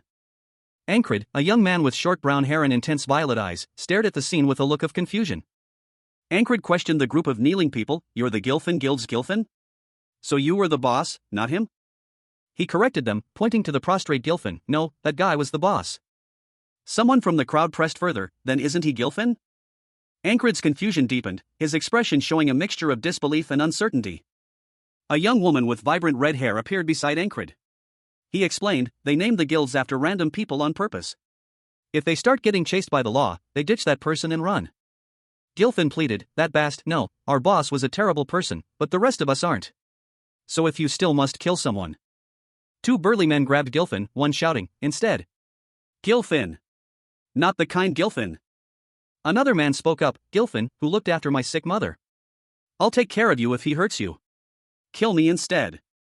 A burly, bearded man, his face contorted in anger, pointed an accusing finger at Ankred. He spat out the words, "You were the one who suggested killing them." A realization dawned on the man as he clutched his head in despair, the guild's fortune was lost. The burly man, desperation etched onto his features, pleaded, "I'll give you everything if you just let us live." Ankred remained impassive, his expression unreadable, as a grinning companion stood behind him. The scene shifted to a snow-covered landscape. A dilapidated building stood amidst the snow, its windows dark and empty. "Most of it is in that safe. But we need to find the key that dead bastard hid," a voice stated, setting the scene for the next action. A strong man, his muscles bulging, heaved open a heavy wooden chest. Coins spilled out, glittering in the dim light. Ankred, seemingly unconcerned, simply said, "No need for that, I guess." "Go ahead." The others eagerly began to loot the chest, their greed evident. Ankred watched them, a hint of doubt crossing his face. "Is that really that important?" Ankred, a young man with aspirations of knighthood, examined a worn leather jerkin. He silently decided to purchase it, a quiet determination in his eyes. "I'll take this," he murmured to the unseen shopkeeper. He was approached by a companion, a man with vibrant red hair, whom Ankred addressed as squad leader. The red-haired man, leaning casually against a wall, proposed a daring plan. Ankred, slightly taken aback, simply responded with a questioning "Hmm?" He continued, outlining his scheme to seize control of a local guild. Ankred's expression shifted to one of disbelief. You're asking me to be a thief? He questioned, his voice laced with incredulity. The red-haired man clarified, one that doesn't kill. The red-haired man explained his reasoning, pointing out that even if they successfully dismantled the guild, another would inevitably rise to take its place. He proposed using Ankrid as a puppet leader for the new organization. Ankrid, however, remained unconvinced. A thoughtful frown creased his brow as he considered the implications. This all seems too convenient. A flashback sequence began, showing Ankrid in a past encounter. He questioned if a past event was connected to the current situation. The red-haired man reminded him of a conversation with a girl, suggesting that the gathering of people was not accidental. Ankrid, the protagonist, stood before a companion, his expression unreadable. His companion remarked that they had successfully completed their mission, noting that they had achieved their objective in a single attempt. The companion, a fiery-haired individual, proposed a deal. In exchange for Ankrid's cooperation, they would receive a monthly payment and access to valuable information. Ankrid, though initially hesitant, admitted that he didn't particularly need more money. Ankrid agreed to the terms. His companion, elated, announced to a third party, an older man, that from that point forward, their organization would be a guild of thieves who refrained from killing. The plan was to apprehend and prosecute the more violent members while gradually reforming the organization. The older man expressed his reservations, but the fiery-haired companion countered that if they didn't disband, they would all likely perish. He explained that their deceased leader had been working for Aspen and their money. The older man revealed that a powerful monster, a frog, visited their guild twice a year to check on their activities. If the frog discovered what had happened, it would likely kill them all. Ankrid, however, remained unconcerned. A red-haired man, his face alight with a mischievous grin, declared to the others in the room, "We have even worse monsters of our own." Meanwhile, a brown-haired man, clad in simple leather armor, addressed a woman in a hooded cloak. He suggested, "If you got what you wanted, let's head back." An older man with graying hair and a beard, wearing a brown hooded cloak, rested by the fireplace, his expression thoughtful. A silent question forming in his mind, "You think?" The brown-haired man's eyes widened in surprise as a thought struck him. They're done shoveling snow. He stood by a window, gazing out at the falling snow, a troubled expression on his face. A blonde-haired man, lying near the fireplace, spoke, "I think we have some unfinished business here." He continued, "Whatever it may be." The red-haired man, now looking pensive, stated, "I have something to do right now, so I'll return tomorrow morning." The brown-haired man, looking downcast, murmured, "You guys? I didn't know." Ankrid, a young man with determined eyes, rested among his fellow squad members. They were sprawled around a small fire in a rustic room, exhausted but content after a long day's work. A sense of camaraderie filled the air, a testament to their shared experiences and mutual respect. He thought back to the day's events, a quiet observation forming in his mind, "You were all so busy." The scene shifted to a snowy landscape outside the rustic building, the cold wind whistling through the bare branches of trees laden with icicles. A report was delivered, reporting the return of all squad members. "We have located and destroyed the Thieves' Guild." A woman with striking silver hair and piercing green eyes appeared, her expression a mixture of amusement and curiosity. She addressed Ankrid with a playful tone, "Did you have fun skipping snow duty?" Ankrid, however, remained unfazed. His response was curt and direct, "I have no clue what you're talking about." The woman's amusement deepened. She stated, "She's too smart." The scene shifted to Ankrid and the woman standing opposite each other in a snowy courtyard. She continued, "I hear you don't turn down a duel." Ankrid's reply was simple, "Yes, usually." The woman, undeterred, proposed, "Then let us spar." Ankrid's internal monologue revealed his thoughts, "Of course, a duel, not a punishment." I thought she was angry. A fierce clash erupted between Ankrid and a female knight. Her sword, a blur of motion, sliced through the air as she launched a swift attack, leaving Ankrid scrambling to defend himself. The force of the blow sending him sprawling to the ground. Ankrid hit the ground hard, his face contorted in pain and frustration. He gritted his teeth, his eyes blazing with defiance. But the female knight stood over him, her sword pointed menacingly. Defeated, Ankrid reached for his fallen sword, his body trembling with exertion. But the knight moved swiftly, intercepting his attempt. Ankrid cried out in pain as the knight's sword connected with his body, a sharp sting shooting through his side. He was surprised by the speed and precision of her attack. His mind racing to understand her technique. He realized her sword was unusually thin and flexible, almost like a whip. The knight commanded him to get up, her voice cold and dismissive. Ankrid cursed under his breath, realizing his complete dependence on his sword. He couldn't even defend himself without it. Ankrid, a young man with dark hair, lay sprawled on the ground, his sword a short distance away. He breathed raggedly, his body still trembling from the exertion of the recent fight. A seasoned knight, clad in crimson armor and a dark cape, stood over him, her expression unreadable. Her blonde hair was neatly braided, and her gaze was fixed on the fallen figure. I've seen him respond instantly, almost like he knows the future. She mused, her thoughts revealing a hint of uncertainty about Ankrid's abilities. But now, she observed, he seemed as helpless as a blind man. She admitted to herself that she didn't truly know him as a person. Despite his current state, the knight acknowledged the undeniable truth: Ankrid had broken the assassin's spell and killed 4 of them. The knight looked up, noticing the falling snow. "It's snowing again," she murmured, a subtle shift in her demeanor. "I'll be watching," she declared, her voice carrying a sense of quiet determination. Ankrid, still on the ground, muttered, "So it was because of the snow." Ankrid, feeling pathetic, reflected on his training. "I've trained endlessly with the sword, but I've never done anything with my bare hands," he realized. A profound realization dawned on him: he had neglected a crucial aspect of combat, the use of his body and limbs. The knight, her back to the viewer, stood silhouetted against the bright sky, her powerful physique a testament to her rigorous training. The final panel shows a simple statement: martial arts. Followed by "to be continued." Ankrid, a young man with brown hair and determined eyes, sat on the cold ground, his sword lying discarded beside him. He felt a profound sense of inadequacy, a cold sweat beading on his brow as he reflected on his shortcomings. He had trained endlessly with the sword, yet he realized he lacked something crucial: mastery of his own body. A stark realization dawned on him. He understood that true combat prowess required more than just swordsmanship, it demanded the complete utilization of his body and limbs. The answer, it seemed, lay in the path of martial arts. A muscular man with long, white hair, his back to the viewer, demonstrated a fundamental martial arts stance. He began to explain the basics of martial arts, emphasizing the importance of body control and precise movements. A powerful impact reverberated through the air as he demonstrated a swift, decisive strike. The man stood confidently, sweat glistening on his powerful physique, a satisfied grin spreading across his face. The panel focuses on a pair of muscular legs, clad in simple trousers, their owner's hands wrapped in worn bandages. The legs stand amidst a chaotic scene, the suggestion of a large crowd and a fallen tree visible in the background.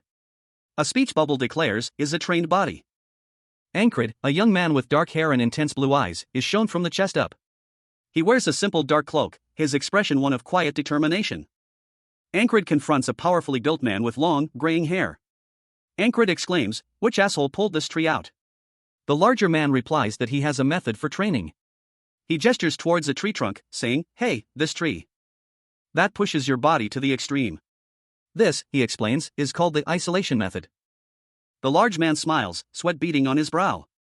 He adds that the method will be painful. Ankrid is shown again, his expression thoughtful. The large man instructs him to think of himself as a dead man. Ankrid's eyes narrow, and he replies, "That's my specialty." Ankrid is shown being bound tightly within a large burlap sack. He struggles against the restraints. He is then hoisted onto the large man's back, the strain evident on his face. As they run, Ankrid gasps, "I am gonna die." The large man explains that the fundamental principle of the isolation technique is overload. Ankrid, a young man with dark hair, gritted his teeth, his muscles straining as he held an excruciating pose. His body was bound tightly, his face contorted in pain. Sweat beaded on his brow as his muscles tore under the immense pressure. His instructor, a powerfully built older man with silver hair, watched with a knowing smile. "Stay like this for 10 seconds, the instructor said, his voice calm and encouraging. "You can do it. I know your limits better than you do." Ankrid, struggling to maintain the pose, questioned his instructor's confidence. "How would you know that?" The instructor chuckled, a hint of amusement in his eyes. "Don't you regret not starting this sooner?" Ankrid's face fell. He knew his instructor was right. You need to grow your body a lot before you can properly start martial arts training. If you had started earlier. The instructor continued, his tone softening slightly. Ankrid mumbled, "I don't have time to regret." Ankrid's thoughts turned inward. The past is the past. I'm faithful to the present. If I wasn't, I would have never made it past the first today. A flashback showed Ankrid engaged in a fierce sword fight, his movements clumsy and unskilled. Back in the present, Ankrid, still in the painful pose, requested further instruction. "Teach me something else while I keep this pose." The instructor observed Ankrid with a mixture of surprise and admiration. How can someone be so diligent? He shook his head, impressed by Ankrid's unwavering dedication. Such an undefilable work ethic. Ankrid, a young man with a determined expression, respectfully addressed his superior. He expressed his respect for the brother squad leader. The squad leader, a man burdened by heavy packs, instructed Ankrid to move on to the next task. A hint of exhaustion was visible on his face. He then ordered Ankrid to return to the post. Ankrid, struggling under the weight of his burden, was told to bear with it. He was instructed to continue, to persevere. The weight was immense, pushing him to his limits. A large panther appeared, its eyes fixed on Ankrid, adding another layer of difficulty to his already arduous task. A cry of exertion escaped his lips. The panther watched him closely as he struggled with the heavy packs.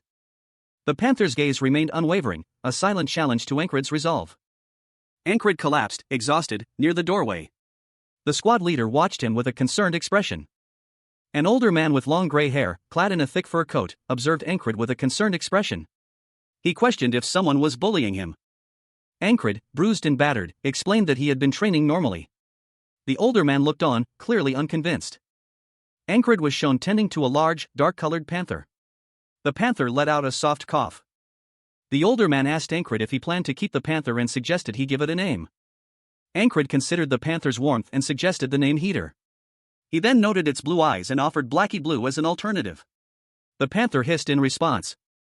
The older man reacted negatively to the names, deeming them abusive. Ankrid considered the name Blackie Blue, finding it somewhat cute. He decided to think about a better name.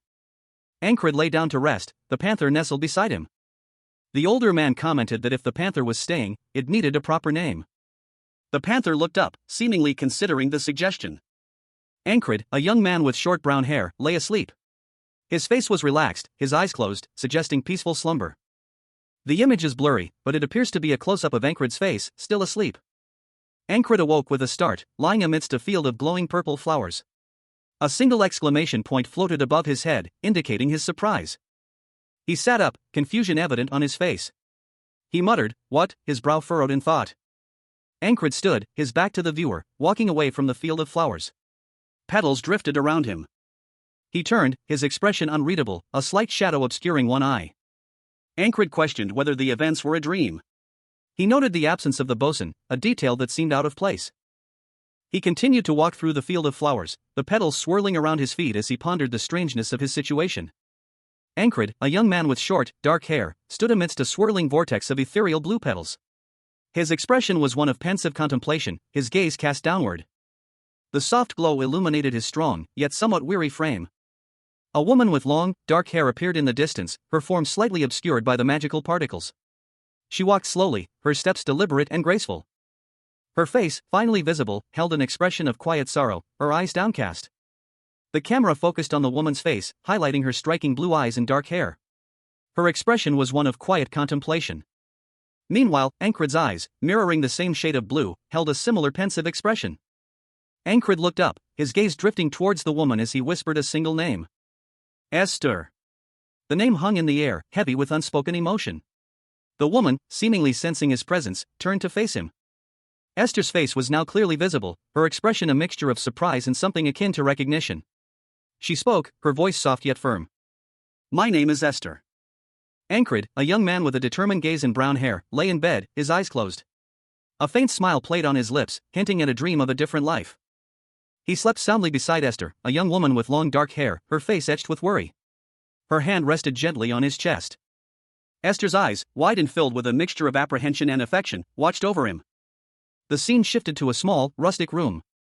Ankrid and Esther slept peacefully in a bed, nestled under a thick blanket. The room was dimly lit by a single candle.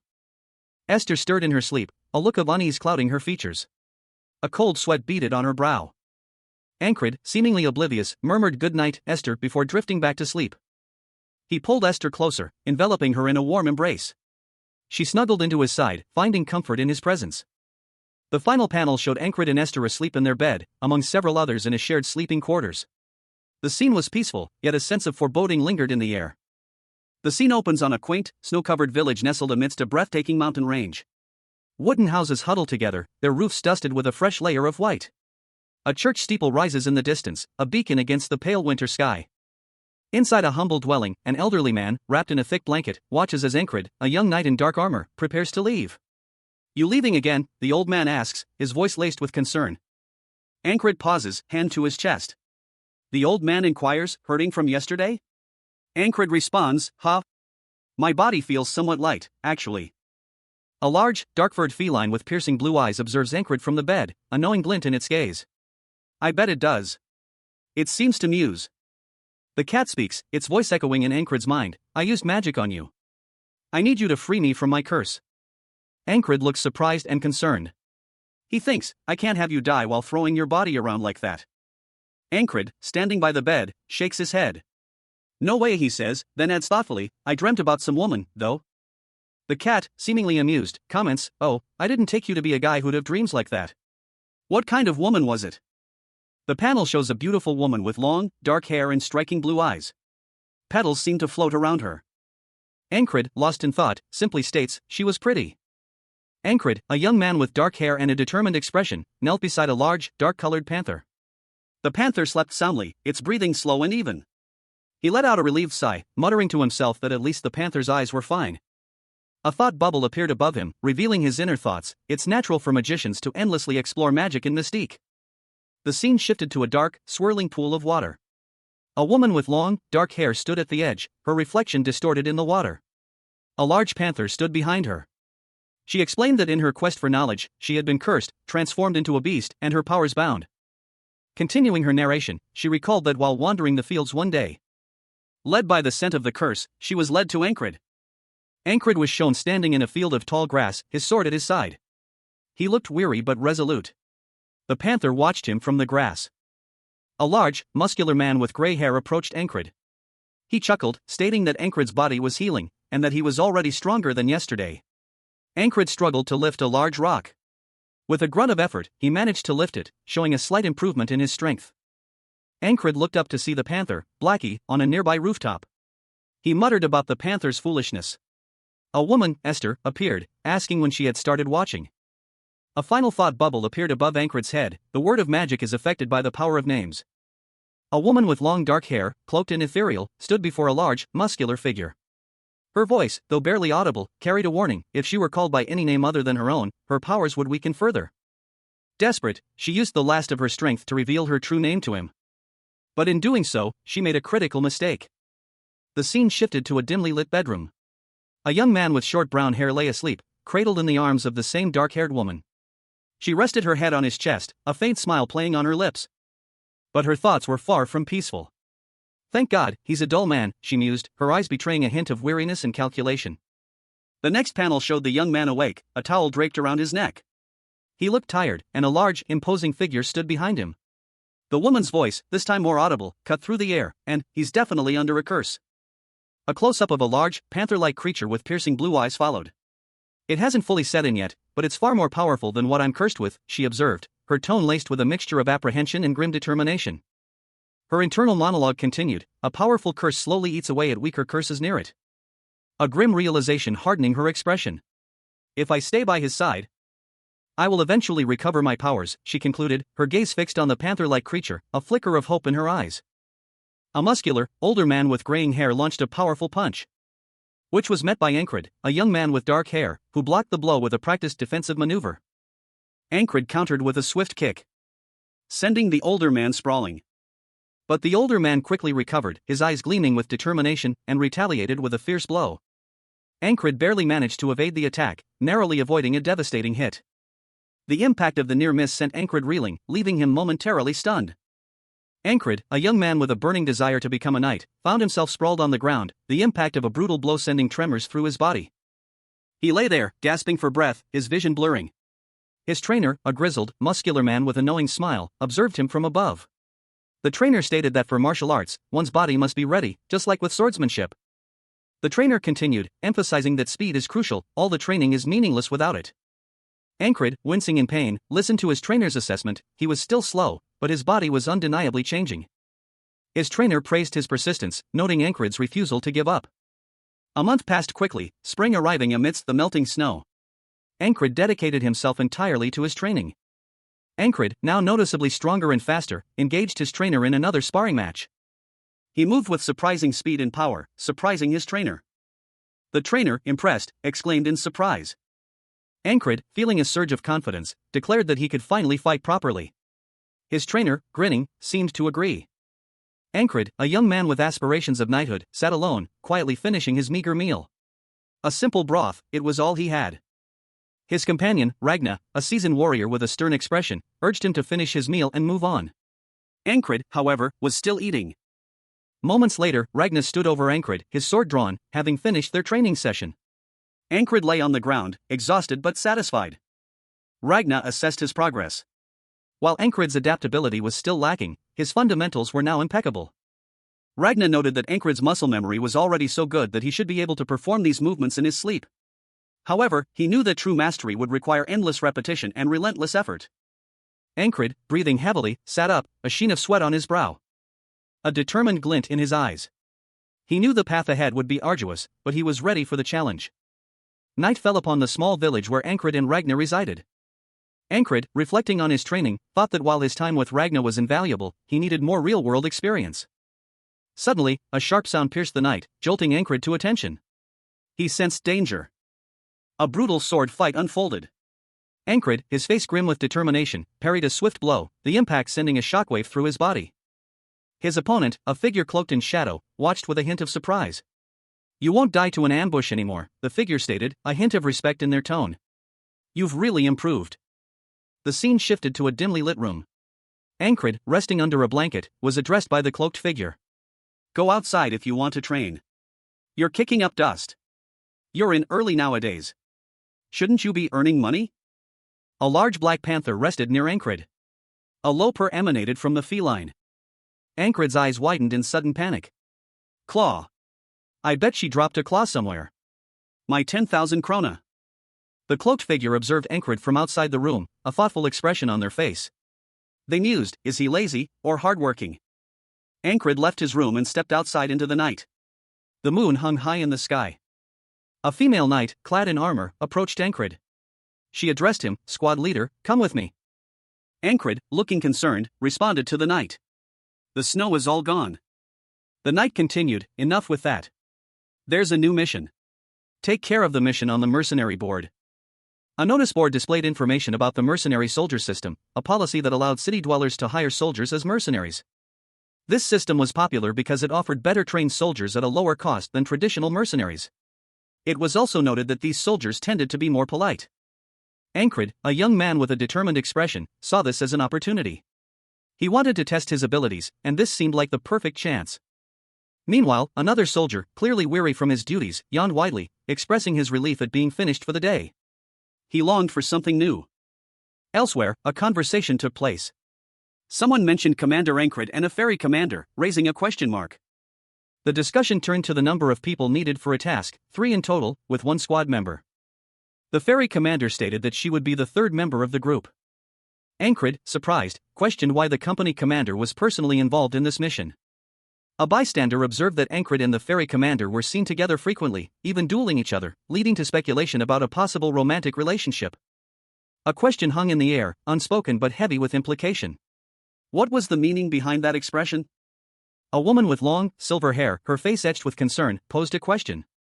She wondered if the other found the prospect uncomfortable. Specifically, she asked if he would find it uncomfortable to go on a mission with her. A man with a stern expression, his eyes wide with surprise, gripped his sword tightly. He seemed startled. He then asked if the other had heard something. The words company commander and spellbreaker were mentioned, causing a ripple of unease. The man's expression shifted to one of realization. He cursed under his breath, admitting he knew something was going on. He revealed that the commander and spellbreaker were together before joining the army. Another man, with dark, curly hair, interjected, claiming that wasn't all he'd heard. The scene shifts to a tranquil landscape, a serene sunset painting the sky. The tension from the previous scene dissipates. A man, carrying heavy packs, is shown struggling under the weight. Another man comments on the commander's ability to maintain a respectable appearance despite his current situation, adding that they look great together. Ankrid awoke with a start, his mind clouded with confusion. A wave of disorientation washed over him as he struggled to recall the events that had just transpired. He found himself standing in a familiar doorway, clad in simple yet sturdy leather armor. He announced his return home with a cheerful shout. His father, a jovial man with graying hair, greeted him with a broad smile and a question about the rumors surrounding his impending fatherhood. Ankrid quickly dismissed the rumors as mere misunderstandings. But his father's younger brother, a cheerful young man with bright red hair, playfully urged him not to be shy about the situation. Their father then offered some encouraging words, suggesting Ankrid keep his partner close and continue training with her. As his father offered a final blessing, Ankrid felt a pang of unease. His brother's teasing about a future date only amplified his discomfort. He internally lamented feeling bullied. Ankrid firmly rejected his brother's suggestion to join him on an upcoming mission. His father, surprised by this refusal, questioned him further, prompting Ankrid to explain his reasons. Ankrid, a young man with a determined expression, stood before an older, stern-faced individual and a woman with auburn hair. He held a sword at his side, his posture conveying readiness. "I'm ready, so let's get going," he declared, his voice firm. The older man and the woman exchanged a brief glance before turning to leave, Ankrid following closely behind them. Suddenly, a burly man with an axe appeared, his face contorted in anger. He addressed Ankrid with a furious outburst, "That damned cat, and not me? Did an axe meet your head recently? You'd be the first to axe the commissioner if you get pissed. Definitely not you." Ankrid and the woman continued walking, seemingly unfazed by the outburst. The woman then questioned Ankrid, "Are you bringing me because you think I won't cause trouble?" The woman explained her reasoning to Ankrid as they walked, "You take these missions often too, so I thought you would be of help." She paused, then offered a piece of unsolicited advice. "Don't give too much of your heart to one woman." The woman's expression was serious, her eyes conveying concern. "It will come back to hurt you," she warned. Ankrid, his face partially obscured by shadow, responded curtly, "I don't need advice on that." They arrived at their destination, where a woman with light hair awaited them. Ankrid asked, "When will the commissioner get here?" Ankrid, a young man with determined eyes, stood beside a fair-haired woman. Her expression was serene, almost melancholic, as she looked away from him. The word soon floated in a speech bubble above them, hinting at an impending event. The woman, her face now visible, spoke to Ankrid. She mused that he probably hadn't heard the rumors yet, adding that it would be awkward. She addressed him by name. She then posed a question, pondering whether they had ever done anything to make people think they had children together. Ankrid responded with a curt no. A third person, a man with reddish-brown hair, appeared behind Ankrid, letting out a short, dismissive pft. Ankrid, noticing the man's reaction, asked if he was laughing. The man responded that he didn't know what Ankrid meant. The fair-haired woman continued her line of questioning, asking Ankrid if her questions made him uncomfortable. He replied negatively, prompting her to ask if it made him glad. His response was hesitant and uncertain. Ankrid's internal monologue revealed his confusion and frustration at her unexpected questions. The scene shifted to show Ankrid and the reddish-brown-haired man in a horse-drawn carriage. The reddish-brown-haired man announced the arrival of the commissioner. The fair-haired woman, seemingly annoyed, muttered that it was just getting fun. Ankrid, a young man with determined eyes, stood beside a taller, fairer companion. His expression was grim, etched with the weariness of a recent ordeal. His companion scoffed, questioning the nature of their recent mission. "Fun?"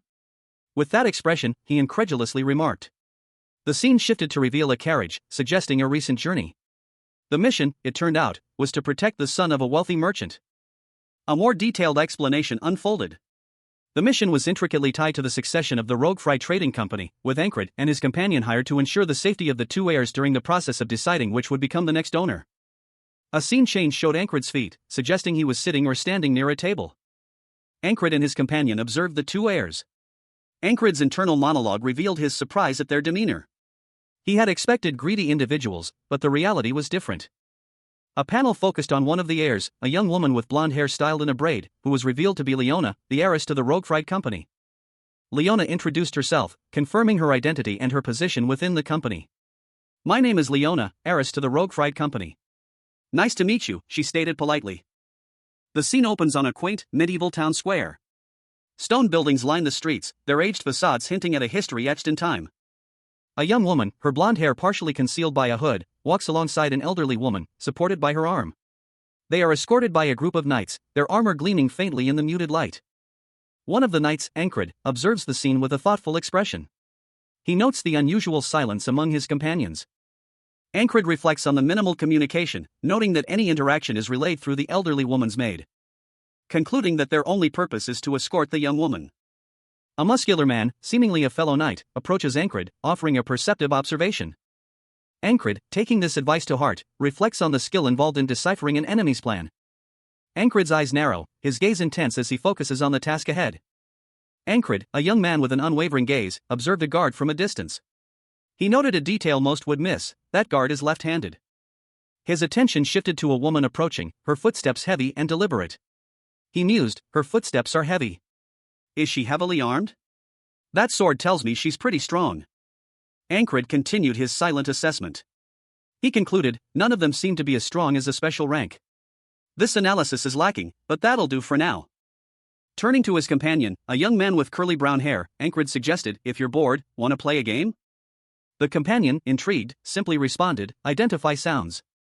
Ankrid and his companion began to listen intently. He identified several sounds, a rustling paper bag, a woman in front of the food market, a hammering sound. A blacksmith near the alley, a tongue, clicking. Too late, it's coming from the man at the shoe store. Ankrid explained the rules of the game. The point of this game is to locate and identify the source of the sounds. It's harder than it seems. Ankrid's companion suggested, we'll get a room upstairs. You can all wait here. A woman with blonde hair and plate armor, observing their game, decided to join in. She declared, what you're doing seems interesting. I'll join.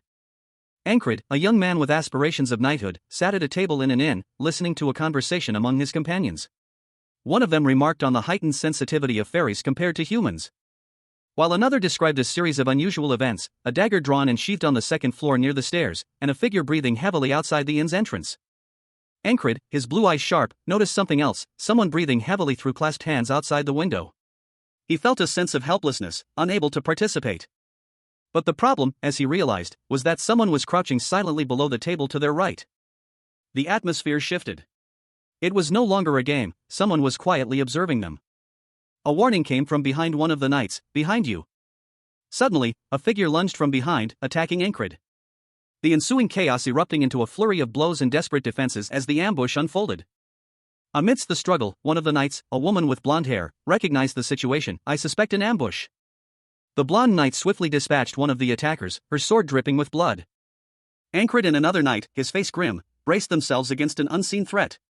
A shout cut through the air, assassins. Suddenly, a cloaked figure launched a swift attack, their blade flashing dangerously close to Ankrid. The force of the blow sending Ankrid sprawling. He landed hard, a pained expression twisting his features. The assassin pressed their advantage, their weapon arcing downwards in a brutal strike, a sickening gush sound accompanying the impact. But Ankrid, despite the pain, managed to roll away, a determined thought flashing through his mind, the commissioner comes first. He scrambled to his feet, sword in hand, and began to run, his movements surprisingly swift despite his injuries. Determined to reach the commissioner before the assassins could strike again. Another assassin appeared, their attack swift and deadly. Ankrid barely managed to parry the blow, a surprise no way, escaping his lips. But the relentless assault continued, forcing him into a desperate defensive maneuver. He was surrounded, outnumbered, and outmatched. Yet, Ankrid fought on, his determination unwavering. A fierce warrior with long white hair and a determined expression met his gaze, their blade a blur of motion. Two masked figures, armed with a dagger and an axe respectively, confronted their opponents. One of them voiced his apprehension, questioning their strength. But his companion reassured him, pointing out their numerical advantage. Meanwhile, a female knight, wielding a sword and shield, engaged in combat.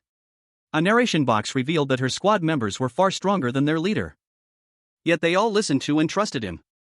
The knight, facing a masked assailant, deflected a blow. And wondered who had helped create this situation.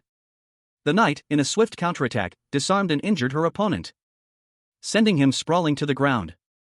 Another masked assailant lunged at the knight, but she effortlessly parried the attack. And swiftly countered, inflicting a fatal blow. After encountering the assassin who had targeted Krang and, more recently, the half-fairy assassin, Ankrid reflected that attacks like these no longer fazed him. A cloaked figure, Aspen, leaps from a higher level, dagger in hand, as Ankrid, the protagonist, prepares for combat. Where you going? Aspen shouts, clearly surprised by Ankrid's sudden movement. Ankrid, however, focuses internally, all the strength and combat skills I've been practicing. Ankrid's eyes blaze with determination as he recalls Auden's criticism. Auden said I'm still too slow, he thinks, but a surge of confidence follows, but I can feel it already. His movements blur as he counters Aspen's attack with surprising speed and power, sending Aspen sprawling with a resounding impact. Ankrid is astonished by his own enhanced agility. My movements are completely different now. He swiftly draws his sword, his movements now precise and deadly, and strikes down another opponent with a powerful blow, leaving him incapacitated on the ground. Ankrid stands over his fallen foe, his sword held aloft, a new confidence radiating from him. Aspen, still reeling from the unexpected turn of events, shouts his allegiance, glory to Aspen. Two women, one appearing to be a noblewoman and the other a servant, watch in shock as Ankrid effortlessly defeats Aspen's men. The noblewoman is clearly distressed, her face contorted in fear and disbelief. The servant, equally terrified, looks on helplessly. Ankrid remains focused, assessing the situation. He realizes the danger he's in, he's too close for the whistle daggers. Stopping him can't be guaranteed. Ankrid, a young man with a burning desire to become a knight, found himself in a desperate situation. He was cornered by an unseen assailant, his sword raised defensively. He wondered if he could even reach his opponent in time. He recalled a technique he had once witnessed, a way to rapidly close the distance.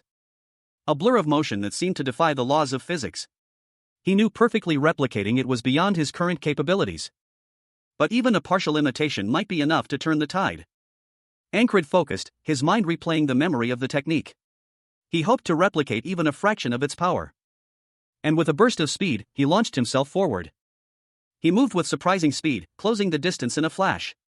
His sudden attack caught his opponent completely off guard, leaving them vulnerable to his assault. Ankrid's attack connected, sending his opponent reeling. The force of the blow was considerable. A testament to his improved skills and the effectiveness of the partially mastered technique. Ankrid felt the searing pain of the blade slicing through his defenses. His eyes widened in surprise, a cold sweat beading on his brow. But the impact, though sharp, was not fatal. He registered a dull ache, but the leather armor from the Gilfin Guild had done its job. He gritted his teeth, a plan forming in his mind. "Why, don't we talk downstairs?" he suggested, his voice strained but controlled. His attacker, a cloaked figure, lunged again, their dagger flashing. Ankrid barely managed to dodge, a pained grunt escaping his lips as the blade grazed his side. The fight continued, a blur of motion and steel. Ankrid, despite his injury, fought back with surprising agility. He used the momentum of his opponent's attack to his advantage, sending his attacker tumbling out the window in a spectacular fall. Ankrid followed closely behind, using his body to break his own fall. He landed hard, but he was alive. His attacker, however, was not so lucky. Ankrid looked down at his opponent, a grim satisfaction on his face. "Good. I managed to cushion my fall with his body." A woman, her face etched with worry, peered from a window, reporting to someone unseen. There were no more enemies on the second floor, she stated, but there was still this one man. A man with dark hair and intense eyes, his expression unreadable. He stood silently, observing. The woman's gaze shifted to the man below. He must have been injured in his fall, she mused, he had grit. Suddenly, a figure emerged, wielding two swords. "You crazy bastard," he roared. The man with dark hair, now revealed to be Ankrid, stood his ground. Are you a border guard?" he asked, his voice laced with suspicion. The dual sword wielder scoffed. "No," he replied, "then there's no reason why I shouldn't be able to beat you." Ankrid's eyes narrowed as he observed his opponent's unusual weaponry. Two swords of different lengths, but he wasn't off balance. Ankrid's gaze intensified. He was assessing his opponent's fighting style. Does he use the flowing sword style? How should I respond? The dual sword wielder declared his intentions. "I'll kill you first and then destroy that woman." Ankrid interrupted. "Don't you often hear that you talk too much?" Ankrid, a young man with a determined expression, stood poised, his sword stained with the blood of recent battles. He gripped the hilt tightly, his knuckles white, ready for the next challenge. He lunged forward, his movements a blur of controlled aggression, engaging his opponent in a fierce duel.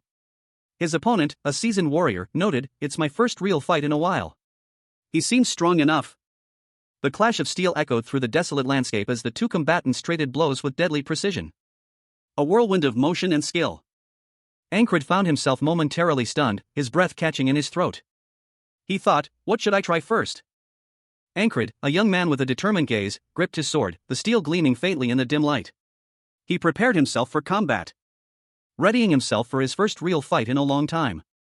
His opponent, a cloaked figure, seemed strong enough to provide a worthy challenge. A flicker of excitement crossed Ankrid's face.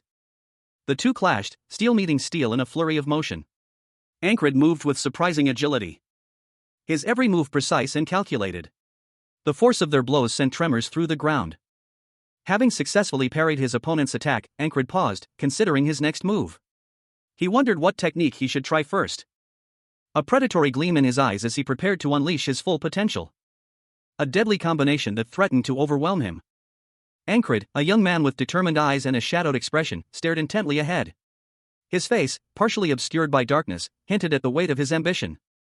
A narration box declared, "A Valen duet." He gripped his sword, his knuckles white, a fierce glint in his eyes. Ankrid prepared for combat. Ankrid lunged forward, his blade flashing, meeting the attack of his opponent. A whirlwind of steel clashed as the two combatants exchanged blows with deadly precision. Their swords a blur of motion in a deadly dance of skill and determination. Each parry and thrust a testament to their honed fighting prowess. Ankrid's opponent, a figure cloaked in shadow, moved with surprising speed and agility, forcing Ankrid to use all his skill to keep up. A blur of motion as they traded blows, the clash of steel echoing in the desolate landscape. The opponent's skill was undeniable, leaving Ankrid's companion stunned. He muttered, he avoided everything? This rando? Ankrid, his face contorted in a grimace of exertion, muttered to himself, impressed by his own progress despite his lack of natural talent.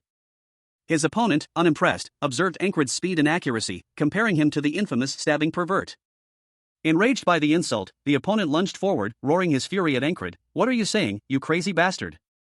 Ankrid's eyes glowed with an eerie light as he braced himself for the attack. The two clashed swords, sparks flying as they engaged in a fierce duel. Ankrid's eyes, still glowing, narrowed in concentration as he analyzed his opponent's movements. He saw an opening and recognized his opponent's predictable attack pattern. With a swift, precise counterattack, Ankrid disarmed his opponent, his blade flashing in the dim light. Ankrid, a young man with a determined expression, gripped his sword tightly, his body tense with anticipation.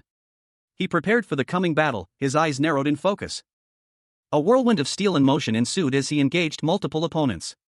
His blade danced, a blur of motion against the flashing steel of his adversaries. The clash of metal echoed through the air as Ankrid fought with fierce determination, his movements precise and deadly.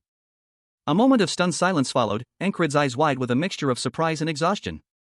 He had struck a blow, but it was not enough. I tried to go for the heart, he thought, a grim realization dawning on him as he assessed the situation. His attack had fallen short. A pained gasp escaped his lips as he watched his opponent fall, a fatal wound marring their chest. The battle was far from over. But I still need to improve a lot. Ankrid reflected, his gaze hardening with renewed determination. He knew he had much to learn. I need to train with Ragna, no, maybe Jackson, he mused, already strategizing his next steps. He needed more powerful allies. Ankrid stood over his fallen opponent, his sword dripping with blood, his expression grim but resolute. He had survived, but the fight had left him weary. Retreat, he commanded, his voice ringing out as his remaining enemies fled. The battle was won, but the war was far from over. Ankrid and his companion, a man with long brown hair, stood amidst the aftermath of a battle. His companion stated that they needed to capture everyone, as Ankrid's fight had drawn too much unwanted attention. Some criminals were escaping. His companion pointed out that they were getting away, prompting Ankrid to consider pursuing them. Ankrid's companion explained that their mission was not to apprehend criminals, only to focus on their primary objective. Ankrid, seemingly accepting this, noted that the criminals had already fled, and therefore, their commissioner should be safe now. He resolved to focus solely on the mission. A female companion, appearing to be an elf with long, light-colored hair, approached Ankrid, praising his leadership and asking if he was all right. The elf's concerned expression is shown in close-up. The elf admitted that she was worried about her lover, unable to sleep due to anxiety. Ankrid's face, showing a serious expression, is shown in close-up. The elf then directly asked Ankrid and his companion if they were in a relationship. The elf's face, showing a hurt expression, is shown in close-up as she asks if this was all a joke to him. Ankrid, a young man with determined blue eyes, stared intensely ahead. A question formed in his mind, a silent query about the strange events unfolding around him. What's wrong with everyone? A woman with blonde hair, dressed in a traveler's cloak, approached Ankrid. She asked him a simple question, her voice laced with a hint of apprehension. What is your name? She expressed her gratitude for his intervention, her voice soft with relief. Thank you for protecting me. The woman offered to repay him, but Ankrid dismissed her offer with a wave of his hand. I'll repay you properly in the future. He replied simply, it's fine. It was what was asked of me. Ankrid and the woman stood facing each other, a moment of quiet understanding passing between them. The woman's gaze lingered on Ankrid, a thoughtful expression on her face. A close-up on the woman's face showed her deep in thought, her brow furrowed in contemplation. The scene shifted to a tranquil village nestled against a mountain range. A narration box explained the situation. The few that we captured were sent to the army, and we were sent reinforcements in case of a second attack. Inside a building, several soldiers stood guard, their spears at the ready. The atmosphere was tense, anticipating further trouble. Ankrid, seated at a table, pondered the events. He questioned aloud, who were those assassins? A voice responded, some were pretty skilled, so they weren't just here to rob us. Ankrid, a young man with intense violet eyes, sat deep in thought. His brow furrowed in concentration as he muttered to himself, concluding that the situation pointed to the involvement of other heirs. Meanwhile, a young woman with long, auburn hair, watched him from a distance. She observed Ankrit from an upper balcony, her gaze lingering on him as he sat alone at a table in a dimly lit tavern. The woman descended the stairs and approached Ankrit. She greeted him with a slightly surprised, "You're up early." Ankrit, startled by her sudden appearance, replied curtly, "This is my shift." She identified herself, Soldier Ankrit. The woman's expression shifted, and she beckoned him closer with a suggestive, "Come to me." She offered him a proposition, "I'll give you a chance to join our personal forces." Elaborating on the advantages, she explained that their organization, our Roque Fried Company, was highly desirable, and highlighted their key partners, including the powerful Shepherd of the Wilderness from the Beastlands. The narration box introduces the Black Leather Guild, a notorious organization famed for its dragon hunting prowess. The image shows a close-up of a person's attire, suggesting a harsh, cold environment. The narration box reveals that a Roque Fried map, detailing key routes and regional specialties, is valuable enough to secure a comfortable life for its owner. A woman with shoulder-length blonde hair expresses her concern that the organization's assets are too significant to leave in the hands of the previous owner's incompetent sons. She resolves to protect and expand the organization, seeking talented individuals to aid her in this endeavor. The image depicts a dynamic action scene, possibly a fight, with motion lines suggesting a swift and powerful attack. The narration box emphasizes the desirability of a position within the association and suggests that most people are motivated by the rewards it offers. The blonde woman proposes a deal to a man with brown hair, offering him everything he desires in exchange for his allegiance. Continuing her proposal, she reiterates her offer, emphasizing the benefits of joining forces. His lack of immediate acceptance leaves the woman questioning his motives. Ankrit, a young man with a determined expression, questioned a woman with golden hair and a distressed look. He persisted despite her clear refusal, prompting her to remark that his continued pursuit was unsightly. A stern-faced man in a dark robe observed the scene from a distance. A female knight, clad in reddish-brown armor, stood on a balcony, her gaze distant and troubled. She seemed to be contemplating something deeply. The golden-haired woman from the previous scene now sat alone, her head bowed low, a picture of dejection. Ankrit sat across from the woman, listening intently as she informed him that other heirs would arrive at noon. He nodded slowly, acknowledging the need to prepare. The knight from the balcony joined them, along with the stern-faced man. The three sat together, a palpable tension hanging in the air. The knight addressed Ankrit, her tone sharp and accusatory. She demanded he stop his behavior, but he denied any wrongdoing. The golden-haired woman, her voice laced with pain, revealed that Ankrit had hurt her deeply. Ankrit's face contorted in a grimace, his teeth bared in a silent expression of anguish. He finally offered a mumbled apology, his eyes filled with regret. Ankrit's internal monologue revealed a surprising shift in his perspective. He reflected on how his tastes had changed. Ankrit, a man with a determined gaze and a noticeable scar across his eye, stared intently ahead, his expression a mixture of frustration and resolve. His attention was drawn to a woman with striking blonde hair and pointed ears, her features delicate yet sharp, her expression one of quiet contemplation. The woman's thoughts turned to a recent event, a question forming in her mind, a comeback? Meanwhile, a young man with dark hair and intense eyes overheard a conversation, his reaction immediate and sharp. "Did you just hear? He just tried to seduce another woman when he has the commander. What an asshole." The blonde woman's expression shifted subtly, a hint of amusement playing on her lips. She observed the young man from earlier, now slumped over a table in a tavern, his posture conveying dejection.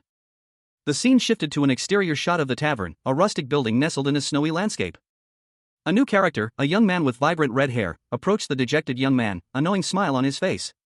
"I heard everything. You spent the night with the commissioner after one night?" He continued, "You managed to score a rich heiress now? So he's not the spellbreaker but rather a heartbreaker." The dejected young man looked up, his expression a mixture of annoyance and weariness. "Are you here to make fun of me too?" Someone informed Ankrit that the situation with the Gilfin Guild required his immediate attention. He was told to stay on top of things. Ankrit simply replied, "Good." A man then requested Ankrit's assistance with a task. The man explained that he needed to catch those who had escaped. Ankrit's gaze hardened. His blue eyes narrowed, reflecting a steely determination. He resolved to catch them and investigate their activities. The narrative opens with a portrait of Renus Roque Fried, the previous owner of the Roque Fried Merchant Association, described as an honorable man with a sharp business mind. He considered his stepdaughter, Leona, to be his successor due to her sharp wit and intellect. But he could not bring himself to push his son, Polide, out of the picture. And so, without a clear successor to lead the Merchant Association, Renus passed away. Following his death, Polide and his associates attempted to assassinate Leona. But unfortunately, the assassination failed. The chapter ends with a close-up on Polide Roque Fried, son of Renus Roque Fried, his expression one of frustrated anger. Two men conversed. One, with dark hair and a serious expression, listened intently as the other, more casually dressed, spoke. He assured his companion that their agreement remained in effect. The casually dressed man continued, promising a handsome reward to his companion if he inherited everything. The dark-haired man considered this, a thoughtful expression on his face. A group of people, including the two men from the previous panels and others, stood together. Among them was a blonde man in a fur-trimmed coat. A woman with auburn hair, among the group, complained about the dust. A young man with dark hair and a serious expression spoke, muttering about Leona's typical behavior and calling him out here. His gaze was intense, his thoughts focused. The dark-haired man from earlier observed the young man, noting his strength. The dark-haired man's attire was shown, a simple yet practical outfit suitable for travel and combat. His eyes, sharp and intense, betrayed a calculating mind. Ankrid, a young man with a scar marring his left eye, stared intently into the distance, his expression a mixture of determination and weariness. His gaze held a hint of unspoken burdens. Jackson, a man with long, dark hair and piercing red eyes, observed the scene with a calculating gaze. His expression was one of quiet contemplation, hinting at a sharp intellect and a keen awareness of his surroundings. A gruff voice cut through the air. A burly man, pointing aggressively at Ankrid and Jackson, shouted at them. Jackson remained impassive, his expression unchanging as he calmly responded to the man's outburst. He noted that bringing Jackson along had been a wise decision, especially given the circumstances. Suddenly, a man with graying hair and a worried expression exclaimed in surprise, revealing the presence of a ghoul in the city. The redhead, seemingly anticipating the threat, moved swiftly, her actions suggesting a practiced skill in dealing with such creatures. Jackson observed that without her intervention, the situation would have escalated far more quickly. The burly man, startled by the redhead's actions, angrily questioned her interference. She responded with a sharp command, urging him to move quickly. Jackson, observing the escalating tension, calmly admonished the man for his outburst, pointing out the inappropriateness of his behavior. A woman with braided brown hair, wearing a brown hooded cloak, quietly observed the scene from a distance, her expression unreadable. A woman with long blonde hair, adorned in a brown hooded cloak, leveled a sharp gaze at someone off-panel. Her expression was one of thinly veiled annoyance as she stated, "You're late." She continued, dismissing the previous statement with a dismissive wave of her hand, "Late, my ass. You should educate your bodyguards." Before the other person could respond, she launched a swift, powerful strike, sending the man sprawling. Two men, observing the scene from a distance, watched in stunned silence. One of them muttered, "Sudden violence." The blonde woman, still standing over her fallen opponent, scoffed, "Is anyone around me normal?" The other man, clearly shaken, stammered, "Ugh, why you? Are you crazy? You're messing with a soldier mercenary of the border guards. Do you want to rot in prison for the rest of your life?" The blonde woman's expression softened slightly as she replied, I didn't know about that." The man she had attacked winced in pain, clutching his jaw. He sputtered, That wasn't me." His face contorted in a mixture of fear and confusion. Ankrid, a young man with blonde hair and a determined expression, gripped his makeshift weapon tightly. His face contorted in anger as he shouted a furious insult at his unseen opponent. Meanwhile, a young man with dark hair and intense eyes watched the scene unfold from a distance. His gaze was sharp, his expression grim. Ankrid lunged forward, his attack wild and desperate. But his opponent was faster, effortlessly dodging the blow. A look of shock and disbelief flashed across Ankrid's face. The dark-haired young man, his face now visible, moved with a practiced grace. He drew his sword, its polished surface gleaming faintly in the dim light. He moved with a speed that blurred his form, a swift, decisive strike. A blur of motion that left Ankrid reeling. A group of armed figures appeared, their leader a stern-looking man in dark robes. They surrounded Ankrid, their weapons raised. The dark-haired young man stood amongst them, his expression unreadable. Ankrid, his face grim, prepared himself for the inevitable. He gripped his sword, his eyes narrowed in determination. A portly man in a fur-trimmed robe stumbled backward, eyes wide with terror as a sword flashed before him. He gasped, a sound cut short by the looming presence of a stern-faced warrior. The warrior's intense gaze, sharp and unwavering, was fixed on something beyond the immediate threat. He recognized a familiar fighting stance. A stance that spoke of unparalleled skill and speed. The man, clad in dark attire, held a sword, its edge shimmering with an ethereal glow. He wielded the swift sword. A question formed in the warrior's mind, a silent assessment of the impending confrontation. How fast would his opponent be? Faster than Rem's axe? Faster than a whistle dagger? He steeled his resolve, a grim determination etched on his face. Come, he challenged, his voice a low growl. From the shadows, a voice cut through the tension. Show me your sword, the command was sharp, demanding. The dark figure moved with impossible speed, a blur of motion as he drew his weapon. A wicked grin spreading across his face as he prepared to strike. The sudden, blinding speed of the attack forced a reaction from those around him. "Everyone, stop," a voice commanded, cutting through the chaos. The confrontation ended as abruptly as it began, leaving the onlookers stunned and uncertain. The warrior, along with a blonde-haired companion, stood before an older man, his expression unreadable. One of the border guards, a man with short, graying hair and a serious expression, addressed someone off-panel. He stated that they were under the direct command of the crown. He continued, warning that failure to sheath their swords would be considered an act of treason. Another guard, younger and with blonde hair, looked on with a mixture of apprehension and anger. The focus shifted to Ankrid, a young man with dark hair and intense eyes, clad in simple but sturdy armor. He held his sword firmly. Ankrid let out a sound of annoyance, a barely audible tsk. He seemed unimpressed by the guard's threats. Ankrid's internal monologue revealed his frustration. He wondered if anyone around him was normal. A question prompted by the absurdity of the situation. His companion, a young man with reddish-brown hair, looked on with a similar expression of bewilderment. The companion responded, stating that Ankrid was the strangest one present. The gray-haired guard then explained that the assassins were foreigners, and therefore, their investigation was taking over the case. He further revealed that the assassins confessed to being hired by a merchant association. A hooded figure with graying hair stood amidst a crowd, his back to the viewer. A word bubble above him read "ugh," suggesting discomfort or displeasure. A man with short brown hair and a goatee questioned a shorter, blonde man. He asked if the confessions mentioned any specific merchant association. The blonde man responded that there wasn't enough evidence to blame them. The gray-haired man, his face now visible, smirked and retorted, "You talk a lot." He then turned to the others, asking if they thought the border guards were that stupid before offering a proposition. A woman with long blonde hair, looking concerned, suggested they find more evidence to identify the true perpetrators. The blonde man, exasperated, demanded they lock up both of them until the true culprits were found. The woman looked surprised, questioning if the victim was asking to be locked up. She explained that those detained were low-ranking individuals with no useful information. They simply repeated what their boss told them to do. More people remained to be interrogated. However, she noted that a few individuals had escaped the scene. One of the escapees, shown running, was suspected to be the mastermind with crucial details. Leona, a woman with shoulder-length blonde hair and a concerned expression, proposed a plan of action.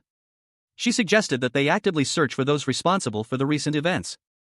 But a man with short graying hair and a beard, seemingly a leader, countered her suggestion. He believed that if they couldn't find the culprits, the border guards would handle the situation. Leona, however, deemed it imprudent to continue discussing the matter with the border guards and suggested they return to their city, under the condition that they would all return if summoned. A young man with dark hair, observing the conversation, noted that Leona's bodyguards wouldn't be protecting her if she left the city. He further mused that Leona's bodyguards would be hard-pressed to handle Polite's forces, especially the skilled rapier-wielding member. Concluding that Leona would be in grave danger outside the protection of the border guards. The young man, seemingly troubled, wondered what Leona was thinking. Leona, without proper compensation, offered a reward to whoever captured the remaining culprits. She then handed the reward to someone off-panel, the action obscured by the angle. The young man's expression shifted to one of surprise and confusion as he witnessed this exchange. Carmen, a woman with long blonde hair styled in a braid, examined Carmen's stiletto with a thoughtful expression. The dagger, slender and elegant, was displayed prominently. She then issued a curt order, "Go get him." Meanwhile, a young woman with dark, curly hair addressed a young man with short, dark hair, calling him boss. He appeared to be a knight, clad in simple but sturdy armor. The knight, Jackson, showed a concerned expression, his gaze fixed on something unseen. Jackson and his companions stood before a figure, their faces etched with uncertainty. The question hung in the air, was Jackson truly motivated? Carmen, observing from a distance, wondered what exactly was going on. The focus shifted back to Carmen's hand, delicately wiping the stiletto. The question of the dagger's significance loomed large.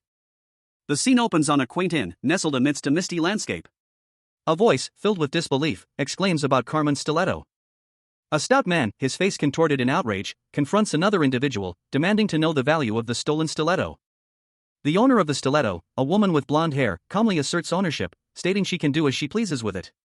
Jackson, a dark-haired man, and another companion look on, surprised by the situation. A man with long brown hair explains that the stiletto was crafted by a legendary weaponsmith.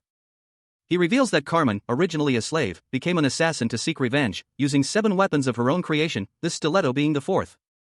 The man continues, highlighting the immense value of the weapons, noting that people would sacrifice lives to obtain them. He emphasizes that this particular stiletto is one of those 7. A man with graying hair and a beard, appearing to be a guard captain, declares that no one will leave the inn, the area will be secured by border guards. Ankrid and a young woman with auburn hair stood in hushed conversation. He looked concerned, while she seemed troubled, her gaze cast downward. He reassured her, "Don't worry about the stiletto." Ankrid explained, "I told Kreis to get him, so we should hear from him soon." Meanwhile, in another location, a man with long dark hair and a younger, blonde man reacted with disbelief. The younger man exclaimed, "Damn, this is insane." Ankrid pondered silently, a thoughtful expression settling on his face. The man with long dark hair also appeared pensive, his gaze distant and troubled, his expression hinting at a heavy burden. Ankrid stood alone, his hand resting on the hilt of his sword, a determined look in his eyes. The man with long dark hair walked away, his expression unreadable.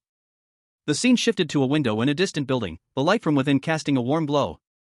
Ankrid and 2 other men sat in a dimly lit room, their faces etched with worry.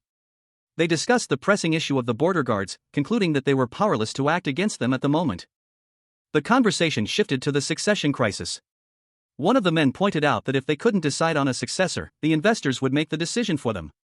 He urged them to use this moment to their advantage. Ankrid, alone in a room, reassured them that he had already sent word. He planned to present himself as the successor, needing only half of the investors' agreement to win.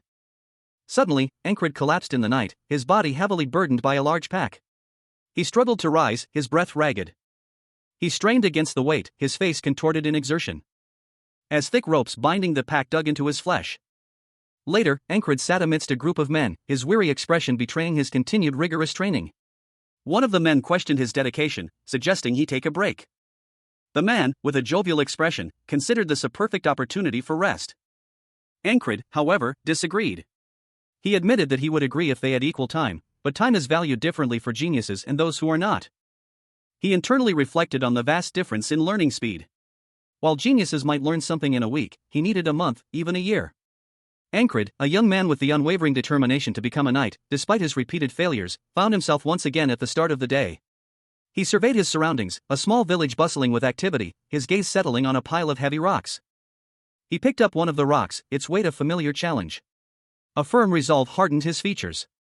He wouldn't waste this opportunity. Ankrid began his training regimen, lifting the heavy stones repeatedly with increasing intensity, each repetition strengthening his muscles and building his endurance. Observing him from a distance was an older man, his expression a mixture of amusement and curiosity. He mused to himself about Ankrid's unusual dedication. The older man, leaning against a building, watched Ankrid's intense training with a thoughtful expression. A quiet escaped his lips. He seemed to be contemplating Ankrid's unusual dedication. Approaching Ankrid, the older man spoke, his voice calm and measured. He advised Ankrid to slow down, suggesting that his current level of strength was already sufficient. He noted that their previous encounter had only been a draw because he hadn't expected such strength from Ankrid. However, the older man's words ended with a thoughtful question about Ankrid's current capabilities, leaving the reader to wonder about Ankrid's future progress. Ankrid, a young man with a determined gaze and sweat beading on his brow, stared intently ahead. His expression was one of grim focus, hinting at the exertion of a recent struggle. A subtle shift in his expression, a hint of a smirk playing on his lips, suggested a dawning confidence. He observed his opponent, a sudden realization dawning on him as he noted the man's attack. The exclamation, "Oh! A stab! He's stabbing," echoed in his mind, a stark contrast to his earlier calm. A seasoned warrior, his hair streaked with gray, lunged forward with a wooden staff, aiming a blow at Ankrid. The staff whistled through the air. The warrior's attack was met with a swift counter. Ankrid, using his superior agility, dodged the blow with ease. Ankrid's triumphant words, "That makes 7 wins for the squad leader," rang out, underscoring his victory. Despite his repeated victories, the seasoned warrior remained undeterred. He challenged Ankrid again, his words, again. "Aren't you tired yet, you damn fiend? We've gone at it 11 times already," filled with a mixture of frustration and grudging respect. 2 knights stood facing each other, one urging the other to take his place in an upcoming fight. He insisted, "Me. Swap out with me." The second knight, surprised, exclaimed, "Oh what? You too? Then me next." Simultaneously, a voice commanded, "Take him down." A moment later, another onlooker gasped, "Oh! Here he goes." Their observation was punctuated by a muttered comment about the lateness of the barbarians. The knight lunged forward with a powerful attack, a fierce battle cry escaping his lips. He followed through with a swift, brutal kick. sending his opponent sprawling across the ground. The first knight watched the scene unfold, a hint of something unreadable in his eyes. The defeated knight, still on the ground, asked, "What was that? Can you do it again?" His opponent, still standing, replied with a simple, "Wow, you're really insane, huh?" The first knight observed, his thoughts revealing a surprising lack of concern. His pride isn't hurt when he loses. Ankrid's opponent, a seasoned warrior with a stern expression, mused to himself, rather. It's like a little kid who found something new to play with. Ankrid's face, partially obscured by a shadow, revealed a determined gaze. He thought, I'm far stronger than him. He is certainly quite unique. Meanwhile, from a vantage point above, a man watched Ankrid spar with several other knights. The observer continued his internal monologue, but even so. A swift blow sent Ankrid sprawling to the ground. Another knight shouted, "Yo, he got you again. Do better." The observer watched, unimpressed. He thought, he falls for the same thing at least 3-4 times. He's really not talented at fighting at all. Ankrid, however, was undeterred. He lunged forward again. The observer watched, a look of surprise on his face as Ankrid was thrown. Ankrid, a young man with a determined expression, lunged forward, his body a blur of motion, sending his opponent sprawling to the ground with a swift, powerful blow. The impact sent shockwaves through the air. Observers nearby reacted with surprise and excitement. Great work! His first counter in 5 attacks, one shouted, while another yelled, "Next!" Who's next? 2 women watched from a distance, their conversation revealing a hidden dynamic. One commented on Ankrid's charming nature, while the other responded with a curt no when asked if they were dating. The first woman then clarified, "Ah, a joke then?" Ankrid, hearing their conversation, was visibly disturbed. "Ha! You're married," he exclaimed, his inner thoughts revealing his discomfort. "This is bothering me. I really wish she'd just head inside already." A moment later, a voice interrupted his thoughts. "Excuse me, but..." A man approached Ankrid and a group of soldiers, asking, "Would you mind if I join too?" Ankrid's gaze hardened, a thoughtful expression settling on his face. Meanwhile, other soldiers observed the newcomer, wondering about his intentions. "That guy, what's she thinking?"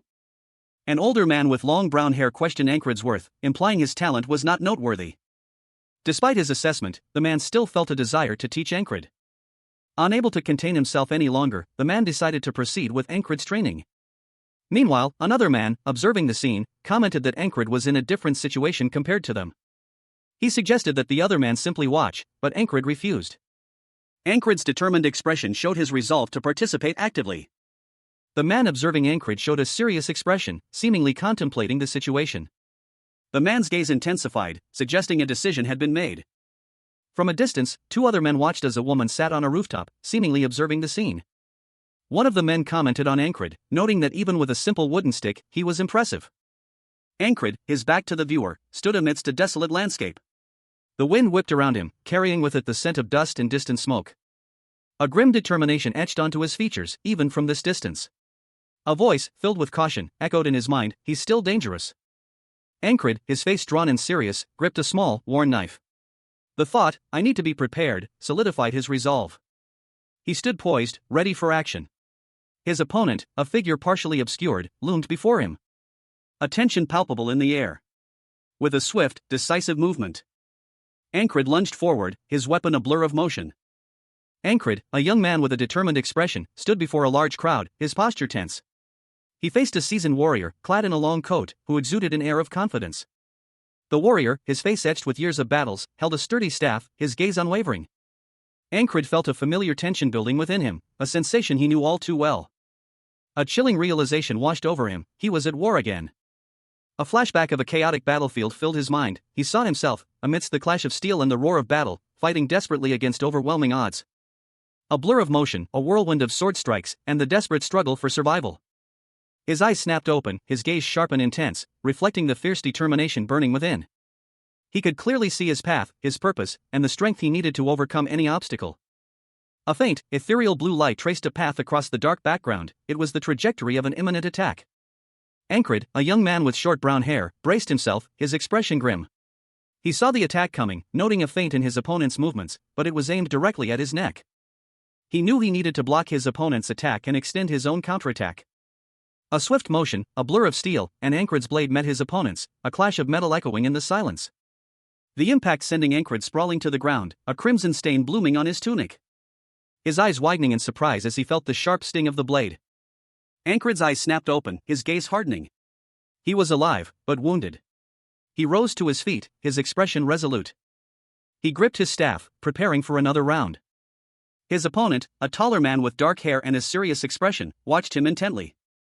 The opponent, impressed by Ankrid's skill, commented on his quick thinking but noted his slow movements. The narration box declared that the swift sword pursues speed above all else. Ankrid's eyes widened as he realized the sword's speed far surpassed his expectations.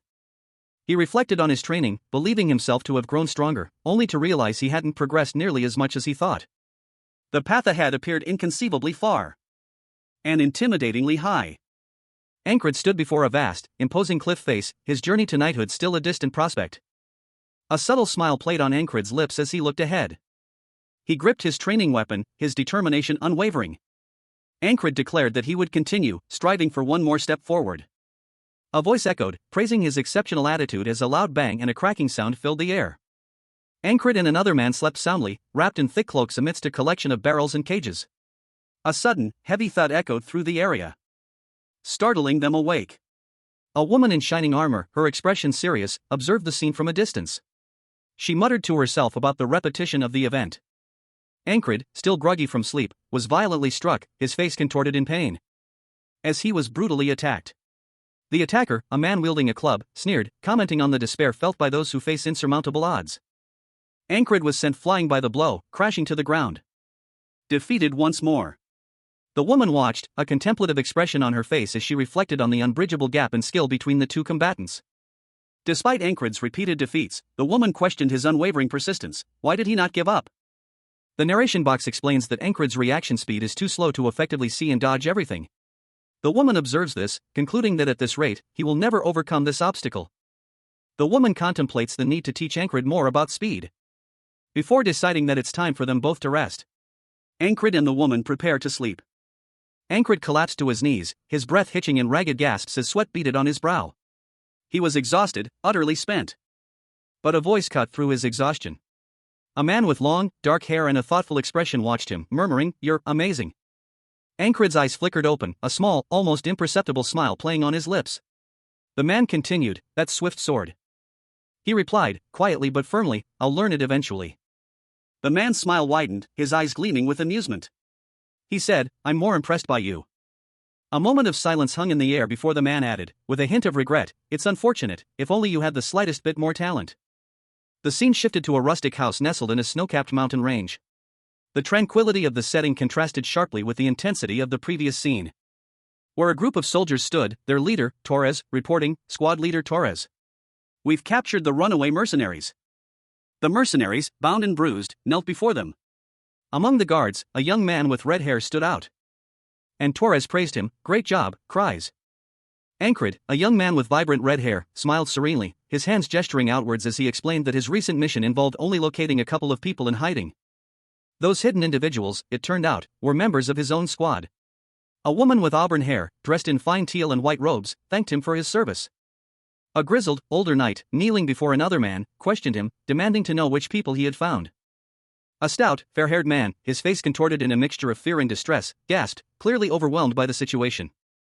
Another man, with dark hair and striking blue eyes, a bandage covering a small wound on his cheek, muttered the name Aspen, revealing that the hidden individuals were connected to a merchant association from Aspen. The older knight held the bound captive, explaining that the Aspen merchants had been attempting to expand into contested territories. The fair-haired man, visibly shaken, insisted that he only knew what he was told, having received a letter in payment, with a promise of more upon completion of the task. The auburn-haired woman turned to the older knight, stating that border guards would be the next target, according to the captive. The older knight, however, seemed somewhat satisfied with the outcome, questioning whether the woman had truly hoped for a more violent resolution. A woman with shoulder-length blonde hair, dressed in elegant attire, confirmed that she had offered a precious stiletto as a reward. A man with short, graying hair and a serious expression, dressed in a dark tunic and cloak, stated that dealing with these criminals was their duty. An announcement was made, declaring that all the wrongfully accused individuals were free to leave. A group of people, some in guard uniforms, escorted a prisoner in a carriage, signifying their release.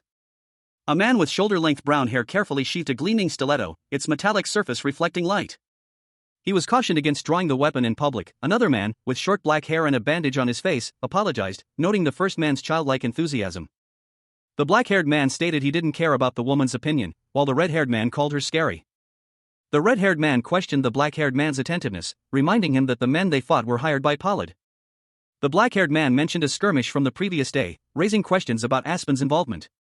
The scene shifted to reveal the aftermath of a fight, with several figures lying injured on the ground. A cloaked figure stood over them, identified as the boss of the Gilfin Guild. Ankrid, a young man with vibrant red hair, was being questioned. His attire suggested a low-ranking soldier or squire. The questioner, whose face was obscured, addressed him. "No, cries of the 444 squad, right?" Ankrid, slightly perplexed, responded with a simple, "Eh?"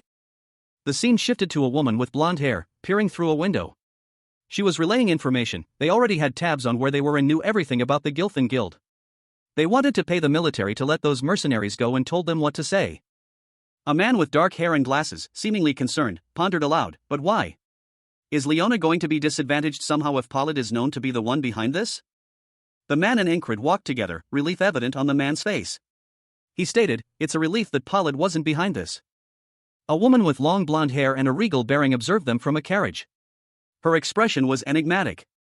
The dark-haired man, still pensive, questioned himself, was it, out of loyalty to the previous leader?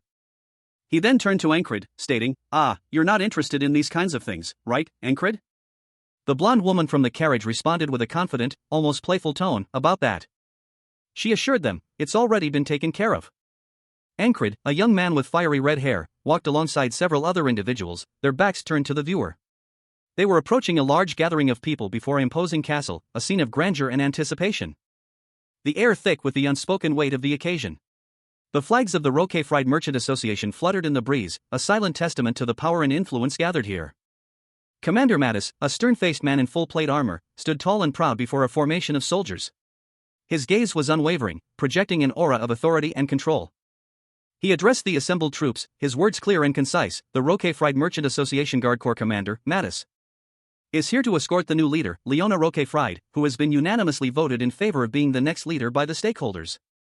The soldiers bowed their heads in respectful submission as Leona Roquefort, a woman of striking presence, addressed them from a raised platform. Her demeanor was calm yet commanding.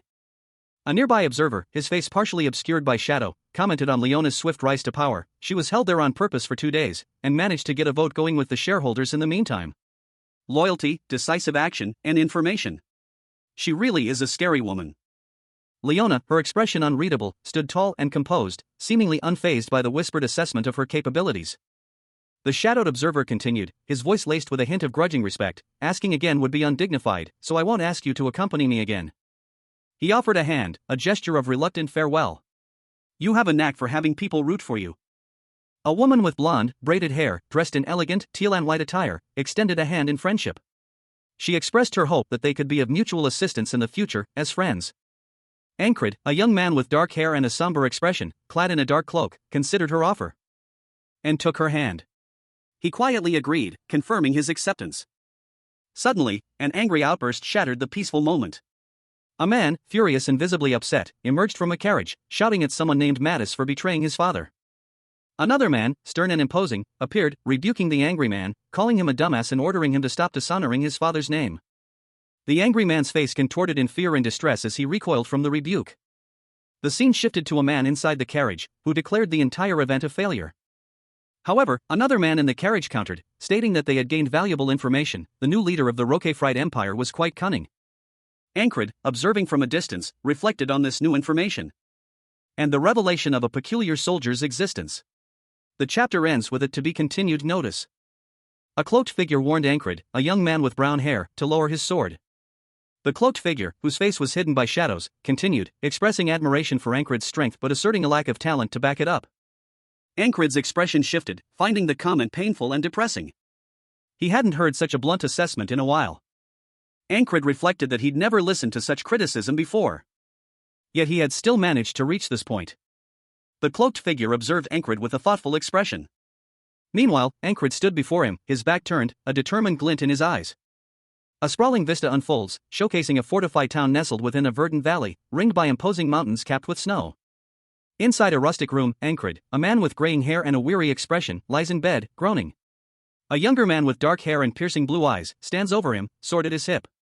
"Rem," the younger man says. Ankrid snaps, "Don't call my name." You're going to hang out with that cat bastard anyway. The younger man, Rem, remains resolute. He quietly states, I want to train. Ankrid's eyes widen in surprise. He exclaims, right? You need me, right? Ankrid laughs uproariously, his face contorting with mirth. Rem's thoughts, what I need for the swift sword. Rem engages in a fierce sword fight with a burly opponent wielding an axe. Sparks fly as steel clashes against steel. The fight continues, a blur of motion and flashing steel. Rem's sword sings through the air, a deadly dance of precision and power. Ankrid, a young man with determined eyes, focused intently. He was strategizing, his thoughts centered on finding the most efficient combat method. His opponent, a powerfully built warrior with long hair, swung his weapon with practiced ease. Ankrid countered with an explosive movement. A technique that flowed through his body with remarkable efficiency. With a powerful shout, Ankrid's blade met his opponent's, a clash of steel echoing through the air. The force of the impact sending a shockwave outwards. Ankrid's attack found its mark, a gash appearing on the warrior's neck, leaving him wounded and momentarily stunned. The warrior, surprised by the sudden turn of events, could only utter a confused huh? As Ankrid's eyes narrowed, a new determination hardening his gaze. Ankrid, the eternally regressing knight, reflected on his progress. He muttered to himself, claiming to be faster than Rem. His enhanced speed was a result of rigorous training, focusing on repeated fundamentals, fluid flexibility, and strengthened muscles. His boss, impressed by Ankrid's improved swordsmanship, expressed his astonishment. The boss noted Ankrid's increased speed, commenting on his ability to swing his sword with remarkable swiftness. Ankrid, however, remained focused, stating that he would increase his speed even further. His opponent, seemingly surprised by this declaration, questioned his intentions with a simple, questioning what? Ankrid's next move was a blur of motion, a rapid attack. He launched a swift attack, his blade a silver streak against his opponent, leaving his opponent momentarily stunned. Ankrid prepared for a follow-up attack, his sword poised and ready. Ankrid, the aspiring knight, found himself in the midst of a fierce battle. A blur of motion indicated a powerful blow was about to land. A devastating strike that sent him sprawling. He barely registered the surprise before the world exploded in a kaleidoscope of pain. A sharp, agonizing pain that left him gasping for breath as he crashed to the ground. Ankrid's eyes snapped open. He registered the familiar scene, the opponent's axe, and a dawning realization, his opponent's attacks were faster than before. He mused, his axe was always fast, but now it's even quicker. He braced himself, his body tensing in anticipation of the next blow. A swift, brutal attack that sent his opponent reeling. Ankrid's enhanced reflexes allowed him to counter with deadly precision. But even in victory, a grim determination settled on his face. The narrator's voice echoed in his mind, there's still a long way to go. Ankrid found himself back at the training grounds, practicing his swordsmanship with renewed vigor. He swung his blade with increased speed and power. A focused intensity in his eyes as he honed his skills. A sudden surge of energy coursed through him. A culmination of his relentless training. He engaged in a fierce duel with a fellow knight, their blades clashing in a shower of sparks. Ankrid, a young man with determined eyes and brown hair, stood before his instructor. His instructor complimented him, noting the keenness of his senses, your eyes and ears are both doing fine work. The instructor then delivered an unexpected pronouncement, you won't need to train those anymore. Ankrid, surprised, questioned the abrupt end to his training, what? You came here to say that? The instructor, a taller figure with long brown hair, simply replied, for now. Ankrid's thoughts turned to a nickname, a cruel jab from someone named Rem, he mused, that's why Rem calls him a cat bastard. Suddenly, Ankrid was attacked. A brutal blow landed, leaving him bleeding profusely. The force of the impact sending him sprawling to the ground. The instructor, watching from above, calmly observed, murderous intent. Ankrid, despite his injury, began to analyze the attack. He realized, it's what comes out of a person's intent to kill another. He continued his internal monologue, concluding, if you can't predict an attack with your sight and hearing, you'll need to detect that instead. Ankrid, a young man with a determined expression, stood before a cloaked figure. He held a sword at his side, his posture suggesting readiness. The cloaked figure spoke of a sixth sense. It was, the cloaked figure explained, the reward for obtaining this particular stiletto. A narration box declared that there's always more to learn. Ankrid, his face alight with determination, declared that he was ready to begin. An endless amount of fun, he mused, awaited him. The cloaked figure continued, explaining that this sixth sense enhanced instincts. One couldn't rely on mere perception, they said, as perception is limited to the five senses. The cloaked figure used the example of a predator hunting its prey to illustrate the point, highlighting the predator's ability to move and anticipate its prey's actions. These actions, they explained, were all part of instinct. The cloaked figure continued, explaining that by repeatedly fighting with all senses on high alert, Encred would be able to detect ill intent. It wouldn't be easy at first, but with continued training, his sixth sense would surely open. The scene opens on a dilapidated building, its weathered wooden structure silhouetted against a twilight sky. The atmosphere is somber, hinting at a world weary from hardship. Inside, Encred, a young man with short brown hair and determined eyes, sits clad in simple leather armor, his sword resting across his lap. A comrade observes him, noting a subtle change. Encred flexes his arm, a hint of a smile playing on his lips. He acknowledges the comment, attributing the change to increased muscle mass. But another companion, a powerfully built man with graying hair, points out a more significant alteration. Encred seems to be smiling more often than before.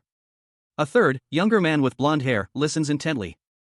A fiery-haired young man, his face alight with amusement, offers a different perspective. Encred is more insane than usual. His words are delivered with a playful tone. Encred confirms the assessment, stating simply that this is the whole truth of the matter. The others react with a mixture of amusement and resignation. Encred reflects that he is the only sane one among his companions, a thought that is met with internal skepticism from one of the others. The scene shifts to a dimly lit room, a brazier casting flickering shadows on the walls. The air is thick with anticipation. One of Encred's companions lies asleep on a cot, his body relaxed but bearing the marks of recent exertion. A black cat observes him from a nearby barrel. The cat's internal monologue reveals its observation of Encred's physical state, noting the signs of intense recent training. The cat's perspective adds a layer of unspoken understanding to the scene. Encred, a young man with a burning desire to become a knight, pushes his body to the absolute limit, training relentlessly each day. His efforts are so intense that he would collapse from exhaustion if not for the magical assistance of a mysterious black panther-like creature.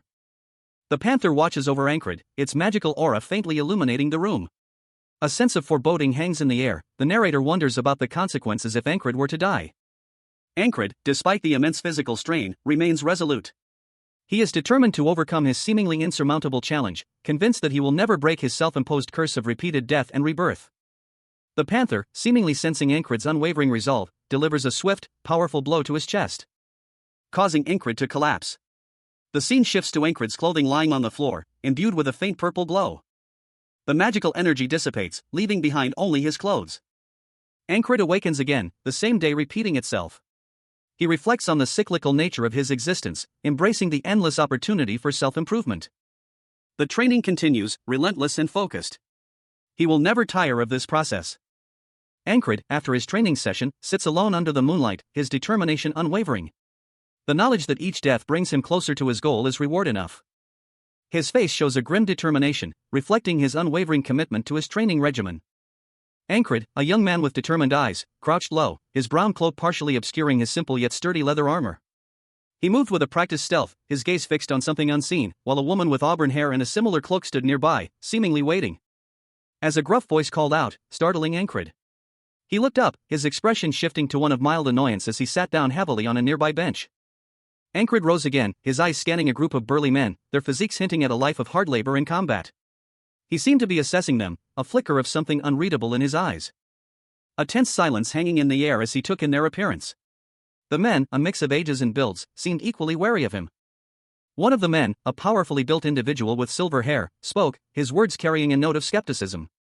The auburn-haired woman sat at a table with the group, observing the interaction. The silver-haired man's words were sharp, his gaze unwavering as he addressed Encred directly. His expression conveyed a mixture of surprise and disbelief. Another of the men, blond and leaner than the others, offered his own observation, a hint of amusement in his tone. He seemed to be reflecting on Encred's rapid progress. The silver-haired man continued, his concern evident as he turned to the auburn-haired woman, his words laced with a hint of disappointment. The auburn-haired woman responded, her voice calm but firm. She offered a pragmatic assessment of Encred's situation, acknowledging the limitations of his training while hinting at a potential opportunity. The silver-haired man, seemingly considering her words, showed a thoughtful expression, a small piece of something breaking off from under his hand. Encred, along with 3 other men dressed in simple tunics, stood before a weathered notice board, its surface covered in various postings. Encred pondered the implications of the various postings. He mused that all 4 of his companions were pushing him to seek more real-world experience, almost as if they wanted him to test himself. His thoughts turned inward, he admitted to himself that he wasn't improving at all. One of his companions, noticing Encred's hesitation, offered him a slip of paper. He suggested that if Encred didn't like what he saw on the board, he should try this task instead. Ankrit examined the note with a puzzled expression. Ankrit, a young man with a determined expression, studied a notice board. The notice detailed a request to investigate a shoemaker's basement. He questioned whether a standard reconnaissance party would suffice for such a task. A fellow soldier, standing beside him, confirmed his suspicions. A simple reconnaissance would be insufficient. According to the shoemaker's report, undead creatures were believed to inhabit the basement. Ankrit doubted the existence of undead in the city, suspecting the shoemaker had mistaken a rat or other creature for something more sinister. He mused that he needed more experience, making this assignment particularly appealing. Another soldier pleaded with Ankrit to take the job, referring to him as Spellbreaker. While acknowledging the danger, he pointed out that no one else wanted to undertake the mission. A fellow soldier explained that the shoemaker, though short-tempered, was a good man whose wife had recently gone missing, adding to his distress. He urged Ankrit to quickly investigate. Ankrit, after considering the situation, accepted the mission. He arrived at the shoemaker's shop, where the shoemaker's wife excitedly greeted him, relieved that someone had finally come to investigate the basement. A young woman, her expression a mixture of concern and bewilderment, watched as a man in a dark cloak and tunic, a sword strapped to his hip, walked away. He seemed to be digging into the ground, she thought, recalling rumors of his short temper. Meanwhile, an older man with a mustache called out to him from the top of a staircase. The cloaked man turned, and the older man exclaimed in relief. The older man excitedly pointed to a hole in the ground, explaining that he had dug it and found a tunnel. He looked genuinely surprised by his discovery. The cloaked man, his eyes widening, stared at the hole. A tunnel in the middle of the city? He found the situation unbelievable. He pondered the implications, dismissing the possibility that it was merely a rat's work. With a torch in hand, the older man and the cloaked man descended into the tunnel. The older man noted that the tunnel appeared to be man-made. And quite large. They continued deeper into the darkness. The cloaked man, now holding the torch, expressed his concern about the possibility of monsters. The cloaked man's expression turned serious as he considered the implications of their discovery. Ankrit and his guide ventured into a dark, cavernous space, the only light emanating from the torch held aloft by the guide. The guide, his face partially obscured by shadow, muttered to himself, 6 separate roads. He continued, his voice barely a whisper, this is made to be a maze. Suddenly, a strange sound echoed through the cavern. The guide, startled, exclaimed, listen. This weird sound. There really must be undead down here. Ankrit, ever vigilant, cautioned, hold up. Don't just walk in. I'll head in first, so stay back. He took a cautious step forward. And then another, his senses on high alert. A blinding flash of light erupted from the ground, engulfing Ankrit and his guide. The intense energy propelled Ankrit upwards. As he was violently thrust into a swirling vortex of light. A blinding flash of blue light erupted, the intense energy leaving trails of shimmering streaks across the panel. The vibrant blue hues shifting and swirling, a vortex of power. Before fading into a calmer, lighter blue, the intensity slowly receding. Ankrit awoke with a gasp, his eyes snapping open. A sharp pain shot through his body. He lay in bed, a dark-furred feline nestled beside him. A cold sweat beaded on his brow as his breath hitched in his throat. His eyes, usually a calm brown, were now a striking blue. He recalled the searing heat that had engulfed him moments before he woke. As soon as I detected heat, I burned up instantly. I wasn't even able to take another step. He thought, a grim realization dawning on him, that was definitely a magic trap. 2 men entered the room. One, a burly figure with dark hair and a bandage on his arm, addressed Ankrit. Hey, boss, we were talking yesterday, and we think you need more experience. Run. The other man, cloaked and mysterious, appeared suddenly. You're lucky if you die when facing a magician in combat. If you survive, you'll meet a worse fate. Ankrit, in his relentless pursuit of knighthood, encountered a new obstacle. The advice he'd received applied even to magically created traps, a concept that left him pondering. How to overcome such a challenge? He contemplated the nature of the magic trap before him, his brow furrowed in concentration. A bystander, noticing Ankrit's struggle, offered a suggestion, urging him to seek help if he couldn't handle the situation. Ankrit examined a note, realizing that this particular problem required the expertise of a magic specialist. He considered seeking assistance from those of higher authority. This trap was unlike any he'd faced before, requiring a different approach. He knew the ferry company commander would be receptive to his request. Ankrit resolved to act swiftly, determined to prevent a reckless individual from entering the trap alone. A sense of urgency filled his eyes as he prepared to intervene. Ankrit's frustration boiled over as he witnessed a man carelessly approaching the trap. He cursed under his breath. And sprang into action, his movements a blur as he raced towards the unsuspecting man. Ankrid, a young man with a determined set to his jaw, launched a powerful kick, his leg a blur of motion, sending his opponent sprawling. A woman nearby gasped, her eyes wide with shock as she exclaimed, "A soldier?" Ankrid, already moving, pressed his advantage. He demanded, "Where's your father?" To which the woman responded, "The basement." He leaped from the upper level. His descent a controlled fall as he navigated the treacherous drop, landing with a jarring thud on the ground below. Ankrid's eyes blazed with determination as he prepared for whatever awaited him. Meanwhile, a man with a lantern cautiously made his way down into a dark, cavernous basement. Suddenly, Ankrid dropped from above, shouting, "Stop!" The man looked up in surprise, his eyes wide with alarm. Ankrid's worn leather boot touched the ground, the worn leather a testament to countless journeys and battles. A blinding flash of blue energy erupted from him, propelling him forward with impossible speed, leaving a trail of shimmering light in its wake. He landed softly, concentric ripples spreading across the water's surface. Ankrid grimaced. "Damn, I need to find a quicker way." He muttered to himself, "I need to go see him first and tell him to stay out." A dark figure appeared on a small boat in the distance. It may only be a moment. A spectral figure, its face obscured by a veil of ethereal light, addressed Ankrid. It spoke of the pain he must have felt, the immolation of his flesh, his body turning to ash. Yet, despite this agonizing experience, the spectre questioned Ankrid's resolve, wondering if he still intended to step towards that destructive flame. Ankrid, his form partially submerged in a swirling, ethereal pool, acknowledged the spectre's words. He confirmed that the pain was as described. A searing agony like a million needles piercing his body in an instant.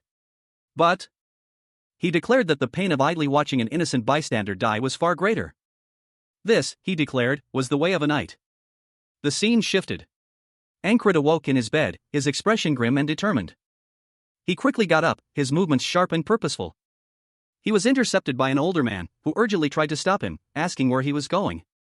Ankrid responded that he was going to save an annoying old shoemaker. A man with long, dark hair and a worried expression peered into a hole in the ground, muttering to himself about the possibility of monsters.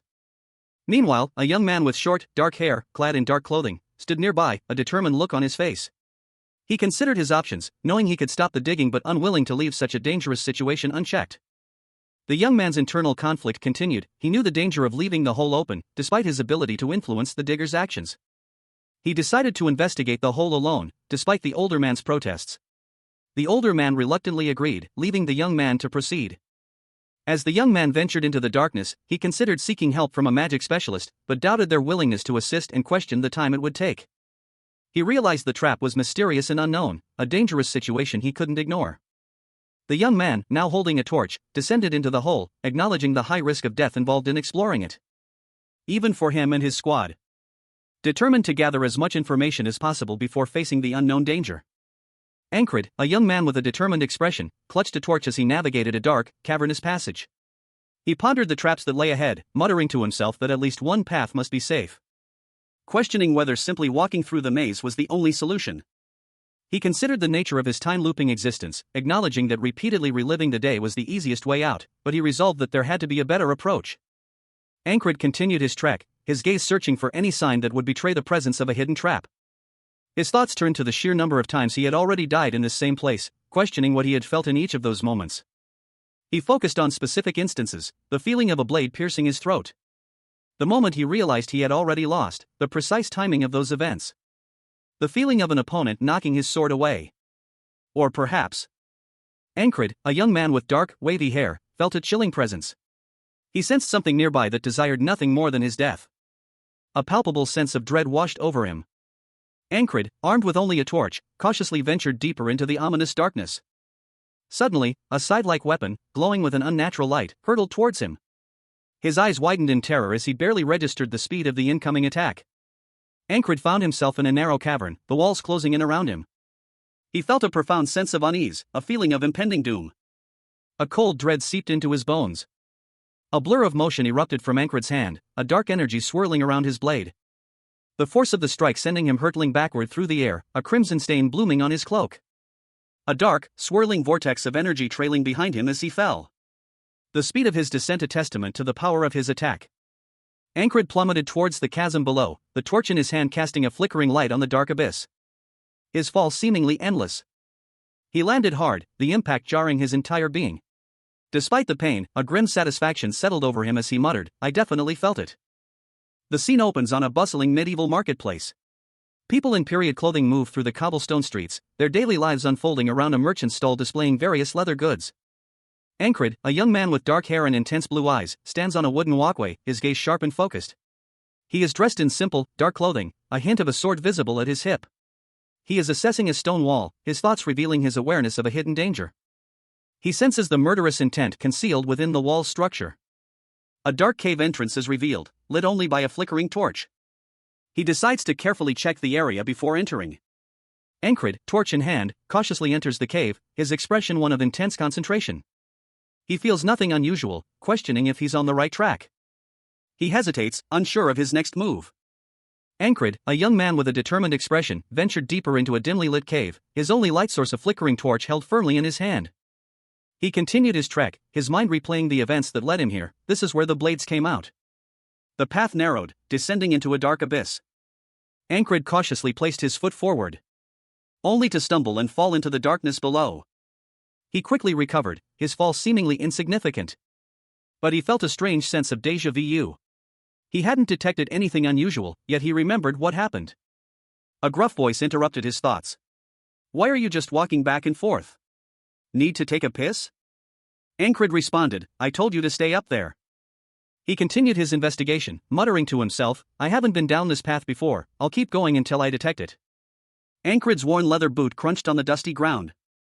The moon hung heavy in the inky sky, casting long shadows across the desolate landscape. He was in a dilapidated shack, speaking with an old man. The old man questioned Ankrid's prolonged absence, noting he hadn't even eaten. Ankrid, in turn, promised to return the following morning, warning the old man about the numerous traps in the area. The old man, distraught, pleaded for help, unable to sleep for fear of losing his daughter. He asked Ankrid if he had any leads on his missing wife. The old man explained that many people had gone missing lately, so the authorities hadn't investigated thoroughly. Ankrid, showing the old man his wedding band, asked him to report back if he saw a woman matching the description, a brunette with freckles wearing this ring. He emphasized the importance of reporting any sighting of this woman, pleading with the old man to let him know if she was found. Ankrid, his face grim, simply replied, "Got it."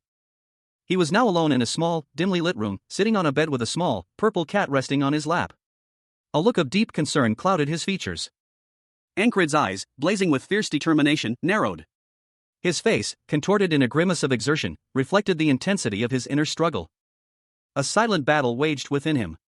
Two other figures observed him from across the room, one, a woman with fiery red hair, and the other, a man with dark hair, holding a black cat.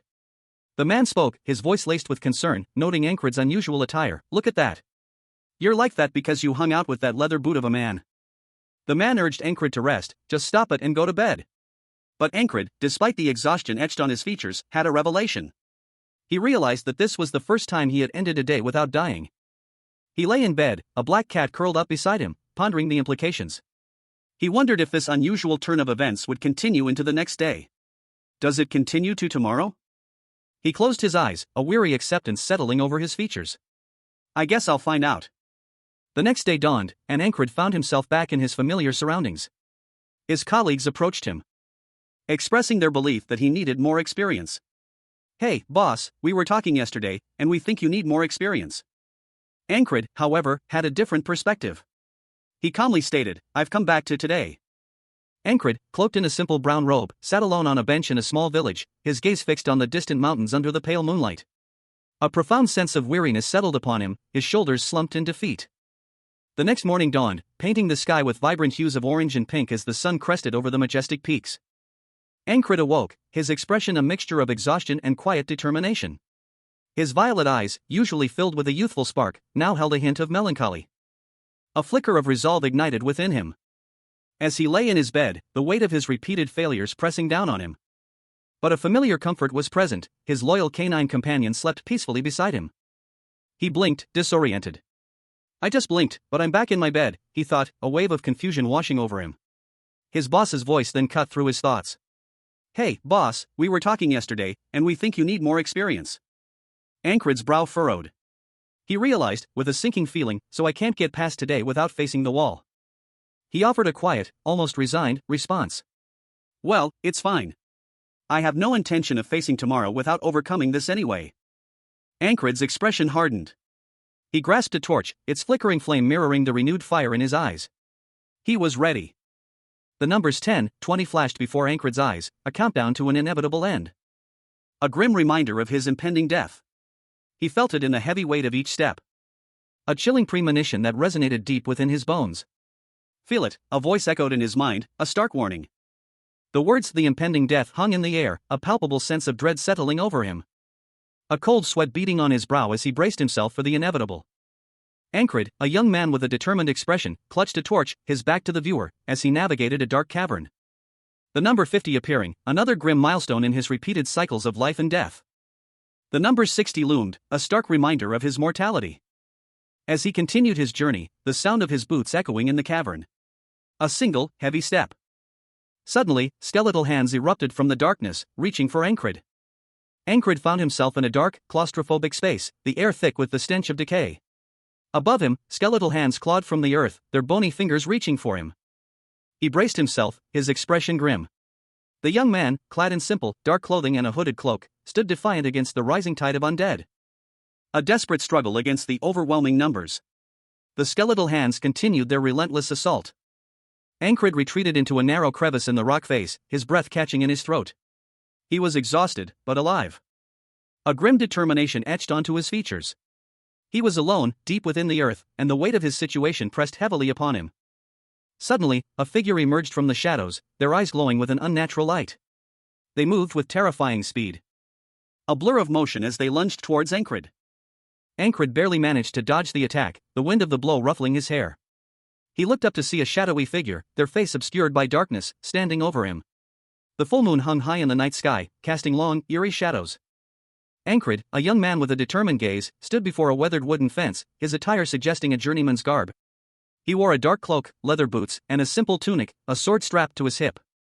His posture spoke of quiet resolve, his fists clenched at his sides. A stark contrast to the weary figure observing him from the shadows. The older man's expression was one of disbelief, his words a hushed whisper, "You've figured it out in just a few days." Ankrid, now clad in simple yet sturdy leather armor, remained silent, his hand reaching for a hidden dagger. The 72nd day of his endless cycle had begun. The older man, his concern evident, questioned Ankrid's intentions. "Are you going to war at the shoemaker's place?" Ankrid's response was firm. "I won't come back until I've slashed through 10 boots." A large black panther, seemingly sentient, watched the scene unfold from a nearby cot, its gaze intense and unwavering. Ankrid found himself in a dark, claustrophobic tunnel. His internal monologue revealed his thoughts: 6 paths, and only one leads to an exit without traps. That was his initial assumption. He discovered the grim truth: there are traps in all 6 paths. A safe path didn't exist in the first place. The final panel showed Ankrid standing before a gruesome sight. The walls of the tunnel were adorned with the skeletal remains of countless victims, their hands reaching out in silent agony. A large axe was embedded in the wall, a grim testament to the tunnel's deadly nature. Ankrid found himself in a dark, cavernous space, the only light source emanating from a pool of luminescent blue water. The air hung heavy with the scent of damp earth and something else, something ancient and unsettling. He stood alone, a young man cloaked in simple, dark garb, his face etched with determination.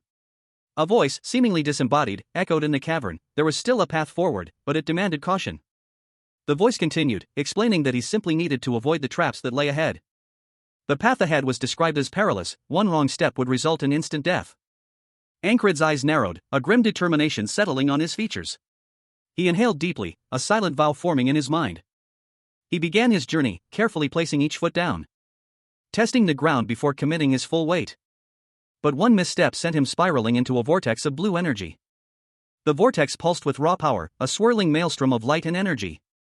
He fell, the ground disappearing beneath him as the blue energy consumed him. Ankrid, a young man with a determined expression, walked through a dark, narrow passage. His attire suggested a simple traveler, but his posture spoke of a hidden strength and resolve. He continued his journey, his boots echoing softly against the damp stone floor. Each step measured and deliberate, as if he were treading carefully through hallowed ground. His focus unwavering. Ankrid's boots crunched on something, a faint sound in the echoing silence. A subtle shift in the ground beneath his feet, causing him to stumble and fall heavily to the ground. He lay there for a moment, his eyes fixed on the ground, a grim determination etched on his face. One step, he thought, a silent vow. And another. Ankrid, a young man with a burning desire to become a knight, walked with determination. His boots crunched softly on the stone path. each step echoing faintly in the cavernous space. A faint, ethereal glow emanated from the ground, illuminating his path. A subtle luminescence that seemed to guide his way. He focused his mind, preparing to activate his sixth sense. Ankrid closed his eyes, concentrating deeply. A surge of energy pulsed from within him. A power he had only recently discovered, a sixth sense that allowed him to perceive the world in a new light. The energy flowed outward. A faint blue aura surrounding him as he opened his eyes. His expression was serene, yet intense. He took another step, his foot landing softly on the glowing ground. His enhanced senses now fully activated. He closed his eyes again, focusing on a specific point ahead. His vision piercing through the darkness. He could sense something there, something hidden. Ankrid opened his eyes, his gaze fixed on a dimly lit chamber ahead. He walked towards it, his sword at his side. Ankrid, a young man with dark hair and a determined expression, stood amidst a desolate landscape. He wore a simple brown cloak over his tunic, his gaze fixed upward. A sense of triumph filled him as he declared, "I have overcome a wall." Suddenly, a horrifying sight appeared before him. A grotesque, undead creature, its skeletal face contorted in a silent scream, lunged towards him. The creature's massive hand, claws extended, swiped down with terrifying speed. But Ankrid reacted instantly. A golden energy blazed around him as he deflected the blow with an unseen force. With a blur of motion, Ankrid countered, his body a whirlwind of precise movements. His blade arcing through the air, slicing cleanly through the creature's flesh, sending the monster sprawling to the ground in a bloody mess. He breathed heavily, a thin sheen of sweat on his brow. More undead creatures emerged from the shadows, but Ankrid, though wounded, faced them with grim determination. A faint smile touched his lips as he muttered, "Thanks." Ankrid, a young man with determined eyes and brown hair, lay on the ground, his body marred by wounds. Blood stained his clothes, a grim testament to a recent struggle. He slowly lifted his head, his vision blurring as he gazed upon a horde of ghoulish figures shambling towards him. A chilling sight that sent a shiver down his spine. He gripped his sword, a glimmer of resolve in his eyes, as he prepared to face them. A voice, seemingly his own, echoed in his mind, "This is a great present." The ghouls lunged, their decaying bodies a grotesque parody of life. Their claws scraped against the ground, a sound that promised pain and death. Ankrid's eyes narrowed, a grim understanding dawning on him as he recalled a crucial piece of information. Ghouls have a strong poison on their fingernails, even a slight scratch will lead to a serious injury. He braced himself, knowing the danger. Another thought flashed through his mind. Normally, a ghoul takes multiple soldiers to subdue. Yet, with a surge of adrenaline and newfound determination, he moved with impossible speed, his blade a blur as he cut down the ghouls one by one. Ankrid, a young man with a burning desire to become a knight, found himself amidst a chaotic battle. He was surrounded by grotesque, undead creatures, their decaying bodies a testament to their unnatural existence. But his resolve remained unshaken. With a fierce determination etched on his face, he moved with surprising agility, his sword a blur of motion as he cut down his foes. Each swing precise and deadly. The air crackled with the energy of his desperate struggle, a testament to his unwavering spirit. He cleaved through the ranks of the undead horde, his blade leaving a trail of severed limbs and decaying flesh. Despite the overwhelming odds, he fought with the ferocity of a cornered beast.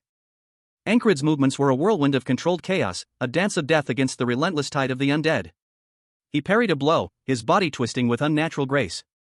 Then countered with a swift, brutal strike, sending another foe sprawling to the ground. His skill was evident, honed by countless repetitions of this very day. A testament to his relentless training. He was a whirlwind of motion, a blur of steel and determination, each strike precise and deadly. But even his skill couldn't overcome the sheer number of his enemies. He was tiring, his movements becoming slower, less precise. His breath coming in ragged gasps. He fought on, driven by an indomitable will, but the end was near. As last of his strength ebbed away, he collapsed to the ground, his body racked with exhaustion, his vision blurring. He had fought valiantly, but it was not enough. Death claimed him once more. Ankrid, a young man with brown hair, lay on the ground, gasping for breath. Sweat beaded on his brow as he muttered, "I fought quite well back there." He was surrounded by 3 burly men, one of whom scoffed, "My squad should have seen this." Ankrid, now seemingly recovered, stood his ground, sword drawn, facing a monstrous wolf-like creature. The beast lunged, its snarls echoing through the dilapidated building as it attacked. The creature's powerful jaws snapped shut, missing Ankrid by a hair's breadth as he deftly dodged the attack. Ankrid's eyes widened in surprise. He thought to himself, a demon wolf. Wait, no. It's mixed in with other beasts and monsters. More monstrous creatures emerged from the shadows, surrounding Ankrid. He looked up, questioning, up ahead? Later, a shadowy figure watched Ankrid from a rooftop. They mused, that man, he seemed weird today. The figure continued, why would he go to a shoemaker while being so heavily armed? A dark-haired woman, cloaked and riding a panther-like creature, soared through the night sky. She muttered to herself, concerned about the recklessness of someone's actions, fearing a fatal outcome. As the panther landed on a rooftop, its glowing eyes fixated on something below. The woman sensed a powerful energy emanating from the source. A strange, magical energy that she recognized instantly. It was the unmistakable scent of a spell. And as she watched, the panther crouched low, its senses heightened, ready to pounce. Elsewhere, a young man in knightly attire plunged his sword into a large, wolf-like creature. The blade met its mark with a swift, decisive strike. Grunting with exertion as he withdrew his weapon, leaving the beast lifeless on the ground. He surveyed his surroundings, noticing something amiss. The air was heavy, and he could hear faint sounds. A faint breathing emanating from deeper within the cave. A barely perceptible sound, almost too quiet to hear. He wondered if it was another demon, or perhaps the one who had dug the tunnel. A grim determination hardening his gaze as he prepared for whatever lay ahead. Ankrid, a knight in training, found himself descending into a dark, damp cavern, the air thick with the stench of decay. He was surrounded by the bodies of his fallen comrades, hanging from crudely fashioned hooks in the rock walls. Each a grim testament to the brutal battle that had just concluded. The scene was horrific, yet Ankrid's expression remained stoic, his gaze unwavering as he surveyed the carnage. Despite the gruesome sights, Ankrid's internal monologue revealed a surprising resilience. He reflected on his extensive experience on battlefields, stating that the sight of corpses no longer fazed him. However, the current situation was different. A profound sense of weariness and a desperate longing for peace overwhelmed him. I want peace, he thought, the weight of countless battles pressing down on his soul. Ankrid's gaze lifted to a higher level of the cavern, where a woman was trapped, hanging upside down in a cage carved into the rock face. Her desperate plea for death was audible, even from this distance. Please, kill me, she whispered, her voice barely a breath. Her despair was palpable, a stark contrast to Ankrid's hardened exterior.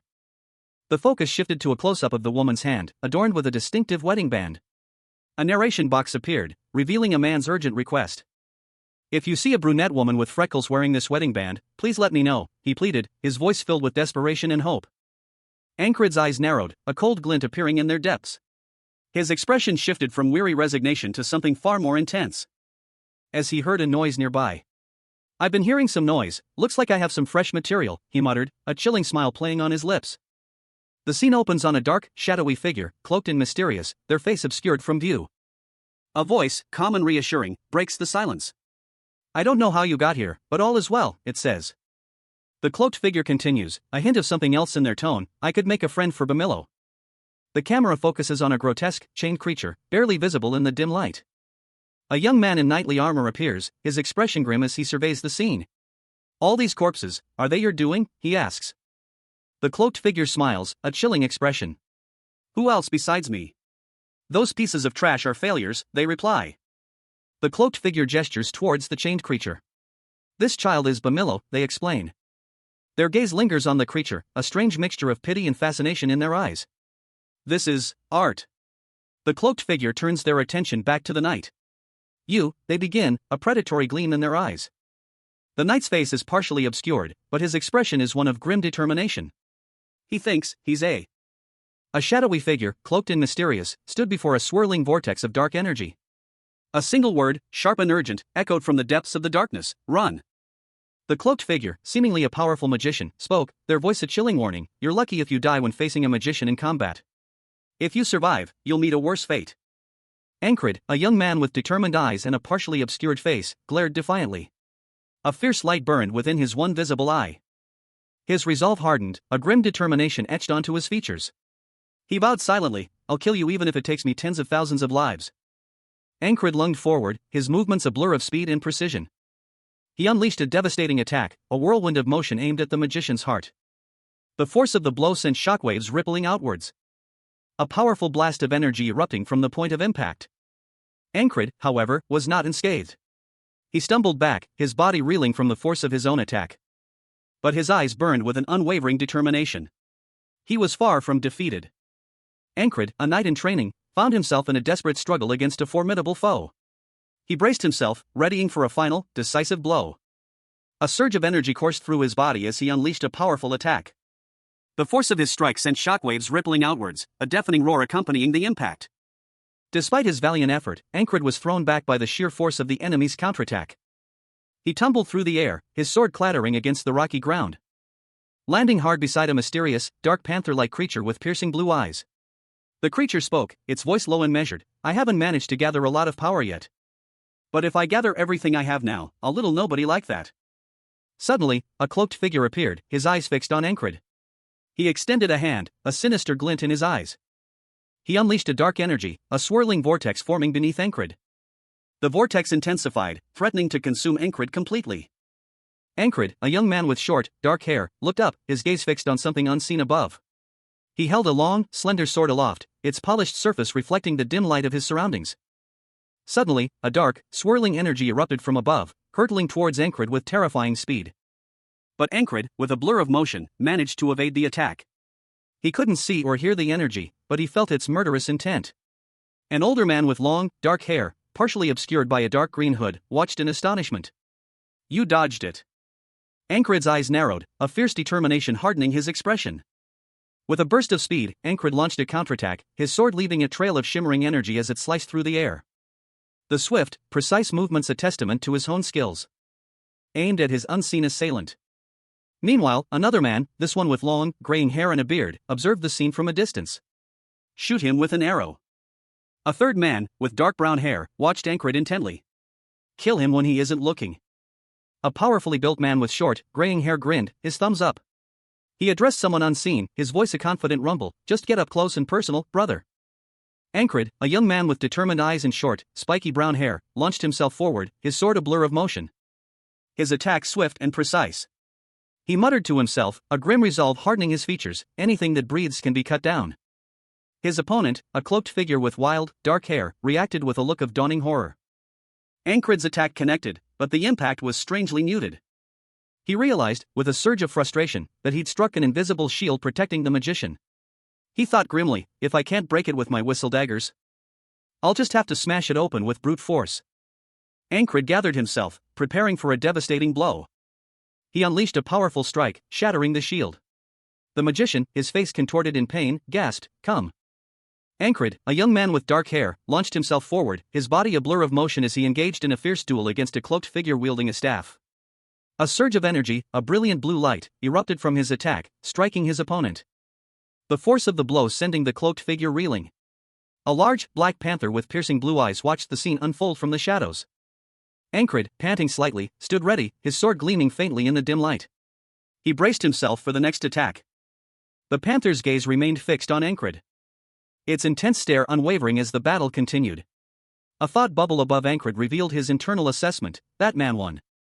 A swirling vortex of dark energy opened up beneath the cloaked figure, drawing him down into its depths. The panther watched, its expression unreadable. Ankrid moved to finish off his opponent, his sword aimed at the vortex.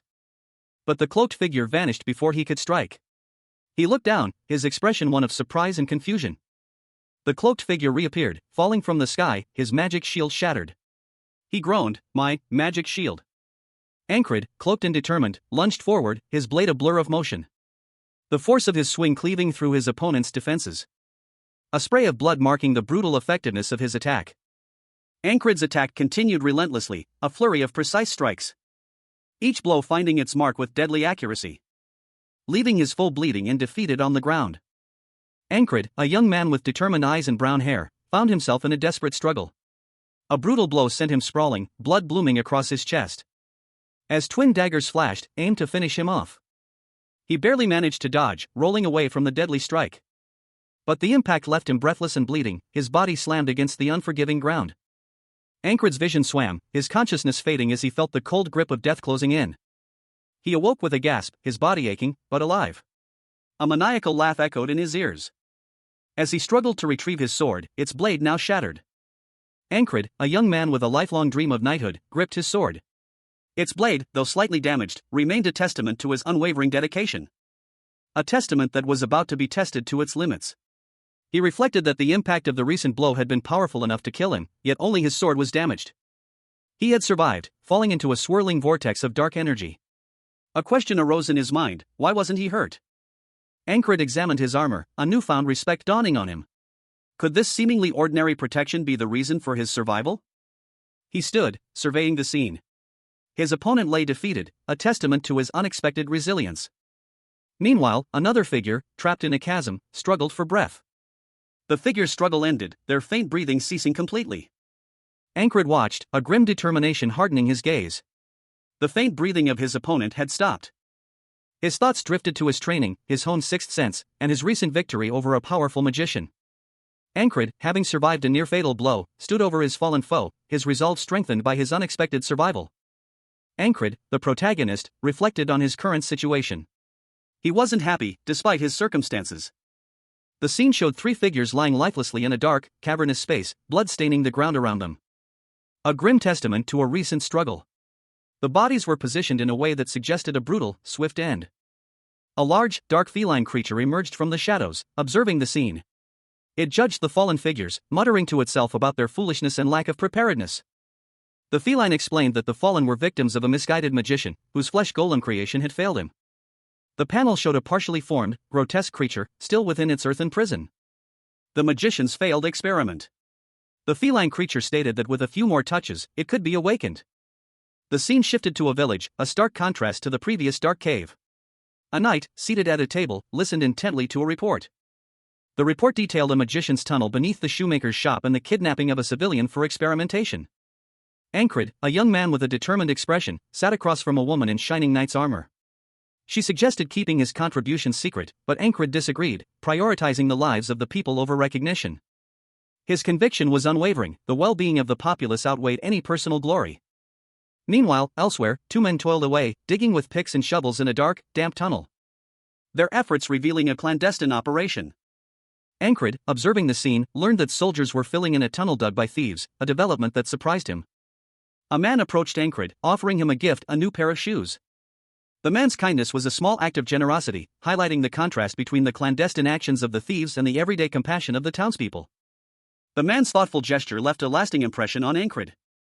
Ankred, a young man with determined eyes and brown hair, let out a sigh of relief. He muttered to himself, relieved that one immediate worry was behind him. He then turned to an older, fair-haired man, his face etched with worry. Ankred's plea was simple, to find his missing wife. A single tear traced a path down Ankred's cheek as he silently resolved to do everything in his power to find her. His expression shifted, hardening into a steely resolve. Ankred, now alone, set off on his quest. He carried a simple bag and a determined look. To find his wife, no matter the cost. As the sun set, Ankred stood atop a hill, his sword at his side, contemplating his actions. He questioned whether giving the older man hope was the right decision. His gaze fell upon his sword, its blade slightly damaged, a symbol of his past failures and current uncertainties. Ankred sat on the ground, his sword resting beside him. He pondered a crucial question: if he became a knight, could he prevent such tragedies from happening again? He admitted to himself that he didn't yet know the answer. Ankred, cloaked and alone, stood on a precipice overlooking a vast, stormy landscape. The wind whipped around him, carrying the scent of rain and distant conflict. Suddenly, monstrous wolf-like creatures emerged from the swirling mists below, their howls echoing across the desolate terrain. A pack of ferocious beasts, their eyes burning with primal hunger, charged towards a group of knights. One of the knights, his shield pierced, fell back as a monstrous wolf lunged, its teeth bared. The creature's attack was swift and brutal, its claws tearing into flesh. A whimper escaped the fallen knight's lips. The remaining knights formed a defensive line, spears raised, as more of the beasts emerged from the mist. The narration box explained that this attack came immediately after they defeated a powerful magician. Another wave of beasts charged, forcing the knights to raise their shields as a warning cry rang out. The narration box revealed that the knights had immediately accepted a monster hunting request after their previous battle. A knight bravely thrust his spear, impaling one of the beasts, its whimper a testament to the brutal effectiveness of the attack. Ankred and his companion braced themselves, spears at the ready, as a monstrous, snarling wolf-like creature lunged towards them. The spear found its mark, piercing the beast's flank as it let out a pained whimper. After the fight, Ankred sat beside his companion, a grimace on his face. "But I don't think this will make me stronger," he muttered, yawning widely. His companion chuckled. "This is what other people go through, though. Should I have taken on a solo mission instead?" The companion looked at Ankred, a glint in his eye. "You look like you're thinking that this isn't enough. Let me fix that for you." With a wicked grin, he stood, revealing a massive warhammer. Suddenly, a new monstrous wolf appeared, roaring as it charged. Ankred's companion swung his warhammer with terrifying force. The impact sent the creature flying, a pained howl escaping its jaws. Another swing cleaved the beast in two, ending its life with a final whimper. A knight, his face contorted in a shout, bellowed, "Hey, spellbreaker!" Meanwhile, Ankrid, the spellbreaker, was running through a field, pursued by a squad of soldiers. He thought, he's the same too. Did that squad of lunatics rub off on him? Ankrid found himself facing two monstrous wolves. He braced himself. And with a swift, precise movement, he dispatched them both with his sword. The wolves fell, their bodies collapsing in a bloody mess. A man with long, dark hair and a cruel smile appeared, saying, "We rubbed off on his craziness. We got things mixed up." Ankrid, looking surprised, retorted, "Is that really for you, the craziest one here, to say?" He looked down at his sword, confused. "Ha? Me? How?" The man lunged at Ankrid. But Ankrid deftly dodged the attack and countered. Three soldiers, weary and shaken, huddled together, their faces etched with fear. A faint whimper escaped their lips as they watched the unfolding events. They thought both combatants were insane. But their assessment was interrupted by a sudden burst of motion. Ankrid, his back to the viewer, moved with terrifying speed. A blur of motion leaving a trail of crimson in its wake. The speed and precision of his movements were breathtaking. And the soldiers, despite their initial fear, acknowledged his skill. "But they are good at their jobs," one of them muttered, observing the aftermath of the battle, where several beasts lay dead. An older man, his face lined with experience, approached Ankrid. "You don't seem quite satisfied," he observed, noting the knight's intense gaze. Ankrid, still assessing the situation, responded, "If you really want more action, why don't you go to the armored units?" Ankrid's question prompted a shift in the scene. The camera panned to a large group of armored soldiers, their shields raised in anticipation. "Are they fighting strong monsters?" Ankrid wondered, his curiosity piqued. The older man confirmed his suspicions. The armored battalion went to fight a herd of monsters. The scene shifted to reveal the brutal reality of the situation. Two grotesque, two-headed creatures emerged from the forest, their roars echoing through the trees. Panic gripped the soldiers as they braced for impact. "Archers! Where are the archers?" a desperate cry rang out. Ankrid's eyes narrowed, his expression hardening with grim determination as he witnessed the chaotic scene unfold before him. A monstrous griffin swooped down from the sky, its talons extended, ready to strike. The battle had escalated dramatically. A large, predatory bird, its feathers the color of a stormy sea, swooped down from the sky.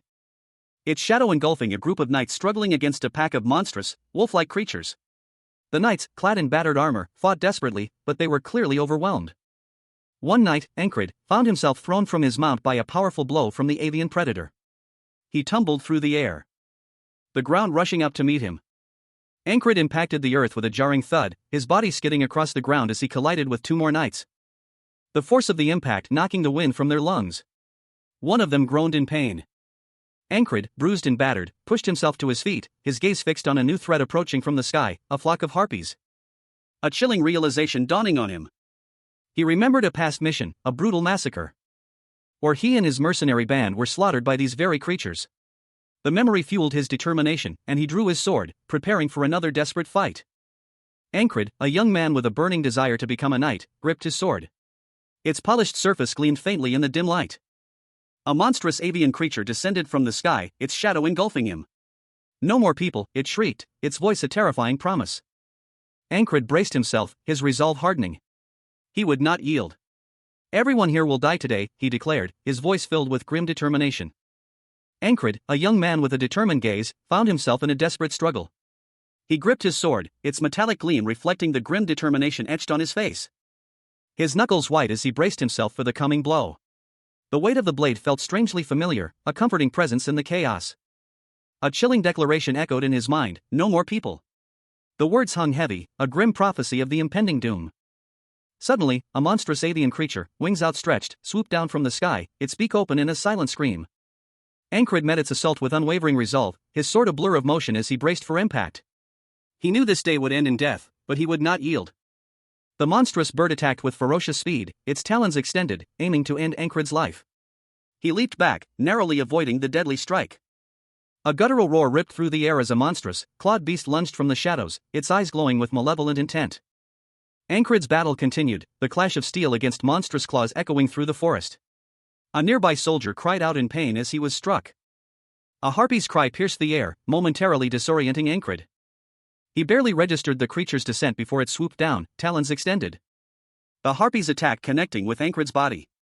He felt the impact, a sharp jolt of pain, but it was far less intense than death itself. The monstrous bird continued its assault, its beak snapping shut inches from Ankrid's face. Ankrid, despite the pain, managed to evade the harpy's next strike, sending the creature sprawling with a powerful kick. The harpy crashed to the ground, its wings beating weakly. From a distance, a voice called out in encouragement, "Hey, squad leader. You're doing great." Another figure emerged, a man with gray hair and a broad grin, wielding a large axe. He watched Ankrid's fight with amusement. The man suggested a wager. "Why don't we bet on who gets more?" With a sudden burst of speed, the man launched himself into the fray, his axe whistling through the air. A large, shadowy creature with immense wings descended upon Ankrid, a young man clad in simple, dark clothing and a hooded cloak, who knelt on the ground, his back to the approaching threat. The creature's massive claw lashed out, connecting with Ankrid's head with a resounding impact. Ankrid, dazed but not unconscious, muttered to himself, "We're not here to have fun." He reacted instantly, drawing his sword and leaping onto the creature's back as it attempted to deliver another blow. Ankrid channeled his energy, his body glowing with a faint blue aura, and unleashed a powerful, energy-infused strike that sent the creature reeling. Observing from a distance, a group of knights watched in awe, one of them whispering, "Yeah, he's cool." But their moment of admiration was short-lived as another, larger foe emerged, readying a powerful blow. The new attacker unleashed a devastating blow, the impact echoing with a loud HMMPH, sending Ankrid flying backward, the force of the attack clearly visible. Ankrid, a young man with a burning desire to become a knight, found himself locked in a desperate struggle against a monstrous foe. Its shadowy form loomed over him, claws outstretched. But with a fierce determination, he parried the creature's attack, his sword flashing in a desperate defense. News of Ankrid's victory spread among his comrades. "Ankrid, he got better," one of them observed, relief evident in his tone. But a shadow of doubt crossed his face. "But can we really just stay like this when we're here to support them?" he wondered, his gaze fixed on the horizon. A sudden, powerful energy surge erupted from the distance, signaling the arrival of more monstrous creatures, descending from the sky, their terrifying forms growing larger with each passing moment. Ankrid braced himself, drawing his sword once more. He lunged forward, meeting the oncoming assault with a desperate, powerful blow. Ankrid, a young man with a burning desire to become a knight, found himself in a desperate struggle. His sword, his only hope, spun wildly as he parried a vicious blow. The monstrous creature lunged, its razor-sharp claws aimed at his heart. Ankrid barely managed to evade the attack, the creature's claws narrowly missing his side. But the beast's momentum carried it forward, leaving its head exposed. Seizing the opportunity, Ankrid retaliated with a swift, precise strike, the impact sending the creature reeling back, its head wounded and bleeding. However, Ankrid's respite was short-lived.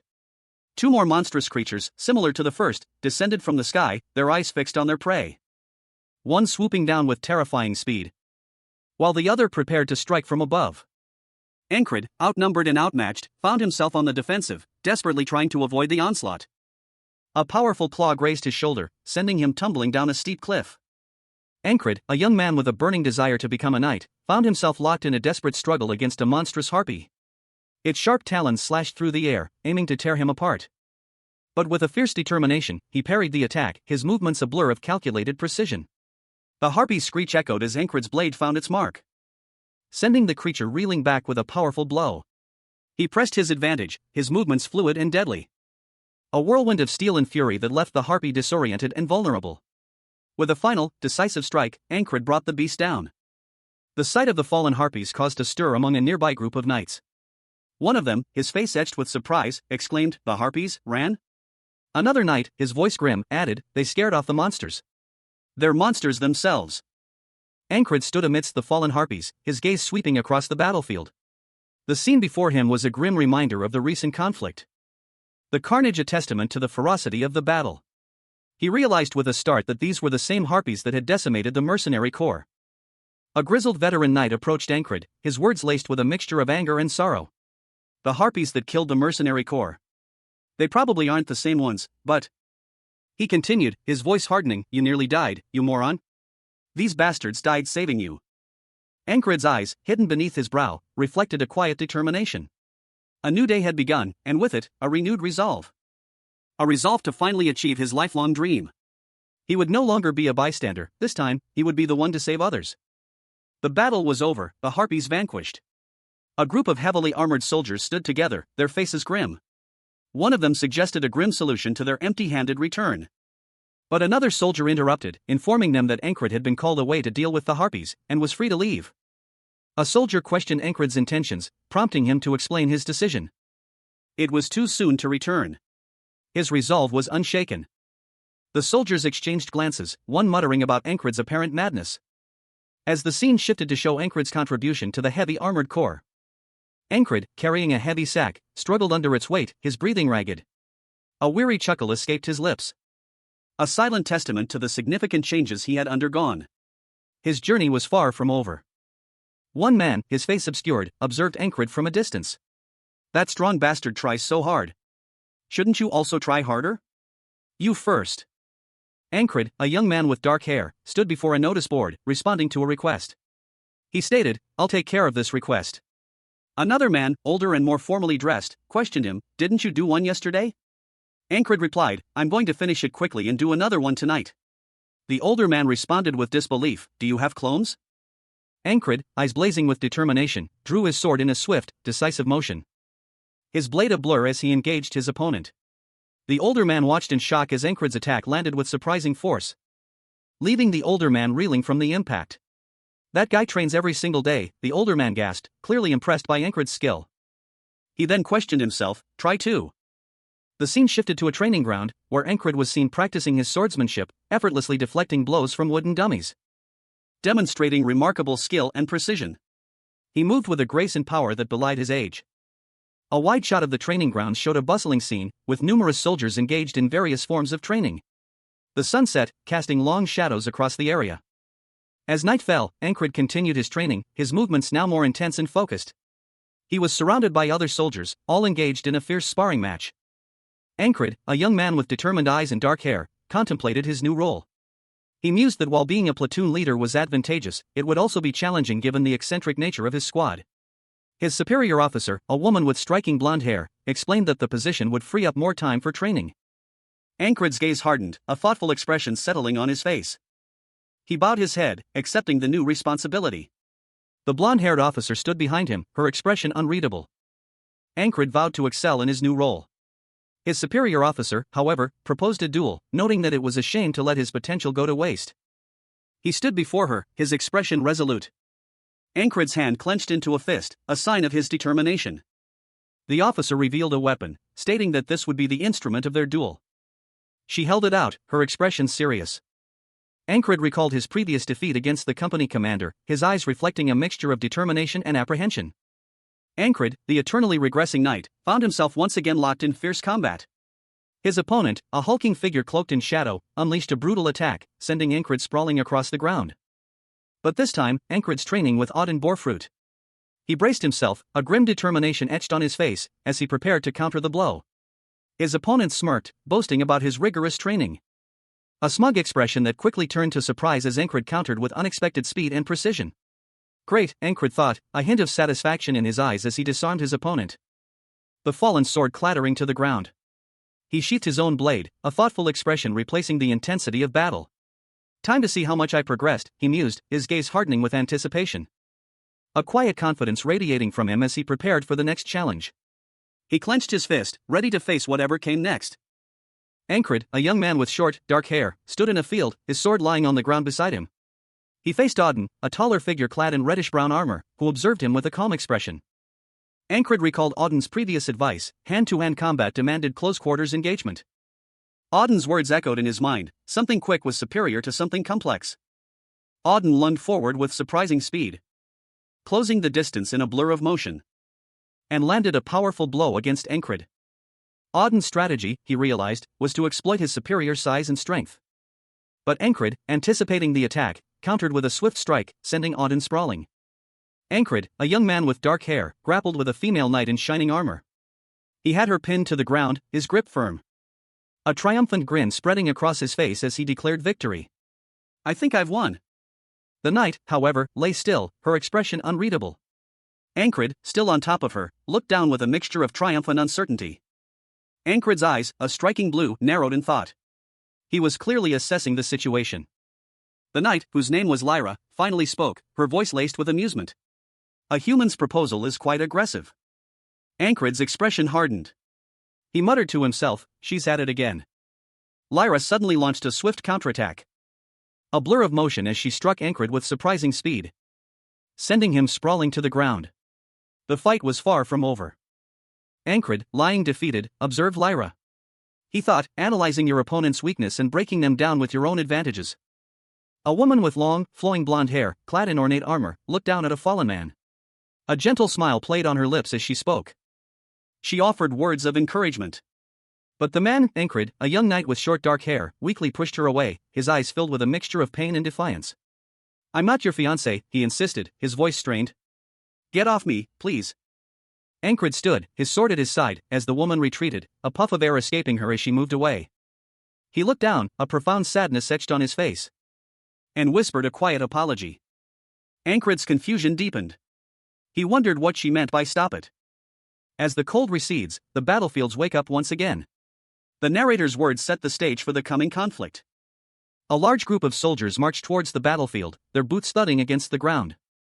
News of defeat reached the Aspens, prompting immediate mobilization to restore their honor.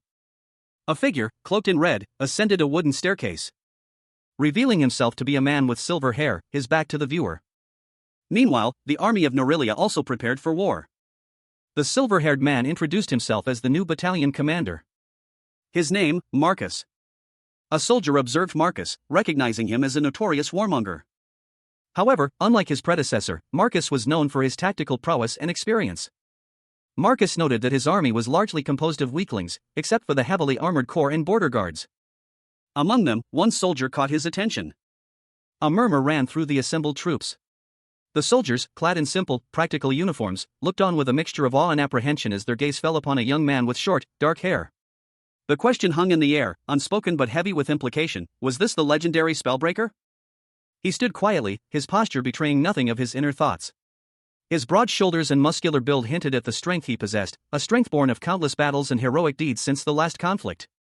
A deep voice cut through the silence, the words sharp and demanding. The source of the voice was a man partially obscured by shadow, his eyes intense and piercing.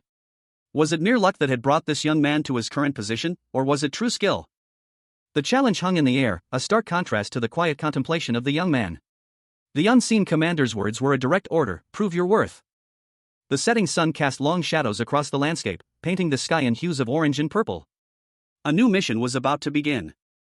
The order, delivered directly from the battalion commander, was simple: scout the Penhaniel River. But for the young man and his fellow soldiers, this was no ordinary mission. Their apprehension was palpable. The area was known to be dangerous, bordering the infamous crossguard, Aspen's fortress, a heavily fortified military installation. The young man felt a knot of anxiety tighten in his stomach. Henri, a new member of the platoon, explained the nature of the crossguard. It was a military outpost, similar to their own border guards. The implications of the mission were clear. If they were to proceed at this time, they would be walking directly into a potential confrontation.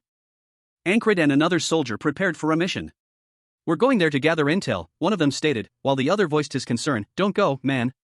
Despite his apprehension, Ankrid felt obligated to follow orders. He replied, "I can't refuse an order from the commander."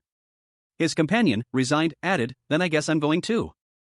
The soldiers were under strict orders to obey their new commander, a young man named Andrew Gardner, who confidently declared, "Follow my commands, men." Ankrid's companion, clearly skeptical of their new leader, gripped his axe tightly, his face a mask of doubt and apprehension as he eyed Andrew. Andrew, sensing the underlying tension, sneered, "Why's there a little insect in our midst?" Andrew's words were met with a defiant retort from Ankrid. I am the new squad leader. Why you should all listen to." Ankrid's declaration was met with disbelief and mockery from his fellow soldiers.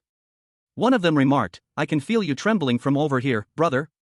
That little kid is our squad leader?" Ankrid, a young man with fiery red hair, stood defiant. His face contorted in a grimace of determination. He shouted a challenge, "Got a problem? Let's fight it out, then." Beside him, another figure stood firm, his arms crossed protectively. He declared, "I volunteered for this so that I could fight by Ankrid's side. I'm not going to leave." A gruff voice cut through the air. Their opponent, a man with graying hair and a cruel smile, sneered, "A feisty insect." The man flexed his powerful muscles, a predatory grin spreading across his face. He chuckled, "Let me gently loosen up your joints." Ankrid's companion, his face etched with worry, whispered a question, "Should we?" "Right?" He gripped his sword, his eyes wide with apprehension. Ankrid, noticing his friend's hesitation, intervened, "Go easy on him." But the gray-haired man lunged forward, his attack swift and brutal. Ankrid's companion cried out, "Stop him! No, please stop him, Ankrid." Ankrid's companion, still shaken, questioned, "If he's offering to duel you, it means he likes you." "Really? A duel? He isn't planning to murder me?" Ankrid, his face a mask of worry, could only manage a silent response before his companion snapped, "You can't stop talking there." Ankrid, a young man with a burning desire to become a knight, found himself in a precarious situation. He was provoking a group of imposing figures, Andrew of House Gardner among them. His bravado was misplaced, a bystander warned him that his actions could prove fatal. Meanwhile, another young man, seemingly unfazed by the brewing conflict, inquired about the geography of the Penhanil River. A third individual, observing the scene, warned that the area near the river was quite dangerous. The young man from the previous panel, seemingly undeterred, resolved to gather information before embarking on his journey. Night fell upon a small, fortified village nestled amidst a mountainous landscape. The moon cast long shadows across the scene. The young man, now clad in dark armor, set off on his journey, his determined stride suggesting a clear purpose. His appearance had changed, reflecting his readiness for the challenges ahead. As he walked, a familiar figure approached him, questioning his purpose. The man, an older knight with gray hair, remarked on seeing him around often. Ankrid, a young knight with short, dark hair, received congratulations on his recent promotion. His companion, an older knight with graying hair and a beard, remarked that they were now of the same rank. Ankrid humbly dismissed the comparison, stating he wouldn't compare himself to the king's finest. The older knight, however, urged him to relax. The older knight's smirk hinted at something more. He seemed amused by Ankrid's modesty. And then, a subtle shift in his expression revealed a question: how could someone so young be of the same rank? Ankrid's gaze hardened, a hint of understanding in his eyes. He quietly acknowledged that he was the only one aging between them, before turning his attention to the mission at hand. The older knight, whose name is revealed to be Pinhale, proposed to explain the mission details after meeting with the other members of their team. But their progress was halted by the absence of the bosun. With their departure delayed, Pinhale suggested they take a short rest. Ankrid, however, remained vigilant, his hand resting on the hilt of his sword. Ankrid, a young knight in training, practiced his swordsmanship by a river. His movements were precise and powerful, a stark contrast to the weary figure of an older knight seated nearby, observing him. The older knight, clearly impressed, mused to himself about Ankrid's relentless dedication. He acknowledged the young man's persistent training and the recognition he was starting to gain. Ankrid's youthful appearance caught the older knight's eye, he was undeniably handsome. But the older knight's thoughts took a dark turn. He felt Ankrid possessed something excessive. The older knight's face contorted in a grimace, his eyes blazing with a mixture of fear and suspicion. He wondered if Ankrid harbored murderous intent. But then, a moment later, the older knight's expression shifted. He seemed to reconsider his initial assessment. The older knight's face fell, tears welling in his eyes. He was clearly troubled by something. He let out a soft sigh, his confusion evident. Ankrid approached, his expression calm and collected. He casually mentioned their impressive winning streak at the inn. Ankrid's lips were set in a grim line, his eyes narrowed in concentration. He was assessing his opponent, a seasoned warrior with silver hair and a stern expression. A powerful knight who spoke with a voice laced with quiet confidence, "You aren't the only one getting stronger." Ankrid, the eternally regressing knight, met his gaze, a subtle smile playing on his lips. He held his sword, ready for the challenge.